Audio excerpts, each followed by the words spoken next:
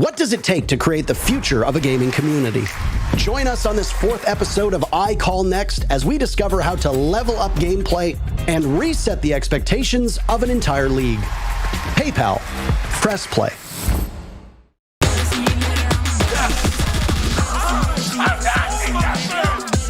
Easy going right there.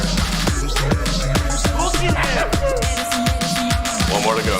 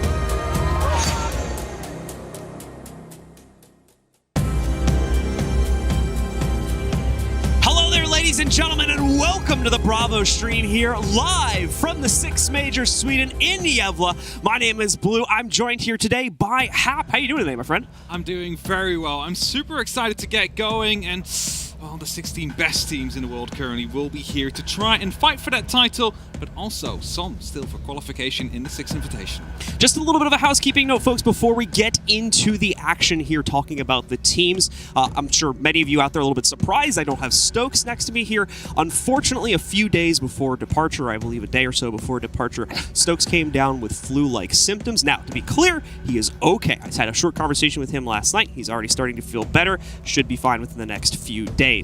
Now, because of those symptoms, though, out of an abundance of caution, he did decide to stay home, which means, unfortunately, he will not be able to join us for this event. But still, we'll be carrying on without him and bringing you guys the best action regardless. So with that said, let's move. Take a look at our groups and see those 16 teams that have made it here to the Major and how they're going to be performing here today and throughout the rest of the groups and the playoff stage as well. We'll start off talking about Group A and start things off with FaZe Clan. Yeah, FaZe, actually a team that, according to some people, might be one of the favorites out here. Of course, we'll have to wait and see how that will develop. First, they need to make it out of the groups just like anybody else, but there's a lot of promise behind this roster.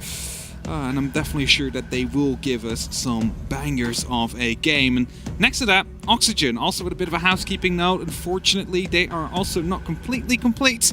Foxe, unfortunately, was not able to attend due to a positive test, and thus manager Hopes will be standing in. Should be interesting to see how that plays out. Obviously, it's going to be a very similar situation to what happened with TSM back at the Mexico Major. So very, very big changes at the very, very last minute. Does not leave the best hopes alive for that team. But obviously, we're going to hope that they can rebound there with Hope stepping in for them. Following that up, we have the Chiefs. A lot of hype behind a single player on that roster. We'll talk more about that when we get them up to the stage. Very much the underdog for the APAC region, looking to surprise the world with a performance here today. And then rounding out Group A, we have Rogue, finally making it back to the major from Europe. Yeah, it's been a very, very long time since we've seen them there. They've struggled a little bit. Last year they faced relegations. This year in Stage 3 they said our goal is to not get relegated. If we get the major, that is a bonus. And they managed to get that major, so now they're playing a bit carefree, you could almost say. You know, there is an opportunity for them to make it to SI, but it's very slim and everything needs to go their way. So, yeah, you know, I don't think there's too much pressure on them here. They need to prove themselves yet once more on the international stage. So we'll get to see whether or not they succeed in doing so. We move on to Group B, though. That's also the group we will be starting with later in terms of matches. But on top of that one, you see Sandbox Gaming, and according to many that might be a bit of an unknown name in Siege. We, you know, haven't really seen this team on any of the lands before, and that is due to the fact that this is the old Cloud9 roster. After SI, unfortunately, they left Siege, they went back to Mantis, and after a stellar Stage 3, they got picked up by Sandbox. Impressive performance over the past couple of months here as well. So some good hopes are alive for this team to maybe sneak out of this group. They've got some tough competition joining them in Group B, starting off with the winner of the previous major, Team 1, hailing from Latin America with some of the most explosive individual players in the world right now, as well as that incredibly strong team play we don't always get out of Latin America. So hoping to see that rebound once again here at a second major as well. Vitality is also finally rejoined the major after a very, very long time away. Yeah, Paris Major 2018, I believe it was. That's the last time the organization saw their name in the major. So just like Rogue, long time ago, but a completely different roster as well. Only Bibu is the one who remained from the original Paris Major roster. Of course, a lot of those players are now on teams like BDS, for example. But yeah, they went through some iterations. They went for Fabian and Goga, but now decided to go back to their roots, all the way to fully French, and they decided to pick up some young up-and-comers, for example, together with some experience. Now it's starting to work out. They came close in Stage 2, didn't quite reach it. Stage 3, however, here they are in Sweden. And then finally, to round out Group B, we have DarkZero Esports with a new leader leading the charge for them in-game. It's going to be one of the most well-known leaders, both in North America and overall across the world. Canadian joins up with this roster now, and we'll see how well he's going to be able to push this team forward. The results, unfortunately, not immediately translating inside of the NAL as the team struggled a little bit, especially earlier on inside of Stage 3, but I will note things, at least for me, have gotten progressively better since then as we approach the end of the stage. So I've got some possible good hopes for what they could bring to the table at this tournament. Now we move to Group C, where we've got, again, one of the big dogs from Europe here, BDS. I think BDS together with FaZe and maybe Space Station are one of those big three teams, or one of the big teams that, you know, BDS, first of all, they went unbeaten over the entirety of the European stage. And we've said it now, like, same at Mexico, if not now, then when? Because they have been on top of Europe for the past 1.5, 2 years, consistently being in the top 2. How long can you keep that up for, right? How long until people start catching up? Maybe the new meta that is coming doesn't really suit your playstyle. So they really want to get that title under their belts finally, and this will be one of the opportunities for them to do it. And then hailing from North America as well, we also have the Soniqs making their first major appearance back at Mexico. Things started off great as they beat the eventual champions of the tournament in Team 1. Unfortunately, if memory serves me correctly, not a single win was gained from them past that point, or definitely not significant enough for them to push out of groups. They struggled quite a bit. The team did say, of course, and I'll agree with this, this was their first international exposure in quite some time, so it was a learning experience for them. But now the question is, can they transmute that experience from the previous major into this one and push themselves further than they did before? Yeah, and then in Group C we still have Invictus Gaming International, and also, unfortunately, they will not be complete here today. Hysterics, the top international player on this team, and maybe even the region of APAC South, is unfortunately not able to attend due to his national service that he needs to fulfill. And that means that Coach Gig from the UK will be stepping in here to try and make sure that they still get out of groups and make the hearts of the fans go wild. And then finally, to round out Group C, we have got the SI champions themselves. It's Ninjas in Pyjamas, making it back to yet another major. No surprise there for their fans, but we'll have to see what kind of a performance they can bring to the table. Mexico was not kind to them as they were grouped back at that one, so we'll have to see if they can come back into fighting shape to try and be one of the Latin American teams to push the playoffs and try to claim a third consecutive title for the Latin American region. We now move to our final group in Group D, where we have possibly the best hope for North America. Space Station Gaming, no longer led by a Canadian, but a new leader and a new fragger has stepped up to the top of the crop here for Space Station Gaming. That's going to be Hot and Cold, who has been tearing up the NAL left and right. And he's not the only new addition to this team. Skies as well has jumped on board with a massive addition there, both in the experience department and the player department, that is going to certainly make this team a dangerous asset at this event. Yeah, definitely so. And then we have Team Empire, the team who was in the finals against Team 1 during the Mexico Major. They had a bit of a, slow start again to the online stage, like we know from them. During the online stage, they're a completely different team. And that is when maybe teams start underestimating them. Like, hey, they're back in the slump. We should be good for this major.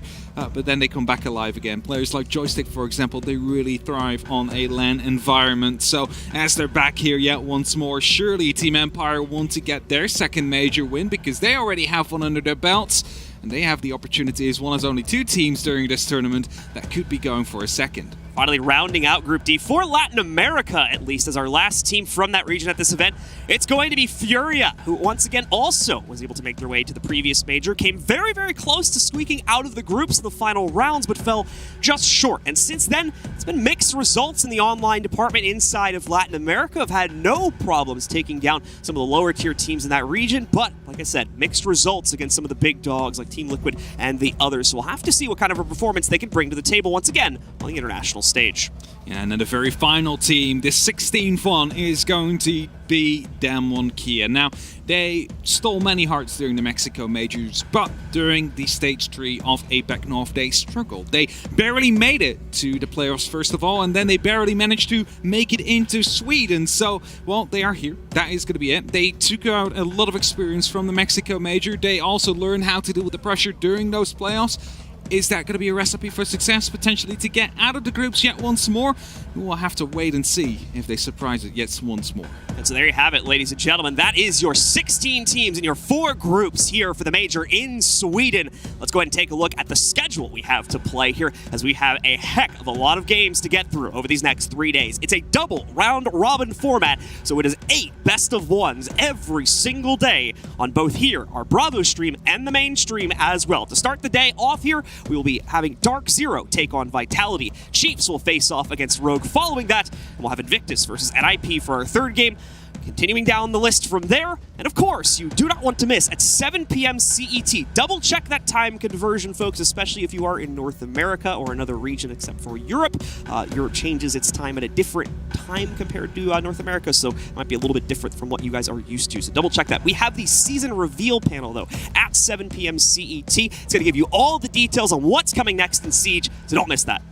Yeah, you definitely don't want to be missing that one, indeed. It's going to be absolutely, well, insane. It's always one of those most hype moments during majors and SIs to see what happens. But of course, we're the Bravo stream. There's also the main stream, twitch.tv/Rainbow6. They have some incredible games going on as well. They follow the same schedule, just different games. And they start off with Sandbox versus Team 1. That could be a very interesting one. But as you can see on your screens right now, make sure you capture these schedules. You circle around the games that you want to see, because we have a fixed schedule here. That means that if one game finishes in a 7-0, we do not start until the time that is currently allocated to it. So you have time to swap in between the streams and follow all your favorite games. So make sure that you are at the right place at the right time. Sit back, relax, folks, grab a snack, pick your games, get ready for a long day of action as we have a lot of Siege to bring to you, and it's all going to get started in just a few minutes. Our first match of the day is Vitality versus DarkZero. Stick with us. We're going to go to a short break. When we come back, we'll get you ready for that first match.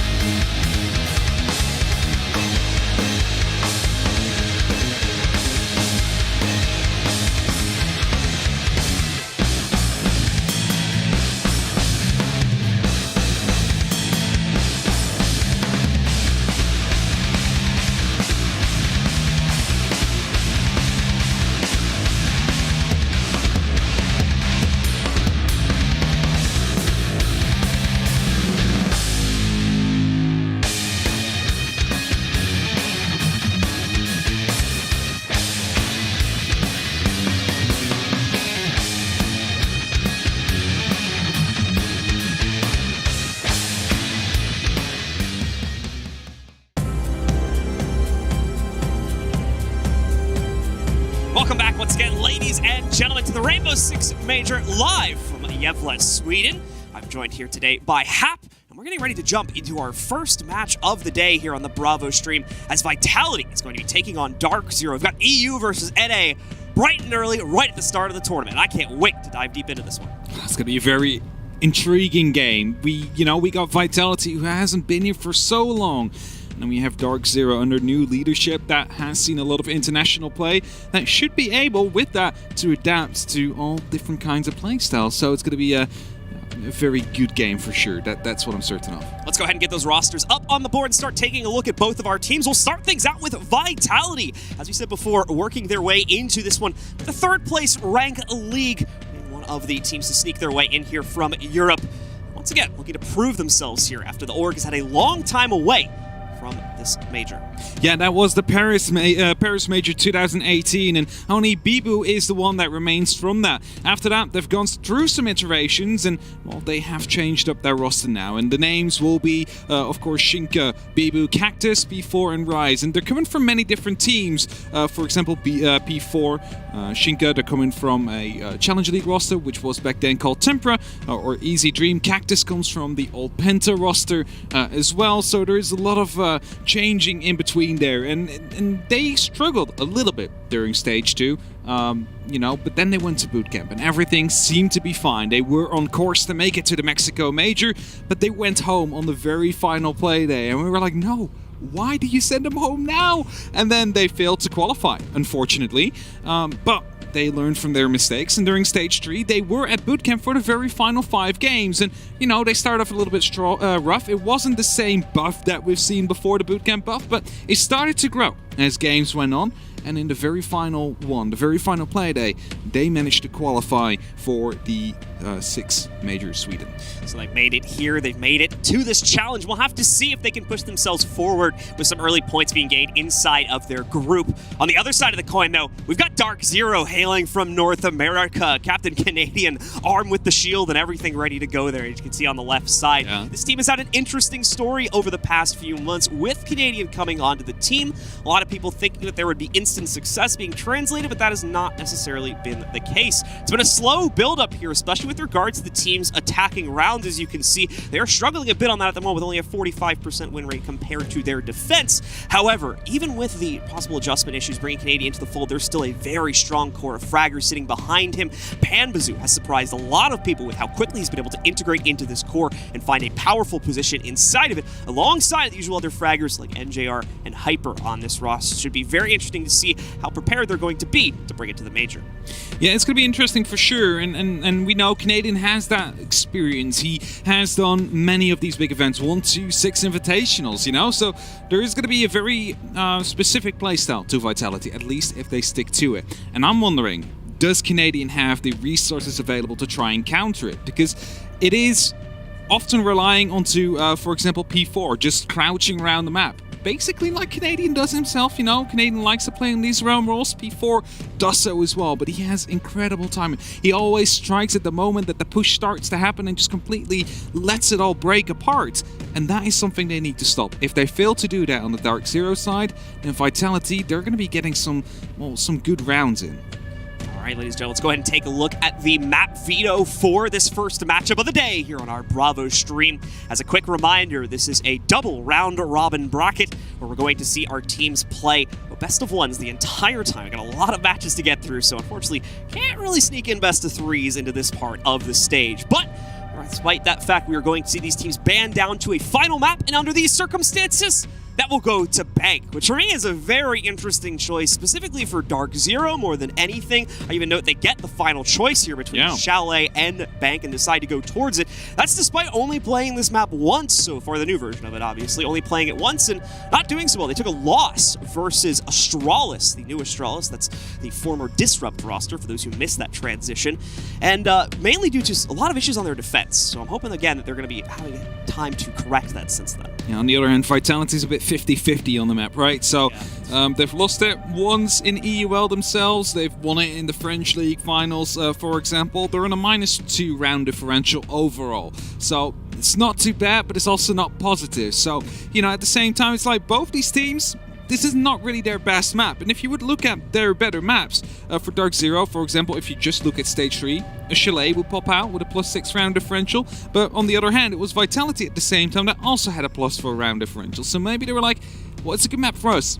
But they also seem to do well on it. We have prepared something for Bank, so let's take them there. The other thing as well, the losses that we've seen Vitality take have been against stronger teams. Both of them were to BDS as well. One during the six French League finals, and the other one during the regular season of the EUL. So I think DarkZero is probably thinking that this is probably a weaker map against stronger teams for them. We'll have to see if that'll be the case, ladies and gentlemen, as we are just seconds away from getting started with this map. Our teams are already reloading into the game now, so it's time to get started with the first match from the Bravo stream of the Major. Let's get into it. It's Vitality versus DarkZero. Oh, I love this intro music we're going for right now. It's like we're preparing the Sardaukar warriors for battle right now. Exactly, we're preparing for war, because war will be between these two teams. But the operator bands are first on the board. Which war operators will be removed? And we're starting it off with a funky Thatcher ban. It's basically... Big surprise there. Big surprise, honestly. 90% of the time I think he still gets removed out of most of the games. So that's not going to change up much here at all. Maverick going to be removed next by DarkZero. Maverick having quite a bit of a capability to make quick work of the hard breaches, specifically around these square areas as well as tellers, and the hatch is also getting into the basement, so he tends to be a fairly common choice to be removed on this map. Wamai as well, there's still quite a bit of utility mitigation emphasis inside of the meta right now, so removing one of those 3 key operators is still something we see fairly often as well. Yeah, and for those of you wondering who are those 3 operators, is of course Jaeger, Aruni, and Wamai. Aruni with the FURIA laser gates has the opportunity to catch these projectiles as well, and you can reset them every 30 seconds. And Valkyrie being removed, that is not really a surprise to me. On bank, especially outside chems are also quite strong. You gotta think of the top floor hold, where jump outs out of those windows are quite a common occurrence, especially if pressure is put upon them from that area. Now, we're getting underway, round number 1, and it will be Vitality starting off on the defense. And Castle and Aruni, that is always a combination I would like to see, and then the Mute and the Mozzie as well, so you're starting to see what they're trying to build here already. We go for an interesting first sight here as well, as they'll be heading to open area for this one.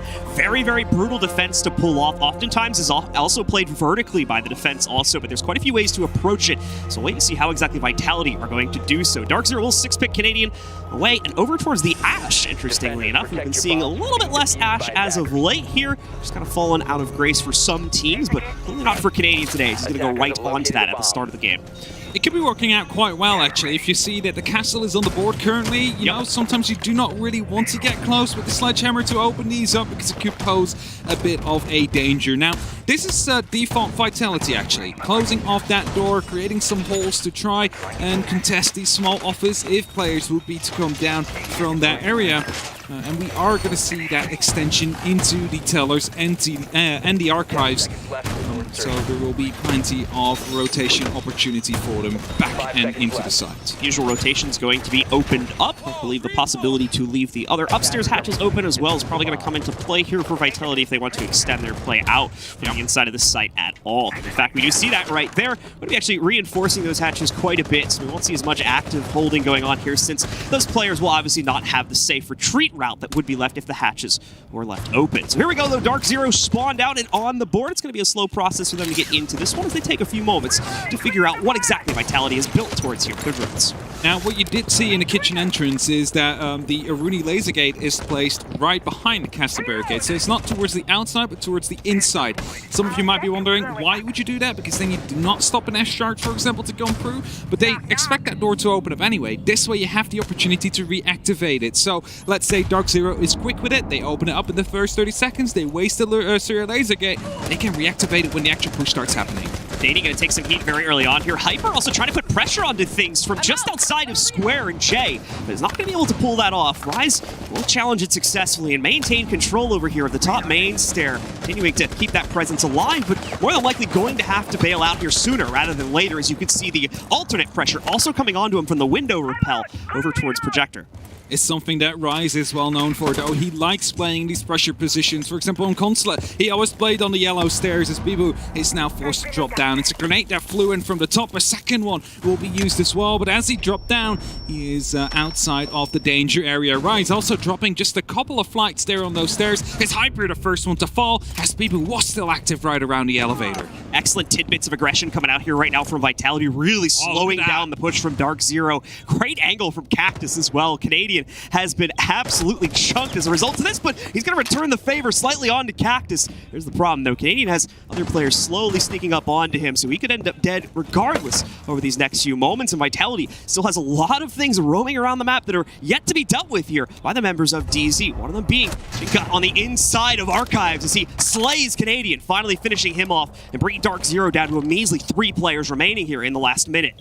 There's 50 seconds left, and it's a 3-5 situation with P4 still on that roam. He is a big danger factor here, as Bandazu is going to be able to get a kill after he just got tanked down quite a bit, and he manages to take control of the tellers and the archives itself. P4 is being pushed out, takes a lot of damage, but manages to survive for now, and that is going to be crucial.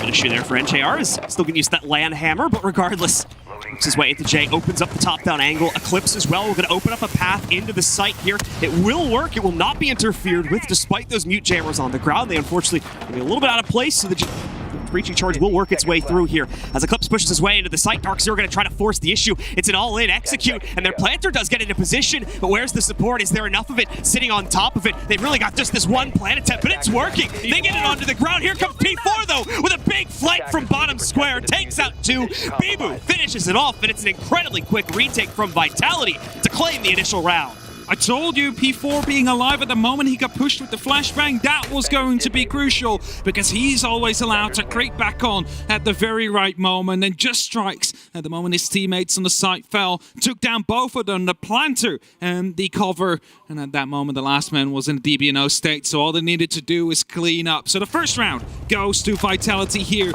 Tellers and Office, well, that will be the next one. They stay on that first floor. And DarkZero are going to be facing a pretty similar hold, just a different bomb site this time.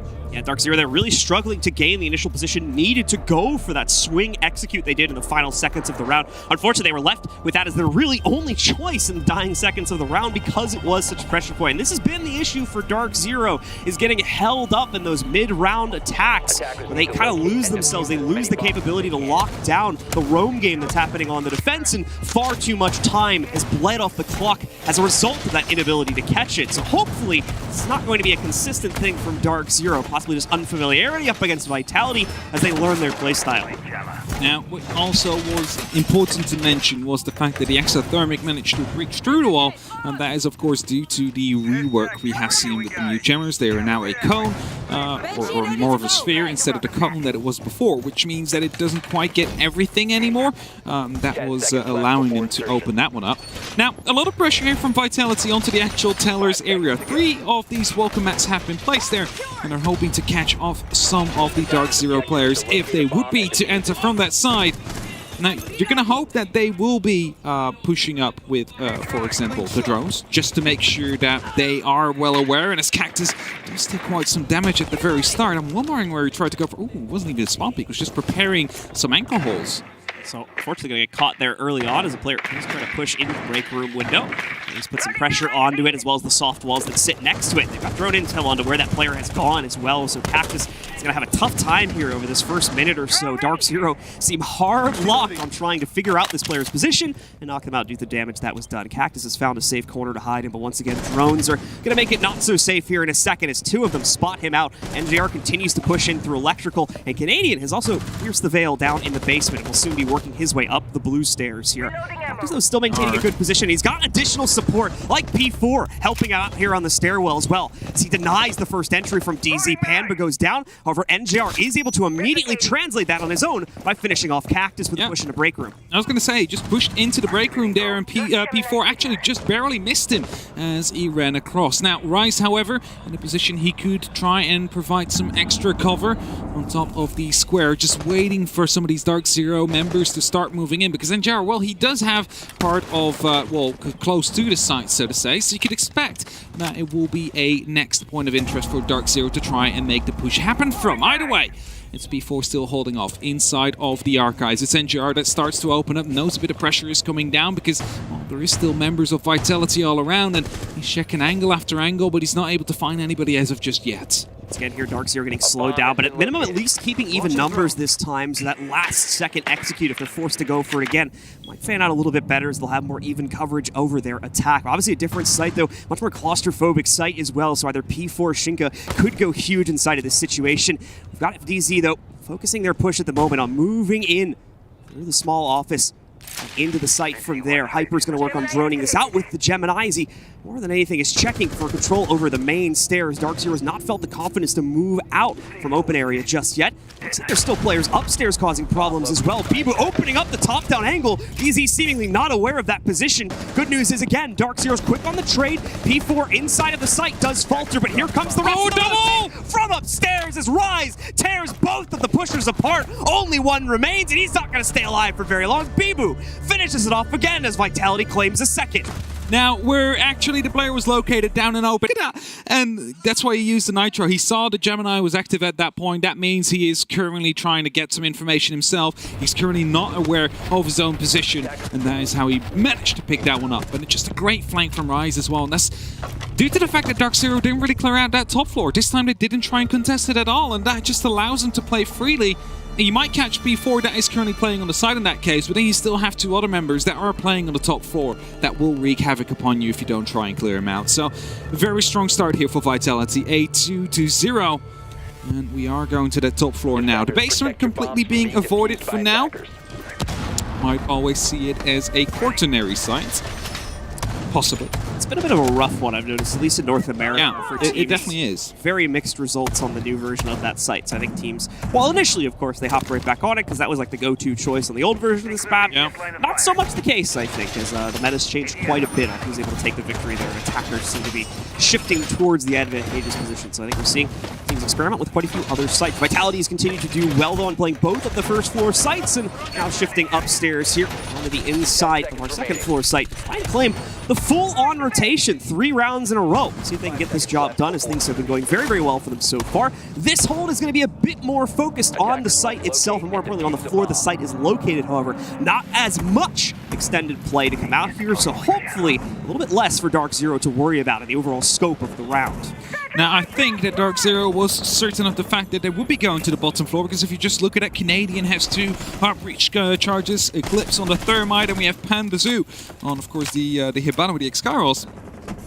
Expected that they had to deal with some of these hatches here, and that is not going to be the case, because they need to go to that top floor, and just that yokai is going to be giving away so much information, but it does get spotted, however, so Canadian does take it out. It's a crucial piece of information, but they're well aware of where he tries to enter from. Good spot by Canadian there. The Yokais again, for those who haven't been following Siege over recent months, and I guess it's been over almost a year at this point that that change was made. The Yokais unfortunately lost their invisibility some time ago, so putting them in a spot where the color difference is going to be obvious obviously makes it easier there for Canadian to spot that one out. And JR hunting as well as he can here as well on the rappel, and he's not going to be alone. He'll also be assisted here by Panba in trying to isolate out and find those first few kills. You can see the frags are there and available for NJR. Everyone is also on drones, I believe, right now, except for NJR, trying to locate someone to chuck these frags at, or even better, line up an angle against if it's possible. Let's say he wants to get these frag grenades in. The Cactus is well aware that he needs to take care of these windows, so he's just passively holding them every now and then, you know, he's just taking the gunfights, but also knowing that he's not going to be re-picking them, because that is how you will be falling to your demise. Either way, Vitality just holding strong for now on. 3 people on the side of the wall down there, as in the meantime Excaros are starting to blow up as well. The question is B4 going to be able to win his gunfight onto the window, because that provides the opportunity of jumping out and getting potentially 2 more. Very, very patient play here so far from Vitality, and no reason why they shouldn't play it as well. There is virtually 0 pressure up until this point coming in from the square side, so when pressure finally does start to work its way from DarkZero, Vitality's more than ready to handle it, but DZ turns that back around as Hyper breaches through square with the first kill of his. Another teammate was able to pick one up, but that's been exchanged now. As Hyper goes down, we're back on even numbers into a 3v3, but DZ very close to the site, still has to pick up the diffuser, which has gone down outside on the rappel. Eclipse with a good find, though, is able to take down Rise, and with NJR finding another one, it's all going to be left to Bibu to clutch out the 1v3. A great start for him, though, as he takes down NJR. And keep in mind, DarkZero still have to go back down that rappel to pick up the case. They've just now done that, but only 30 seconds left to get it into the site. He only just managed to pick it up. Eclipse is going to be opening up a part of a breach that gives him the opportunity to try and figure out where it's coming from. They have no clue where he is yet, however. You just see him. I don't think he did, actually, because it was a bit of a shoulder peek. There was some explosions going on in the meantime as flashbangs to fall in, and it's not in time, not in the right place. He waits! It's the... Oh, no, wait, people! Bibu with an absolutely insane trigger clutch. discipline. The patience, the trigger discipline, the full control coming out from Bibu to clutch the 2v1 after DarkZero seemingly had a handle on the situation there. A slow start for them on the repels as well. Finally putting the pressure in from square and up the spiral staircase. But it's not enough as Bibu goes unnoticed and absolutely thrashes the remaining 2 players on DarkZero from the corner position. The timing was so perfect though, because at the moment that Pan went down to try and pick up the diffuser, that was when he snuck past the windows and went to set themselves up close to it. He gets back up. They have no clue. The shoulder peak was just not wide enough to see him in that position as well. So he managed to just stay hidden. And that means a tactical pause is currently being called by DarkZero because they lost 3 sites in a row. And that means that, well, there is the opportunity that Vitality continues this rotation. They bring it back to that bottom floor and they just continue it. Because when you win those 3 in a row, that means that your sites that you've won start to unlock again. And if you haven't lost anything, well, that means that an adaptation needs to be made right now. You need to figure out what went wrong on these sites. You need to make that adaptation. You need to make that change to make sure you pick up at least 1, hopefully even 2 of these next 3 rounds. It's all happening, as far as I can tell right now, inside of that mid and early round situation for DarkZero. They're just not able to get a handle on the extended game when it exists. And as we saw in that last round, not great work in putting pressure on the more turtley setups as we saw from Vitality. That wasn't even really a turtle setup either. We had a couple players exposed out towards stocks and squares. There was aggression out on the map, and we saw it get handled by DZ, but just not quickly enough, as time after time again, they are running far too low on time remaining on the clock, leaving them in these rust situations that's allowing for clutches to come out from members of Vitality, as we just saw from Bibu. Now, I'm wondering if we might have seen a outplay here coming out from Vitality, because you don't see it yet. But we are going to the basement. We are going to the Quaternary side. All 4 will be played. And will DarkZero be ready for this? Or do they expect that we're going back to open area? That is the big question. Have they just discussed how to take open area? Like, is that what they just did in the past 45 seconds? Because in that case, they need to throw it all out of the window again and prepare for the next site, which will be in the basement. Hatches will be reinforced. We will see Vitality again, probably playing 2 floors above and then fall down and move from top to bottom as the time moves on. And DarkZero, well, they will have to decide. Either strike directly and not care about the roamers at all and be quick, or try and clear them out effectively and force them to jump into your crossfires. It's going to be tough for them to try and plead ignorance and go directly for the site after what happened back in round 2, falling victim to that very same issue. As ultimately that nitro cell that was popped open by the defense allowed them to be cleared out, and then a flank, again, due to a player that was left undealt with on the second floor, sealed the deal on the outset of that round. So DarkZero would be taking a massive risk if they try to play into that type of strategy yet again. It's going to be a top-down clear, it looks like, for them, as they're sending about 2 out of 5 of their players over there. Oh, no! Rise leaps out the second-story window! Will he get it? Will he get it? Shreds NJR, but is not going to notice Panba standing watch by the front door, so it's quickly exchanged down to a 4v4. Ran around the corner. Bibu, however, goes for an aggressive peek as well. Gets Canadian and hyper falls as well to P4. It's not really going well for DarkZero this round so far. And they might just use this as a bit of an extra buffer to talk about the next round, because it's just the 2 Heart Breachers left. There is still, of course, the opportunity. You can never count them out. Pamba trying to clear out that first floor now, but there's going to be players above, below, and on the same floor as him at this very moment, because look at Bibu. He has the opportunity to spot you if he rotates through that door there. It's a very tight angle that's being watched, and if he takes the gunfight but doesn't quite manage to secure it in the very first try, he can just drop through the hatch. That's B4 just sitting standby there, also dealing some damage. Bibu taking some as he gets the kill whilst dropping. Vitality, absolutely no negatives to keeping these aggressive extended positions out across the map here, just due to how massive of a player advantage they have in this situation here. Eclipse obviously left alone in a 1v4. Very little map control to even work off of here. Credit to him, he is slowly creeping downstairs, and it's a nice kill there. Can't get the second one on the follow-up, though. Bibu quickly trades out the death of his teammate and seals the deal on this round, as Vitality continue to dominate against DarkZero, leading 4-0 now. Yeah, now finally we're going back to one of the sides that DarkZero has seen before, so let's see if the adaptations are ready at this very moment. They were just not ready or expecting the aggressive jump outs that we were seeing. As you see right now in the replay, Rise just going for the first one. Tried to go back quickly through the front doors, but Pambo was watching there. Well, Eclipse tried to make the best out of it. There was only 2 on the actual site though, so who knows? Maybe he would have been able to get in and catch them as they rotated out, but there was of course the crossfire already. And now the Finka is being brought out, an operator we haven't seen yet today. Certainly not, but it's one we have started to see a lot more of, specifically over the past couple of months. For a while, Finka was not a factor, just pretty much never picked. Exactly. Very niche scenarios, but that started to change in recent months as teams are finding more and more use for her in execute situations here, as well as her quick capability to get some extra healing if absolutely necessary. So for DarkZero, we'll see if it's going to be the thing that makes up the difference. I think there's unfortunately a lot more issues aside from just operator picks that need to be looked at here for DZ right now. But again, they didn't have that pause, they didn't have that capability to identify things, as you were mentioning. Possibility they got thrown off with that last map site pick. Credit to Vitality, really impressive feat. They're going all 4 sites. That's the entire breadth of the defensive sites available on this map, and they have no problem winning every single one of them. So now they've gone back to where they started things out here in open area. Yeah, that's it. I think, like, you know, DarkZero at that moment, you know, the round beforehand they expected a bottom floor because of the amount of hard breach they took. The round afterwards they expected them to go back where they have already won, I would assume. Of course, we will never know until we ask them. But Vitality, if that was the case, played well into that. And now back into a side that has been shown before. This is the opportunity for DarkZero to show their skills and adaptability to make sure that they're picking up at least a round or 2 to end the half with. Because if this would be a 6-0 or a 5-1, it's going to be a very tough second half for them. Absolutely the case here. And DarkZero overall, it'll be a very rough start to the tournament. This goes all the way into Vitality's favor. The kind of drastic nature that's currently being played. Rise, perfect timing on the swing there. Catches Hyper in the middle of a movement and just shuts him down with a perfect headshot. Beautifully played aggression coming out from the Vitality side of things once again. And it's going to get even worse as P4 hiding in the corner. NJR gets baited into a duel against Rise hiding out by Jay. And is ultimately able to surprise him, taking him down. Canadian finally picking up an exchange though for the DZ side of things as Bibu is caught. It goes down. Canadian follows that up with a second one as well. Rise also being dealt with on the upstairs roam. So finally DarkZero getting some control over this situation.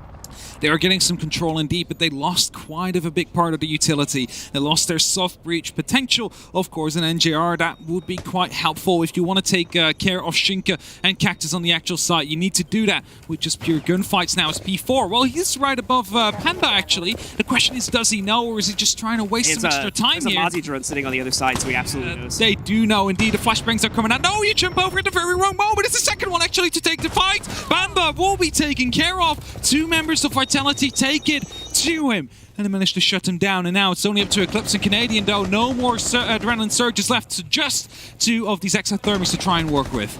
Coordinated aggression is truly something to behold right now from Vitality, especially in the extended game here. DarkZero getting surprised time and time again.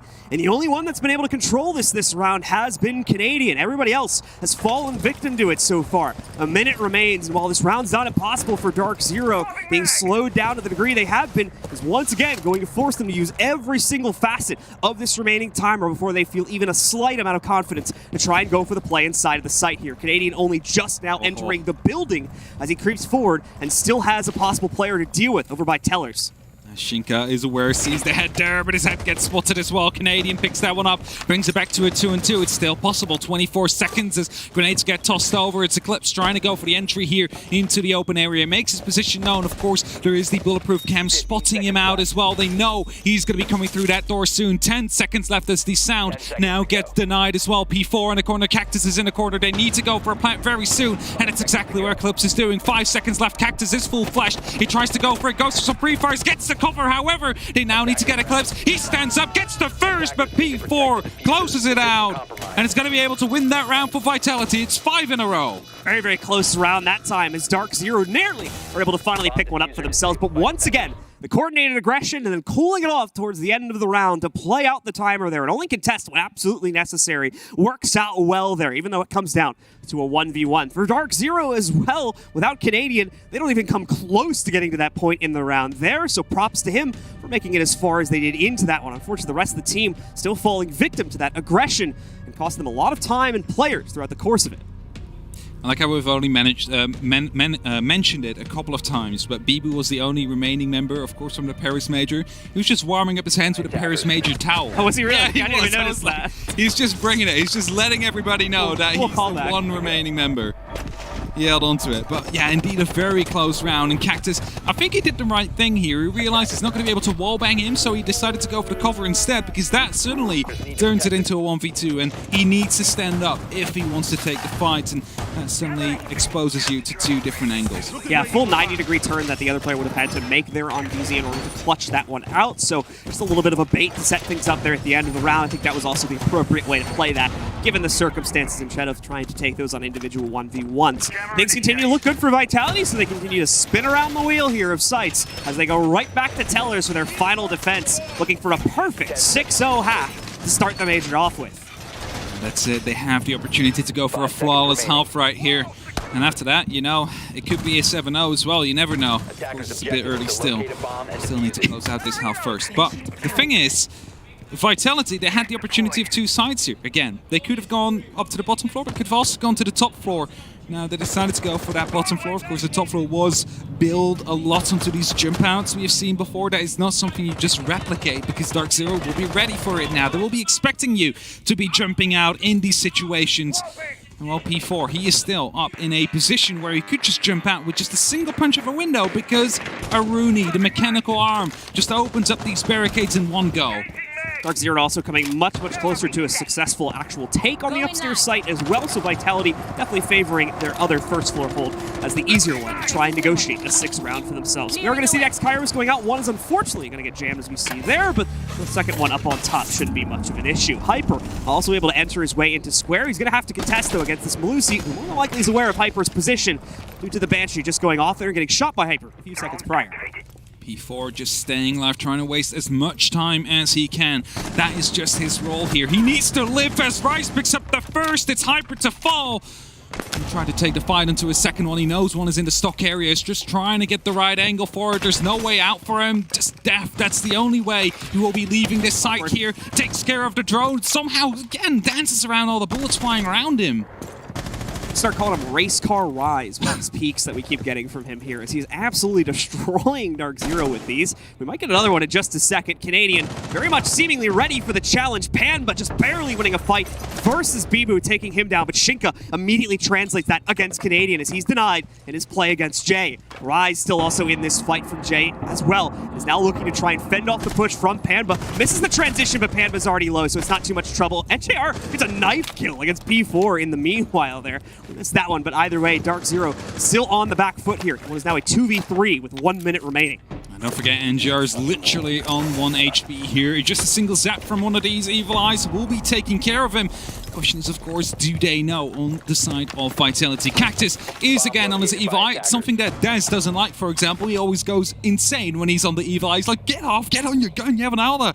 You know, he still managed to get quite a bunch of clutches with it, however. So, 2v3, 30 seconds. This is the opportunity for DZ to get that final round in this half. But it's looking to go Vitality's way, at least for now, as the Evil Eyes are actively being manned by Cactus. Vitality continuing to hold here now in an incredibly passive position, because there's no real reason for them to be aggressive at this point in the round here. 20 seconds left. They've got the player advantage. NJR is on a sliver of HP. Eclipse is going to try to sneak his way into the site. NJR is immediately caught as he gets even an inkling close. And yeah, this plan actually might get snuck off, as we're going to see Shinka rotating up through blue, though, and more than likely will be the defining factor to finish this one off. Never mind, Cactus just immediately shuts it down as he challenges Eclipse, so it's another successful victory here for Vitality as they take a 6th round, and so far a perfect run here on Bank for their defense.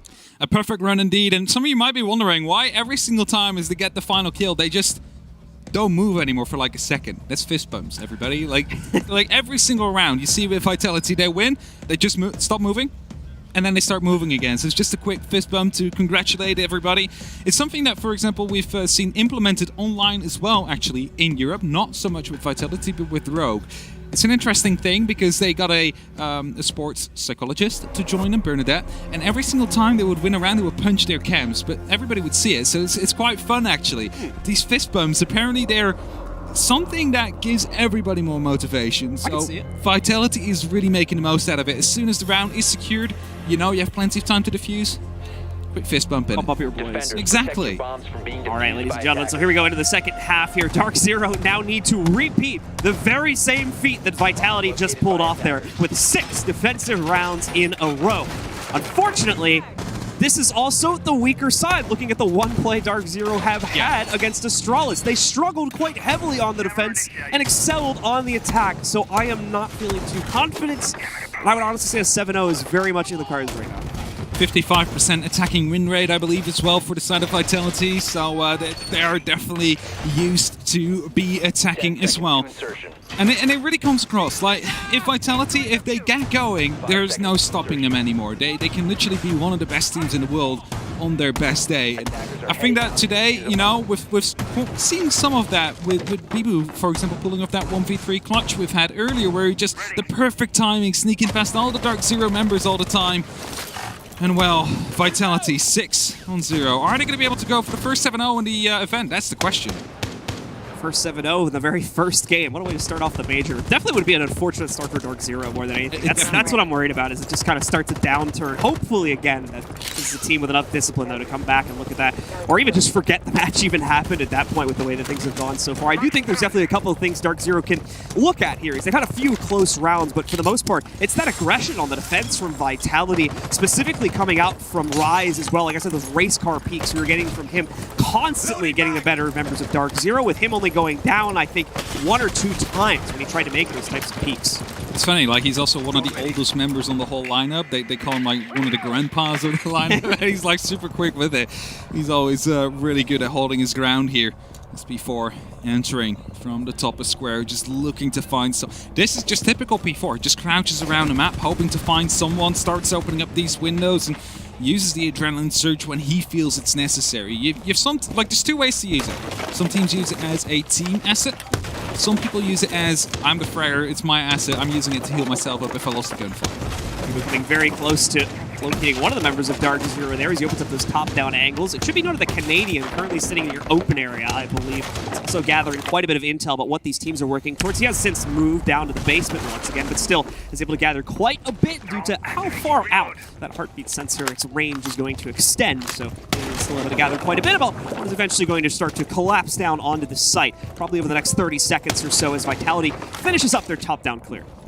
And we're opening up a lot here in the tellers and the archives, but it's not actually the site they need to go to. They need to go to the open area, but of course, the first thing you need to do is get tellers and archives secured. You do not want anybody to still be around there.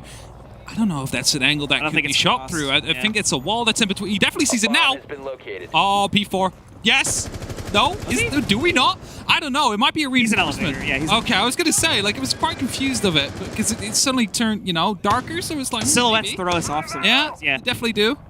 I think he's got the angle there because the elevator is going to block him off too much, so he'll stay safe in there for now, but definitely one to come back to in a few minutes here as Vitality working on opening things up. He's going to have to take out one of those mute jammers. You see the frag grenades committed to that, but still, it's going to open up the window here now for Shinka to get the breach going. Rise, in the meanwhile here, has started to push down the main stairs by successfully eliminating Panba and also trapping that other member of DarkZero inside of the elevator position that we discussed before. He hears the movement, catches the player as Eclipse goes down. Canadian will exchange as he rises back up from the basement to try and stop this take from happening, but it might be too late. Cactus already well on his way. Hyper picks up one more. The push is coming out, but NJR is thriving on this one. Yes, the plant did go down, but everyone involved in it is now dead, and P4 is suddenly stuck in a 1v2, out of position as well. He's got to rotate all the way around to try and stop the counter defuse. Gets his first tool, and he fails it, and NJR saves the day for DarkZero as they finally get their first round. They get their first. The 7-0 is avoided. Catastrophe is not happening just yet. It's 6-1 for now. Vitality, well, they managed to get that plant out, and he saw P4 in that little office. He was waiting for a nitro cell to come over, but that didn't come, and as a result, every single member of DarkZero was just running through that double door, hoping to finally be the one to win that gunfight, and successfully did so as well.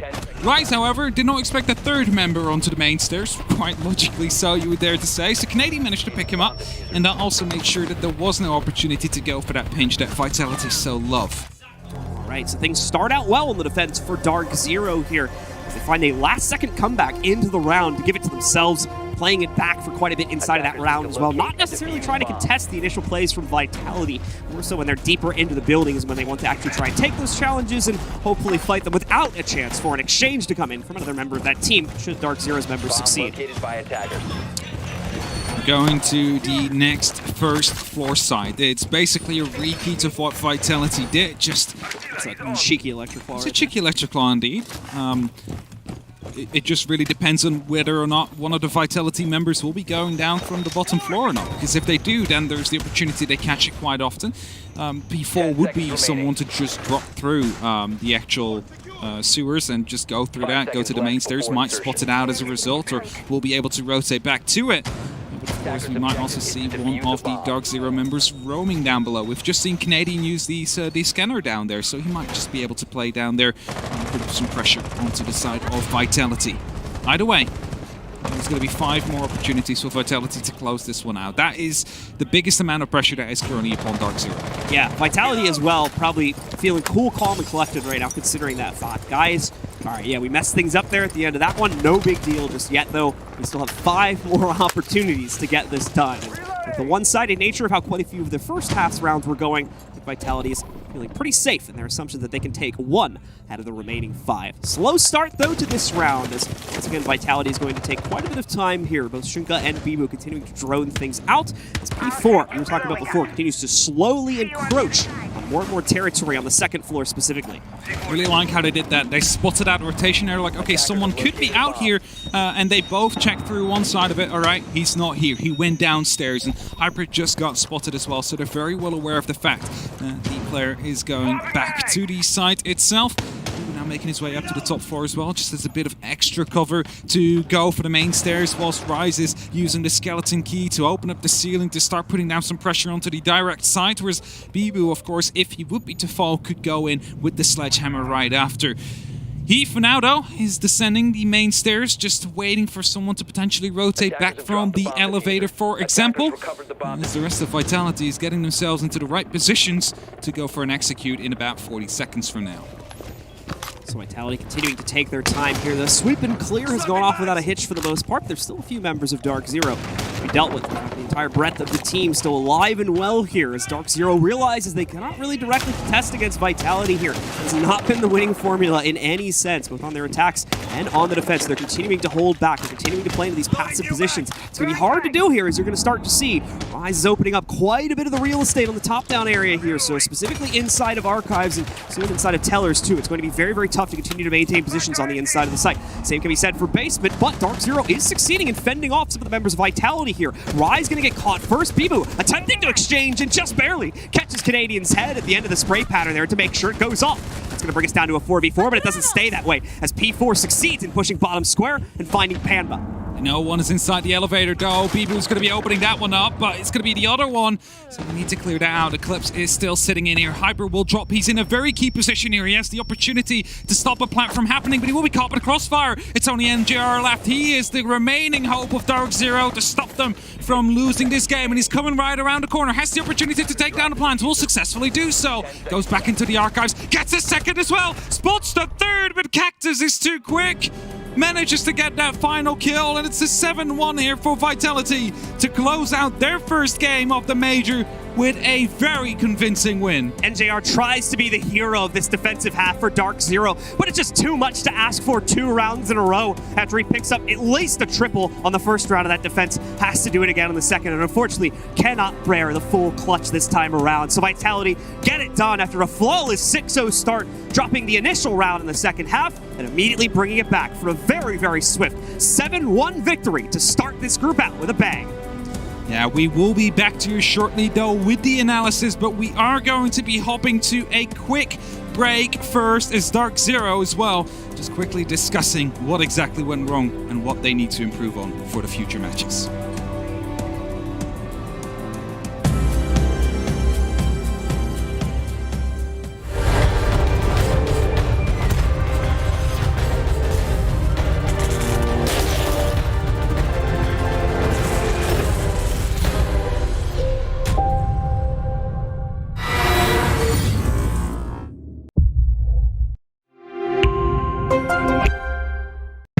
What does it take to create the future of a gaming community? Join us on this 4th episode of I Call Next as we discover how to level up gameplay and reset the expectations of an entire league. PayPal.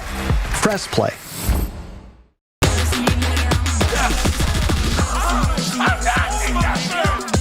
Easy going right there. One more to go.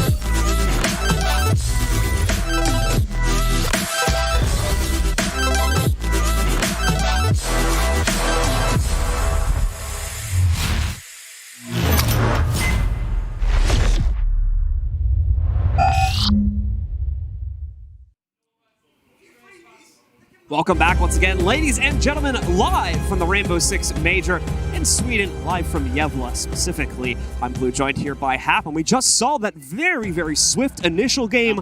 Vitality taking a quick 7-1 victory versus DarkZero. Yeah, that's it, a 7-1, and it could have been a 7-0 if it wasn't for, well, Canadian Eng are just able to pick up these very final few frags, so that is at least something that they managed to avoid, but still a lot to work on here for DarkZero. Whereas Vitality, well, I think part of their success was their aggression. They were just hiding in corners, jumping out unexpectedly every single time, and DarkZero just wasn't able to deal with it. And I don't know if that is droning or other kinds of information game, because every single time they went off an angle, at some point, Vitality would just move right past it. This has been a problem for DarkZero inside of the NAL as well. Those early to mid-round scenarios, the team very often is getting lost on their attacks here, not able to gather control over the defense's extended game, or outright losing far too many players to be able to mount up any sort of attack, meaning they always go for these final 15 seconds, just almost rush plays into the site to try and force the issue. And credit to them, those actually go fairly well, even when they're outnumbered. We saw that 3v5, they were nearly able to win that as they pushed themselves into,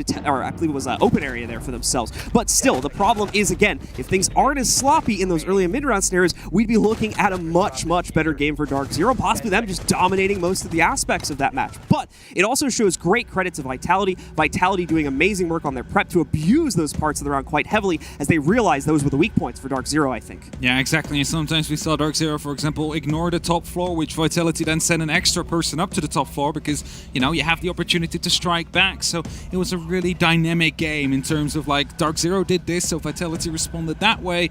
And credit to credit, like, DarkZero's gun skill was amazing. They managed to bring it back so many times into these very close numbers that just, unfortunately, because the damage was already done, it was Vitality that often managed to pick up the round. We can go ahead and take a look at the stats for this matchup, folks, and see what exactly panned out. We'll get those up on your screen in just a moment here. But once again, Rise bringing an impressive performance to the table. Bibu as well inside of the clutch, specifically the one that was played up on the second floor. The individual players were there pretty much across the board when it came to Vitality. Not so much, unfortunately, for DarkZero, where we saw some great rounds out of NJR and a good hold at one point on the attack for Canadian, bringing around to a very, very close point where they could have won it. But aside from that, nothing really to call home about on the individual side of things for DZ.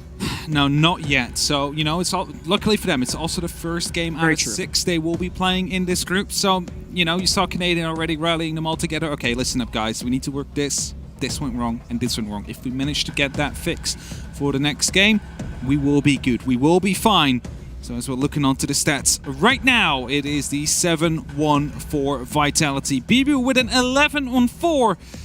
1.74 rating. That is insane for your first match here on the Major. You can see the contribution from NJR made from DZ there as well. Yeah. Astronomically outpacing the rest of his teammates at 11-7. The next highest being Canadian at 6-7 there. Combine the totals from everybody else, it's 15. So NJR nearly eclipsing the total kill count of his entire team there. So definitely need to see an improvement in that regard in future matches. To be fair to DarkZero, a pretty tough match to start the tournament out with, making their way over here to Europe, and we kind of expected that there might be some struggles for the team, but it's how they're going to evolve past this point, I think, is the storyline now for them. As you said, it is only the first of 6 games they need to play in this group, so there's plenty of time for rebound, especially with the experience on that roster. That's it, Ryan. There's a lot of experience on the side of the roster. Canadian, for example, has been in these situations before, managed to bounce back the team as well. So that is something he will be working off for sure.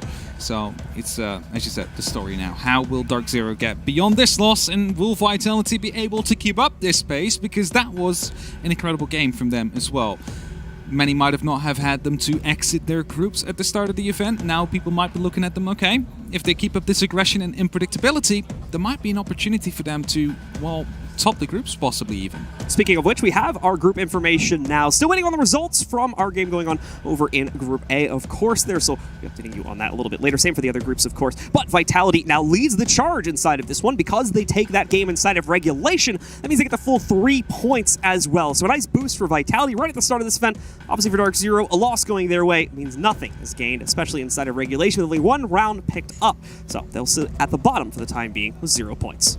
You know, you never know if that 1 round they managed to pick up will be the round that eventually puts them into a tiebreaker match. You know, we've seen it before in Mexico with Team 1 and end up winning the entire event. You never know if it's possible, so who knows? Maybe that 1 round is going to be more important than we knew. We never really thought we would be discussing it until Mexico. Then it happened, so now we have to put that disclaimer, I think, with every single round that is won in a blowout. So very, very true. Well, that's going to close out our very first match of the day, ladies and gentlemen. Stick with us as we're going to be going to a short break, and then when we return, we'll have the second match ready for you guys to get started here on the Bravo stream.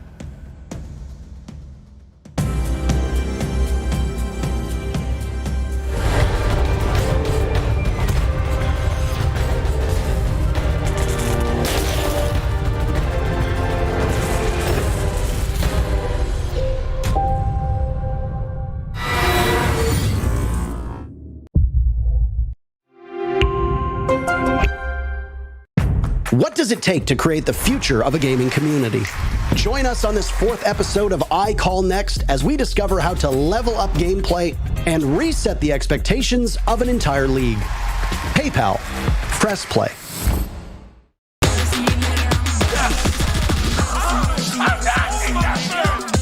Easy going right there. 1 more to go.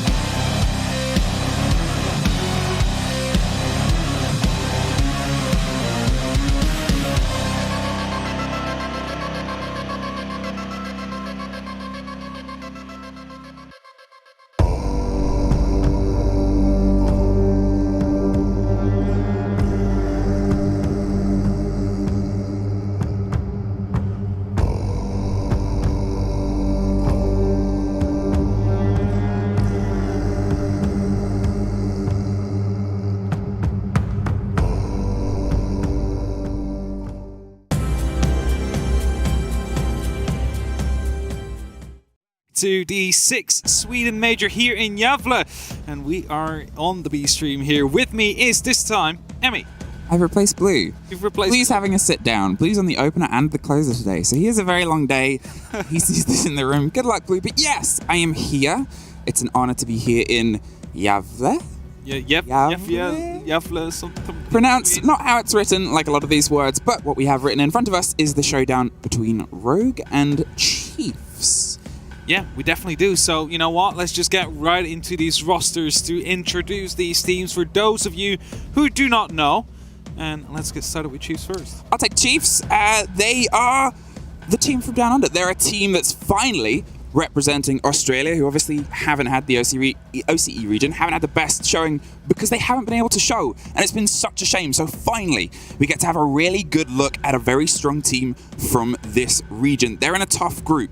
In their own words, they're seen as a free game to a lot of other people, but they like that. They like that they're being a little bit sort of slept on because they are ready to wake everybody up here, strong on the attacks. But if you want somebody to look towards, it is Ethan.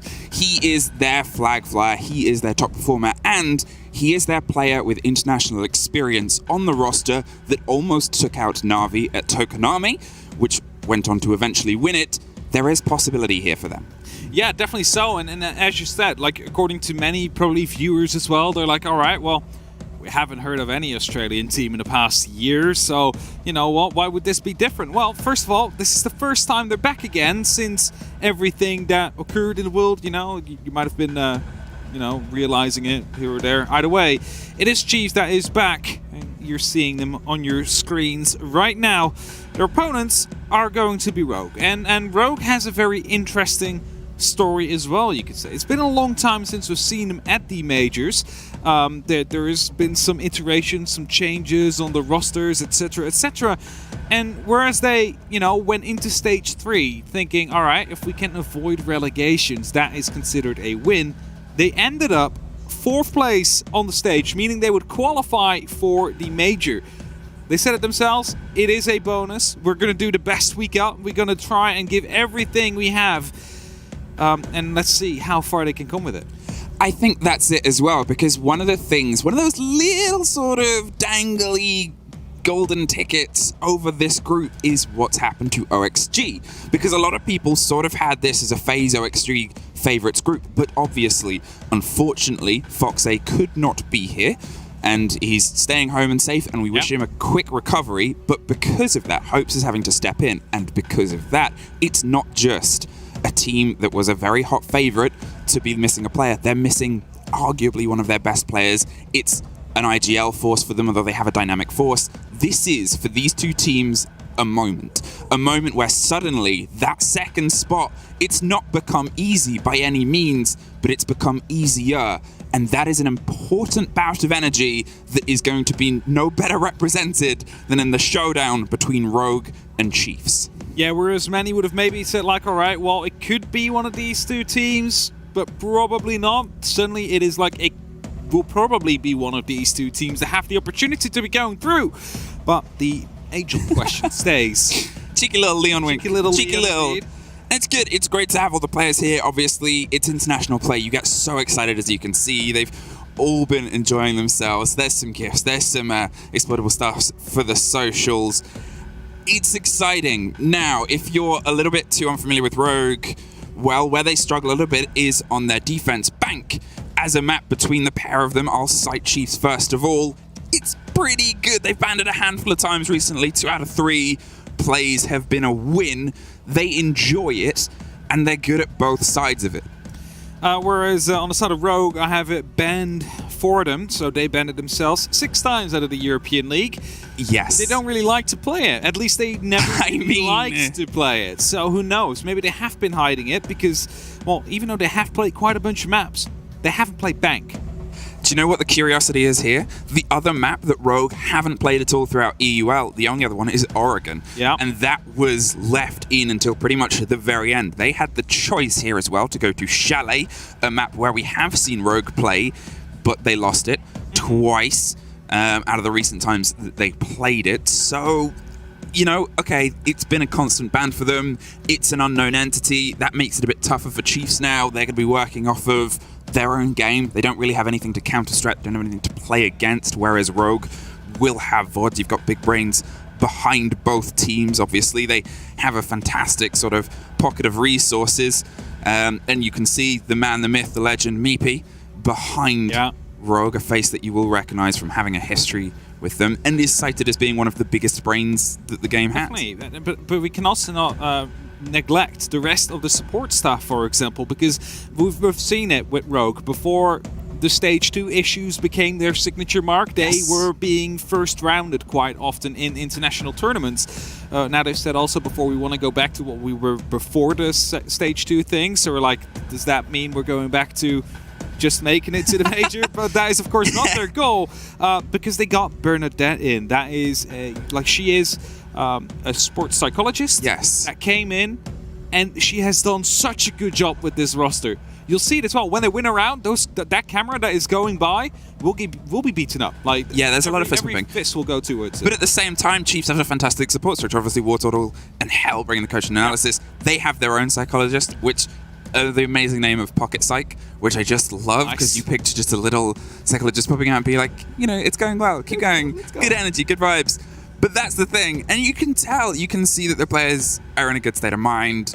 They're happy, they're set up, and they're sorted to go in because it's play day 1. Now, if you have missed game 1 and game 2 and you don't want spoilers for how the scores go, cover your ears. 3, 2, 1. Yeah, 2 teams got slapped. It was a 7-2. UK massive flag. Well, UK massive flag. I mean, the only player here from the region. That's true. But a handful of talent here from the region.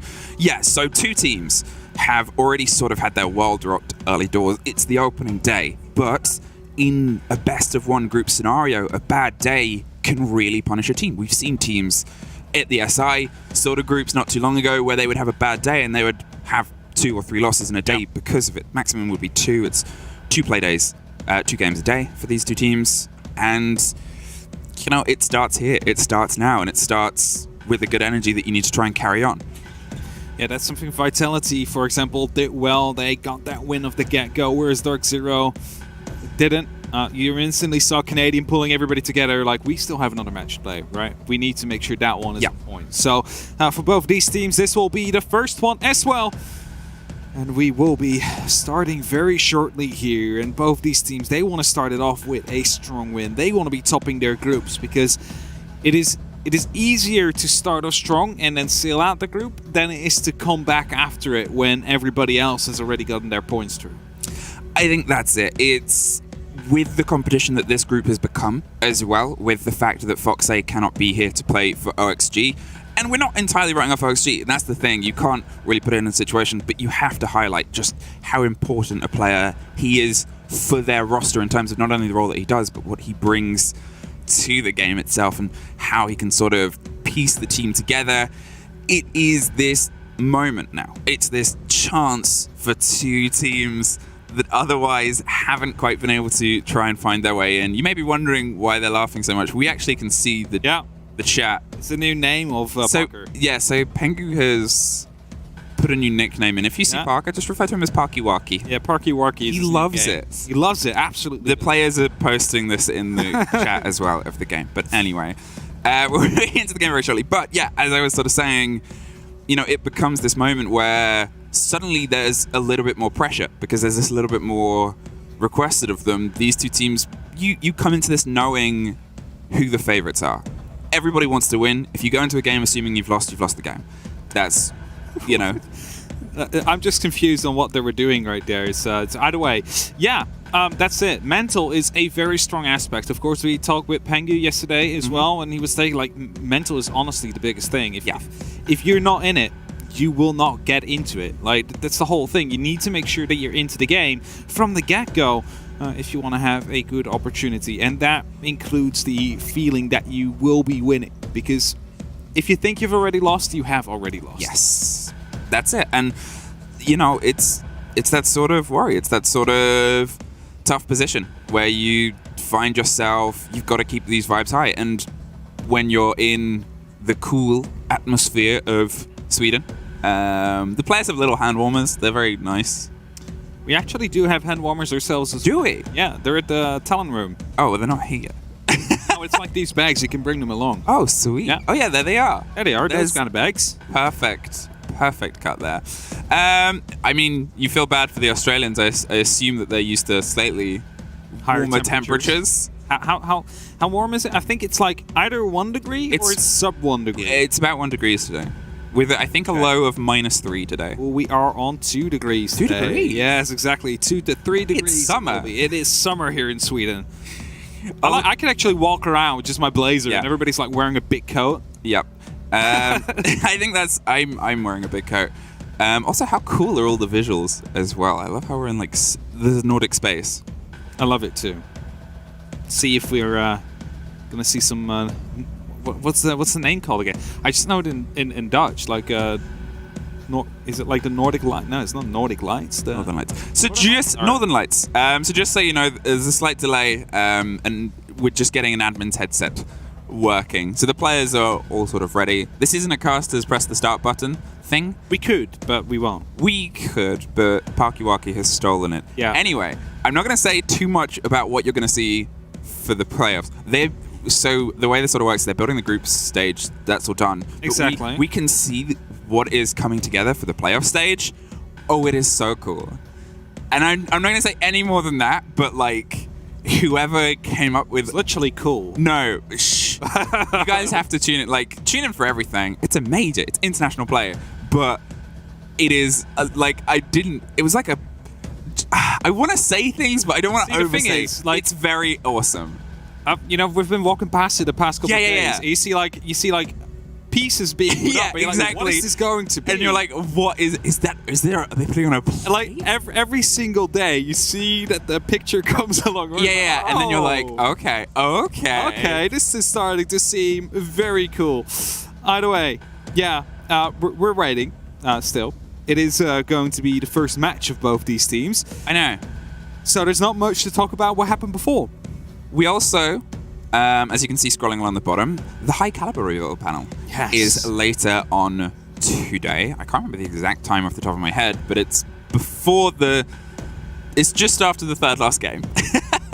Yeah, it is. No. What was the schedule again? Was it? It's somewhere in the day. It's later on in the day. We will have the high caliber reveal panel, which will be showing everything coming in the upcoming season. Changes, operator. I'm sure you have seen some of the sampling of a certain new Irish operator that's coming very soon, but that'll all be a little bit later on. Look at that focus.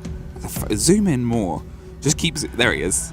How much can we zoom in? That's the question. I don't really, think like, this time we bumps can control the cameras like we can in Paris when production is literally like using it with the remote. I mean, we don't have that much Power this time. over giveaway, that much of a power for now. But if you've missed it, we're going to be on bank between these two teams.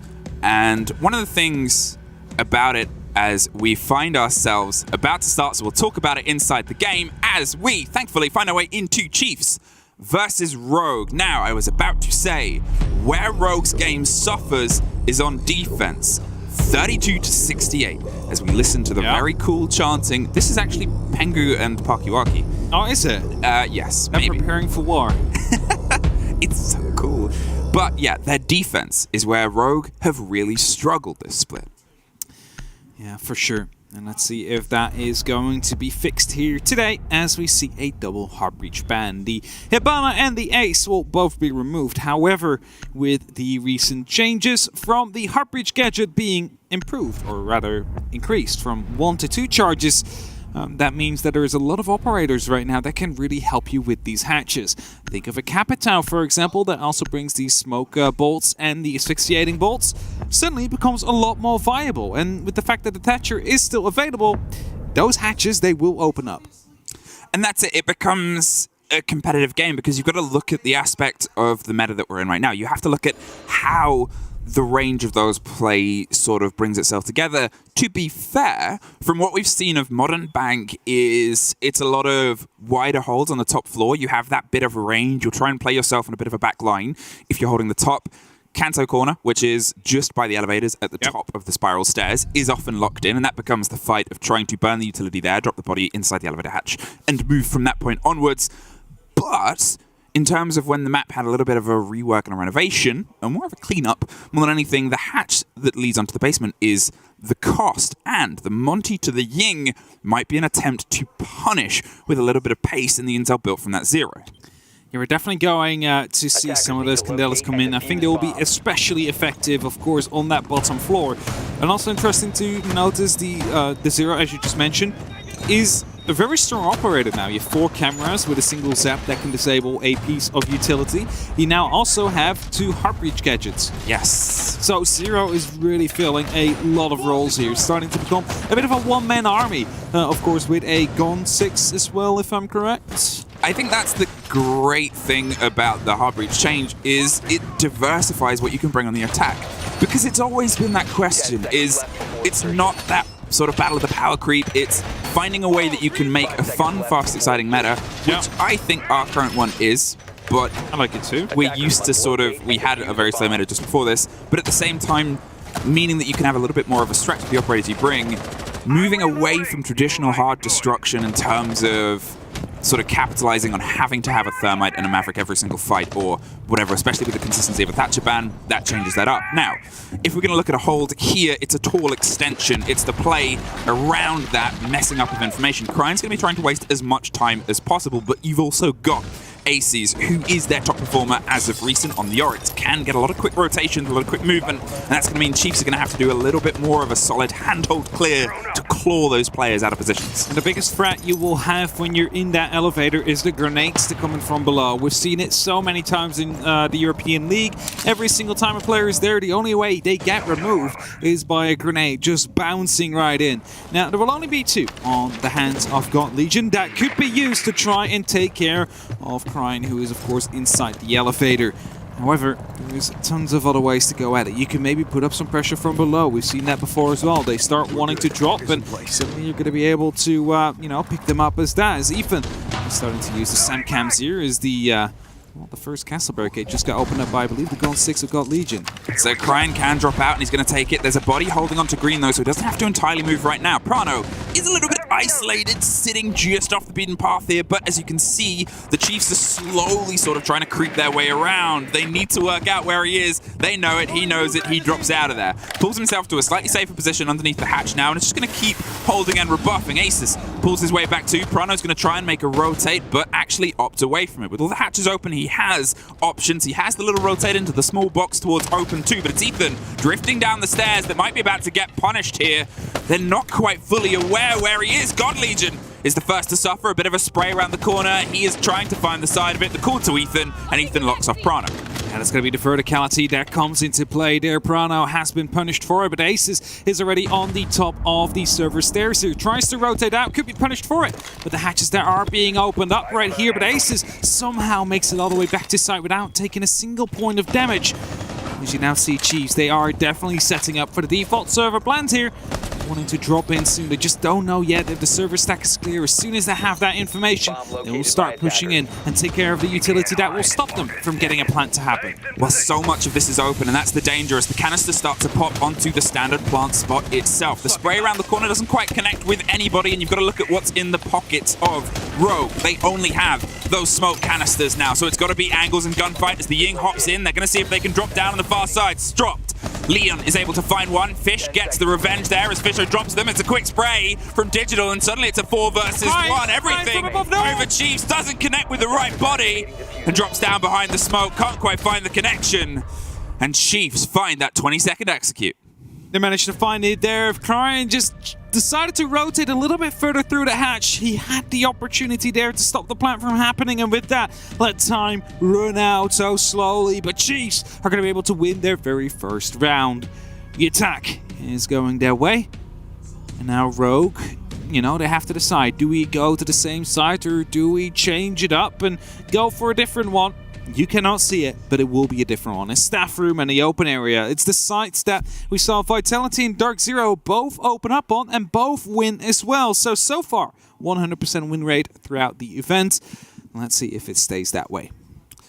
Again, a Ying is involved in a potential 6th pick here as they are swapped to a 0 now. 6 Heartbreach gadgets. Got a lot of walls to open as they find themselves heading to Open itself, a site that hasn't had the worst time with the rework, but to be honest, that's more because of the meta that we're in rather than the one that we used to be where it was very boxy. This is a long stretch one, and Rogue love to play in it. As you saw, all the hatches were open, all of the chance at having that sort of rainfall pitter-patter defense where they start at the top and drip, drip, drop their way down to the bottom. Didn't quite work because Chiefs were confident with the pace. The reaction to find Prano is that sort of exemplar point for that. It definitely is. They managed to find him. Prano gave away his position, of course, as he opened up the gunfight. And that was when all 4 guns that were around that position were suddenly aimed towards him. He managed to pick it up in just a matter of seconds. Nothing 20 seconds, 30 seconds wasted in that case. They find out where you are, you're taken out instantly. And the Chiefs just continue on like that. So, very solid round from them. Rogue, they need to improve a lot if they want to take these rounds here, because that was just a very good execute from Chiefs on that bottom floor. Of course, the bottom floor is the side that everybody knows by heart. It's been in the game for so long and barely really changed. The only thing that changed were the hatches on the back. Those are not being used still as often as you might want with these changes, but they definitely give it another dimension for the attackers. Now, can Rogue have a little bit more solidity to their fence? We know the game that they were trying to play, which, as I said, would waste as much time, and to be fair, they wasted a lot of time, but the confidence behind the Ying was a very sharp tip to the spear of the Chiefs' attack there, and defense Rogue, no, where they struggle. They're generally sitting at about a 30 to 35% success rate on their defenses across EUL, across the slaver of maps that they've played. Bank, we don't know, because they haven't played it. They haven't played the Bank in EUL. Now, it's not going to be the 6 Heartbreach gadgets. It's Worthy that decided to go for flashbangs instead. As Ethan is trying to put up some of these SAM cams here with the Argus launcher. They keep being picked up by Klein here, so they're not really getting the information they want. Whereas God Legion actually puts up a really good drone. They are aware of one of the members downstairs and could be going for a potential peek here. Klein gets his feet shot out underneath him as Fisho is the first one to open up the round. Ooh, the open rappel, yeah. You don't really see the Skylight rappel too often, but here it is used to great force. Aces suffers next with a grenade that gets a little bit too sharp, but they're going to see if they can steadily close around the banana. The spray against the Iana is the one that locks it off as God Legion finds the second, and Chiefs have got their open bodies so much quicker than the previous round. Now, Leon drops down and gets himself a little bit of a danger angle underneath the janitor door to see if he can clean up the mess that they're trying to put towards it. But look at Chiefs, they're not overextending on the push that they don't have to do yet. They've got work they've got to do on the verticality. They're going to make sure that they have those rotations towards the backside and the white stairs open and clear to give themselves that pocket of potential plant. A spray over on the pinch on the body, and Rips goes down next. It took so long before he finally fell, but Prano, he's still hiding in the corner. 30 seconds, he's in the middle of the side, and Leon Gates, I don't know where he even went. He's in the top of the blue stairs right there, hoping to hold anybody off that goes into the open area, but it doesn't seem to be the plan of Chiefs. They want to go for the A-bomb site take. They want to go through the hatch, and it's exactly what they will be doing with the amount of Heartbreach they have available to themselves. Leon Gates picks up one, but is it going to be enough for them to stall out quite long? It's a team kill to come through as well. Prano and the prone will be able to pick up yet one more, and it's suddenly only up to Fisho now, who goes to the plant. Will be running out of time. It will be Prano to run in, misses most of his shots, but still gets it in the end.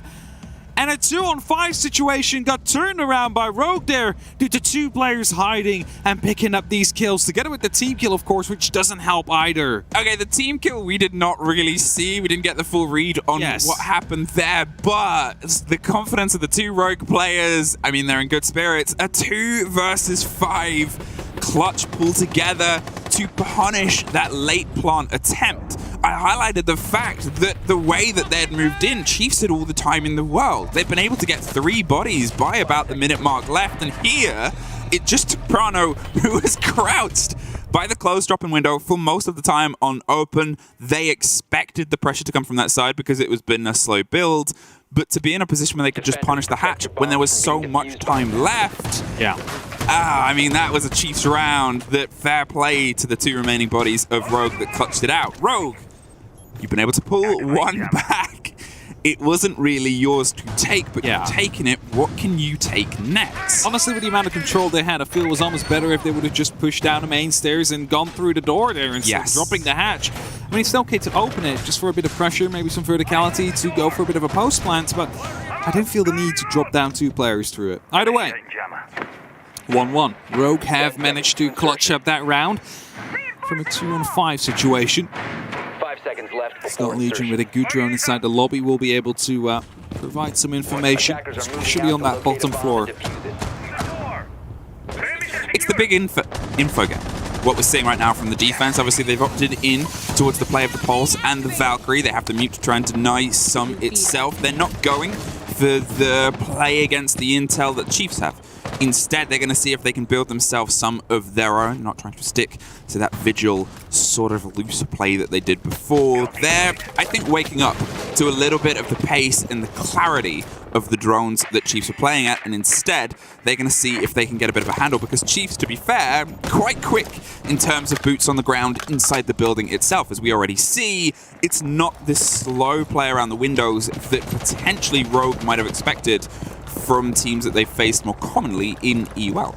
Yeah, for sure. They're in quickly. They take care of some of the crucial pieces of information. Think of default cams, but also the Valkyrie cams that do get used by the side of Rogue, and that just leaves you with a lot of blind eyes here. So as Leon Gids is just hiding in the corner, he hears the pressure coming down from his left. There is one up on the rappel. In the meantime, a lot of pressure is coming down elsewhere as well, as doors and windows are all being sprayed open, as the Chiefs are knocking upon the doors of Rogue here, who just need to hold on for a little bit longer, but they're just so quick. And how do you stall them out? That's it, and that's what I'm talking about. They're very fast at getting themselves inside the building to cause some problems already. With Open under at least a little bit of a control, almost caught the player who goes for the double drop and finds themselves now underneath, potentially going to rotate up green, but it's Rips that gets caught out again. This exceptional intel build and crossfire inside the building strikes again for Chiefs as they once again find themselves on the 5-3 lead-in. Ryan here in a key position. If he manages to hold on to this elevator here, he has the opportunity to try and secure that top floor. Drones are being used. He drops down safely. And that means that he's at least a buddy that is left fighting. I mean, Rogue have managed to clutch a 2-on-5 before, and now with an extra man here, they just need to make sure that they do not make any mistakes right now. And as Aces is debating whether or not to rotate up to the top floor, he has the opportunity to catch someone off guard, but as he's looking for a cam, it's Digital that picks up a crucial kill. Great take there from Digital at 40 seconds, and it's been a warning sign before they have an idea, but Prano has a different one. Fisho from the top row crying is the one that's left standing in and amongst the madness. The diffuser is cold on the stairs, and 30 seconds, though, is too much time for Cryan to comfortably sit here and wait. The creep up the top stairs, the rotate round is going to find the first fight on stock window, drops it. A 2 versus 1, going to go for the reload. Now stacked on the corridor, can't quite get the Iana, but they've got the diffuser. Picked up, dropped down, and the ping comes through. Cryan is well aware that Worthy's going to see if he can stick it. Has to now. Play his way back to the site, takes the drop and goes for the close swing round on the corner. They're holding the door. The beepers will give a bit of a game away. There's the call of the audio. The bark goes out over the top, but in a post plant and a grenade just to buy some time on the rotate there, and they can reposition. Chiefs have a moment to breathe, but Cryan doesn't have much health to try and take this fight.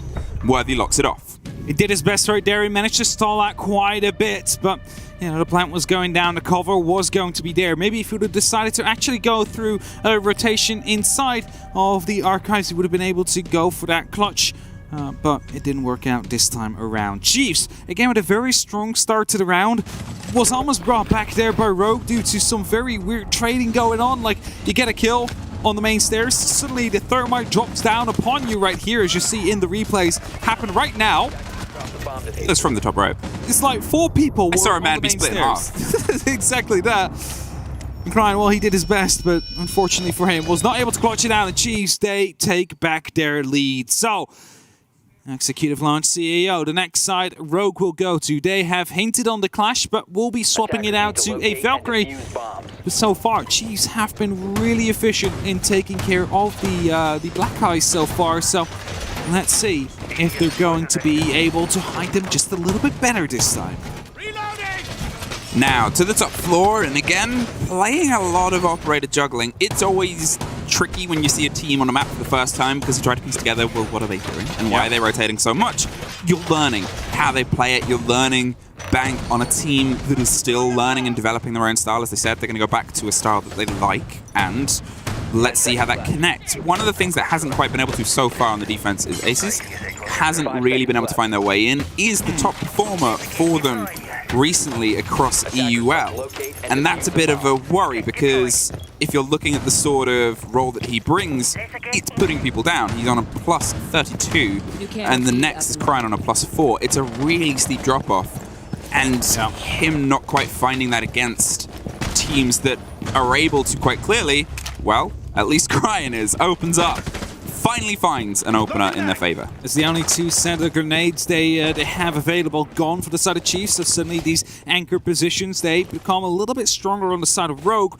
Just need to make sure that they don't get caught off again by one of the Chiefs members holding off these angles, because that's basically what's happening. They start pressuring, and suddenly a little shift comes in from a member of Rogue, and he's being caught off by one of these flank watchers that is on the side of Chiefs. So as they have the entry now, they need to make sure that they're not moving around too much, otherwise Chiefs is going to be punishing them for it, because that is what they have been doing so well over these past 3 rounds.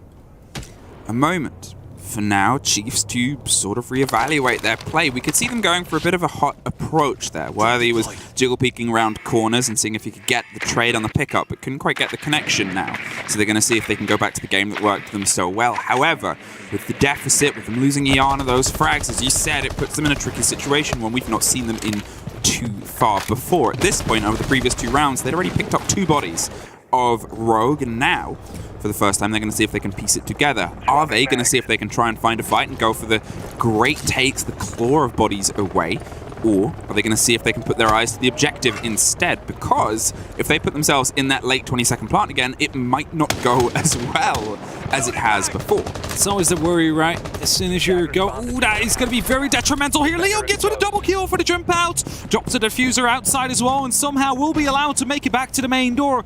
Question, of course, will be, is he able to survive there? It does look like it, because Digital is on the roof. Worthy is inside the janitor, is trying to, well, contest Kanto here as well. A member comes up the main stairs, is about to be swung by 2 or 3 different members from Rogue. But what Rogue really needs to do is try and slow down this round, because they have a huge advantage here as Worthy picks up Cryan. Yeah, Worthy's able to take the fight there. Cryan just decided to throw themselves in. The body is inside the elevator, but Worthy's able to creep his way towards the top of the white stairs. Now, Esperano looks to see if he can find the fight on the sliver. It does. It's Worthy with 1 more. But 30 seconds, 3 bodies left. 1 every 10 seconds. It's easy.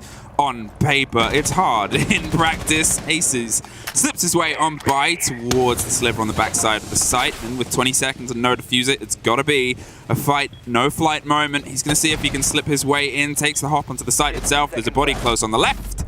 And Pirani locks it off for Rogue. Huge jump out there from Leon Gitz, getting the double kill and dropping that diffuser as well. So very well done for them. That brings them at least back to that 2-2 mark for now. And that keeps them into the game. They need to make sure, as you said, that defense is not really their strongest feat here on Rogue, that they at least lock this up with a 3-3 split to give themselves a really good opportunity on their second half. It's always funny when you see like an Echo do a jump out, because it's like, why? Why Echo? But the run that they then have to do, it's like Baywatch slow. It's like you got to try and make it in that moment. 2-2. Rogue have been able to find something, and to be fair, you wouldn't be surprised if that was their first round. The other was a clutch, but I think it was more Chiefs sort of struggling with the execute. So, fair enough. It happens, but here, that was Rogue's round. There wasn't really any question about that. It was early sharp play, which definitely stuttered Chiefs, who so far, that opening minute and a half has been so strong from them. That was the first time we saw it struggle this game. Definitely so, and I think you can also just put that up to the fact that Legion, of course, got taken out early. That's 2 grenades gone. Those grenades are normally used to try and dislocate people that are inside quite strong holding positions. And after that, of course, a jump out as well, which gets one. That is logical. The second one is a bit more unfortunate, but they at least managed to go through it. Either way, it is a 2-2 currently, and we are going for a quick rehost. Yes, there's just going to be a very quick rehost, so we will be back into the game momentarily as we get everything sorted out here. But a 2-2, and it gives us a little bit to talk about because, as we said before, coming into this is the shaky part for Rogue, is opening on their defense. Sure, we always have to take things into consideration, this isn't a map that we've seen from them, which means that it's not a map you assume Chiefs have seen. It's the sad thing for the APAC region. Scrim partners are tough to find. It's not, the sort of ping difference. Their best scrims is when they come to international play. It's always their best experience as well. But because of that, the limited pool means that they won't really likely have ever had Rogue as a scrim partner, which means that stuff like Bank, stuff that we've not seen on stream but is maybe done in scrims, completely unknown, completely up in the air. That's it as well, yeah. And of course, I think Europe is very lucky to have such a strong Tier 2, Tier 3 scene. Like, a lot of national teams are actual scrim partners for these European League teams. And the same goes with NA and LATAM. They can scrim each other a little bit easier. Yes, of course, there is a bit of a ping difference. Whereas APAC is often just, either limited to the bottom half of the APAC North division for APAC South, and the other way around as well. Because what some people might not know is that it's not just you end up in the top of APAC North or South, you make it, because if you do not get the first place, you need to go through playoffs. And that means you will be playing the exact same teams that you might have scrimmed if you scrimmed the entirety of the other APAC region. So they are limited. Yes, it's something that we've heard many, many times before, that these events, they are valuable in terms of experience, but also in terms of scrimming experience. And that's it. And, you've seen coaches like Gig on recent international play said it's always that moment afterwards, whenever an event ends, that you go back and you're like, we would have 4 high-quality scrims every day. And I was like, damn. But it also, as I said, it buys into an idea that a lot of people have about APAC, which is a region. It's in a strange position. It's almost in the place that LATAM used to be in about 1.5 years, 2 years ago, where for a lot of the teams, when they do come onto the server, and if you talk to the teams that get to scrim them, so they will start scrimming each other whilst they're all here as well, we had a chat with the Lems last night as he sort of came back in, and he was like, we've been screaming some of the APAC teams. How are they, their gun skill is terrifying. Yeah. And that's the game that is so hot right now. In APAC, across both APAC South and APAC North, it's fantastic to have 2 representatives from both very strong leagues. I can only imagine the OCE boys waving some little Australia flags. They will be, and they rightfully can, because it's the first time in ages an Australian team here yet once more. So I kind of want them to go through groups, I want them to make it to playoffs. I think it's a story that they're more than happy to fight for. And of course, what we see from them on a league is great play. Obviously, they've been able to top themselves through and get themselves into the tournament here, but also this opener. If we're going to talk about how their gun skill is a very highlight part of the region in general, it's defined here. Look at the confidence that they have coming into a server, coming into a game against some players who are against them, who have been highlighted as being some of the best gunners in the world on their day, and we're having Worthy just throw himself into this fight. We're having, obviously, Ethan is the only player with international experience on a grander stage out of any of these roster, but you would be surprised by that fact because of the sheer confidence and trust in their skill that is coming onto the server in these opening 4 rounds. 2-2 is the split, though. Rogue, we're going to pay all the compliments to Chiefs, aren't given up just yet. And they have more of a fight ahead of them. Also, just quickly wanted to mention, how Europe with 10 teams gives away 4 major spots, NA with 9 gives away 4, LATAM gives away 4. There's basically 18 teams every season fighting for 4 spots in APAC. So, it's a very scarce kind of resource here to get that extra scrim experience. And the fight is their league, one team goes through, and then it's a playoff competition against teams that they don't play week in, week out. It's... a mini tournament to get to the bigger tournament there's a lot of... Here he goes again. There goes... Stress. You're waiting for this, but look at this. They're going over towards the hatch itself. The drone was caught out there, the intel, and you hear the boards cracking above Leon's head. That is that game from the Chiefs that is so sharp. It is that opening minute 30, and that is probably the danger where other teams that have to play Chiefs are going to look at that and go, okay, how do we limit that early game from Chiefs? It was the bait as well. Good Legion went for the rappel, but he didn't go up because he's like, we have that drone, we see he's there, he's going to jump out and I'm going to get him if he does. But Leon gets, of course, checking that one out and will be able to secure that drone. This Grind here is trying to take down 2 of himself. I'm sure he's already coming on there. Got Legion actually now inside the lobby, and he's also receiving a bit of pressure from the open area by Ethan. Now, as they go for their clear across the top here, they're going to see if they can sharpen their way down towards the site itself. It's a different hold on the basement. Instead of going for the loose, everything's open, let's drop down and waste time, they've realized the Chiefs' opening game is too strong. Yeah. We've got to turtle. We've got to lock ourselves in a little bit more, and now we're going to get the extension of these hard breach charges. They find their way towards the new hatch, the relocated position, and what becomes, for a lot of teams, a very interesting potential plan and plan. Now, this is a position that is currently being played, I believe, by Leon Gitz, that is often being manned by a Ella with an FO12. This time, however, no shield, just a bunch of magnets and a proximity sensor as well that will be there to warn Leon if anybody will be to move in. And it just tries to hold on as long as possible. And with the amount of utility that's about to be tossed in here with a Candela and a bunch of flashbangs, this is not a position he can get out of alive because the hatch is already opened up. So he now needs to decide whether or not he wants to stay or risk it trying to go back out. Well, he's going to pull himself down just to the bottom as everything is still being burnt. There is still more coming through. The Candela doesn't quite get the connection. The ping comes through, and Leon goes from top to bottom, goes for one, can't get the second. Worthy gets the revenge, takes control of the stairs, but 40 seconds. And that's the second time that we've seen the opening frag go into the side of Rogue. Here now, as they try and lock down onto the backside of the server room, there's a body that finds one. Finally, Aces gets off the board, but another trade. Fisho gets the response, and now they've got to try and quickly open the breach towards the default plant spot. But look, this time in the pockets, we have more than just those smoke canisters. The C4 is there. God Legion. He's going for the rotate over the hatch to offer a little bit more width to the control that they've got to see if they can put down on the default plant. The cover of the smokes round onto the position, and another canister pops off Ethan, and God Legion going to double down onto the drop, but it's Cryin that gets one from the top. Fisho gets a drive-by on the body on the backside of Gold, 4 seconds, and Prano just has to find it, cannot! Again, the hatch coming in for a potential clutch at the last time, but this time it was being watched, and this time the cover was there. There was no opportunity to go for that clutch. And Chiefs, after a strong round, you have to say, from Rogue, because they managed to waste a lot of time and a lot of utility first on the server stairs, then inside of the servers themselves.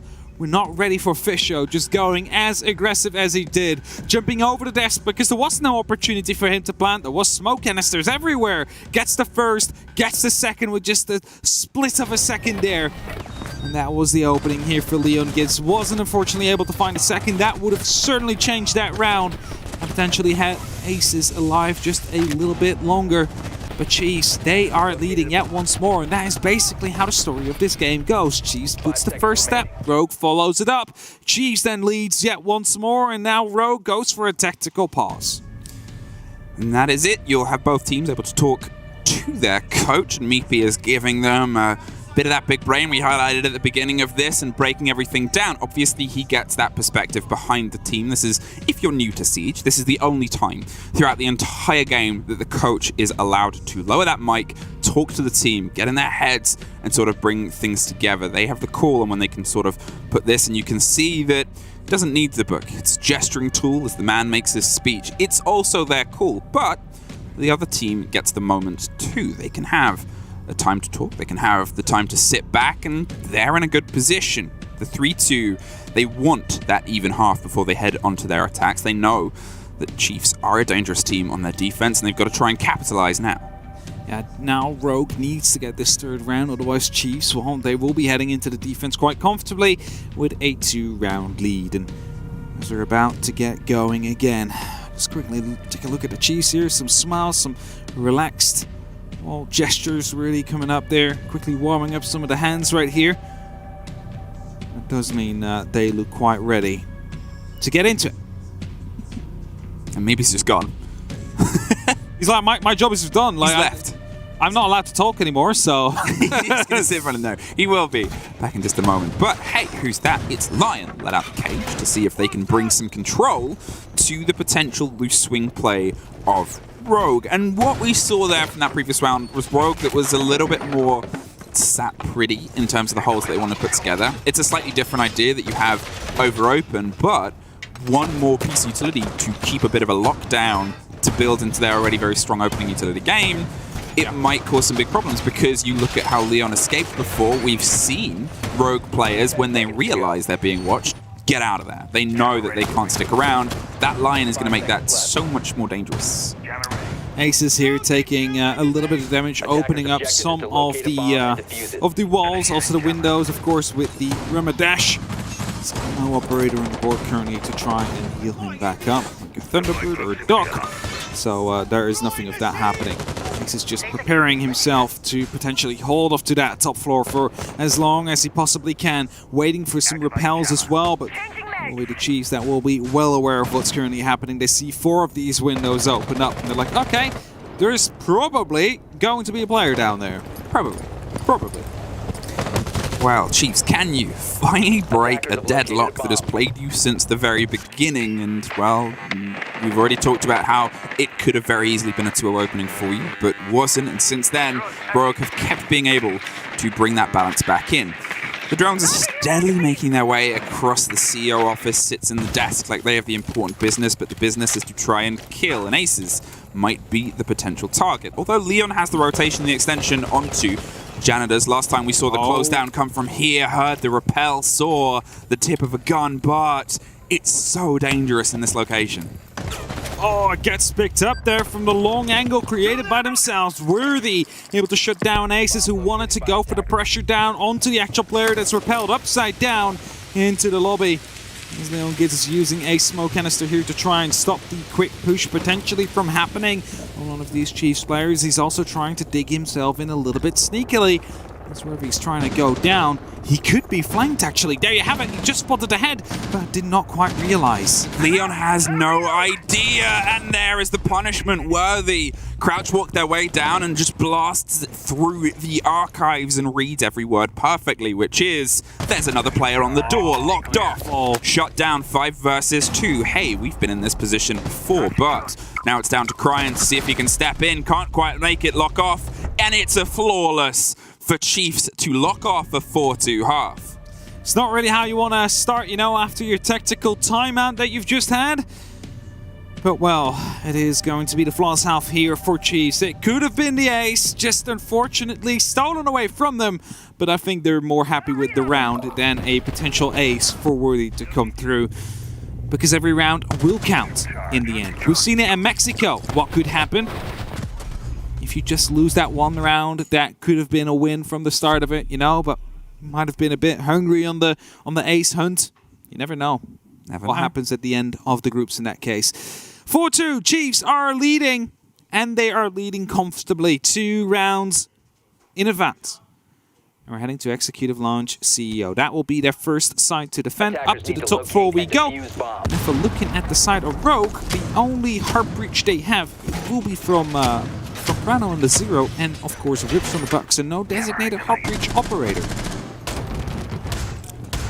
Well, I guess it's the play that we have. It's the sort of setup that we've talked about before where, to be fair, with the pocket hard destruction utility, what you're looking at is big open angles. And sure, there are players and places that you want to have a little bit of hard destruction done.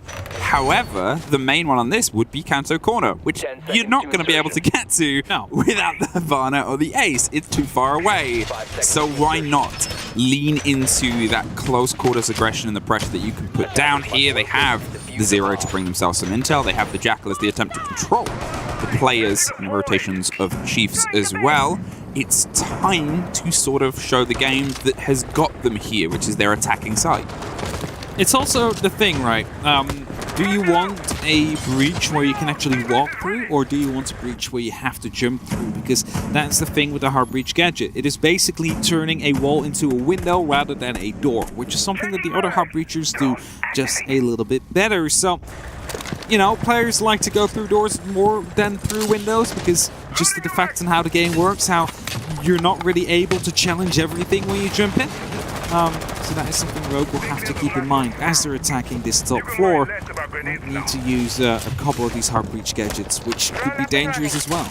Well, Prano's been able to sliver his way in, went by the intel that they had on the shield and the potential of the swing, and have the cover coming through. Now, as they get that close quarters wall open at the top of that boxy box stairs, it's time to see if they can get a read on the rest of the hold inside. That castle is going to cause a little bit of problems between the two sides because it turns into a bit of a swing match, and if they can dig out Fisher Guy from Janitors, they've suddenly cleared a great pocket of space, and that puts a lot of pressure onto God Legion to see if they can swing around and apply something back, just some countenance.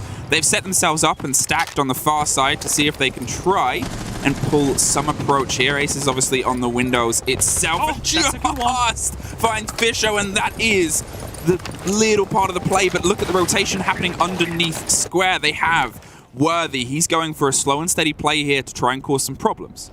Yeah, definitely so, but Prano actually has the opportunity now to just sneak in, plants it right behind the cabinet there to allow Aces, and Leon gets to, well, hold it from the windows, especially as this castle barricade gets opened up. But now you have to be careful, though, because Worthy is slowly starting to creep up, as you just said, has the opportunity to go for a jump out as well. At some point, it's a double repel in right here. Ethan will be able to pick up one. The plant is not going down quite yet, though, as Rex picks up yet once more. Worthy just saw the man entering the site there, so he wants to stop this from happening. He doesn't want this plant to go through, as it's only him and Digital left. Now Cryan's aware of this and drops the body there, was able to just find the first kill, and suddenly it's just Digital. The 3 versus 1, but they have the read that he's sitting around on the banana, post-plant. And Rogue have been able to open it up. The quick strike and the double jump in punished the fact that there was just a chance of the trade. It was great. They had that body on the big open window. We've just seen Cryan throw himself out of a window, survives, but they have the cover and the support now to go for the lock on the post plant. There's one behind the desk, one that's ready to pop up, and the upside down repel. It's not easy for Digital. And there it is. Cryan locks it off, and Rogue find themselves their first. Fist bumps being handed out yet once more. And that is indeed their first round onto the attack. They're closing the gap slightly, bring it back from a 4-2 to a 4-3. That means that if they continue this, then there might be an opportunity that we possibly could be going for an overtime at the end of it. Of course, depends on whether or not Chiefs is going to be able to find any of their defensive rounds. I really like the double repel in here. It's basically it. They cannot kill us all if they're on that banana right there, especially not with Rips coming right around the corner to rescue them. Of course, picking them up right through those railings. Up to tellers and archives we go. Back to the first 4. Gonna see the castle again making its appearance, logically so. It's a very strong operator now, 4 castle barricades compared to just 3, which has basically been in the game since release. So that is a very, very big change coming through. Also, you have to punch it less with your knife if you want to open it. But yes, I don't think it's that much of a nerf, really. No. If anything, it saves more times for defenders if they want to castle through it. Well, that's the thing, is the meta we're in is a sightline meta. Yeah, exactly. It's open lines, it's long angles, it's you usually play around on a lot of maps with this sort of combination of castle, often a Rooney, is sighted alongside there as well. The mute is a consistency in the meta at the minute, and it causes these sort of very interesting firefights to happen across occasionally an entire floor of a map through about 6 walls, but it's the defenders this time that are opening those angles. It's the defenders indeed. What you doing here, Rogue? What you going for here, Rogue? Going for a quick push here, but they're just droning it out first. See that? Ace is in the archives. We have one going up to the top floor, and now they know that will be clear. They're going to be pushing quickly through the castle barricade here. Is it going to be... Oh, no, it's just going to be the push right here. Digital picks up one, but gets out-traded right afterwards. It's got Legion to drop as well. It's a 3-on-4 situation now, and they have the opportunity to go for a plant here. Prano's going to see if he can stick it with Rips holding the cover onto the door itself. Waiting and finds the cover there. It's 2 bodies over the top. One's rotating around. He's seeing if he can get the angle, but it's too late. Ethan can't quite get the connection as Rogue realized they had an opportunity, and they took it with aplomb. Just saw the potential and found the fight. Got the lock off. Ethan sprays through. A great opening taken with Rip severely injured. It won't take much more to drop him out. Worthy gets the read and finds the fight there. A great clean down the stairs. A 2 versus 2. But 20 seconds, and now they've got to get a quick rotate down for Ethan to offer the opposite cover for them. Prano is sitting pretty, waiting and hoping to see if there's a read round with the castle wall open. It's going to be a little bit more costly as they go for the take. Worthy's going to see if he can stick it. Doesn't last very long as they slip their way through. Ethan can't quite get the connection. The timer's already gone. It's a 1 versus 1. They're going to get the exit here. Either way, we find ourselves back to 4-4. Very good push right here coming down from Rogue. They managed to make it stick, but before they went for the rush blindly, they decided to first drone out Archives because they needed to get the plan down there. It wasn't just the kitchen open area site that they needed to go, but it was crucial to get that extra piece of covering because that is where a lot of these lines of sight come from. So as soon as they did take care of Digital, who managed to pick up one of the kills and deal quite a bit of damage onto Rogue, they had the angle. And a beautiful shot from Rips there to make sure there was no one able to try and challenge that diffuser. Well, Rogue now might be the first team to thread 3 rounds in a row together. It's fair to say this game has been exceptionally back and forth up to this point anyway, and Chiefs realize that they do not want this to happen because it could be the first time that Rogue are able to slip into the lead, something that has been in the Chiefs' grasp since the beginning pretty much. They've been in the lead or equal. They just found a buffer of a round before the turn of the half, and now they've just lost it on the other turn of the half. That's it. Had 2 rounds as a buffer when they got into it. Now Rogue have diminished it. With just a very solid first round and a even better second, which was on the back of a rush. And we've seen that gone wrong sometimes in EUL, where they've tried it, where they got completely picked apart and we were left with only 2 members, but they've only taken a single casualty here. They knew where Digital was, they shut him out of his position.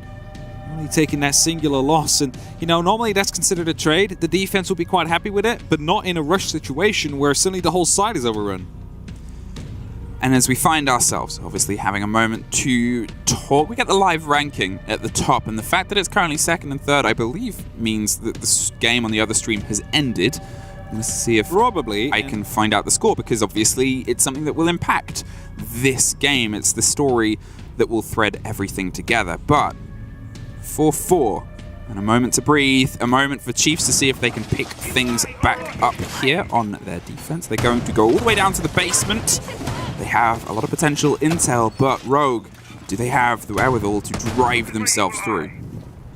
That's it. Can they yet again pull this off?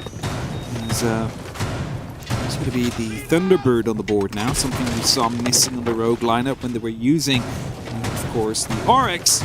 Not being used right now by the side of Chiefs, however, but they're on that bottom floor. It's a bit more of a turtle setup. You will be taking some damage as the round progresses because grenades start flying in, gunfights get taken, and you're going to be able to heal yourself back up as a result. Now, this is where a operator like Thunderbird will shine in a situation where you are turtled up behind certain strongholds.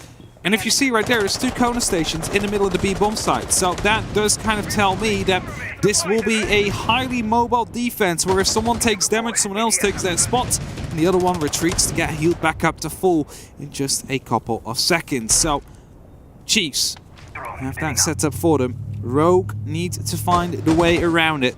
And for now, it seems to be just drones trying to clear out that top floor and work your way down.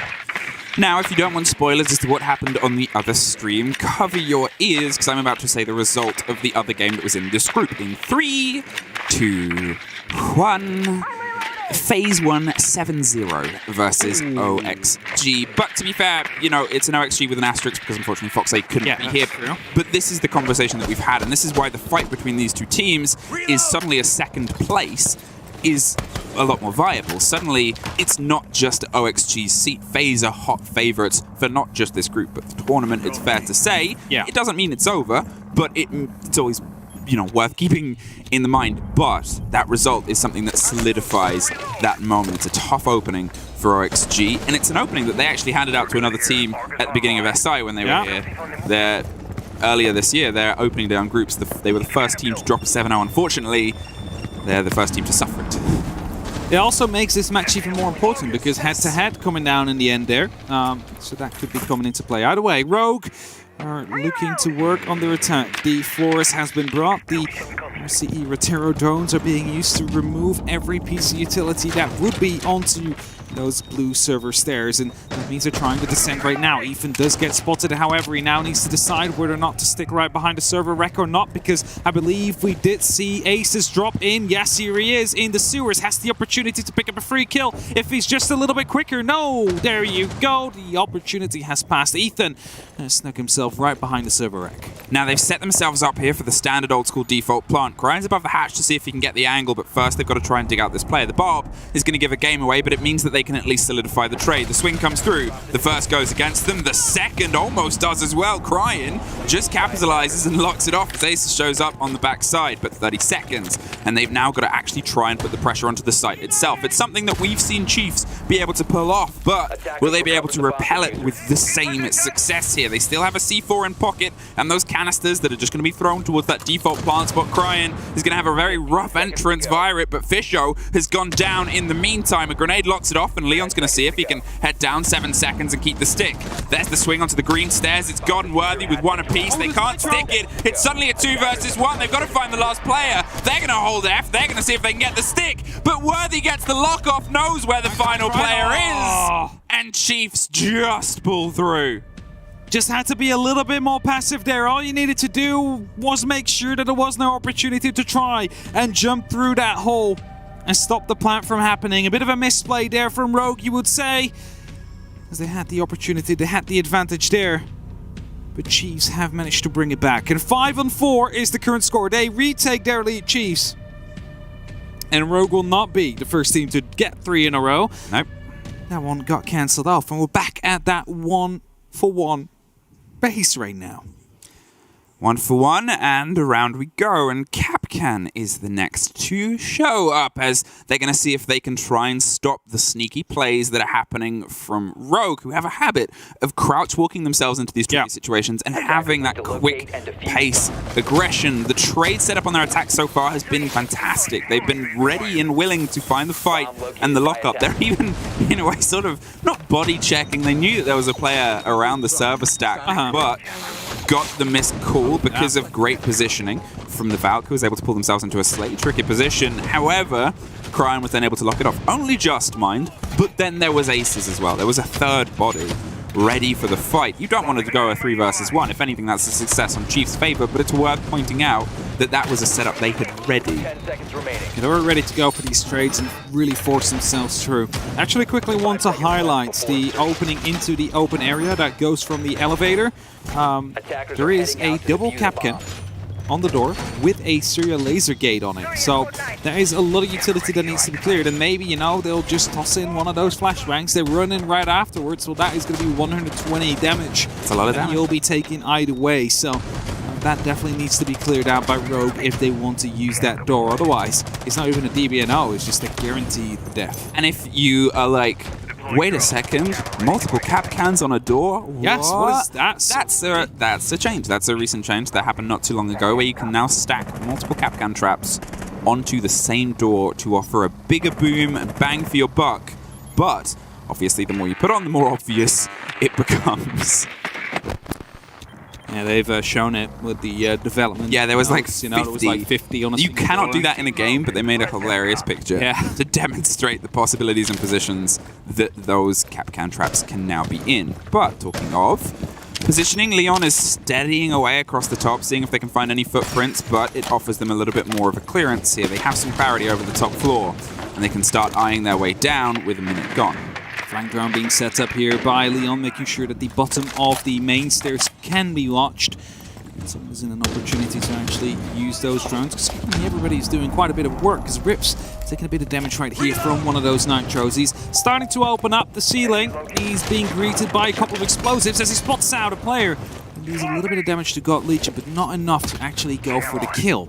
Yeah, that wasn't entirely based on the knowledge. Obviously, it'd come through that someone had C4'd, but it's the pre-fire towards the back of the stack. It's a close corner that they played in before. There is a take from Aces. Slow crept his way round and has woken up into the second half. Found his feet on the attack, and that's definitely been a big boon for Rogue. Now, they have the opener, but they only have a minute left to see if they can try and collapse their way further down. A steady grab and pull of intel to see if they can just try and claw some more of those players away, but Chiefs have pulled themselves slightly further back. They still have the bodies on the site, but they still have at least 2 players that are in a position potentially underneath, with God Legion ready to drop if it gets a bit too hot. So they are in an open area and the kitchen. It's not going to be Archives Tellers, which is currently what a lot of the pressure on the side of Rogue is being aimed towards. And As they are slowly starting to take control, they will be forced to go through very small angles and very small rotations right here. Basically chokeholds set up by the Chiefs to try and put themselves up onto a match point. And with 30 seconds left on the clock, it's starting to look even more likely here. Aces, he needs to make something happen. He needs to make something big happen.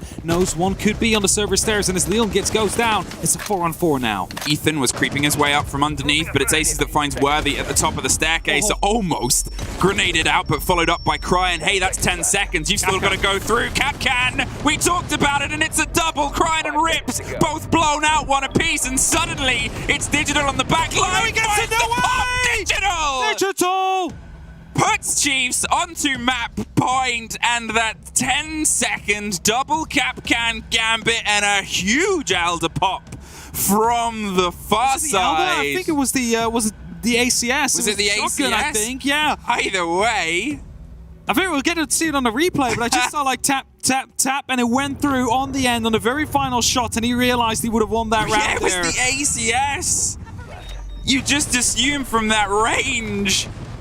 Oh, wow. This one, tap, tap, tap. That was the kill to come through, and that was suddenly the one-on-one, the diffuser down. And Chiefs are on match point. They can take a win here. And we just mentioned with FaZe really being the favorite in this group, with Oxygen, of course, taking a hit, with Foxay not being here. This could be a deciding matchup in the end. You never know Attackers need to that this first game could be this important. 6-4 Chiefs. And if we're going to talk about how rounds came through as a clutch to Rogue earlier on, I would say, yeah, there was technically a clutch there and it was impressive, but the play on the utility, the double kill for the double Kapkan gambit, the fact that we sort of said, that's dangerous if you don't check that out. I think it was also two different doors where Kapkans went off at the same time, because it was just a single one on the double door, but I think the other one actually came through from Tellers to Archives, because there was also one place there. And those just went through at very similar times there. The Chiefs able to pick up a double kill as a result. Are now finding themselves onto match points. And now they again have the opportunity to get 3 in a row. But if they do that, that means it's game over. And even with the spawn peak here, hoping to find someone is not going to, at least it looks like. 6th pick Kapkan led to a double, but it's something that is potentially going to slow down Rogue's play now, because they'll be cautious for those sort of plays, and it puts them at a little bit of a struggle right now, because they need to apply the pace that's been good for them before, but also it's a caution. Chiefs have learned, and they found out a way to punish them in the close quarters. The tack timeout came through for them in a way that it didn't quite work out for Rogue so far, and now it's 2 opportunities for Rogue to see if they can at least pull this back to the potential of victory, the potential of that OT match point.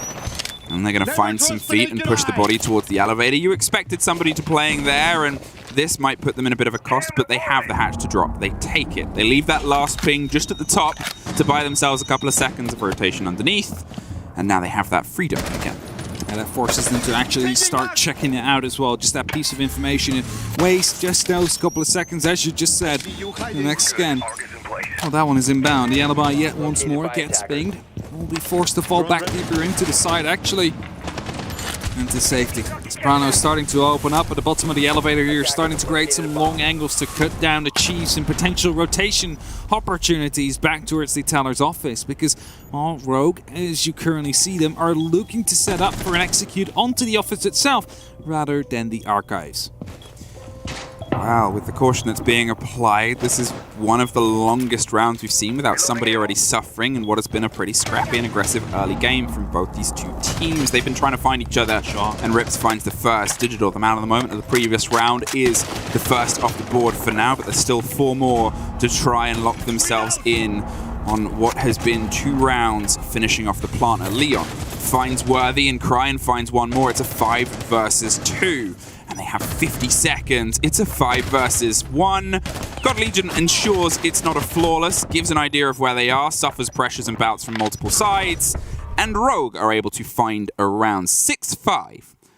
The 3 in a row is just not being handed down to anyone right now. 6-5, that means a singular round left for Chiefs to try and lock this one up and start their major run with a victory against Rogue. And if they don't do it now, we're heading towards overtime. And that could be, of course, a bit of extra pressure added towards it. The members of Rogue are quite familiar with, of course, all in their different teams they have played on. Especially on international stages. For all the other games so far, so it's been a 7-0, 7-1, and a 7-2. And this is the overtime. The first game. This is the first game that might hit overtime. Hasn't hit there yet. Rogue have one more chance. And to be fair, if you look at the 2 rounds that Chiefs have been able to thread together, it's sure been a fight that's led to that point, but it's been two versus one plant situations, and in different ways Chiefs have been able to bring success out of it, whether they took the planter and the time ran out, or whether they took the cover of the planter and then took the planter within the time. Either way, that's 2 clutch rounds in a row for Chiefs to put themselves onto match point. Rogue will be aware of this, and that can be one of the most tilting things, is being that close to victory twice and having that final disconnect. I mean, we've seen it on the side of Chiefs as well. What was it? 2v5 clutch or something? 2v5 clutch. Through, so it's frustrating, but at least that was round 2, and at least that just happened once. That is true. It happened a while ago, so that will be a little bit less fresh in the minds here. As Chiefs won't manage to pull off 2 of them.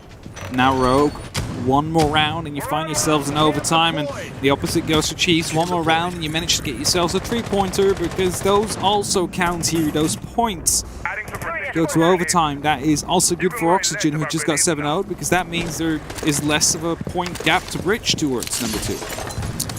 Now, as they try and find their burn across the top, they're utilizing frag grenades to get to the Iruni gates, because the Gon 6 and the removal of utility is more important, sharp and aggressive.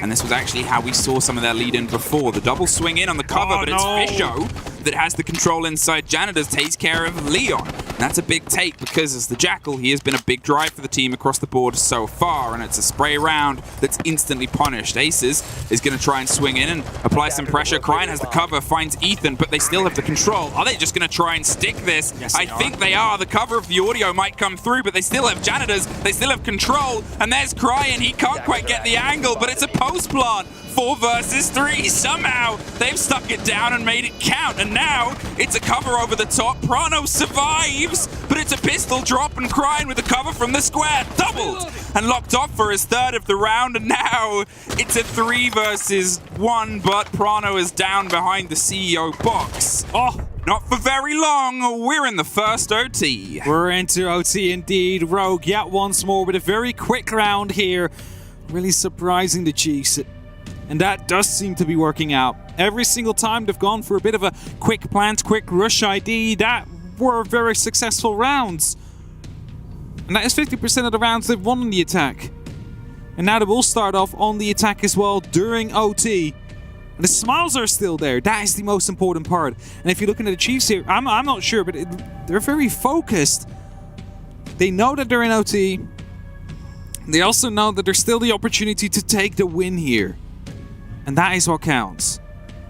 It's tricky for the Chiefs right now, because obviously they've been able to pull 2 of their defenses. It was clutch takes. Yeah. I would say so far out of the 2 teams, the only one who's really had a convincing defensive round was Rogue. 1 time out of the 4 defensive rounds that have been won in this showdown. It is 2 great attacking teams that haven't quite been able to find the connection on the defense of holding the others off in different ways, different methods, and different play styles. But here was where one of those 2 clutches happened. Here, Chiefs have an idea that they might be able to do it, because if they can take this round, if they can pull off one of those magic 2 moments, then they put themselves on the attack, they put themselves on the map point, but most importantly, they put themselves in that position again on their preferred side. Now the clutch that happened here, I would dare to say there was a bit of a mistake that came through from Rogue. Aces went a bit too aggressive, swinging the hallway, knowingly full well that the last player was inside of the vault.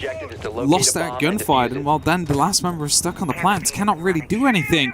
It was just a sitting duck in that case. So, Chiefs need to make sure that such a situation does not arise again. They need to make sure that they do not have to rely onto a mistake that Rogue makes to win that round.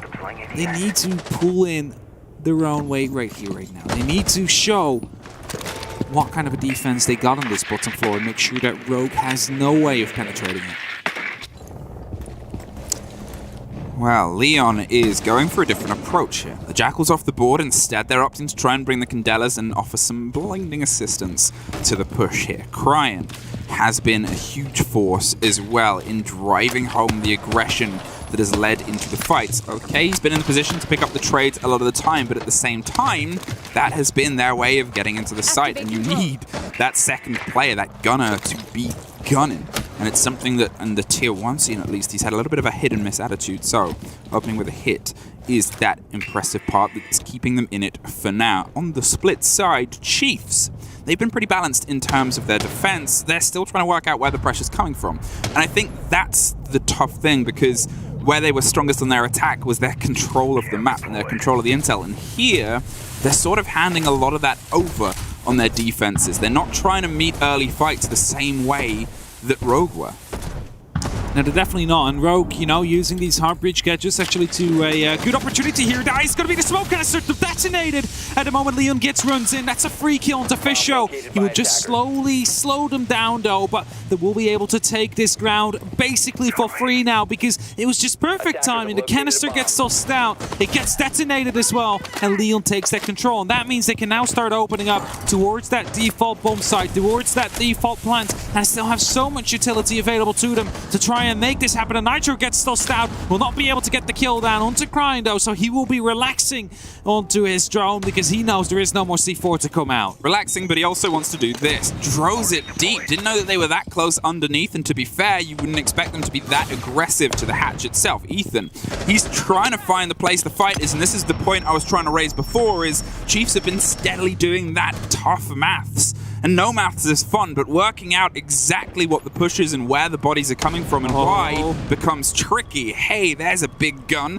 that locked off a successful clutch round before, and Digital is tapping with all the echoes and fear and terror that it can offer. But the swing round doesn't connect Cryan. Unfortunately, takes too many steps. The Candelas pop off, and Leon and Rips pop off too. Trying to find their way down towards the back of gold. It's the only player left, but 9 seconds, and Prano should have the plant locked off this time. Just has to hold the angle, can't get the connection. Double! And there's the double, the C4 over the top, but it was on the other side. Suddenly, Worthy has 1 HP in a dream, but it's a little bit closer to coming to actuality. Prano is the lock off the plant, and Rogue have 1 round for the first time. They're in the lead. For the first time, they're in the lead as well, indeed. And for the first time, they will have a match point available to them. And now the pressure will start to arise. The Chiefs, they started off so strong in this matchup. The Rogue able to bring it back so far, really giving them a run for their money. And again, almost that one person inside of the gold vault able to clutch out around. I don't want to say it, but he got a double kill there. Had the opportunity for a triple. Just the Nitro cell tossed the wrong way. If it would have gone towards the right, it would have been able to pick up the planter even. Now the focus is all onto the mantle of the Chiefs, as they're going to see if they can lock off one swing, one last chance here to at least keep the game alive. The defense was always going to be tougher. This is their chance to bring it even. The pressure is in a way on Rogue right now. They're 1 round away from finding a connection, and to be fair, they also were pretty shaky on their defense because of the great attacks from Chiefs. The difference is, it was a while ago for Chiefs. They've come into this now not as hot as Rogue were. Rogue were able to thread 3 attack rounds in a row. The first time a team this entire game has been able to thread 3 rounds in a row. And Chiefs have got to remember how good they were in the opening half of this game. I also want to just say, Chiefs, their attack they won, the second one especially on this one, came down a lot to Fisher guy. It was a 2-on-3 situation. He just jumped over the desk, got the smoke kill, somehow managed to get the kill into the vault as well. You find yourself in a 2-on-1 situation, you just go for the plant. And that is something Rogue needs to stop. They need to make sure they have the pressure down onto the blue stairs. They need to make sure they have the pressure down inside of the server room. And if they do, then surely there is an opportunity for them to win this time. Cameras out as well. Information being gathered by either team as the Chiefs are looking for a way in. We've praised them for how quick they always got into the building. This might have been one of the slowest rounds so far before Gut Legion is inside. That's it, and this is one of those things that sort of, you know, you're cautious about happening, concerned about happening, because there's a lot of pressure on Chiefs, but one of the biggest highlights was how quick they were at getting in and building off the intel. They have that here. They know who they want to go for, and it's the body inside open, but they actually find Cryan first, above, Worthy. Gets that lock if, and to be fair, maybe it was just God Legion was playing a little bit off, because still, that drive of Worthy, who, to be fair, on the buck earlier on, was causing problems in open. It's so sharp, and it's so good. And it's something that it's good to see that they've come in with that little bit of a heat, because they played it so well before. They're fishing now underneath to see if they can get the lock off on the second body that they had an idea about, but they can't quite get the connection. Two of them move into kitchen for a bit of safety. Trying to fall back just ever so slightly, hope to hold in for just a little bit longer, because these hatches are absolute key for the attack. They need to open them up if they want to go for a plant, because otherwise, well, you're just fighting the horizontal game here. So as the buck is still above, it is going to be Ethan on that drone, feeding a lot of the information, and God Legion hoping to win these fights. He needs to win the fights if they want to have an opportunity here, Chiefs, to bring it back to max OT. Ethan jumps in. No, actually, Fisho gets the first one. Ethan is quite close as well. And Aces, he's just hiding on the hatch here. Weighing on the hatch, and Rips is at least able to find one back, but they're aware where Aces is. He can't quite get the lock on the fight, and it was a hop over from the shoulder of Ethan as well that offers some of that solidity. Now, a 4 versus 2. There's a minute on the clock. We've seen them stumble on this before. They sure don't this time. Fisho had the lockdown, gets the double, and now it's just Leon inside the site. Drones hopped and moving and grooving, but unfortunately nowhere safe for Rogue. For all the times we've had quick games today, we are going all the way. We're going all the way into the second game on the B stream here. And we've just previously highlighted it with the current situation with Oxygen, with FaZe, and you know how strong they seem to get into this tournament. This game could be, in the end, deciding who would be taking it. Because there is the tiebreaker rules, you have the head-to-head, etc., etc. You want to make sure that you start this one off strong, because it is for the second place, but also to get the head-to-head temporarily over the third place. And yes, you will be meeting each other again. If you don't do it now, you have the opportunity to just go for a full lockout win of 3 points later on, which of course would turn over this result. But you first need to achieve that as well. It's also worth highlighting who they have later on today, because every team plays 2 games a day. Yep. Chiefs have FaZe later on, which obviously FaZe are going back to 7-0. That's not easy. That is the toughest game for every team in this group. And then Rogue of OXG, they have a team that's come off the back of an 07 that's playing with a fill-in player. It makes this sort of way up in the decisions a bit trickier, but if anything, regardless of how this game goes, it's the perfect warm-up for both these teams. A full extension is often, it gets you hot, it gets you in a mindset, and it shakes you awake, I would say, in a better way than an 07 might. 10 seconds left before It definitely will. But both these teams, they so badly want to get this final round. And Rogue is in the advantage. They are on the attack. There's just no other way around it. Only 4 rounds in these 14 have been won on the defense. It does mean there's a chance. It just means that the attack, however, is a little bit more likely to take it here. But it can all rely on to the first gunfight to come down. If that suddenly goes down in the way of Chiefs, then it could all go their way in the end. And that is something that is also well within the minds of Rogue. That is a good spot. They know one is inside of the garage, but they don't really have anybody near in a position right now to deal with it. So instead they'll just deal with the first and second floor instead. Clear that out so they can start opening up these hatches. Leon has crept his way all the way around and might find a freebie here. Drops them as inside the pressure on the site. Leon is going to see if he can lock down the rotation. They're going to get the drop on the default cam as Rips and God Legion find each other, but it's Rips that locks it up for 3 versus 5-4. Suddenly as Fisho digs in, gets one back, but there's Leon locking it down from the corridor. It's just the single player. Worthy goes off the board. Rogue lock off the max OT. Finally find the win. It was a sturdy, strong fight all the way, but 2 great attacking teams. Well, who had the favor of the amount of attacking rounds? Today, that was the team that took it. Today it was Rogue indeed, and it managed to take it with a 7-8 scoreline. And what a game it was. But before we break this down further, we are heading to a quick break, so don't go anywhere. We will see you soon.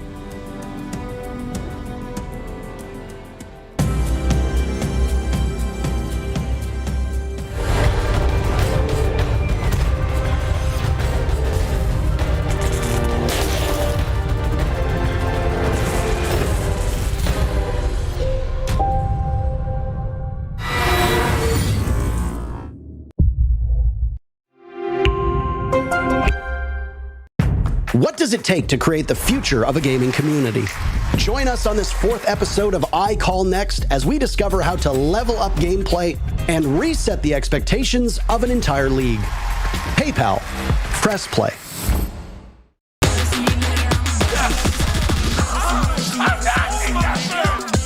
Easy going right there. One more to go.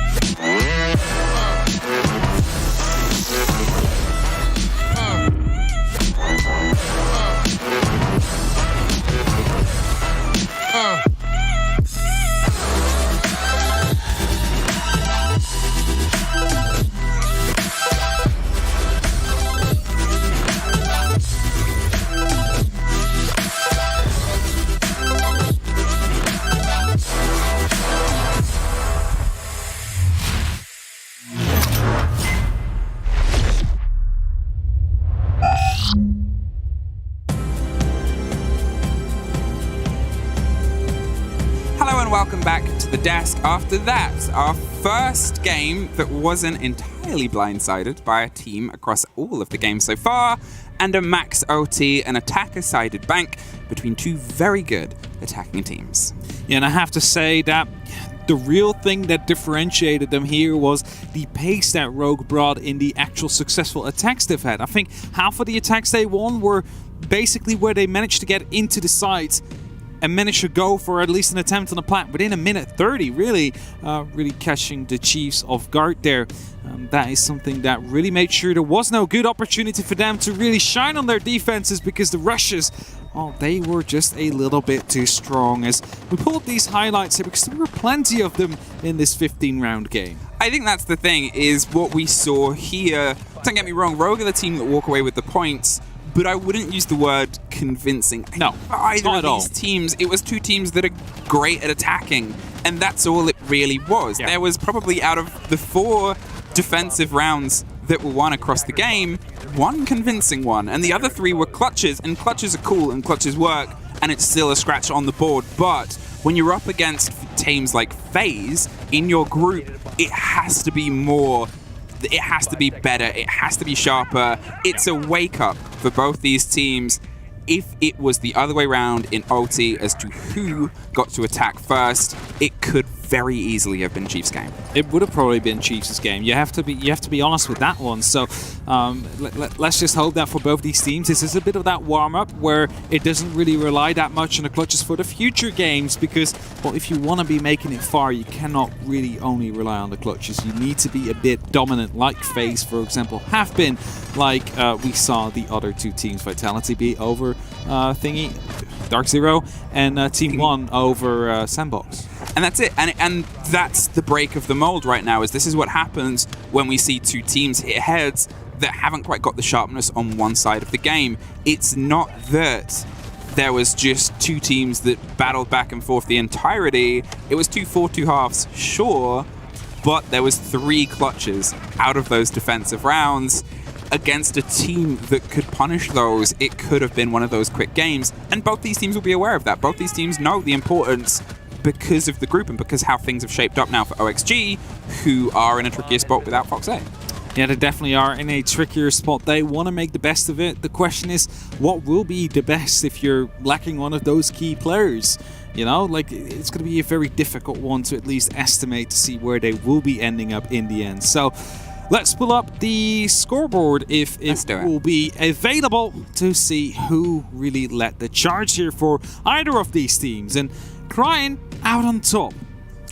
I mean, it doesn't surprise me either. Especially obviously seeing Worthy as well. Now, Ethan has generally been one of the big players for them. He was the sort of highlight before, but actually coming into this, Worthy and Ethan were the 2 top-rated players. You're seeing worthy be a driving force in a gunfight game, and this was a gunfight game. This was a sort of heavy, quick game. Again, It was. You cannot really fault the attacks for both these two teams.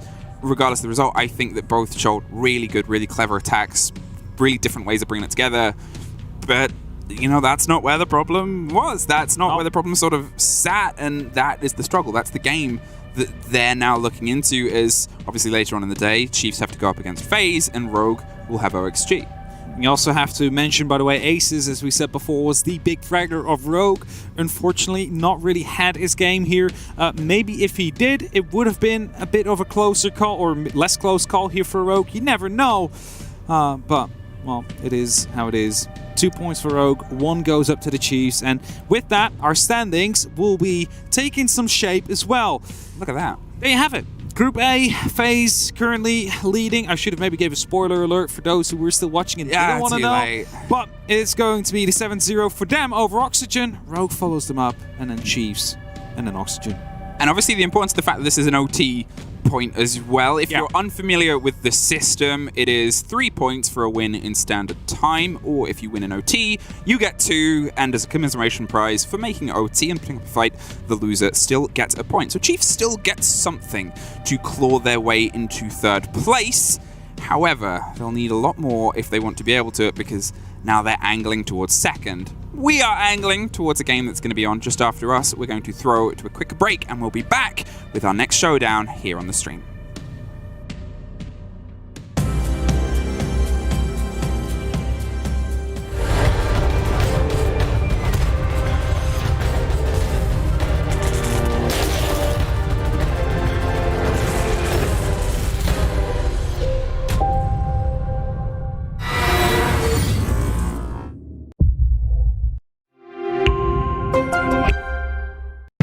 What does it take to create the future of a gaming community? Join us on this 4th episode of I Call Next as we discover how to level up gameplay and reset the expectations of an entire league. PayPal. Press play.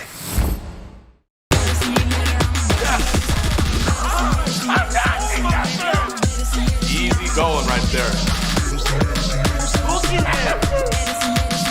One more to go.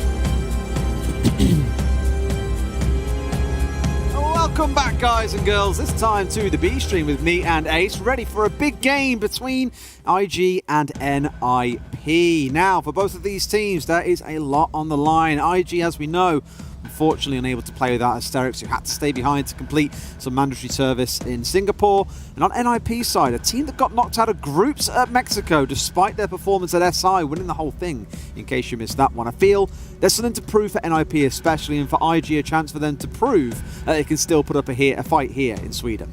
Well, it's a game racked with unpredictability, realistically, Des. As you say, we don't necessarily know what we're going to get out of NIP.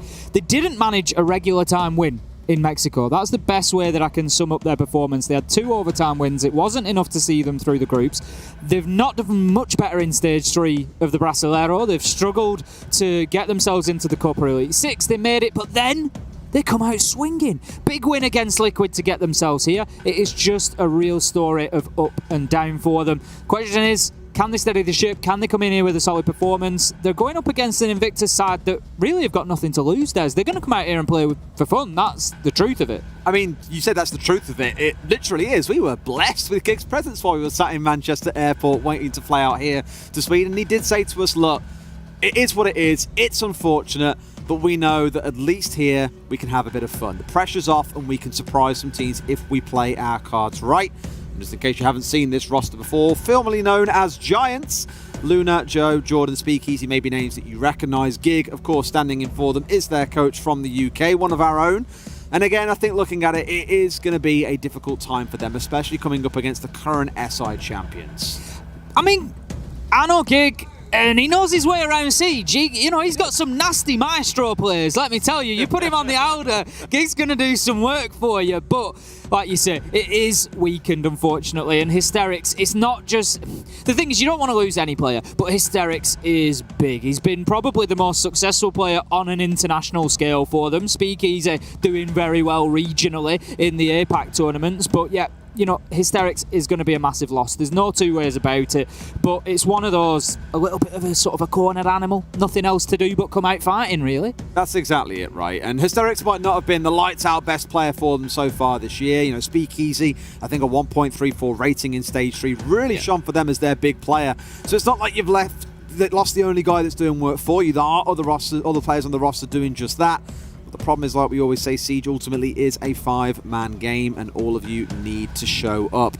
A little bit nervous for them, as we've mentioned so far. Whether or not they choose to come in and say, well, all the strats we've got out the window, let's change things around a little bit now, because Gig's in place. We can try and see how comfortable he can get playing on a role for him, and we build around him. It could ultimately nullify a lot of the prep, but you just don't know. There's been scrims going on for the last few days. We don't know how the teams have been doing. They're very, very tight-lipped about how performances have been going. But I imagine for these boys, it has been probably in the rougher camp than so much the better camp than it might have been for some other teams. Yeah, I mean, you touch on prep there as well, Des. It works both ways. Obviously, IG have come in with a game plan for the major, and they've had a short amount of time to turn that around and say, right, this is where we need to change. It's not necessarily a case that Gig can necessarily just slot into everything Hysterics was going to do. Absolutely. There may need to be other changes around it. So there'll have been a lot of work for these guys to get ready as well. But as you say, that works in their favour as well, because NIP have prepped for one thing, they're probably going to get something very, very different. The thing that I would say about NIP is they are very, very capable, Des, at short turnarounds in terms of preparation for games. You see it as NIP get into playoffs in tournaments. They are one of the better teams because they will turn it around quickly based on who they draw in the playoffs. Now, looking down the list of players, I'm sure that you're familiar with them. They are our current world champions on NIP, but in case not, we're going to have Kamikaze, Psycho, Julio, Muzi and Pino. If you're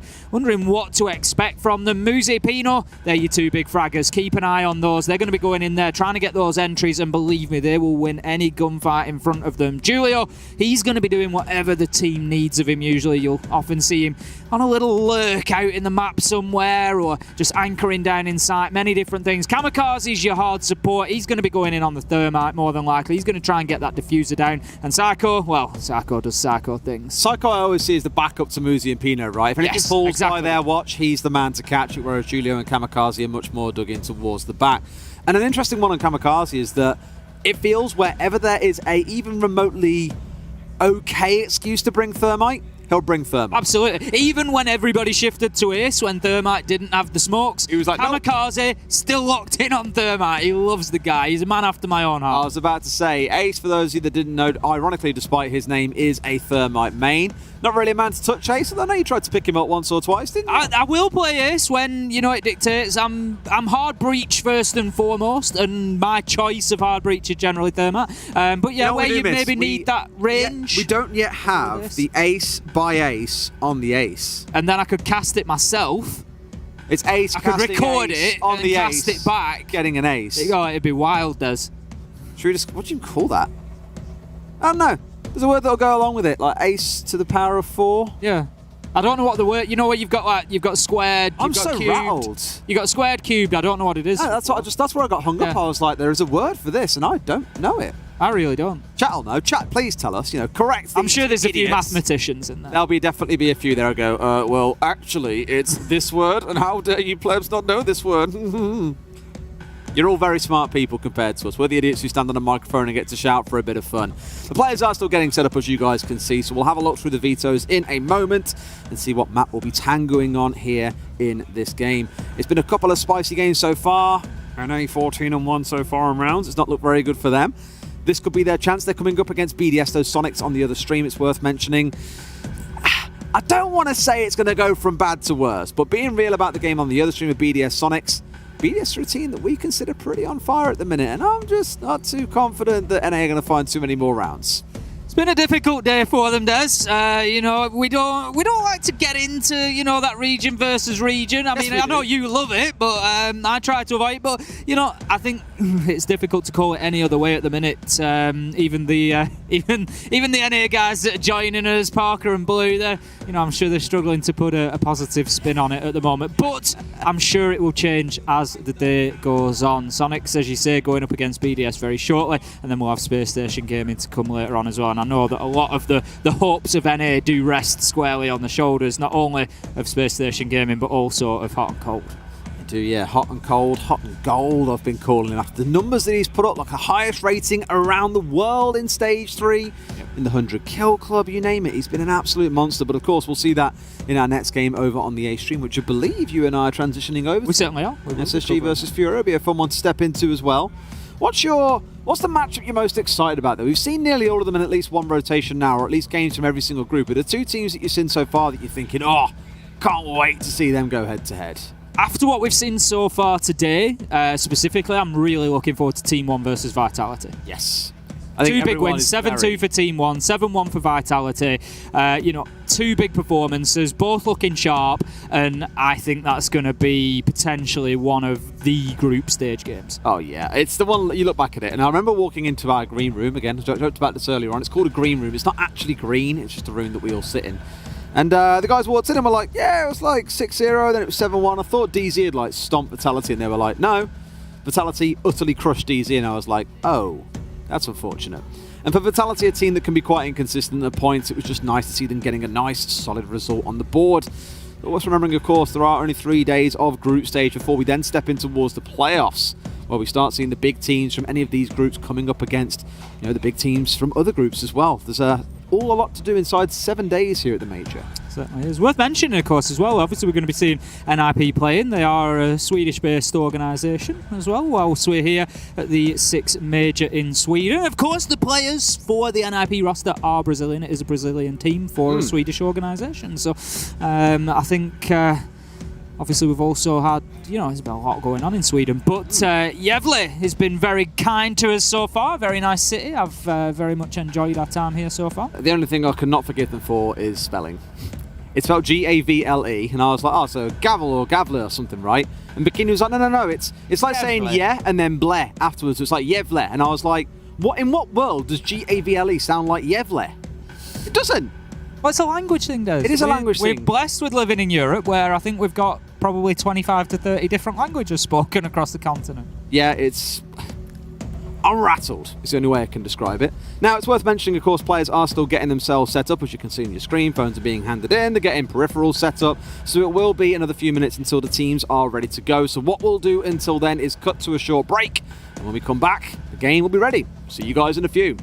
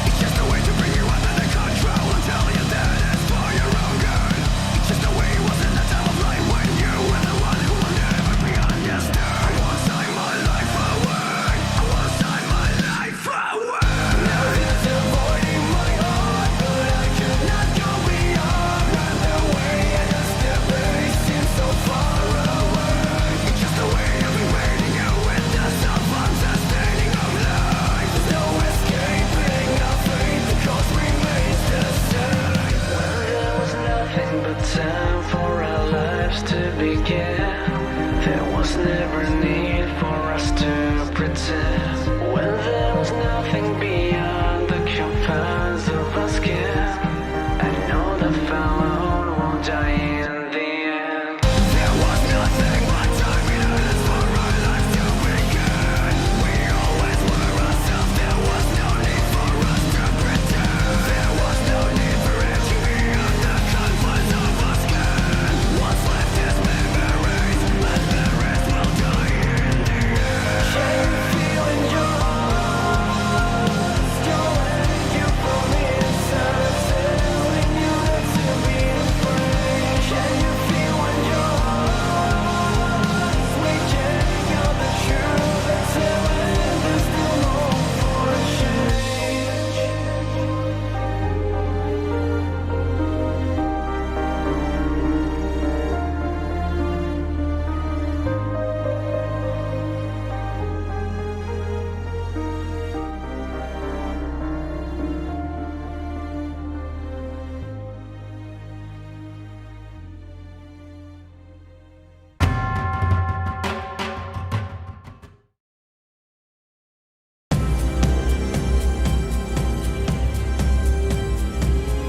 Welcome back, boys and girls. Thank you for sticking with us through that brief interval whilst we get ready for this game on the B stream of IG coming up against NIP. We've done a lot of the preamble already, set the stakes here. NIP looking to recover after a group stage exit in Mexico.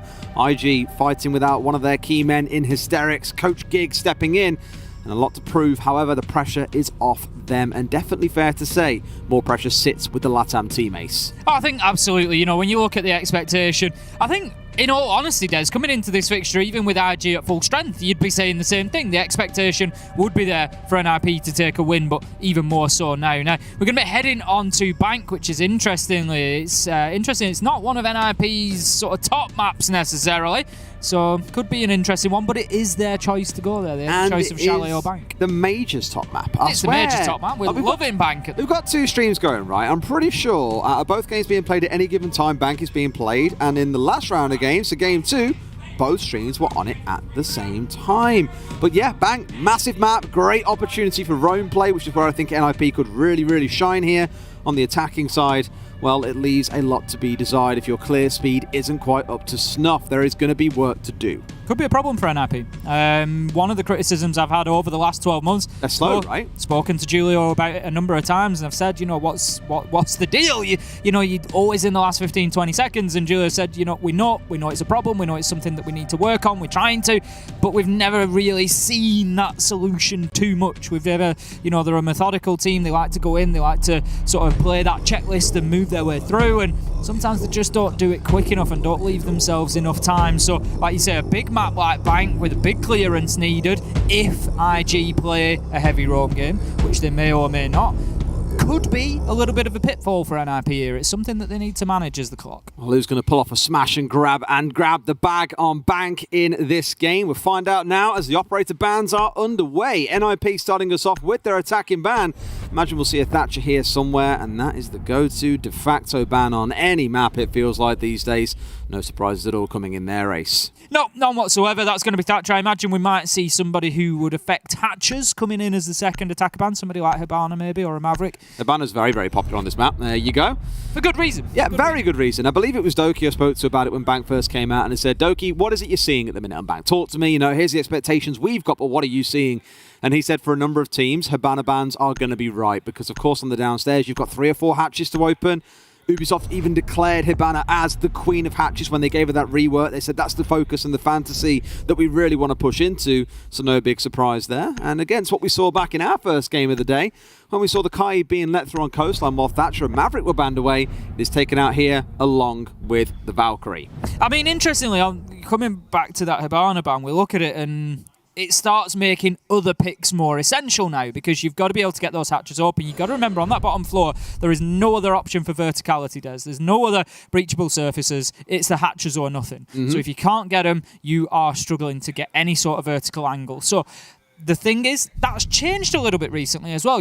Once upon a day, mate, I said, right, we're going to see plenty of Maverick then. But that's not necessarily the case now, because we've got Buck. with hard breach gadgets. We've got Ace that you can bring along. Now, Ace, a little bit more limited, obviously uses 2 Selma chargers to open 1 hatch, only has 3 Selma chargers in stock, so can only fully open 1 hatch. But again, it's those options. Now, we're going to be attacking onto the top floor, so the hatch discussion can wait. We'll see that later on in the game, but there is still hard breach required here. You know what I find really interesting? Look back at the previous game that we saw when Rogue played, right? In the previous fixture, they didn't bring along any hard breach operators. All they did was bring Zero and Buck every single round, and both operators brought along the hard breach gadget. And you might think, well, that's a little bit risky. In the main stage of EUL, we saw Rogue in stage 3 attacking things like Villa without a single hard breach on side. And I actually asked Meepy about this. I was like, you know, what's behind the philosophy there? And I spoke to Leon about it as well. And they were saying ultimately expectations are if you have hard breach that you'll take things slow, you'll open up walls, you'll play it by the book. And Rogue don't play this game by the book at the minute. They play a very aggressive and hard-hitting game. It's not total chaos most of the time. It is quite coordinated. But they said without that on side, you're forced to be a bit more aggressive, and that was their go-to play style. Whereas compare that to IG here, 2 hard breaches on side, a bit of a different vibe coming through. That's just, again, speaking to the difference in volumes that you get from teams from different regions, or just the teams themselves being quite unique. Also want to mention Gig being on the sledge, by the way, rather than a supportive role. Absolutely. I think if they're going to play a slow attack, as you say, we'll see as the rounds progress whether that is the case for Invictus. Joe's getting himself straight inside there. He's also got Jordan supporting him as well.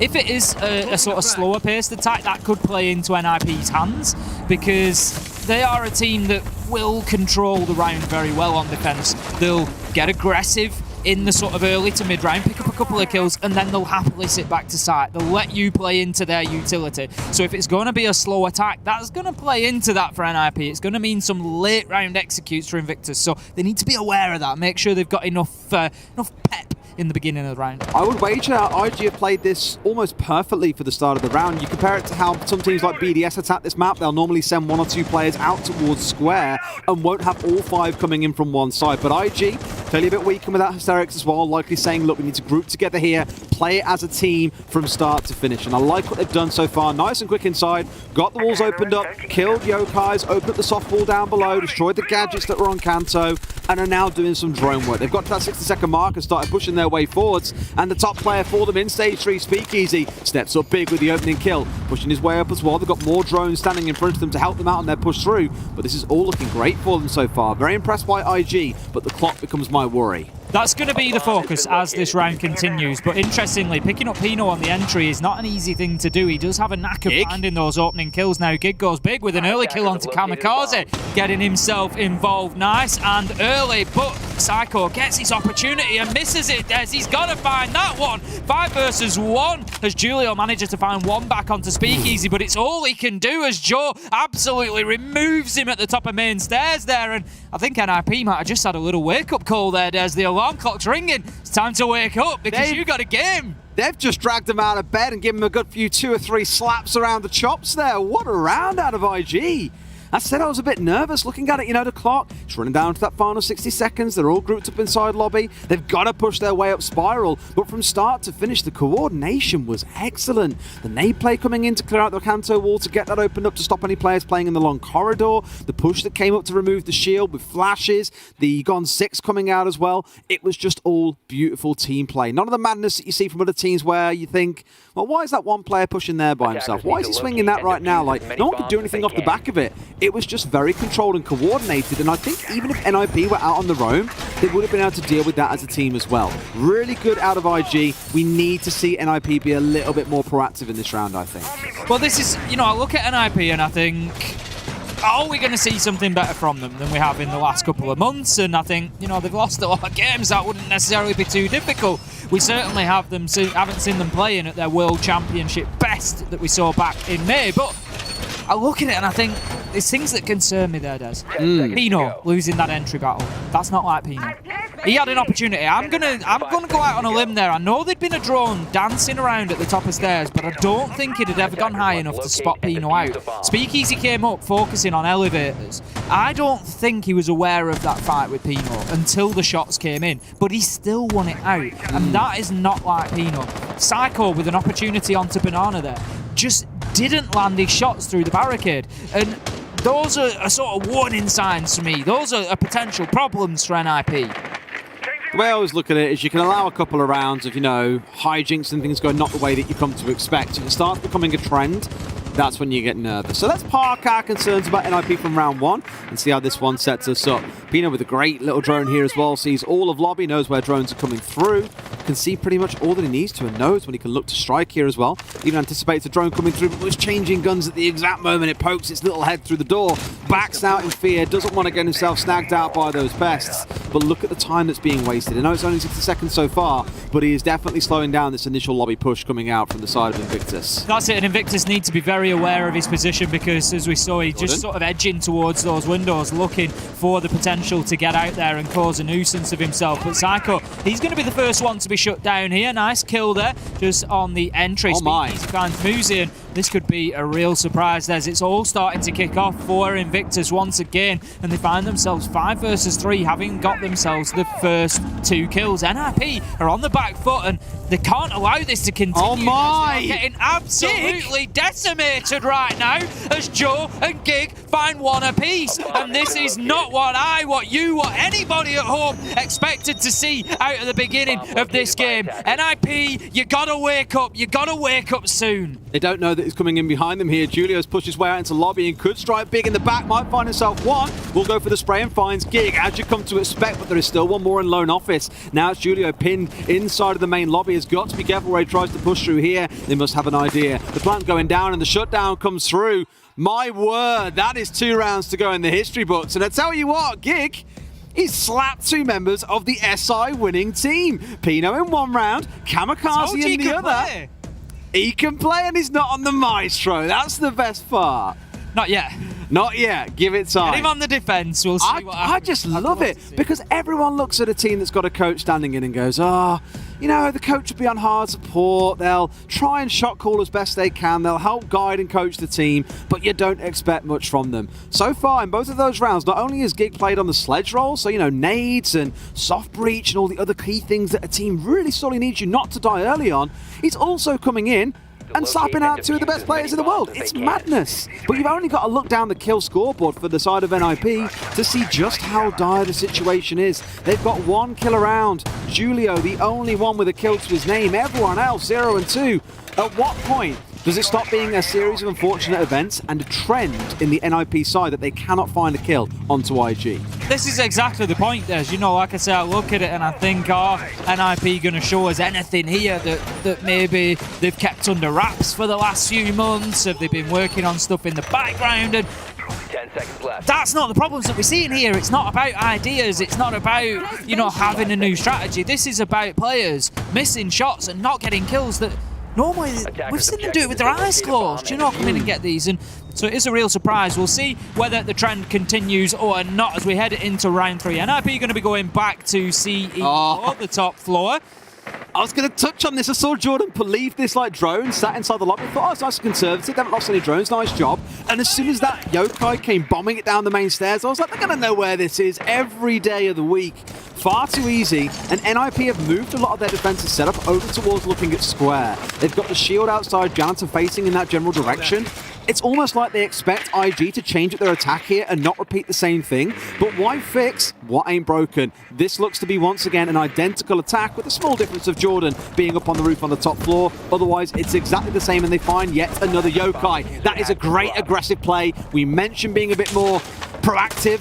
That's the sort of thing you want to see coming out of Julio. If you remember when we spoke through the rosters, I said, Julio, you'll often find him off on a little lurk, just hiding somewhere in the map. And that is peak Julio kills there. Just using that impact nade, open up the wall, get his angle, find his man. Speakeasy finds his man as he gets a headshot onto Psycho. And that levels us up at 4-4. NIP fighting better in this one. They haven't lost men as quickly as they did previously once that Invictus push started. But they are still losing them. Des, Jordan, Speakeasy finding 1 apiece. That's Julio, Pino gone. It's all up to Muzi and Kamikaze, neither of which have had a kill yet today.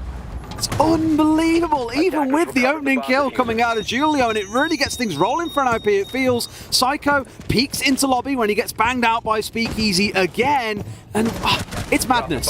All right, they try it once again. These disruptive flanks are doing a bit of work for them. Julio before, Kamikaze, now into Muzi doing it. They've got themselves down to this 2 versus 2, Gig being one of those final 2 left. And, you know, not to like put all the pressure on these two, but Luna's not the biggest gunner on this team, neither is Gig.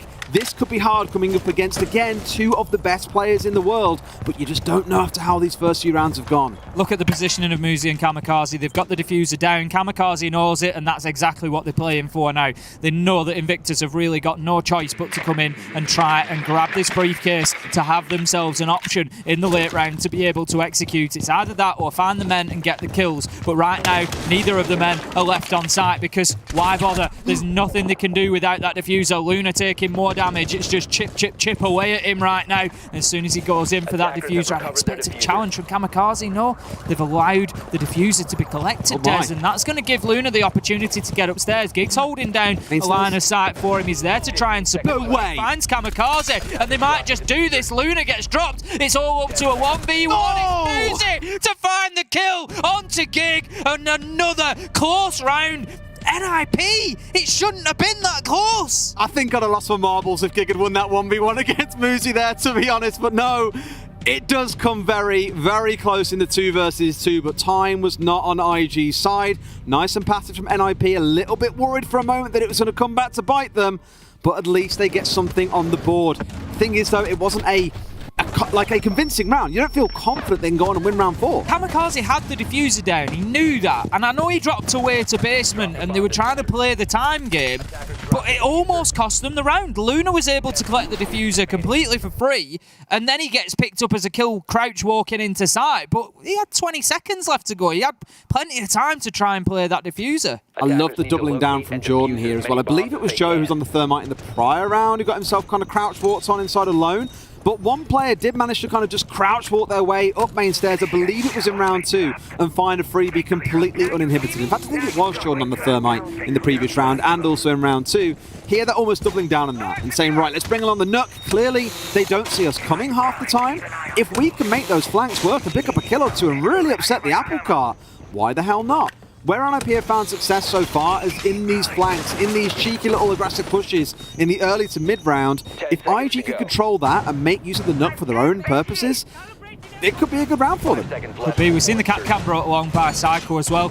Seeing a lot more Capcam play now after the recent both. I'll call it both. You can now put multiple traps on one door, and we're seeing far more Capcam trap kills than we ever would. I mean, previously. we saw Rogue run into 2. This drone one doorway, Yep. you're dead. Yep. Whereas previously, you'd have walked through, you'd been, oh, Capcam trap, yep, I've taken some damage. Now, it's dead. Kiss, kiss, bang, bang, you're done. I mean, I saw this on Twitter as well. In the previous game where Rogue had 2 members run into open area doorway and both died, it was like, what? And Leon was like, I said to them, guys, watch out, there's double Capcam set on this door, and they didn't listen to me.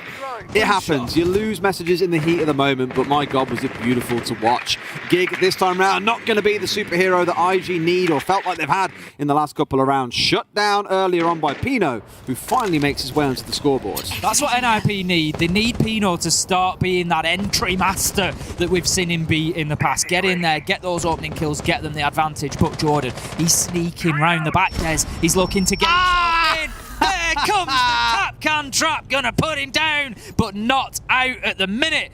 Knock right now is the answer from Capcan as Jordan tries to sneak his way in. You're as bad as me. I know you love that one. I did like that one.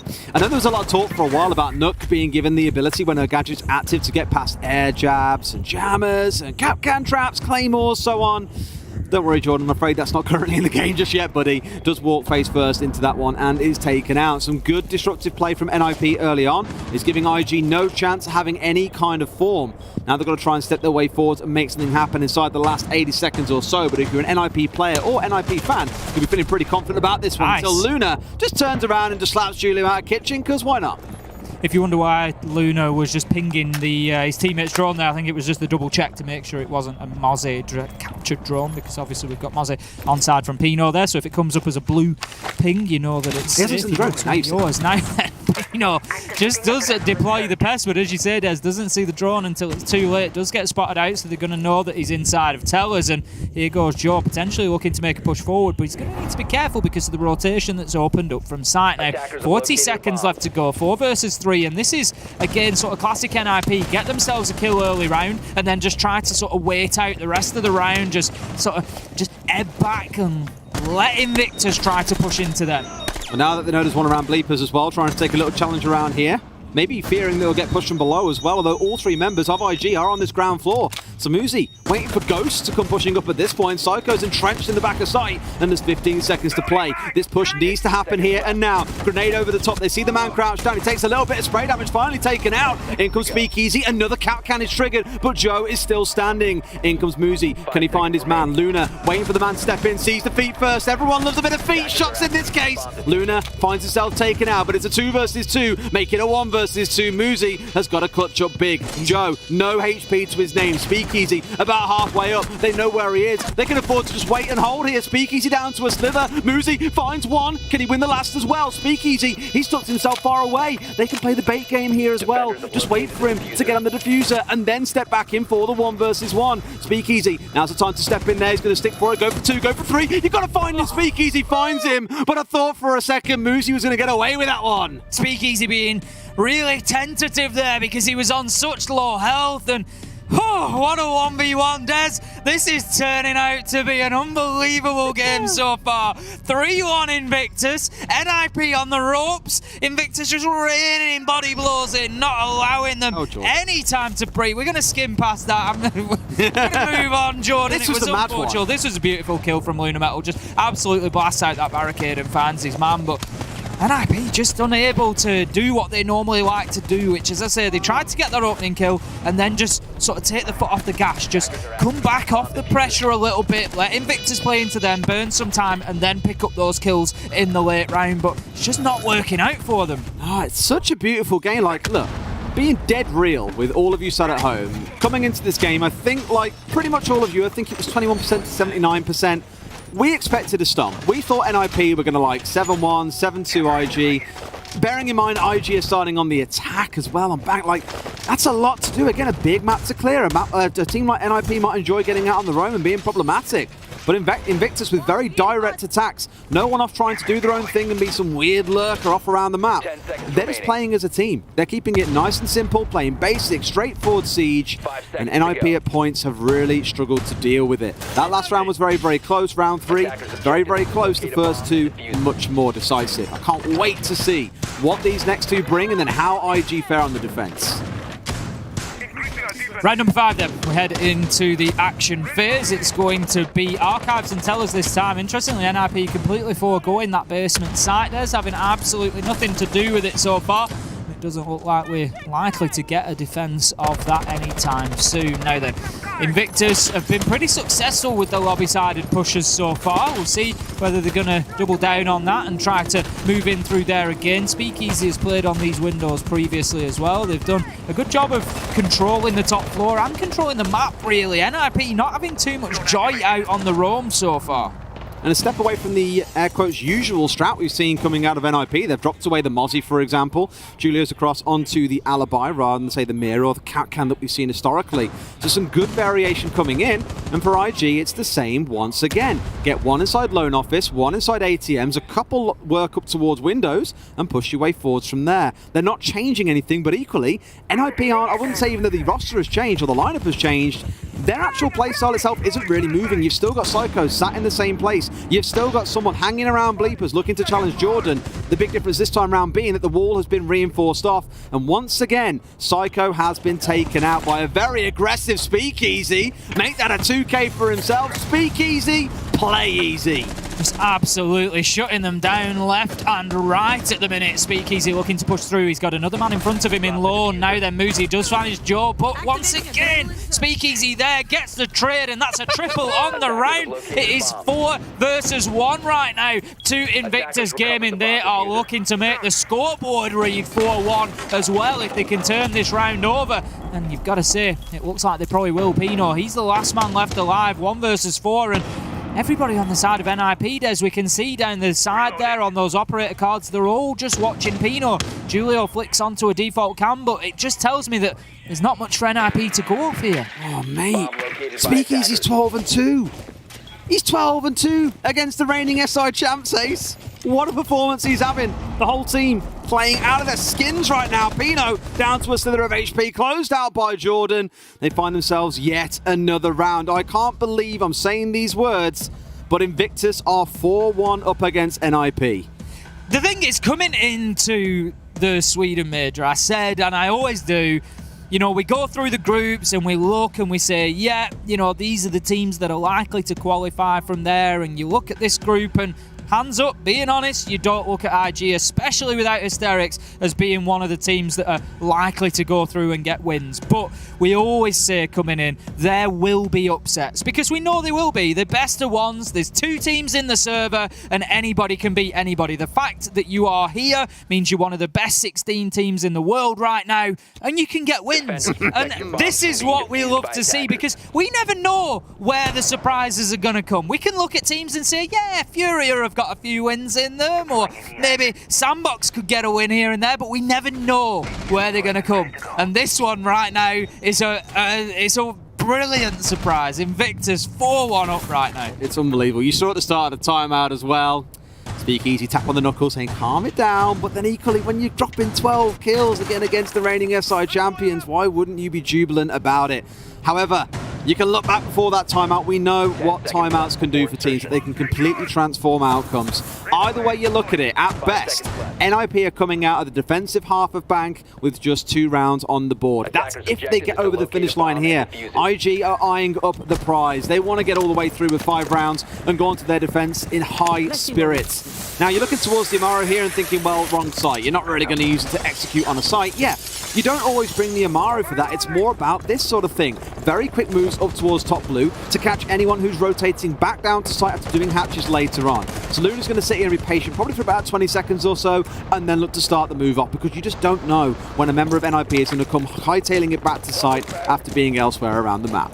Certainly always possible. Luna's going to move himself on to droning, just get that one positioned on the top of main stairs. And this right now from IG is all about controlling the map. They're going to be attacking down onto the basement, but the first step in this attack is always to get those top 2 floors cleared out. So there's drones, there's men going in. We've just seen Gig moving in through main lobby. They're being aggressive, they're moving quickly, they're inside the first minute, and I think at this point they're going to be fairly confident that they've got control over those top 2 floors. So that allows them to start focusing onto the basement. And this is one of the things I'd maybe pick up on for NIP, Des. One of the questions in my mind is, have they been a little bit too hands-off on this defence? I said exactly that earlier on. They're going to be more proactive here and get more done. Did he?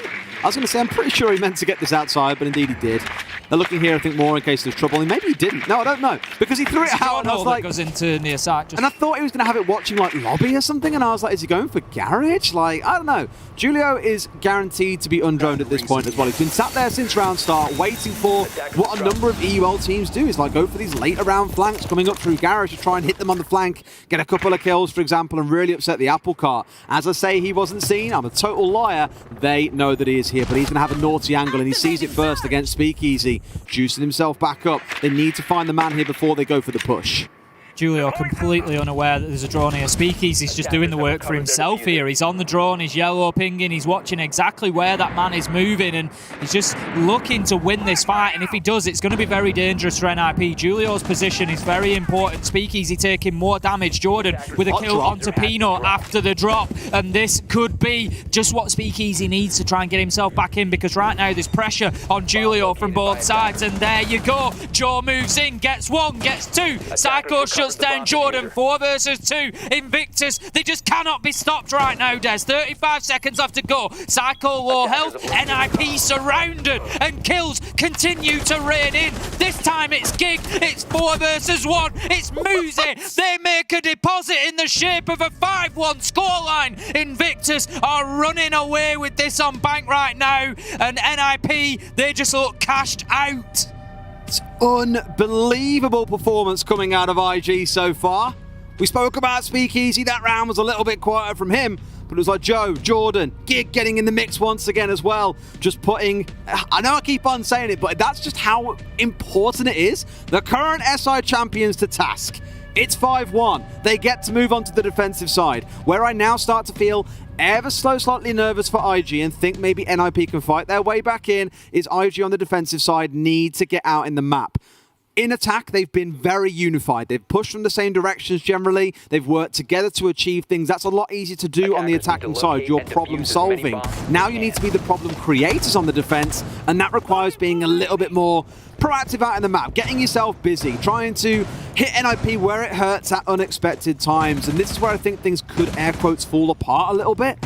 That's only me trying to give some kind of optimism to NIP fans here, though, mind you, because IG, at this kind of momentum, they could just run away with this in 2 rounds. Certainly could do right now, because as you say, you know, ultimately one of the big problems for NIP is just getting kills on the board. We've got Muzi, who's found his feet a bit, getting himself up onto 6, but other than that, you look across and a player like Pino, he's got himself 1 singular kill, and that is just not what we expect to be coming out of him, and they're really going to need some more from him here. Now, heading into the action phase, we go round 7, Invictus going straight down to that basement site. Something that NIP held off on until their final defense, but Invictus, by contrast, they want to get straight down there. Oh boy. Given away by the goo mines that Giga chucked down already. So now they know what's going on, where they're coming in from. Otherwise, they could have caught a member or 2 very, very freely. Now the one has stepped inside of servers, keeps on watching this mirror window. He might see the second one that's trying to push his way in from tunnels. With that soft wall being opened up, this could be a freebie for Jordan if he sees his man at the right opportunity. The more that this wall gets opened up, the more dangerous they might find it becomes for them. Luna, the one on the Oryx here, looking to maybe try and catch those up on the top floor that are currently looking for his buddies that might be on the top floor as well.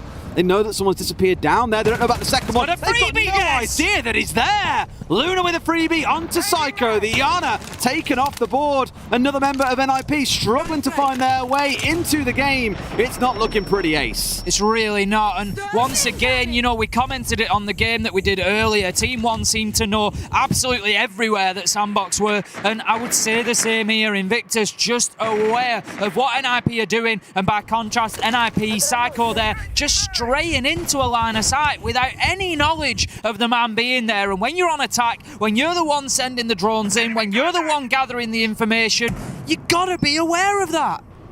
They're just being so patient. I really thought they'd have to get out on the map and get problematic, which to be fair, Luna has, but everyone else is just sat back on site. They're vibing, saying, hey, you guys want to come at us? Then by all means. Kamikaze going in for the plant there. Surely a C4 comes out. It does indeed. But by then, the support player for NIP has already got the job done. Got himself back out, drawn out the C4. And now they're going to have to rely on something else. The wall opened up, out come a couple of goo mines, and Luna finally found out on the top floor by Muzi. We're going to come down to that final 60 seconds where it's going to be nothing but plants going down inside of CC. There we go. That's exactly what we need for NIP is kills. They need to start putting bodies in the ground from Invictus here, because NIP are not a team that have got the diffuser down all that often. Speakeasy, how do you do it? Finds himself a disgusting 2K out of the garage there, but ultimately shut down. It's all up to Gigdead. Surely not. He gets 1, but shut down by Pino. NIP managed to get themselves their first successful attack, and along with it, they get themselves 5 important kills. As I got cut off through saying there, when kills started raining in, Kamikaze not had the most plants in stage 3. NIP not a team that have been able to get that diffuser down all too often. As I say, sometimes time is their biggest enemy, but that is why it's important they start coming in and winning those gunfights. NIP need to play on confidence. That shot from Speakeasy was filth. And I thought we might see Gig line up the 2-piece there as well, Honestly, but unfortunately, I did for a second. I saw it coming. Imagine if you brought down Muzi and Pino in the same mag as well. Oh my word, Twitter would be on fire. Top floor defense coming in though. It is still, of course, 5-2. IG still way ahead in the lead. And Luna going back to his good old-fashioned days. Not playing the Monty here, but it's a shield nonetheless. Clash being brought along. A very dug-in setup, I believe, coming in from the side of IG. They've got the Castle, they've got the Wamai and the Jaeger, they've got Smoke, they've got the Clash. This does scream to me, we want to be on site, we want to be wasting time. This is where it's going to come down to NIP and how well they can break open this fortress that is being established by Invictus.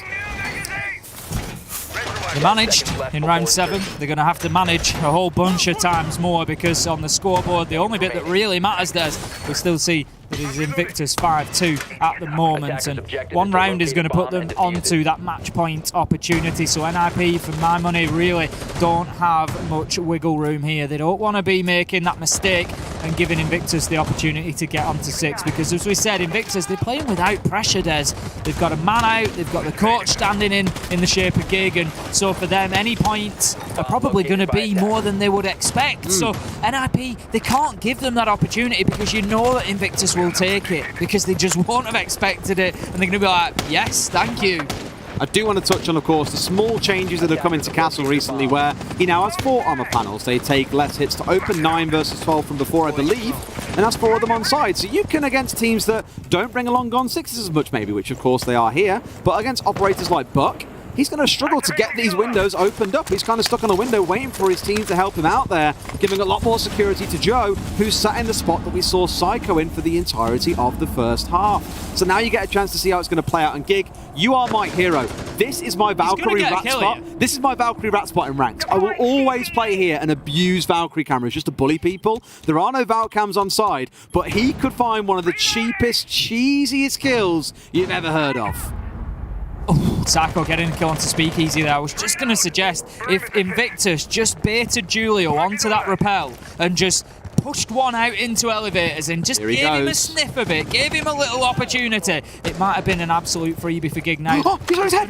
He's his head. He's going to be looking for this external kill here, and you know what, Des? He might just get 1, he might just get 2. There's an opportunity there, and Gig with a kill onto Kamikaze. He's going back for more, Des. He's going in for some afters here. He knows there's another, but he's going to take shots as Julio manages to find him. He's got himself locked in at ATMs there. Not going to be easy to find his way out. Julio can just hold this angle for the rest of the round if needs be, but no, they've let Gig back out. They've let him into it. Psycho, however, moving from underneath, finds that headshot. Gig does a little bit of damage in taking Kamikaze out, but there is another hard breach option with Julio on the ace. Still got that Clash alive, which is always going to be a worry as we get to this final 45. Even Jordan's dug in behind a shield at this point.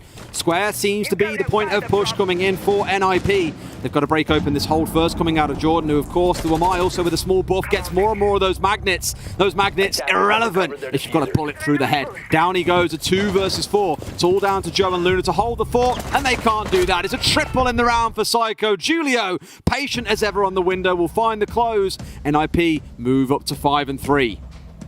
Certainly starting to fight back now. It looks like they just needed to get themselves onto the attack, but that is a problem that NIP will need to deal with going forward. Win or lose here, they can't be going into games against teams like BDS, against teams like the Soniqs, and just expecting to win it on attack. They've got to be able to find those defensive rounds as well. But good from NIP. They certainly weren't rattled by Kamikaze being taken down. They reacted well and gave Gig a little bit more freedom than I might have liked, but got the kill nonetheless as Psycho moved swiftly underneath and picked him up from Tellers, and that was pretty much the end of it. Started falling apart for Invictus from there. Now then, the problem for Invictus here, Des, is maybe a little bit of the mental game. They've had a great start, but NIP start fighting back into it, and then they think, you know, suddenly the fact that Hysterics isn't there, suddenly the fact that they're playing with their coach, it comes screaming back at that point. Of course, on the other stream, we've had the conclusion of that game. If you don't want to hear spoilers, then mute your ears now. You've got 3 seconds, 3, 2, 1. BDS winning 7-2 over the Soniqs. Big. It stays. So things can only get better for NA, right? They've had a 0 win round game, a 1 win round game, and now a 2 win round game. So by that logic, you're going to find that SSG lose 7-3 in the next game. 21-3 so far. Nice. Not going well at the minute, but it is early days yet, Des. We are not even out of day 1 here at the Siege, the 6th major in Sweden. Throw any combo of words of 6 Siege, Sweden, major. It's too many S's. It's very difficult. Anything else we can throw in there? Very, very difficult. Competent? Nah. We'll stick with those 4. Let's see how the round shapes out then. So for NIP building confidence in the last couple, it's good to see them getting a bit of bounce back in, and IG have not felt as close in those rounds as they did do on their attacking side, which, again, if you're an NIP fan right now, is going to fill you with a bit of confidence. On the side of IG, maybe you're starting to sweat at the brow a little bit at the prospect of what might be coming. Only time will tell how this could play out, though. We'll keep a very close eye on how the next few begin. what it is that NIP are doing to pull themselves into the lead. Very fast control established up here on the top floor. Windows and Square establishes their controlling points. For IG, often it was the windows and out towards lobby, so differences already in attacking styles coming out of either team here. Muzi really wants to get some control on this top floor, look to clear out these roamers that are up here, but right now being spooked and scared away by those alibi decoys. Speakeasy just looking to challenge onto the windows there. He's not going to find himself any luck, and the pressure's mounting. They certainly know of his position. Shots raining through the soft walls there. NIP just trying to tighten this circle. You can see the drone just buzzing around, surviving as well, and feeding information, and that's something that I feel NIP have been lacking previously. So information is key. Speakeasy goes to the peak, wishes that he hadn't, as Psycho manages to find a beauty from the window. Muzi doubles down with one onto Luna Metal as well, and Joe, he's going to find himself under a lot of pressure very, very soon. Yes, I had to say he peaked here before and got absolutely slapped for no real reason. Here, Psycho's got the long angle to him from Banana, down on towards that white corridor, like endpoint, I guess, where he was sat behind the shield. And this looks to be another miserable round for the side of IG. NIP have awoken. They're winning these 1v1 gunfights. And IG, a little bit static. I did say at the start of the half, I'd be nervous about how proactive they could be, how well they could play as a team if you're on the defensive side with so much to cover around the map. And so far, NIP are abusing that to the nth degree. Certainly are. Taking full advantage of it. Jordan just trying to get a vertical angle up through the hatch there. Currently finds himself in the admin office, finds himself shut down as Psycho gets himself a third in the round. He's hunting for more as well as he starts to push through the rotation and on into sight. There's an opportunity here for NIP to get that diffuser down. Gig, he's going to open up that elevator as a last-ditch escape route, but he doesn't want to go anywhere because he knows he has to try and fight his way back into sight. Shut down as he moves out. Flawless round for NIP and a 4K for Psycho on the round. You right there, mate? Yeah, I'm good. Sure. Okay. Fine. Ace is a nightmare with ice, by the way. We found this out earlier on. I nearly fell over twice. Yeah, you're not good at slippy surfaces, mate. Or boxes on grounds that make you look taller than you actually are, apparently. Yeah, I just fell off that as well. It's not a good day. Well, you know who else is falling off a lot of things? IG are falling off the wagon. NIP, now up to 5 and 4, are within touching distance of catching back up to IG. Now, can they do 3 rounds in a row? I'd wager after the last 2 or 3, the answer is probably yes. You could see NIP carrying on their current trend of absolute domination on their attacking side, and IG struggling to find a way back into this fixture. Speakeasy was 15 and 3 at one point. Absolute gunner in the first half, and things have quietened down. And the issue is, if he's not fragging out, who is? Because the highest kills on the team otherwise are Gig, sat on 6, and that's about it. Look at NIP and say a similar story, but you got more members starting to pull ahead and really shine. So in a round where Speakeasy doesn't do well, who's there to pick up the slack? Back down onto the basement they go as well. It was round 7 that we saw them play down here, and it was pretty convincing for NIP. Julio was able to move his way in through Garage, picked up a couple of kills. There was a good push into server, a lot of control from NIP. They got the top floors locked down pretty quickly, and other than the opening kill, which was onto Psycho from Luna Metal, there was nothing really that IG managed to get going last time around. Absolutely. Well, let's see what the attacks start to focus out in this round. If it's going to be a classic take like we saw previously, coming in from the east side up through tunnel, for example, getting control of server and opening up those default walls, or if we see something a little bit different. What we have seen consistently is Muzi looking to push his way in through the double door on Square, mind you, and just look to hold it down. Anyone that might be downstairs, anyone that might be lurking on the top floor is going to be threatened by him, and that much has been very, very consistent so far.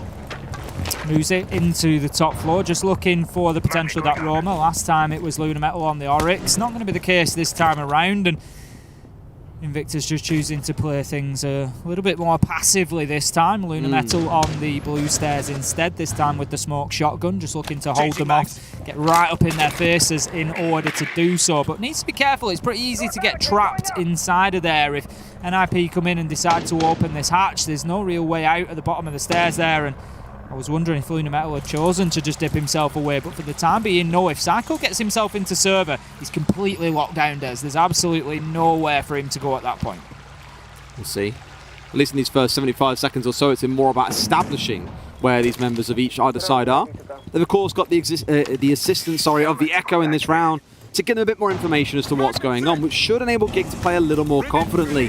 He is stacked by magnets all around him inside a server, even a couple tossed in towards the tunnel. You can see for NIP, they really want control of server. It's almost like IG have recognized that and adapted themselves by really stacking a heavy defense up here. Drones being taken out for fun at this point, it feels like, and you've got Gig providing the support below, even though 4 members of NIP are desperate to get this control. You can see the utility just being absolutely reined in through the door there, but Lunametal just using that Toxic Babe canister to hold them at bay and to prevent the push coming forward. There's a man behind the server stack which is preventing Psycho from cutting off that rotation, but he does find Gig. Psycho, he's going to get aggressive now, pushing to server because he wants to cut Lunametal off, doesn't want to allow the man out of stairs, and that's it. Lunametal, he's locked in, he is dead to rights right now. He manages to take one with him, but that is going to be all he can do, as Muzi is piling straight in behind and goes through the man. 4 versus 3, 35 seconds left to go. NIP need to keep moving, Des. They can't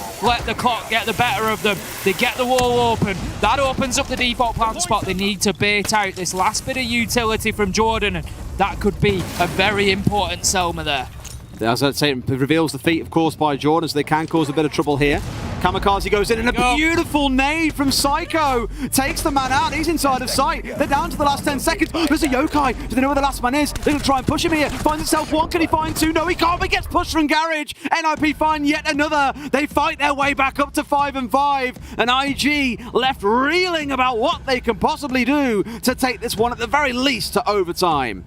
This is it. You just feel now that the NIP train is rolling. It's going to take something to knock them off track. And I really like how they dealt with that. It took them quite a lot of time to set it up, but it was worthwhile in the end. Psycho not challenging onto Gig too early, just left him there so that Lunametal stayed on the stairs. Because when Lunametal loses his man inside a server, he starts thinking, do I need to leave? Do I need to move out of here? So keep him locked in there. Get your kill onto Gig. Psycho pushes forward. Nowhere for Luna to go. 5 versus 3. And it's pretty plain sailing from there for NIP. They level things up. They've had 4 rounds in a row nowadays. Every single one of their attacks has been successful so far. We find ourselves in round 11. And right now, I'm struggling to see where Invictus are going to get these rounds from.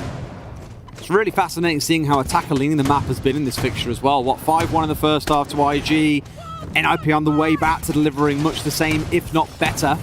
IG yet to find a single defensive round. It's going to be the top floor where they step back into this castle being brought along once again.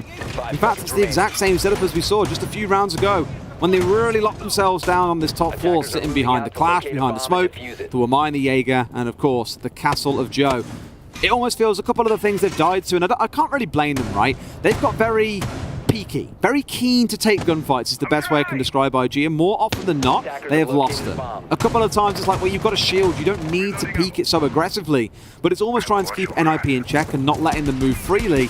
But IG are just losing a few too many gunfights here for that to be able to give them any kind of consistent advantage in rounds. Gig this time, instead of being out on the roam, he's going to be playing inside of elevators, and I think he's going to come under pressure pretty quickly. We've got Julio straight away on that rappel with the ace. He's got the opportunity to open that wall up, and this already makes it difficult for Gig to maneuver once that wall is open, because of course as soon as he steps out of elevator, he's going to be challenged by Julio. So now NIP have got an opportunity to rain a bit of utility in there. I'm not sure though whether Gig has maybe just got an option there. The hatch is closed, so he's no option to drop out of there. He does have Lunametal with him though, so that could provide the cover that he needs to move out of here as and when the time comes. But Lunametal's position is going to be very important, and a well-placed nade could ruin IG's day here. That was really cute, where Lunametal was blocking the vision line through to Jordan, so he could get back up main stairs and move behind the shield, so they can still play this power position. They haven't been forced away, even with, I think on Julio's side, a very clever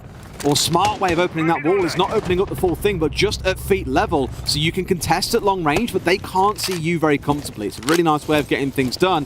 That aside, it's Pino going to be the opening death in this round. Still got the members of IG sat in the positions that NIP really struggled to hold on to Banana being a great example. Joe is still sat there. They've still got full control of White Corridor with the Clash assisting in keeping that ground closed up. It's a really good round from IG, and NIP need to make their moves, and that's the move you want. Julio stepping forwards for on the window repel, finding the Clash for free. That's it, so important to take that operator down. We commented Luna Metal was protecting 2 operators on that long line of sight. That's not going to be the case anymore. Speakeasy manages to get one, but the lack of protection starts to show, and that's both of them taken out. There's Gig, Joe, both gone. It's down to Jordan and Speakeasy now. They're going to have to find something. Speakeasy knows that Julio, he's going to sit on that rappel for 3 minutes and hold down the angle. It's 3 versus 2.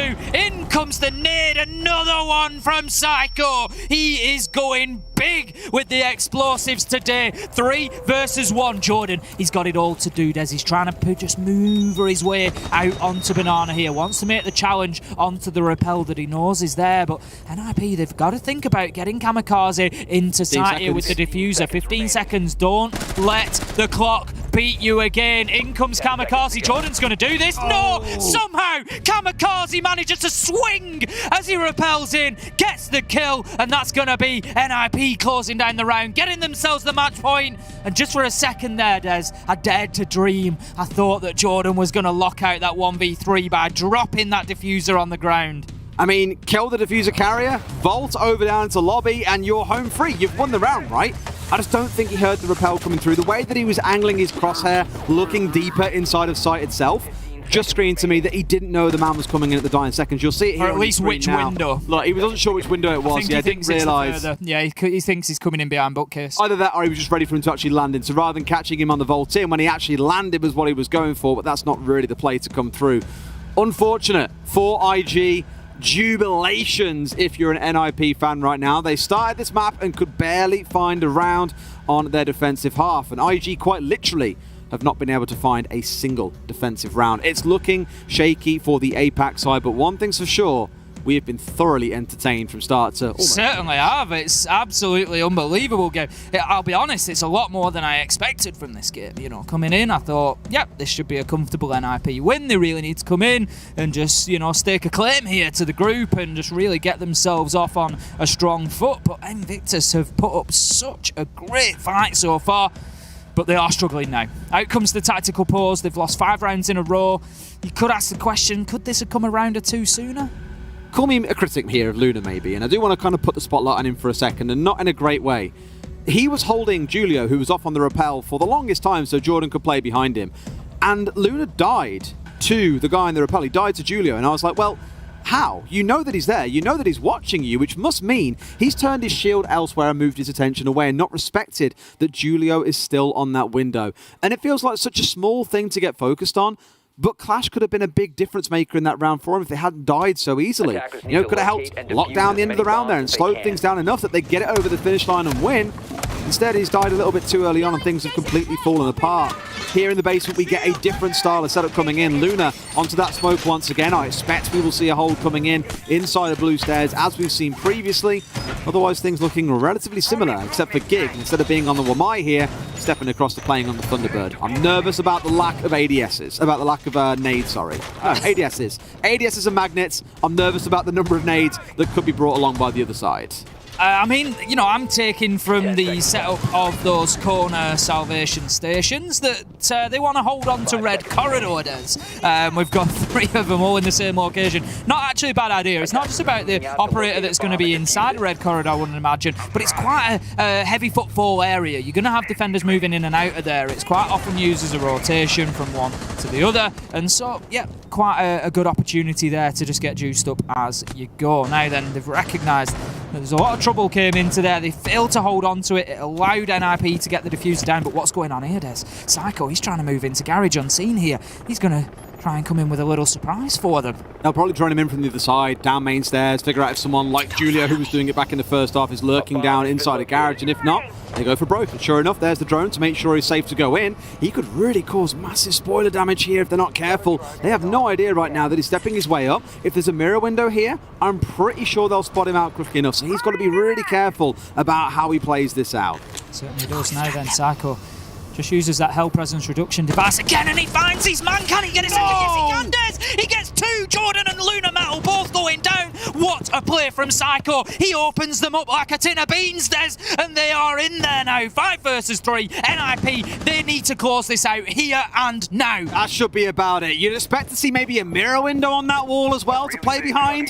IG are going to rue not having that one set up. Speakeasy sees the drone. They know that he's lurking around this corridor. He wants to find his man, but look how far they've pulled back. They're just kind of expecting and saying, you guys want to come and push and be aggressive, please do. Julio's the one holding it down. Muzi into another kill. APAC hearts are breaking in front of our very eyes here, Ace. It's a 5 versus 2. Speakeasy 17-7, but all he can do is look as his allies fall around him. A C4 coming out, a great one, and that will find a kill for them, but he's got more to deal with. No one's inside of the server, buddy. They're in the stairs behind you. That should be where the attention is being paid. NIP, 70 seconds to play. 4 men left alive. This is theirs. Certainly a job still to be done, though. Hard breach is lost, so they can't get any more access than what they already have. Julio, of course, on the ace, but the reason that I say it's lost is because Julio sat in garage and we're unlikely to see a rotation from him. So that single wall into sight has been open. That's the key one. That's what I was looking for, and that is critical. So there is an opportunity to get the diffuser down. 4 versus 2. NIP, they have time at the minute. They've got the opportunity now then. Speakeasy,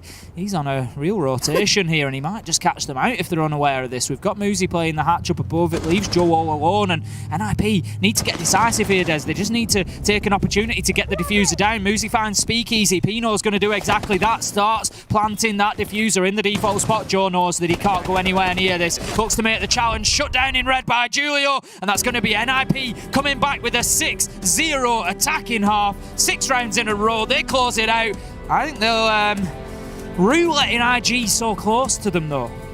I fully imagine, that's not the usual jubilant NIP that we've seen when they normally win a game. It's more one of relief, I think. A very relieved NIP. To be down 5-1, Speakeasy going 18-8 as well. Absolute field day for him. And to bring it back to 7-5, it's a little bit closer than maybe you would have liked. But that's how the cookie crumbles in some instances. We'll go to a quick break. When we come back, more next.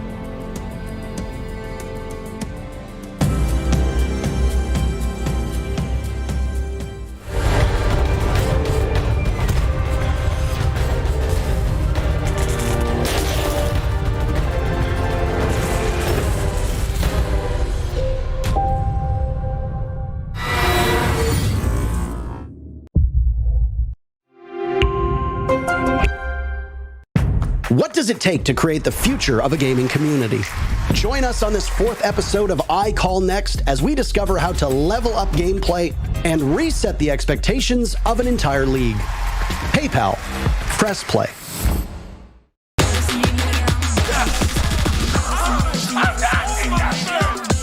Easy going right there. One more to go.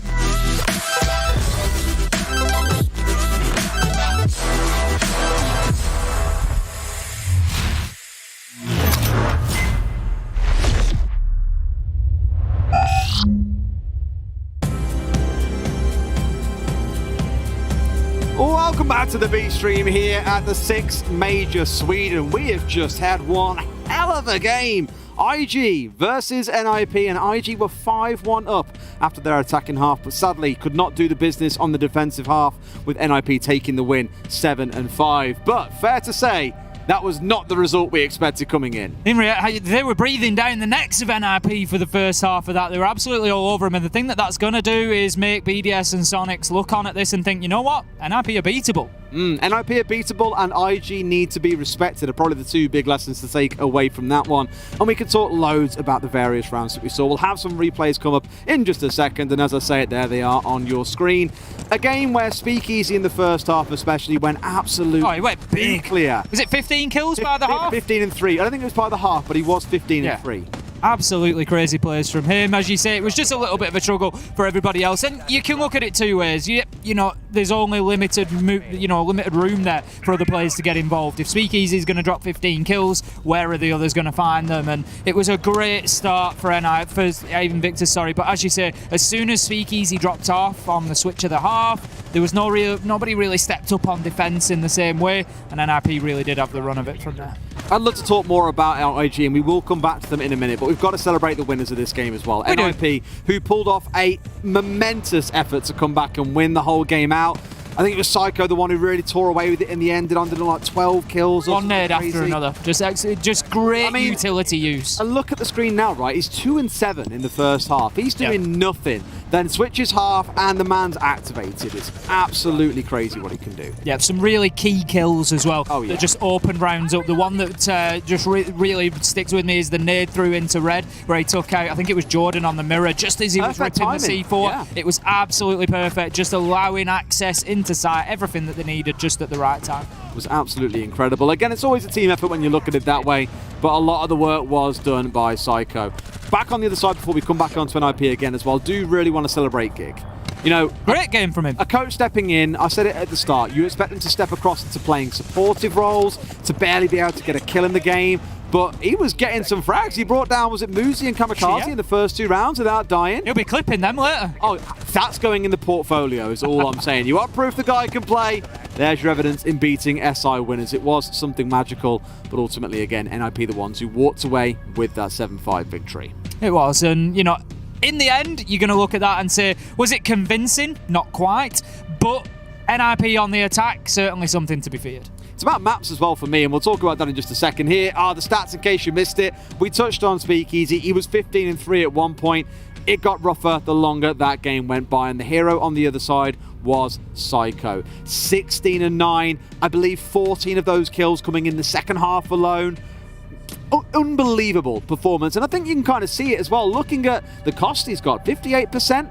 He did not have a good half. No, he didn't. I think I want to shout out Julio as well. Julio had some really important moments. He wasn't doing the big glamorous jobs. He was often holding down an angle, holding down a flank. We saw him on the rappel, watching down the elevator corridor, or in garage, holding the angle just to prevent any rotations through red. But he got a couple of really important kills by doing it, and Julio really facilitated his team on the attack. He absolutely did. I mean, for both of these teams, I'm really keen to see more out of them.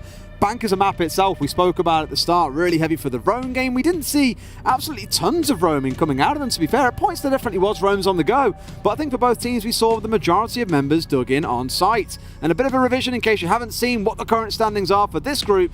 BDS, a 7-2 victory over the Soniqs, sit in first place. Looking towards second and third, NIP and IG, of course, after NIP to take away that win. BDS versus NIP is going to be a screamer of a game. It really is. It could be already the game that we're looking at to decide the top spot in this one, but I think even after that first result, the Soniqs are going to have something to say about that. They're going to get themselves back into the mix. I'm confident. Come on, NA, get yourself into this one. I'm sure you boys can. There are some rounds to be waiting for you in there somewhere, and for the eagle-eyed who were looking at that graphic just a second ago, Group D is the next one coming up. SSG versus FURIA. We're going to go and jump over the other end of the studio and jump into that one in just a moment as well. And of course we have another game to take place here on the B stream, and it's crazy to think that will only put us halfway through the group stage. I love the chaos halfway of groups. Through the day, I love coming into group stage. You got 3 days of 2 streams. Like, we come off, we don't always know what the result is on the other stream, and we come off like, right, what's the result? And you're trying trying to keep on top of everything. It's just chaos, it's excitement. I love the groups. Absolutely. And again, there's so much more to come. 6 games in every single group. After every 4 games, you've seen yet another one step through. There is still so much more to come today. And don't forget as well, we've got our reveal panel a little bit later on that I'm sure you guys are going to absolutely adore. I can't wait to see what the reaction to that one is. But for now, let's throw it to a break. And when we come back, this next game coming up with Group D taking to the field. See you guys in a few.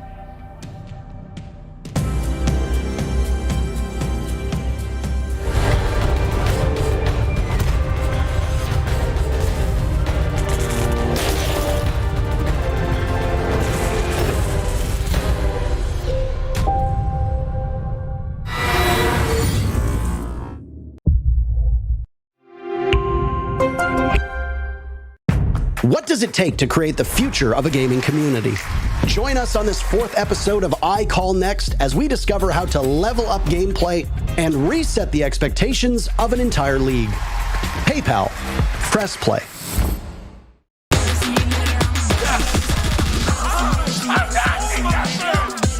Easy going right there. One more to go.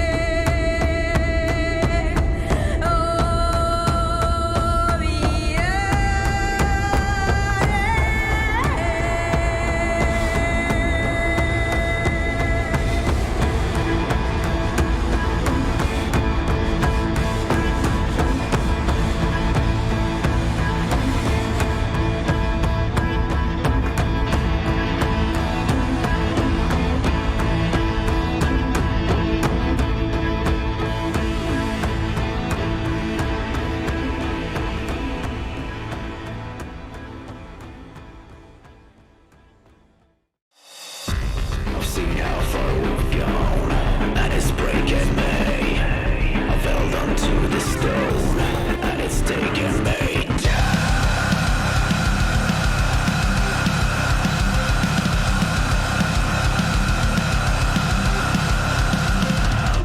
Trouble childless turns to pain and suffering. It's just a way of preparing you for the dull realities of everyday strife. It's just a way of rewarding you with this grand subservient way of life.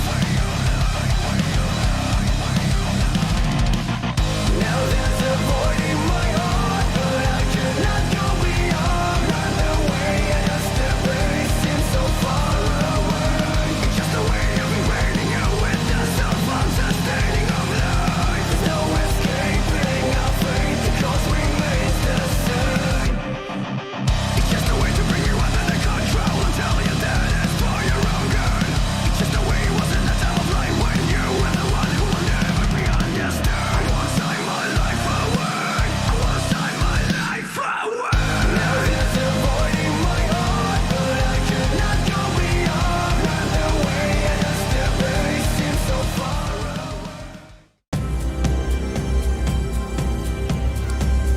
All right, everybody, welcome. It's time for a pretty exciting matchup between different regions. Nick, we've got Team Empire versus DWG KIA, and sparks are going to fly here. These are two top-rated teams coming out of both EU and APAC, and I got to say, I'm pretty excited. Hopefully it's better than our first match.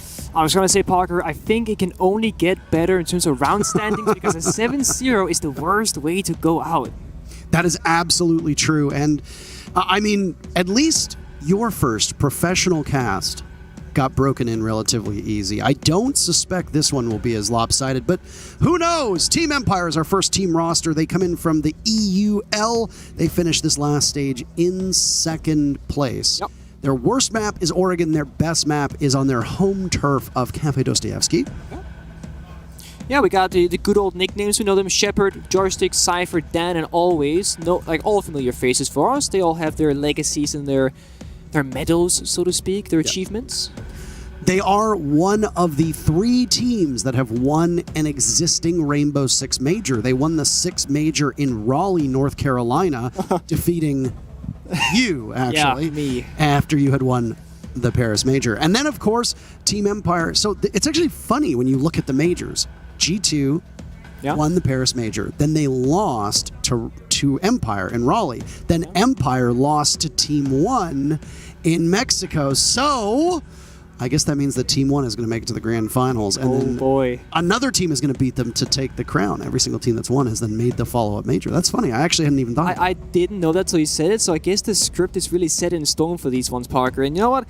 I wouldn't be against it. I'm all here for it, but at the same time, a grand finals with 2 teams that have yet to win is almost even more exciting. Even though, of course, defending champions getting to defend their actual title is always a good watch. And it's always nice to see friendly faces up there. Again, Team Empire is a very well-known quantity, and they've only continued to improve as time has gone on.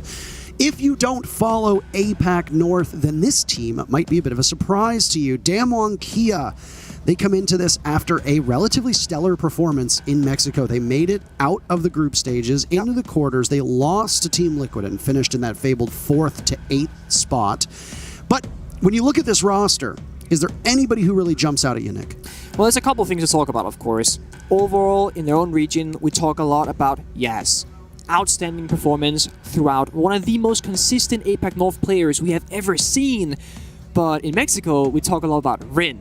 That was the outstanding player, getting crazy amount of kills and crazy good aggression with success. But Woogieman, even he is to be mentioned. He clutches, he does things, and he does so with a really great flair. I know Jess spoke about him being one of her favorite players to watch, so we have multiple players to keep our eyes on. The whole team is very exciting, and Rin in particular picked up quite a large following on social media because of ultimately the results that happened in Mexico. Now, the thing is that with this team is that they are still quite inexperienced on a global stage. Yeah. You know, they came in and these players had their very first taste of international competition in Mexico. Now, mind you, there hasn't been a lot of international competition over the last 2 years. It's not. So There hasn't been a lot of opportunities, but they did surprise us, and APAC as a region has surprised us. Invictus in the match just that happened before this, even though they're playing with their coach of Gig, they put in a pretty spirited effort against Ninjas in Pyjamas. Will the same happen with DWG KIA? Were DWG to give Empire a run for their money, assuming that Empire is the favorite heading into this match, what are things that'll need to stand out and we'll look for DWG KIA? I mean, first of all, I hope DWG KIA manages to give Empire a run for the money, because we gotta see some more close games, first of all. And second of all, I think the question comes down to what playstyle is DWG KIA going to pull out this time around. Before Mexico Major, they were at a crossroads. Do we play the passive style or the aggressive style? Well, we clearly saw that the aggression was the favor, and it worked really well for them. And truth be told, I think one of the reasons why, if you look back at Mexico in the Empire Team 1 situation, is that aggression is sometimes a really good tool against teams like Empire. They play structured. They used to have this saying about them that they do the same thing over and over again. I do think they've strayed away from that, of course. They're much more opportunistic, but I still think that the aggression is going to be favored from DWG KIA. And you could see in their match against Team 1 in Mexico, and also against a couple of the very aggressive teams in EUL, that Empire does indeed buckle a little bit when they start to get overrun. And a team like DWG KIA is certainly talented enough to do that. The big knock against DWG is just simply over-aggression. This is a team that can sometimes take engagements that are not necessarily smart, and that's because either arrogance, because they can get away with it in APAC North, but they can't against other opposition in other regions who might be better teams. But additionally, it's inexperience, right? It certainly is. And I think it's a very fine line, and this is not just something for DWG KIA, but for every team at this event, is that you can get the opening kill, but if you're not able to turn that into more, then what did you really gain from that opening kill? So when you work for something, make sure you keep working with what you have as you get it, because you want to turn that 1 kill into 2 kills, or some sort of map control into the execute. You know, we have the 3 stages of a round: the roam clear, the map control, into the setup, into the execute. Depending on the map that we're going to see today, that's going to, differentiate, but generally speaking, that is the same rule of thumb that you follow as an attacker.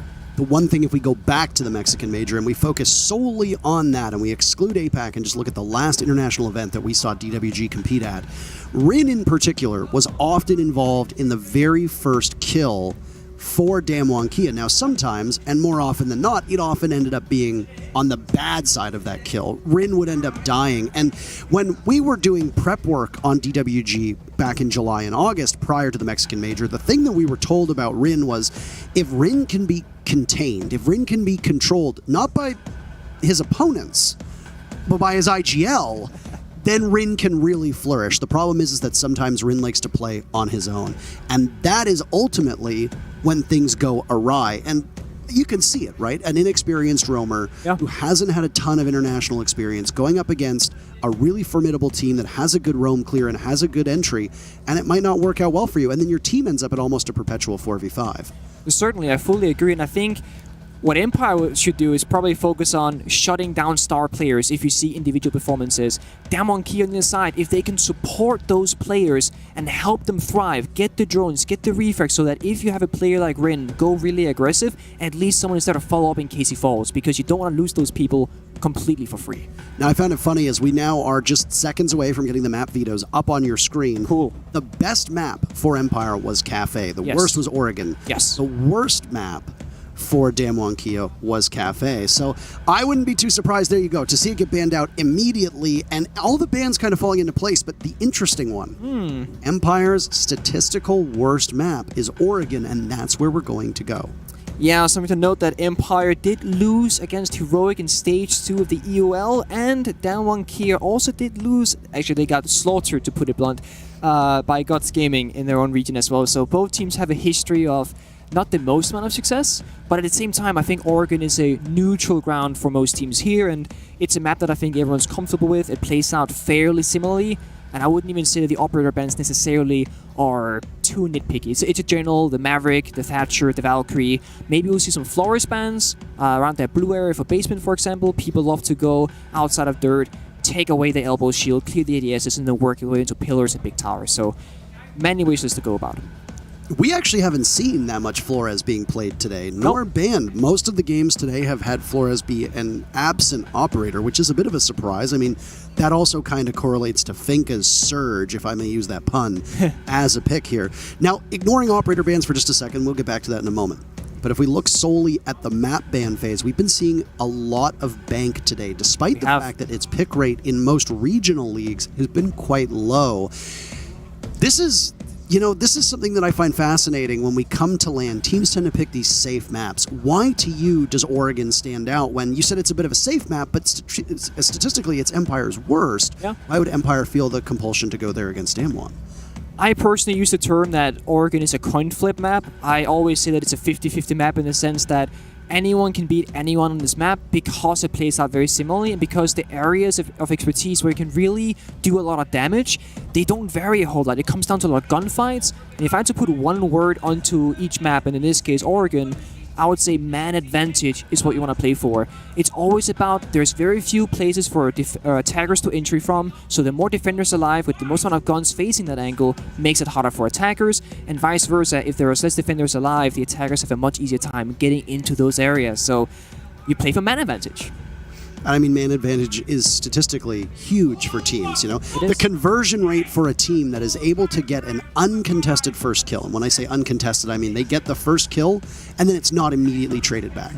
Because let's say, for example, Team Fluffy Kittens, they get the first kill, but then Team Goofy Goobers gets the follow-up immediately and trades it off. Great. Technically, Fluffy Kittens got the first kill, Yeah. but you're back at a 4v4 instantly. So if you can convert on that first kill, the conversion rate for an actual first blood is almost 80%. It is extraordinarily high. Now in the match, just simply referencing the match that you and I casted earlier today, FaZe versus OXG, the scoreline, spoilers for those of you that are going to go back and rewatch this, FaZe won 7-0. Yeah. But OXG got 4 of those 7 opening kills. FaZe trailed in opening duels, but they still won the round. Yeah. Yeah, and that's a lot about also because, I mean, Bang is a very open map. We saw a couple of times, and again, I apologize, it's a previous game, so there's no visuals for this, but, Oxygen would get the opening kill, but right after, they'd be running away and getting caught off in the rotation, so Oregon's a little bit different. It's a bit more boxed in. There's a lot less angles that are super far, super long, and much less rotation being made overall, so I do imagine that when the fight does happen, it's going to be a bit of a bloodbath, but outside of that, I think it's going to be pretty standard. Yeah.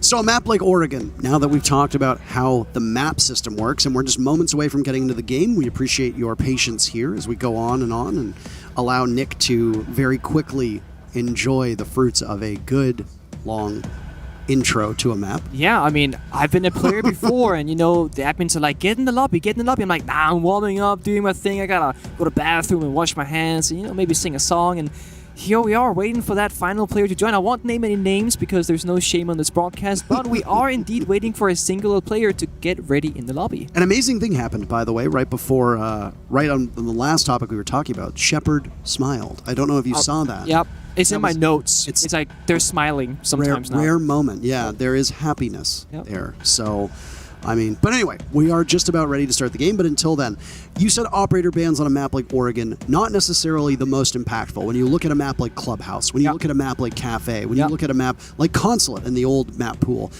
why does a map like Oregon stand out as being so static and strict, irrespective of what operators get banned? So, if we talk about the top floor bump side of Kids defense, for example, or bunk beds, there's this thing where, let's say you play the Bandit or the Mute or the Kite for the generator wall into Master Bedroom Closet. Well, one nade or one vertical below in school will just completely annihilate that, so it doesn't really matter what's banned or what's open, whether it's the Maverick or the Thatcher. Same thing goes for Attic. There's always verticality, there's always explosives, and to be honest, it's just such a... You're fighting to get inside the map, but once you're inside the map, there isn't a whole lot stopping you outside of, let's say, shields. And that's where the Flores comes in. The explosives, the Finka, the Iana, having those double nades with the Gon 6 triple explosives, that's kind of where you want to play as an attacker to make sure that in your arsenal, you have enough resources to really get rid of all that defender utility that you want to clear. So on a meta that still is largely defined by fragging, it seems like utility meta still somewhat carries over here. It still lingers in the shadows, but I would say much more now than before, it is a choice. It is not like this is the best, this is the only thing we should play. You can play whatever you want, the utility, the heavy roam, the plant deny. You can play the, the maestro, the echo for information game.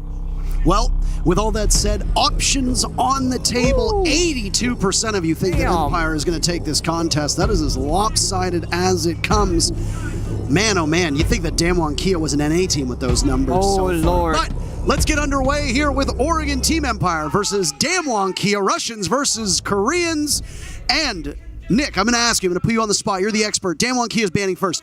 What are the operator bans? All 4 of them. Let's see. Okay, I'm just going to go with it. I'm going to go with a Flores, I'm going to go with a Valkyrie, I'm going to go to Thatcher, and I'm going to go to Mira. Okay. Let's see if any of that is half right. We send you home if you are incorrect and immediately wrong. I'm just like North American now, Parker. I'm going home in a near airport. That is I. The buck comes out. And to be honest, this is quite a good one, especially targeting Empire. Dan, most likely being on that Bach operator, is going to get taken off it if that's the case. The Thatcher does follow through, so we are technically 1 right and 1 wrong so far. Will the Valkyrie and the Mira follow troop, or will we see something else more specifically for this matchup?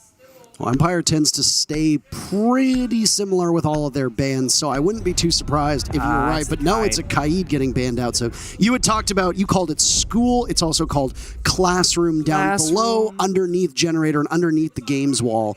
A Kaid Electric Claw. Really impactful there. And if you want to defend it with possible shotgun and impact combo, you can do that. You were right about the Valkyrie, so you go 2 for 2. Which, once again, we'll slag off NA a little bit more. North America would be lucky to go 2 for 2 with how they're playing so far. That's very true, Parker. I will say the Kai ban is very common after a Thatcher, because if you ban the Thatcher, the Kai gets enabled massively to deny those hatches when you go for the basement bomb site. Outside of basement bomb site, it's not as big of a deal, but you want to make sure that when you do hit that basement attack, that you can do so with comfort, and that is why the kite ban is so valuable here. Well, it looked like for a moment there, DWG KIA, we're going to lock in the double dorms bomb site upstairs, but they say no thank you. They're going to go down to laundry and supply instead. This is known as one of the 1A, 1B style of bomb sites. You either have that top floor or the bottom floor, and then you can play. So you're going to be in kitchen no matter where you go, but are you going to be in mess hall, or are you going to be in cafeteria or dining hall, whichever you'd like to call it, or meeting? So you have those options available. Things are pretty normal here for DWG KIA as they go downstairs. You predicted a Mira ban, but she's available. How is this going to impact the bomb sites on Oregon? So the Mira is very interesting. Typically, you'll place down 1 Mira window wherever you think you're weakest, and then you'll save the other Mira window in your pocket so that when you see where the attackers have made their mark, what they're interested in, you can put that Mira window up on the wall and counteract it.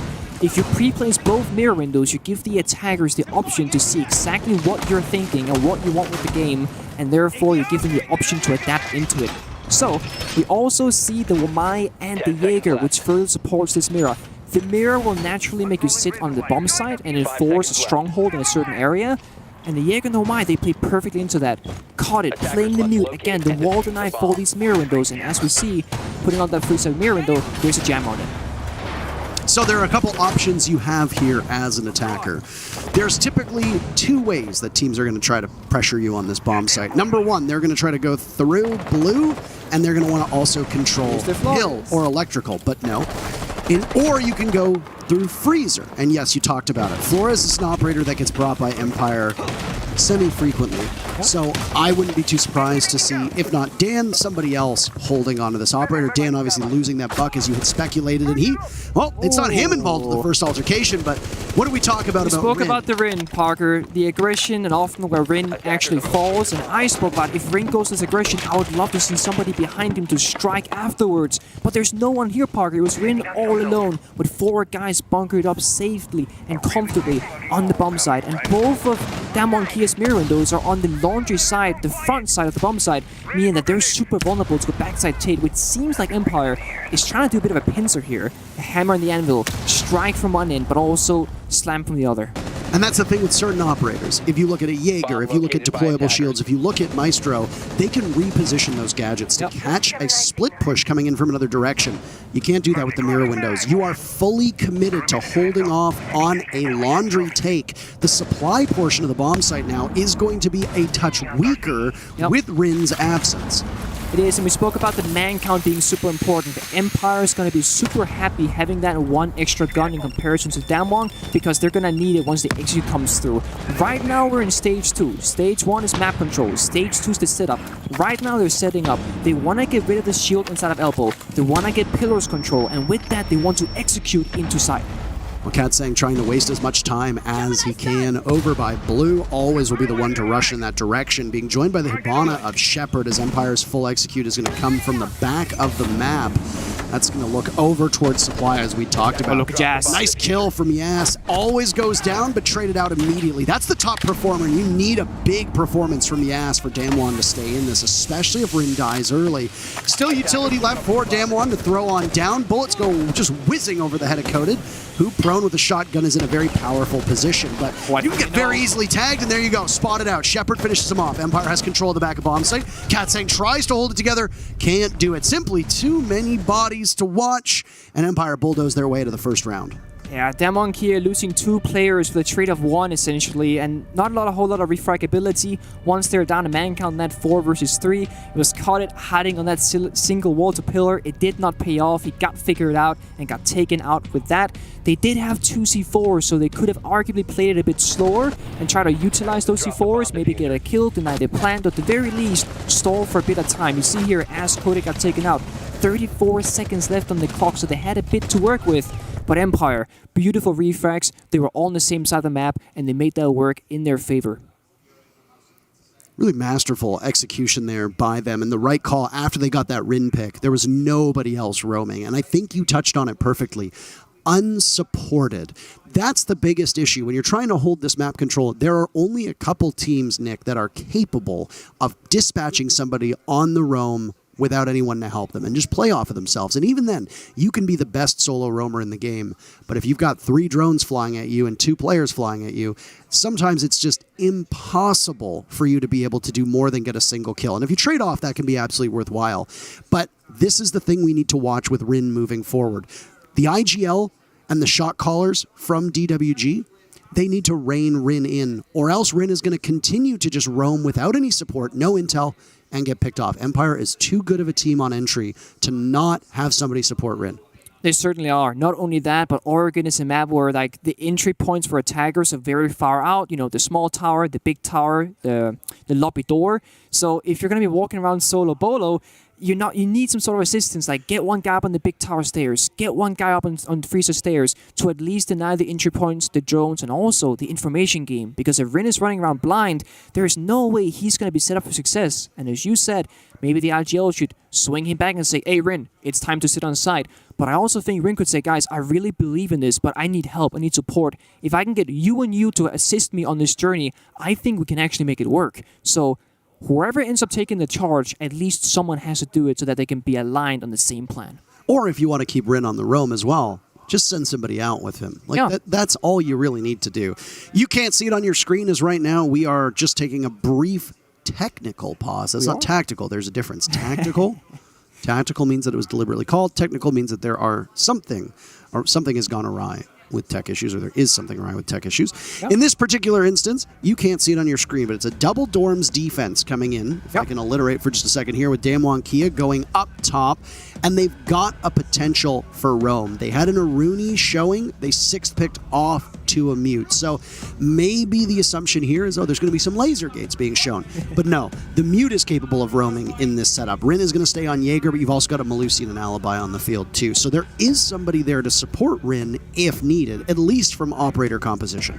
There certainly is, and all we got to do now is actually see it in motion. I do like the mute. It's something that is very dynamic, just like the Jaeger, where you can put down your gadget, and once you've done that, you can go on the roam. You can do whatever you want, because even if you die, you've already put down all that raw value that you bring as an operator, whereas that, say you're playing the smoke, for example, that's like the active value. The longer the round goes on for, the more value you get, and the earlier you die, the worse it is for your team. But the mute and the Jaeger are the perfect roaming duo, and you could even put in, as you said, the Alibi, the Melusi. They have full potential to extract all bosses of the map.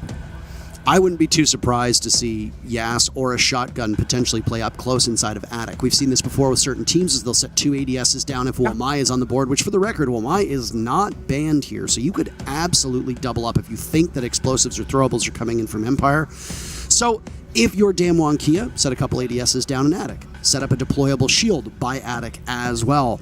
Make them have to fight and scrape to gain Attic control, because most teams are going to want to do that. We have seen teams be able to pull off a joint games and big window take, or at least try to control white stairs as well. Empire, very, very familiar with that white stairs part of the map. Oh, yeah. But Attic is usually where the control wants to be, and you've got a Jaeger, that's a great place to put your ADS. It's a good place for the shield to go to just kind of bunker down and hold off. And Frost was also an operator that could play back when Frost was still seeing play because of the sight changed. Now it's Alibi stepping in. Frost was a great operator in that particular spot too. She was absolutely phenomenal. Even the gadget, it can bring some memes sometimes. You know, pro players walking into traps. We always love to see it. I will have a counter argument, however, with the floors being open and also utilized. I do think that there needs to be a question of whether as to if this doesn't work out, if Damwon Kia plays passive, maybe it's time to actually go on the full offense, because this Flores drone is going to rip apart their defense. It doesn't care about ADSs, it doesn't care about wide discs, it doesn't care about shields. So let's see this round doesn't go in favor of Damwon Kia. What if they make a rotate into a big tower? What if they extend the defense like we've seen someone like SSG do in the past? I would like to see that. Yeah, I totally agree with that. I mean, Flores is such a pivotal operator that... Yes, it's tricky. Yeah, and he's very strong on this map. And you said that yourself. You know, that's why you speculated, well, why not a Flores ban? Yeah. Because Flores is so strong here. Now, Damwon took out the Buck, which I think is not an illogical ban. Not at all. But you leave Flores open, and, I mean, Dan's locked it in. Yeah. Played it on that first round, was able to dislodge the smoke of Coded playing over by Elbow, over by Blue, push them back in, take out some of that utility, and then Damwon had also left one of the walls soft. That was very easy to be shot open because you'd already lost some of your defense over by Freezer, and Rin had died early, and ultimately that Flores just continues to gain value the more the round goes on, very similar to the way that you said about an operator like Smoke, similar to an operator like Echo, that need to be alive to actively use their gadgets. Yeah. Which become more powerful the closer you get to that 0-0-0. No, certainly, and I mean, that's also like Yas in the mute again. It's like, it helps with the Flores drones to a minor portion. It makes it a bit easier. He did put one down in Elbow in the previous round on the basement defense, but you can't rely on a single mute jammer to carry you through the round when it comes to the Flores drones, because if they want this Flores drone to do damage, it will do some damage. So, let's see what they end up doing, but again, there's two ways. There's a passive approach, there's the aggressive approach, and so far, Damwon Kia a bit indecisive in the line about which one they would rather play towards. Now, if you're just tuning in, we want to remind everybody here that yes, drops are indeed active. Woo! A lot of you ask about drops. Yeah, they're here. You ask about them incessantly, but also that there are 2 streams going. If you want to listen to Nick and I, you are more than welcome to, you know, pull out some nice comfy blankets. It's cold. It's very cold now in most parts of the world. So if you're in the Northern Hemisphere and you're experiencing winter, get a nice cup of coffee or get a nice cup of hot chocolate, whatever you want, sit down. Tea's good as well. Just snuggle in, listen to us while these tech issues here are being resolved. But if you don't want to do that, maybe you don't like us, maybe you don't like our bomber jackets, that's okay. There is another stream going right now in which Space Station and FURIA are doing battle. That's on the main streams, twitch.tv/Rainbow6. And you can tune in if you'd like. Spoiler alert, so cover your ears if you don't want to know what the score is.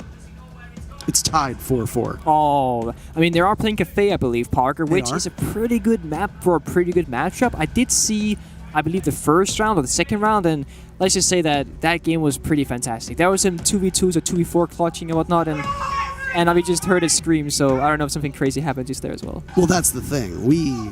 We're going off of the Twitch feed because we don't want to tell them what's actually happening live. But there is excitement. There is excitement. Excitement abound as the 2 Brits are losing their cool. Did somebody show them a picture of beans on toast, Nick? I mean, that could very much be a thing, because whenever that comes out on social media, it is a war, Parker. One side says it's great. It is. I mean, we say that as the non-Brits, so is it really fair? Are we biased? I don't know, but for my sake, I think it's average at best, but they might have their, you know, favorite snack being beans and toast.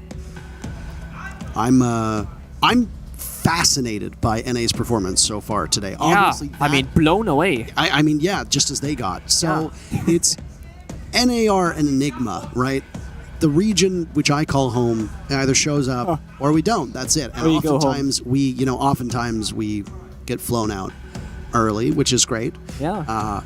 have to get your COVID tests the day after you arrive because you're going to be going home early. So, but no, I am absolutely baffled by NA's performance so far today, and I will say that Space Station's 4 rounds at this present moment has doubled the amount of rounds, or has equaled the amount of rounds, has equaled the amount of rounds of all the other NA teams combined, which is pretty dreadful. If you're Oxygen, by the way, I understand your excuse. You're playing with a coach. Fully understandable. Soniqs played against BDS earlier. I saw a bit of it. I was saying they were looking really good for a brief moment, and I was thinking, you know what, Parker, there's potential. Unfortunately, BDS, they're just world-class. They turned it around and said, you know what, we're going to shut it down right here, right now. But then again, I mean, comparing Soniqs to BDS is not entirely fair, so then again, I think it's fair play that BDS takes it. Yeah, the meme that keeps on giving. Yeah, I mean, at some point they have to take it, Parker. They've yet to win an international event, and at some point you gotta. Who'd have thought? There's an old comedic joke about the saying, one thing led to another, and how it's in terms of literary devices, it's very lazy, right? It is. But you could say a young gentleman from Colorado made a video saying BDS takes it, and one thing led to another, and he was given a free Acer Predator laptop. So, there you go. Yep. We're still trying to diagnose the issues. By the way, we promise that we are not withholding you from the goods for any particular reason. As we get updates, we will fill you in. Like I said, it's the authentic Siege experience. Yeah, I mean, it's always nice to see it, as I said, from both sides, because the players are actually smiling from Team Empire right now. They're having a blast, Parker, and I'm not gonna lie, we've been smiling quite a bit between one another as well during this break, so maybe everyone here is a winner, with the exception of maybe the guys watching at home, because they can't see our smiles, but thankfully, they can see some player smiles. Yeah. Well, for those that follow other esports, DWG KIA had a very busy weekend. Yes. One of the most thrilling finals that I have ever seen for the League of Legends Worlds. But hopefully, if you're this DWG KIA team, you're going to hope to maybe have a bit of a better effort. Though I will say second at Worlds was not a terrible thing. We've diagnosed the issues, and we have actually... We fixed them. We fixed them. Great. We prescribed the fix. So we're back in-game as we talked about the double dorm setup. Yep. So far we see Shield and Trophy, so that is the fortification of that master bedroom side of the map. Typically what attackers will do, at least in Europe, is that you're going to do like a split push where you take 2 guys in the big tower and 3 guys in the master side, and you do a both-sided take, so you meet in the middle, so to speak. If you can manage to get edit control, which is difficult, by the way, and if you can manage to get the breach open into the closet and then get generator control, which is difficult, by the way, you're in for a pretty good situation. However, with that being said, they're difficult, and Jans with a little extension here does not get the drone. He chases it. Oh, he does get it. Good job, cut it. On the hunt there, and both Dan and Joystick were in a position where if that drone had taken a little bit longer, they could have preyed upon Yas, but... This is good, Bahar. This is the extension, the aggression, the early shutdown of the entry, and Joystick could have just jumped in if it was clear, but look, the second drone has to come out because they're not sure about the whereabouts of Yas, and he's still sticking around with that MP5K as well, meaning he's out for blood. But we've talked about DWG KIA not supporting their roamers. Yep. Right now. And Yas is all alone yet again. Now, I will say this. Yas is one of the highest rated players in the entire world of professional Rainbow Six. Correct. 185. I would like to repeat that. Plus 185. It is a confoundingly high number. And he's going to need to pull off some miracles now as he's under fire from multiple Empire members. Loses just over half of his HP, but very safely makes it back down to the bottom. This is an escape route that he's going to go through with Woogie Man. Now has to get back to the top floor bomb site. I mean, he basically got a whole escort there. 2 guys from DWG KIA joined with him, and they made sure he came back to site in one piece. And speaking of one piece, Cypher is almost at half a piece. He gets shot or chipped it down away a little bit at. And they're going to make their way into the master area with armory control, and we'll see if Rin can get that same support from his teammates. Playing off of the soft wall inside a bedroom. Rin not positioned too far off the bomb site. Go back. So 5 versus 5, minutes 20 to go. Now Empire has to start working on these breaches. They just got attic opened up, and they'll be rotating around to see if they can do the same to the master bedroom closet. And once both those breaches have been opened, it's about the setup. You need to eliminate the crucial positions. Look at Katzen and Cut It. They're looking for something here. Flores drone comes out, takes out the shield as well, and that's going to do some good damage. Perhaps get the ADSs next as well, and then you're in for a great party. Mute Jammer will, of course, put a stop to this breach, but...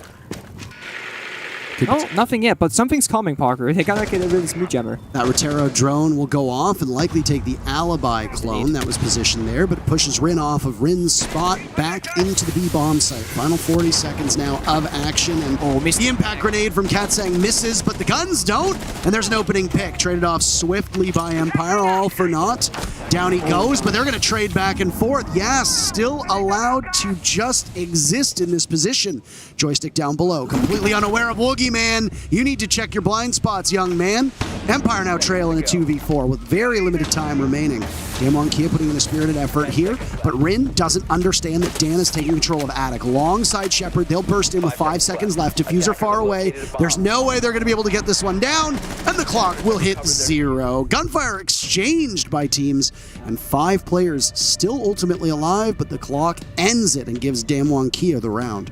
The fortunate thing for DWG KIA there is that the free kill that Woogieman found on bottom right was crucial, because once that kill was found, the last 2 remaining players from Empire were both stuck on the big tower side of things in Attic, which means you don't have the pins anymore. It's just a one-way push, and they don't have the Diffuser, and there's Banshees, and oh, it's a mess.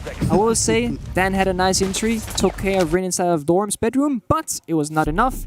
1-1, and looking a lot better. And I want to emphasize the early roam from Yaz. Just, it seems so small, but going into the big tower stairs, denying the drone, stopping Empire from going super fast, ultimately, they ended up reaching the wall and generator with like 30 seconds left. And that is due to the fact that Jazz managed to waste so much time earlier on. So it really plays a big effect in the bigger picture. So, DWG KIA, even though they lost Laundry Supply Room, they're not particularly interested in going back down there. They're going to head to the middle floor. We talked about the viability of this middle floor bomb site. And I say bomb site because in a lot of ways it does kind of act as one gigantic bomb site. Whether the bomb chassis is in mess hall or in meeting hall, it doesn't really matter. Usually the same level of map control needs to be applied. Teams are going to look to go and get that diffuser planted in the fringes. Meeting is where the diffuser will get planted more often than not. We do see it switch up sometimes in kitchen. But this is where that buck ban could come in particularly good for DWG KIA, because when you want to take control of this bomb site, one of the first steps through the middle, what you're talking about before you get in the execute, is taking control of dorms from above. And yes, a sledge can do that work, and that's exactly where Scyther is. But Buck is also a formidable operator. They are an uncomfortable one for Empire. It certainly is, and outside of Scyther on this sledge, they don't really have any vertical play at all, so let's say in a world where DWG KIA manages to find that kill, all of a sudden Empire has to change this strat. They've lost their verticality, so Scyther and a very important operator, and we should try and keep our eyes on how he does. No Flores on the board, by the way, and this was something that you talked about as well in the previous round. Instead, it's a Finka, the Russian operator, whose pick rate has steadily climbed and has already seen a ton more play at this event than I think almost any other event that we've had, except for maybe the Lion Ying meta when Finka was brought out. Now, yeah, the Finka also, something that we've seen is that Finka kind of originated in APAC as a region. And then slowly but surely with the Gone 6 changes, and of course now that she can heal players, before it was an overheal that would go off over time, now you keep the health that you gain. All of a sudden Finka is seen very much, like her and the Iana, you get 2 grenades, 1 Gone 6, meaning you have 3 explosive each. So between those 2 operators, you have 6 explosives, which is crucial for these rounds. Well, you talked about the Yana in play. There she is. This Empire lineup has tons of throwables at their disposal. Look at that. 6 grenades, Nick. 3 flashbangs, and 2 smokes. There's an area breach, can opener, or claymore to be found. Empire clearing from below now as we're just past the halfway point here of round number 3. Teams both even with 1 round apiece. Empire's stack up is towards stage. They want to take control over there, and burning the ADSs is a good step. They have some time until they'll come back. But now with the debris cleared away, always will have clearer access to the bomb site. Yeah, and you're saying on the Parker that meeting is typically where you see teams try and plant the diffuser, and that seems to be the same case here. Now, it did take a couple of nades, in fact 2 nades exactly, to get rid of that mute jammer, but Empire, they still have 4 more, and the players inside of meeting, they're stuck in these corners due to those long angles, but yes, finds the head of Shepard. But with the 4 nades still remaining, that is what they need to utilize to get rid of those crucial positions that they can work their way into the side. As I say that, Dan finds Katsang. And Yas takes some damage in the process, by the way. The Wamai almost reduced to half HP, 30 seconds to go, but it doesn't matter how much HP you have, as long as you've got one, you can still hold a gun. And that's Yas's second kill, on to Always. Boogeyman looking deep. They've got full coverage of this meeting, and down goes Scyther 2, Dan in a 1v4. Damwon Kia looking so strong and coated, adds insult to injury as he picks up the final 2 kills, and Damwon Kia grabbed the lead. Damwon Kia are fighting back. When they got that breach open and find those kills on the Team Empire, they said, we're going to take the fight to you. They pushed up the green hallway. They swung the breach. They even got a shotgun kill, Parker. And they made a beautiful decision in choosing to punish Empire by not making them comfortable for a single second once that breach was open. Empire was a little bit linear on that attack They were. as well. Their whole focus of the attack was confined to the hallway leading to the back of kitchen and then the back of attic. There was no real split push potential for them. They weren't taking any control up inside a main lobby. They didn't focus mess hall. They didn't focus security. So it was relatively easy for Damwon Kia to just hold the positions they were in and force Empire to funnel themselves in based on their strategy. And I do wonder what Empire's overarching idea was. Did they just simply want to take gunfights once things were opened up? Because we didn't really see any smokes go off. We only got to see one grenade really do any significant damage. So there was lots of utility that wasn't expended from Empire. It's very true. I think it's a mixture of things. So things one, the ADS positions that round from Damwon Kia were perfectly pushed that Empire chose to go for. They lost half their projectiles, 2 ADSs and 1 my discs, and yes, they did get 1 grenade kill, but outside of that, it happened very quickly. Once the opening kill came through onto Shepard, the entire round was over in like 15 seconds. So I don't think Empire expected the aggression necessarily. They were still setting up, they were still clearing out the areas that they didn't like Damwon Kia to have. And because it went so fast, Damwon Kia got the better of it. Empire's reverted back to the lineup we saw last time around, and we might see a mirror matchup as it's a downstairs defense for Damwon Kia. Rin will be unsupported on the roam yet again right now. He has to rotate. So he does not have support and presence of a player, but at least he has some help from a rotate to help him move around the map. And of course, I would love to see if Damwon Kia could extend up someone from a different staircase, but no. Right now, everyone is sitting all the way back on site. I hate to see it, Parker. Rin could just be a sitting duck at this point, but a lot of roamers will deliberately try to waste time, and oh my, okay, well... That was interesting. He jumped out the big tower window, made his way back into the big tower, and nothing really came out of it. Dan survived, Rin survived, and now he's back on site. Well, down goes one of the Rotero drones. First bit of debris will go a little bit farther, and there's a proximity sensor, proximity alarm from the defenders there that could have been taken out as well, but I don't know if it had been droned just yet. First hatch gets opened up.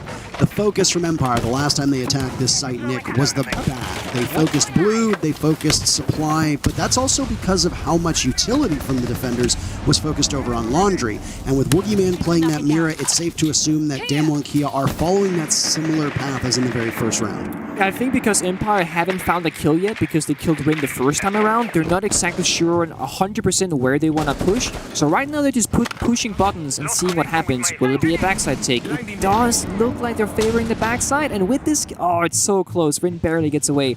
But that means that Pillars is now clear. Empire has a drone in there. They have 2 in fact, so they know this. I would not be surprised if they choose to go for the same attack again. My, and so Dan's Rotero drone will go out and open up some of the wall, and boom, there it goes. Further access and clear passage for Empire. Another Rotero drone is now going to go out, and Dan putting all of this utility to good use. It'll go off because there's a mute jammer there, and claim it. There's yet another just down by elbow. Yep, mute getting big value here, and that is exactly why you want to bring it for the Flores. Again, the Mousy could do a similar job, but I think the value is more on the mute. And here we see the smoke off onto elbow, pushing into Pillars. Empire taking control.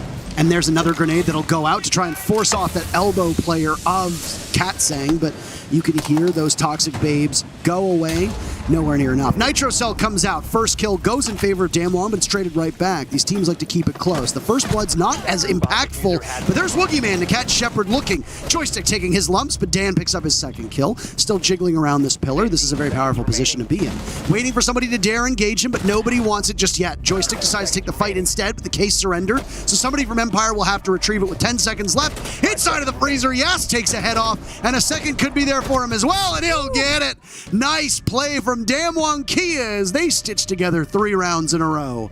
And that is why we speak of Jazz, one of those highly versatile players, incredible performance, great form, and good decision making. It was a one for one trade madness up until the very end, where Jazz found the better of Empire. And Empire running very low on time this time around. And again, they didn't get that early pick, put them in a bit of a poor form, I would say.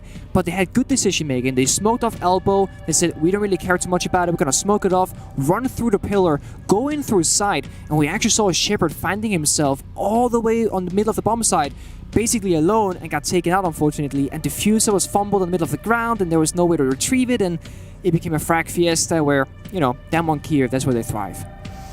Well, it's a tactical pause coming out from Empire. That's the other kind of pause. It absolutely is. And we talked about this. We distinguished it earlier on when we had the technical pause. That's a pause caused by technical issues. A tactical pause. That's a choice, right? You can choose to make those? It is absolutely a choice. That's cool. They don't hand them down to you. You get one per map. No, not one per side, one per map. That means that for the remainder of this matchup, Team Empire will have no ripcord to pull. There will be no safety net to catch them. If they are in free fall, they will continue to lose. DWG KIA still has access to their timeout, and the coaches will be able to talk to the players during this 30-second period. Now, my question for you, what is there for Empire to talk about to try to solve right now? Because this could just be yet another defender-sided Oregon. Do you think that's the case, or do you think Empire sees something that they need to iron out? I think it's great to take the tactical timeout early ahead of time before it gets too far in. It is a 3-1 scoreline right now, Empire down 2 rounds, so you might just be talking about, guys, let's keep the form, follow the paper, we know what we're doing, maybe talk about the next bomb sites, which will be a dorm setup, which Empire can probably assume, and if not, just tell your players, guys, you got this. We're better than this. We can do really, really good things. Don't worry too much. And if it really comes down to the worst, we get the side swap soon, and then we're going to be really comfortable in defense, and we know what to do. So the goal here might just be to stop the bleeding as much as possible. Maybe pick up one more round, hold DWG KIA to a 4-2 split, which is pretty standard for the defense on Oregon, and then move on and hope to try to gain ground in the defense. Certainly. I mean, if Empire gets a 3-3 split off this, I would be very happy as an Empire coach. And as you said, if you get a 4-2 split, I would be perfectly okay with that given the circumstance. What I do find a bit interesting, though, is that very first round we saw shades of some of the older DWG KIA where Rin roams, gets punished for it. Yeah. Round goes to Empire pretty swiftly, frankly. Very quickly. The next 3 rounds, all of the opening kills went in favor of DWG. Now, 2 of those rounds were immediate trades, so there's nothing really gained at that point. But still, the big story is that DWG is not giving up that first pick to Empire and not allowing Empire to gain that small foothold from which they can then gain even greater map control off of. Yeah, I think they're doing a good job recognizing that they can keep doing what they wanted to do with a slight adjustment, and that was kind of the support. And it's something that they've been continuing throughout the entire match so far. We see Wookieeman all the way in Armory, Rin is nearby, and we had, I believe it was Yas again in that big tower that he so loves to play in. So they're keeping up the same pattern. They want to make sure Empire doesn't get anything for free, or at the very least, don't get too much for free. One thing that we can say about a team like DWG KIA is that all 5 of these players are capable of going toe-to-toe with Empire in a duel. Yas right now, low-hanging fruit. We got to mention it anyway. 7-1 for Yas at this moment, and we're only starting the 5th round, so that is a pretty fine KD to have, and that keeps in keeping with his +8 185 in APAC, which once again is an absolutely astonishing number. It is. The 1.81 rating overall, I believe, makes him, I mean, one of the highest rated. Dare I say, probably the highest rated at this point. Very well done for him. See Empire making the same approach. This time on an Armory side, focusing down and Joystick trying to make something work, but Wookieeman has a plan of his own. Looking for the flank, the drone does not seem to have found him. Wookieeman doesn't want to go for it. He plays it safely, goes back into meeting. Maybe he's going to meet up with Jazz and make it a 2-man combo. But he had an opportunity there, Parker, to take out Joystick from the flank. And I don't think anybody saw him. I don't even know if the sound was made, but Rin from inside of Attic, playing on this Wamaya as we had talked about, instead of the Jaeger still going with the same denial, gives DWG KIA their 4th first blood in a row, and this one will linger for quite a while. Joystick needs to be a top performer for Empire. He's sitting at a 2 and 4, and there's no Gone 6 and no grenades from that Yana anymore. Yeah, I'm curious about the situation because we still have this jam on the gym wall. Joystick was on Armory Stairs. Surely he could have gone outside the school window or classroom window, opened up the generator window and naded this jammer, because you see always he's trying to open up the wall, but they need this grenade first. And with Joystick getting taken out, now Cypher has to walk all the way around, make his way downstairs, and he has to be the one to clear this jammer. So much work, Parker. And there it goes, and they get it perfectly. Katsang looking to trick it, and he nails it. Those are the sexy things you don't see on a scoreboard right there. Another thermite charge in hand, by the way, and if I was Empire, I'd be pretty miffed. But can he go 2 for 2? Yes, he can. That's every support player's dream, isn't it, Nick? Yeah, I mean, you can keep track of the kills, the injuries, but those things do not go on the scoreboard. As you said, Parker, but the injury from Cypher does indeed. Carter shuts him down. We're now in a 3 versus 2 side execute.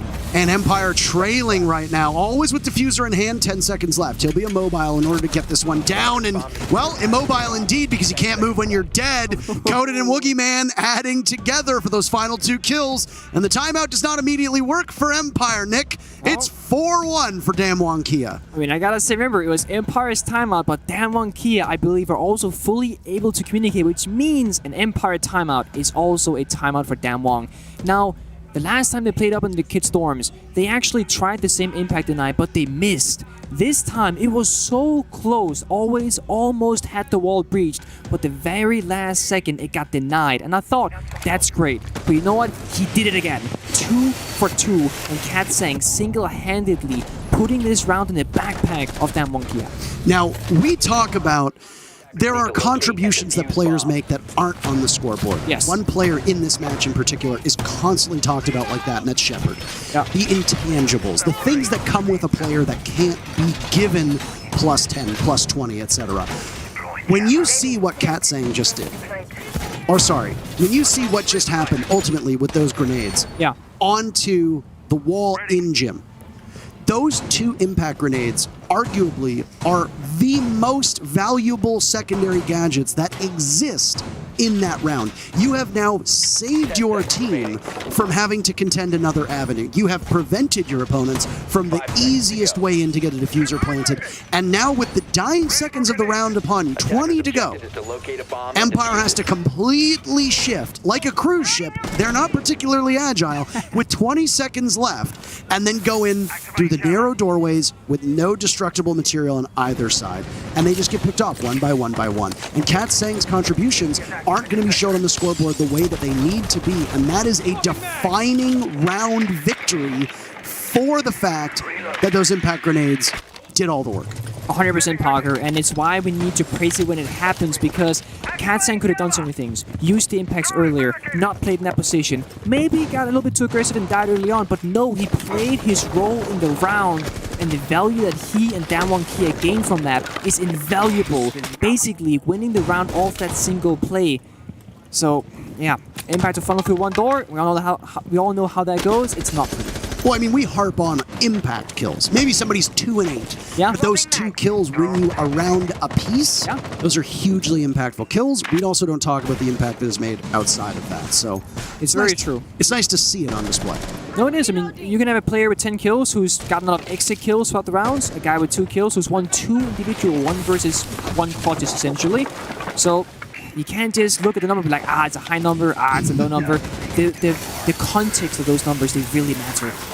Now, we're halfway through this round, and not a ton has happened. There's been a little bit of bruising done to Woogie Man, and it's yet again another attempt for Empire to conquer this meeting defense. Same old, same old. Same old, same old. DWG KIA has put together a very impressive 4 rounds in a row. The timeout that was taken from Empire, setting expectations, it's that they can take 1 round. Try to hold DWG KIA to a 4-2. Katsang right now is in the crosshairs, though, quite literally. His grenades will go over, and he gets finished off by Joystick through the drone hole. That's a bit unfortunate. Yas is the next one in the line of duty, but a flashbang is going to go out, blinded for a second as he scampers off. The back of meeting is prime for the taking from Empire as they find their 2nd first blood thus far, and will continue to expend some utility to try to clear out DWG. I mean, These from my disc and ADS are doing so much work, but when you swing like Jazz does and get shut down by Cypher, it does not matter. And meanwhile, always starts the plant. This is the execute from Empire that we did not see the last time, but the C4 from Carded, it comes out. Shuts down the plant, the flank is unsuccessful. 4 versus 1. Empire might just have this round in the bag. Boogeyman gives his position away over by Flag, and that is as good as he's gonna do. A couple bullets into the soft wall, and the rest of the wood falls away as Empire does what we had said they needed to do. Hold Damwon Kia to 4 rounds this half. Yep. Now, you don't have a timeout to really sort this one out. You do get some time to talk to your teammates if Damwon pulls their timeout. Yeah. But now Empire going on to defense on what certainly looks like a heavily defender-favored Oregon so far. You need to run up the score if you're Empire. A 4-2 scoreline from Empire answers back, sends us to overtime. They need to be 5-1, virtually perfect, in order to put this away without needing extra innings. That's very true. I'm very curious to see if Damwon Kia will play the floors. And we do see a 6-pick from the Mavericks, so a similar fashion as Empire. However, with the Nomad addition as well, so perhaps Damwon Kia are the one that wants to keep Empire in check on that roam clear. So, it'll be a similar fashion as we saw Damwon Kia starting the basement, so is Empire also bringing out the Mirror and the Mute. Again, this goes in great favor of Flores and the defender-sided situation. Probably gonna put that smoke shield inside of Elbow with some ADSs. Really standard stuff so far. And looks like Damwon Kia might be setting up for a big tower take just like Empire did, which seems to be the favor for most teams, to be fair. Well, teams have abandoned the freezer take, that's for certain, and I wonder exactly what the idea behind that is.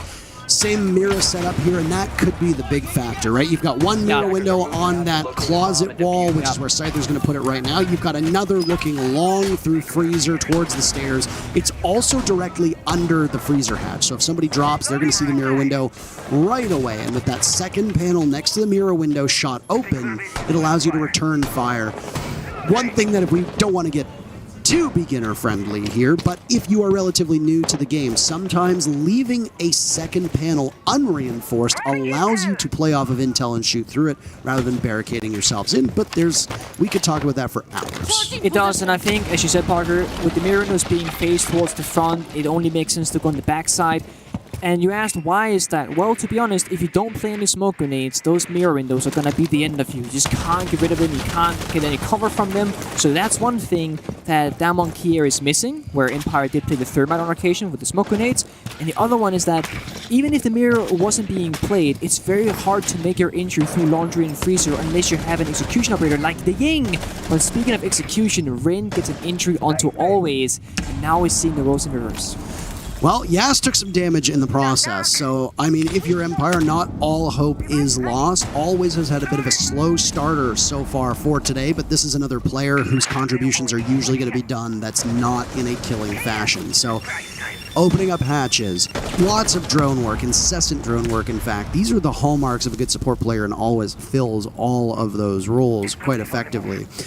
Damwon Kia, as you said, we're looking to try and attack from the back of tower. That's what they're doing right now, and they're clearing out utility in blue to start. Yeah, doing a good job so far. Boogeyman putting on his Dan cosplay, imitating the same drones, and honestly doing a fantastic job so far. Rain on the big tower. Jazz has found himself injured, which means that they are back in the 4v4, and it's a rifle can come out. Rin making his way down the stairs. Does not find the kill as Cypher turns it around. Rin just a little bit too cocky, maybe, but Empire starting to stack up kills. Yas was brought back alive, good enough for a single grenade. So technically it goes off from the grave.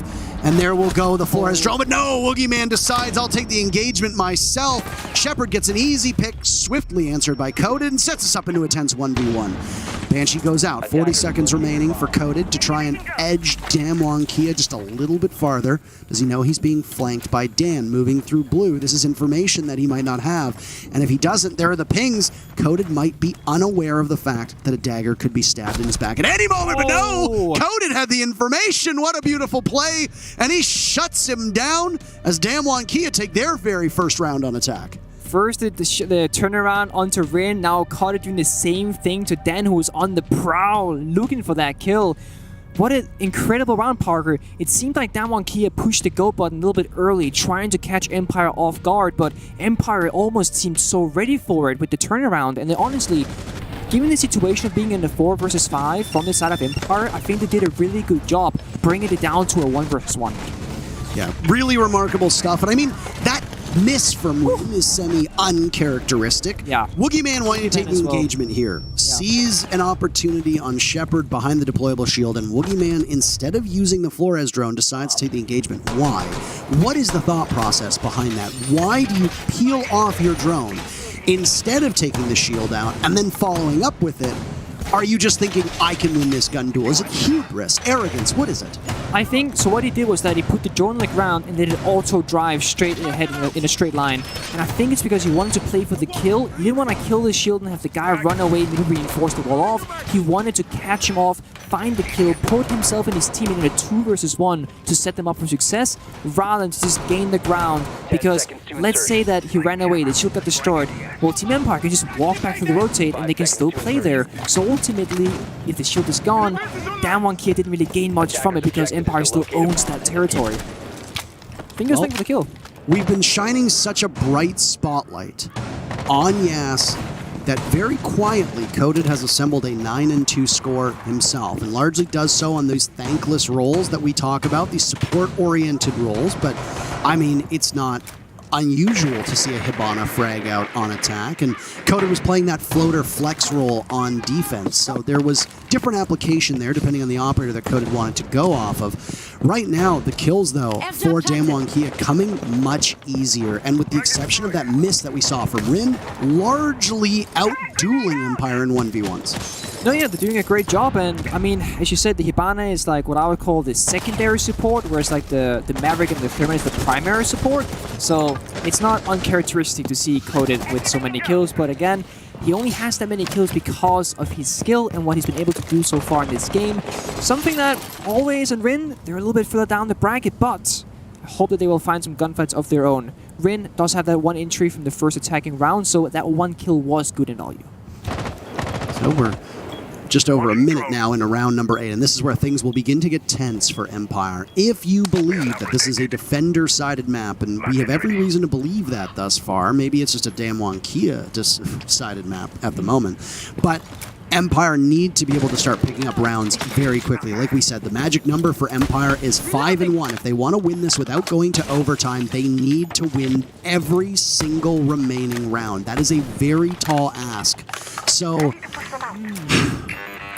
I'm a bit curious, Parker. You saw the shield and the ADSs that we found inside of Trophy where Yas is standing. Empire has completely giving up that ground without even attempting a fight. They just said, you know what, this is too risky. We're gonna fall back aside, play it safe. There's only a minute left on the clock. So if DWG KIA can do great things in this next 1 minute, I would say Empire made the wrong choice, but assuming that DWG KIA will get pressured by the time, a wise choice for Empire. Rin governing now, big window, as you said, just under a minute to go. Long sight line over towards White Stairs. Joystick punished by Yas. That's double digits for the star player from DWG KIA. You see catching And okay! 2 kills upside down from Katsang. He catches him looking, but Scyther does his own double, followed up on by Yas. 11 kills for DWG KIA. That's offside, Parker. Always down below, Nitro Cell in hand. Can he get Rin? No, miles off, but his retreat will be heralded. Coded gets the diffuser down in time, and the clock will now start ticking. DWG KIA in firm control here. Nick and Yas picks up 3. It's match point for the Korean squad. Match point, Park, and as we saw Ring on that big window, we actually saw Katsang on the outline running across the roof, and I was like, he might go on that kid's rappel, and he does, and he finds 2 kills, and even though Cypher finds 2 back as well to even back the score somewhat in the 3 versus 2, DWG with a perfect execute, always last man standing off the bomb site down below. C4 doesn't find anything, and Empire are in shambles right now. At this point, like I said, early on, you call a timeout at the tail end of the 4th round. You have no way to stop this. You cannot cauterize the wound at all. You will continue to bleed and bleed and bleed, and that's what's happening to Empire. They are losing gun duels. They look like they have poor coordination. They look like they have poor communication. What on earth is going on at the moment with this Empire team? This is certainly not the squad that we saw in Mexico. This is certainly not the second place team in EUL in the last stage. So, an off day. Maybe. There seem to be some teams who can perform better than their numbers suggest today. Maybe they'll take some time to settle in. But DWG KIA looking very formidable. Empire can still win this match, by the way. They need to win all 4 of the remaining rounds to kick the match to overtime and then prevail there. But if winning 5-1 was a tall task, then this is pretty tall as well. DWG KIA look so fierce. Yeah, the added pressure onto Empire from being match point, knowing that one mistake is gonna cost you the game. I mean, last round, we gotta talk about the trophy shield.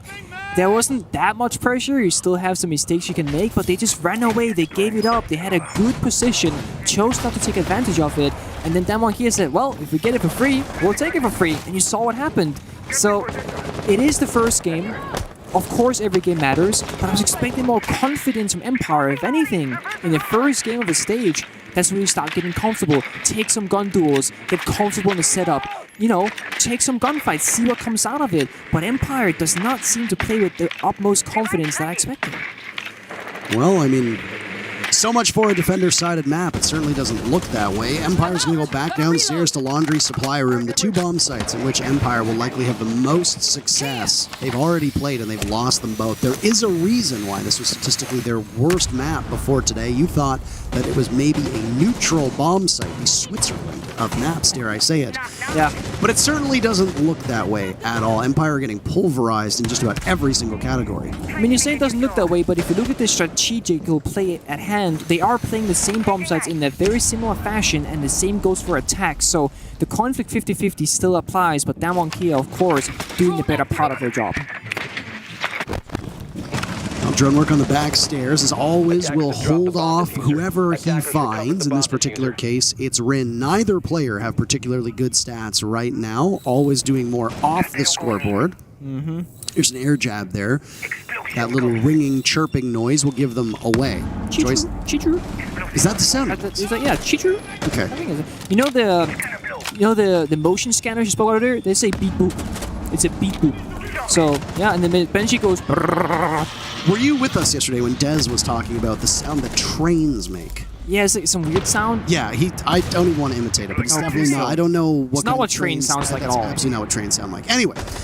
If you hear the sound of a runaway freight train, it might in fact be DWG KIA now, as with the final moment to go, Nick, they are in the driver's seat, quite literally, and that locomotive is out of control. Empire, the unfortunate casualty at the moment. Still hope. All 10 players upright and alive in the server 40 seconds. Here we go.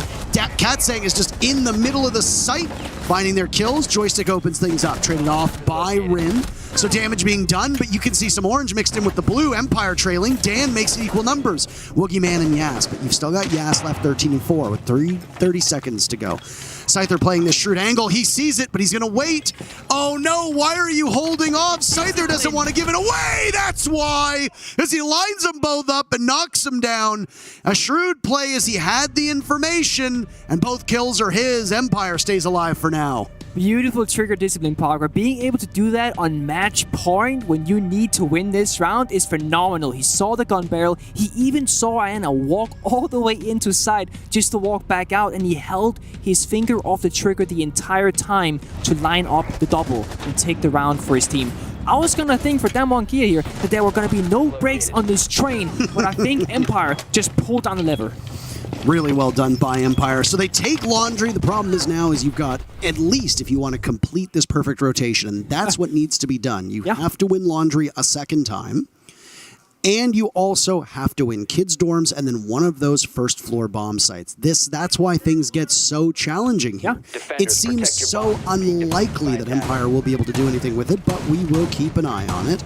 In this case, Empire's next defense will be a bomb site they've already lost. They are now 50-50 on Laundry Supply Room. They must be 50-50 on dorms at the tail end of this round if they want to continue to play in this map. If not, DWG KIA takes it 7-3. Upstairs to dorms we go. Nothing really abnormal from Empire's side of things, but a small change for DWG KIA could be huge and a big consequence for Empire.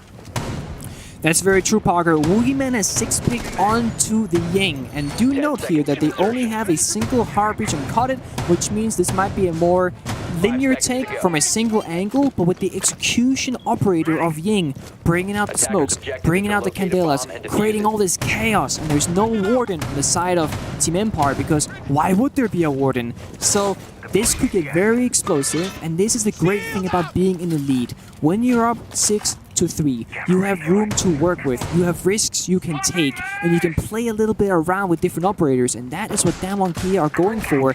Speaking of playing with, almost like cat and mouse here with Rin looking for entries, finding his way into the shower hole super quickly, but gets snapped off by Dan. Nice shot for him, tight angle indeed. And then is again, Rin very much off alone. He did have a drone supporting him, but there's no refrag, so that means 5 versus 4. Well, I mean, when you play like Rin, if you fly too close to the sun, after a while, you're going to get burned. And that's just the way it works.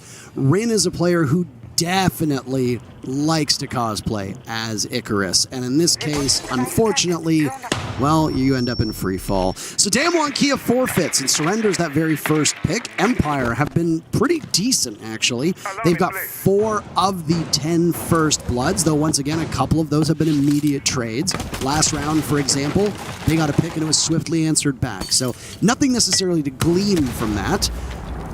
Note how, so one thing that Empire did not do that well is that Joystick on the Iana did not use his grenades to the mid-jammer generator.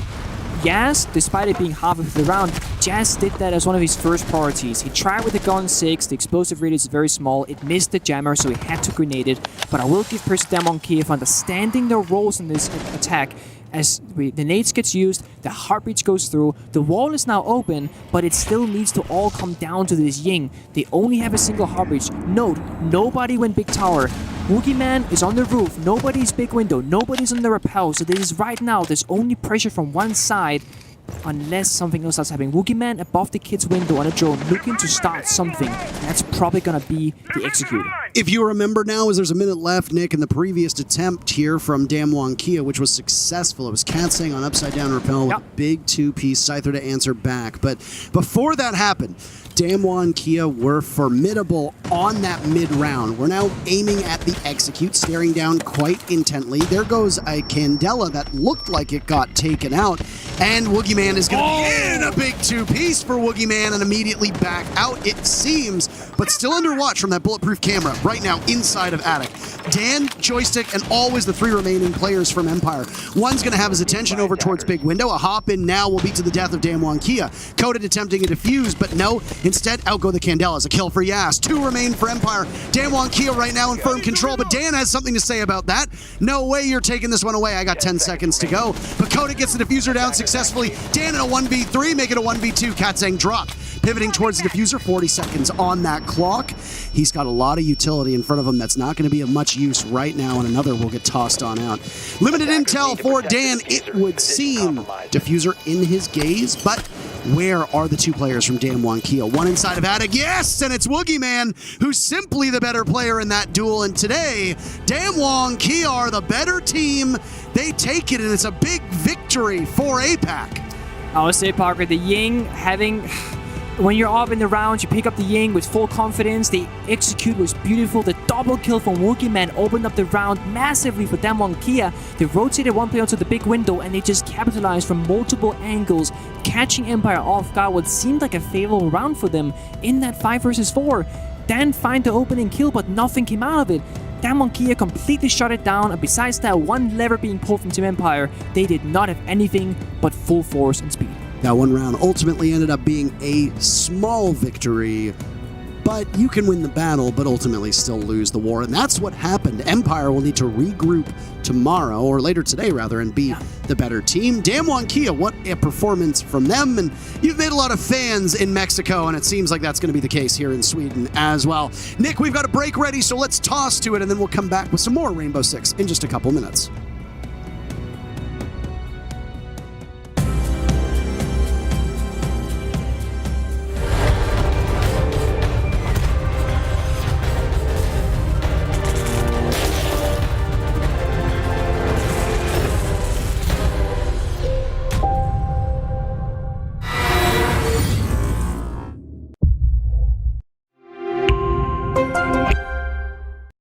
What does it take to create the future of a gaming community? Join us on this 4th episode of I Call Next as we discover how to level up gameplay and reset the expectations of an entire league. PayPal. Press play.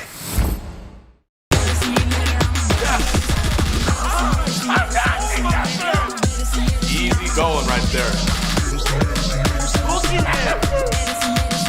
One more to go.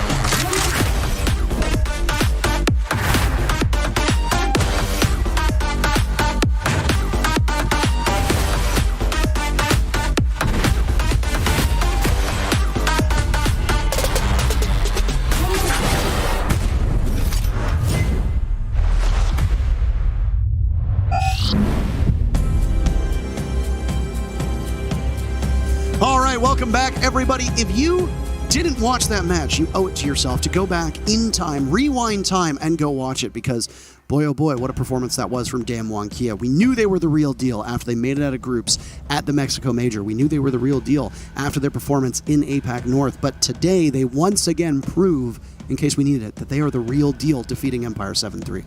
Certainly. Well, it looked like a bit of a shaky start where you said, oh, DWG KIA making some amateur mistakes. It's not looking too hot for them. They turned it around, Parker. It seemed like since round 2, it was a different team that almost showed up. And we saw them progress with the roam, with the extension. We saw them play more together. And we saw them also clutch out a couple of rounds. Pretty well done. There were some huge moments by individual players across all of the teams. Scyther having some real standout performances. Dan utility clearing. Shepard had some good moments. Frankly, Empire's clutch potential and their performance was quite weak. We're used to seeing flashy plays from Dan. We're used to seeing flashy plays from Joystick. We didn't really see any of those today from either of them. Strong and impactful plays, sure, but the flashy plays, they came from Coded. They came from Katsang. They came from Yas. Multiple times they came from Yas. Yep. And it was all DWG KIA all the way down. Then you had that final round with the Wookiee Man on the Ying, just executing that beautifully, getting an incredible double kill on the entry into the side. And yeah, Jazz, honestly, all of DWG KIA. Rain had a bit of a weak start, but of course he found inches of his own, so even he found some great value for his team. And yeah, DWG KIA looked like a phenomenal team this first match, but we got many more to go. And some extraordinary spectating as well. Allowed Yes. us to see some non-killing related important plays. And I think those are good to highlight too, because players like Alwiz and Shepard on Empire do not necessarily get the praise that they deserve, because we don't see those things, those hidden factors that go into shot calling, droning, intel work, and just secondary gadget and utility work. So kudos to Damwon for how they played, and they're now going to sit atop their group as far as I'm aware. We'll have a group update for you in just a moment. But if you're Empire, let's talk about Empire, because we've been talking about Damwon quite a lot. We have. Let's talk about Empire. What do you need to fix moving forward? I mean, the easy thing, well, it's not easy, right? Confidence. I want them to have a little bit more confidence in their game. They played really passive. They gave up ground unnecessarily. I would use the same argument I did for Damwon in the beginning. If you're Team Empire and you're struggling, extend out the map, make a rotating attic, play that big tower, see what comes your way. Give DWG KIA some problems they need to solve that a Flourish drone can't just completely tear apart, because the only problems Empire presented was one shield and elbow, which one drone could clear, and one shield and trophy on the Dorms defense that they didn't even use. They just ran away. So give DWG KIA some problems that they need to figure out, give them some mini games, some puzzles, and then maybe, just maybe, you can overthrow them. Now, you're also saying this as if Empire is going to go back to Oregon.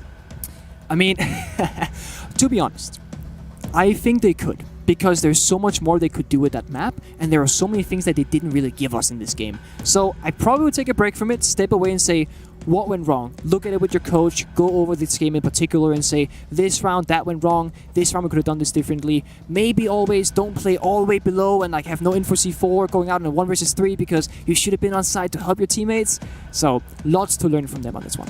Now, we have some group updates for you, not just from this group, by the way, but Group C and Group D. So apologies here if you haven't been watching these matches, but while we were casting, the FURIA Space Station match concluded, and as you can see, 8-7. It was a coin toss of a final round. Could have gone either way. FURIA emerges with a victory, but Space Station only held them to 2 points, which could be huge moving forward. DWG KIA pick up the full 3 points, and then as you saw earlier against both the Soniqs and Invictus, BDS and NIP walked away with victories, but that NIP victory in particular was very hard earned. 7-5 at one point. I think it was 5-1 or 4-1. I believe it was 5-1 actually.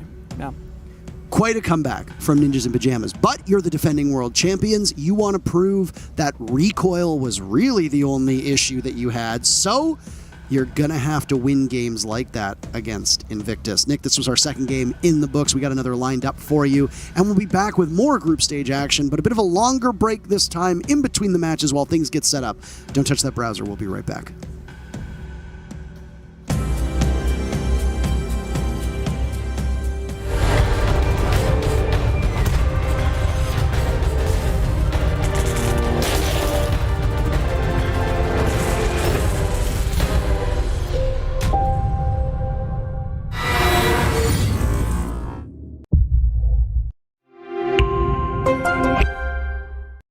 What does it take to create the future of a gaming community? Join us on this 4th episode of I Call Next as we discover how to level up gameplay and reset the expectations of an entire league. PayPal. Press play.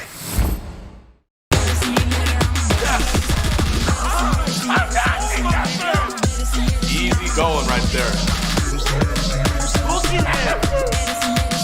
One more to go.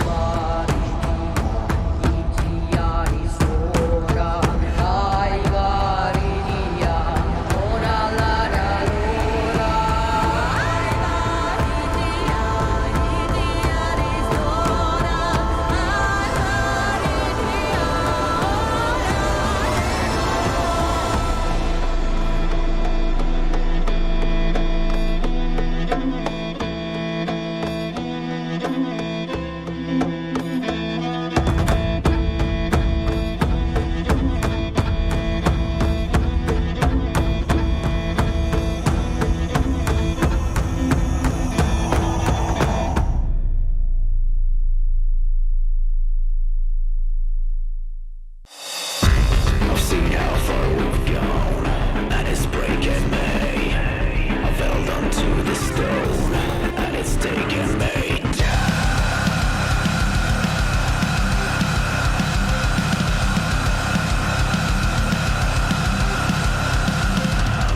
trouble childless turns to pain and suffering.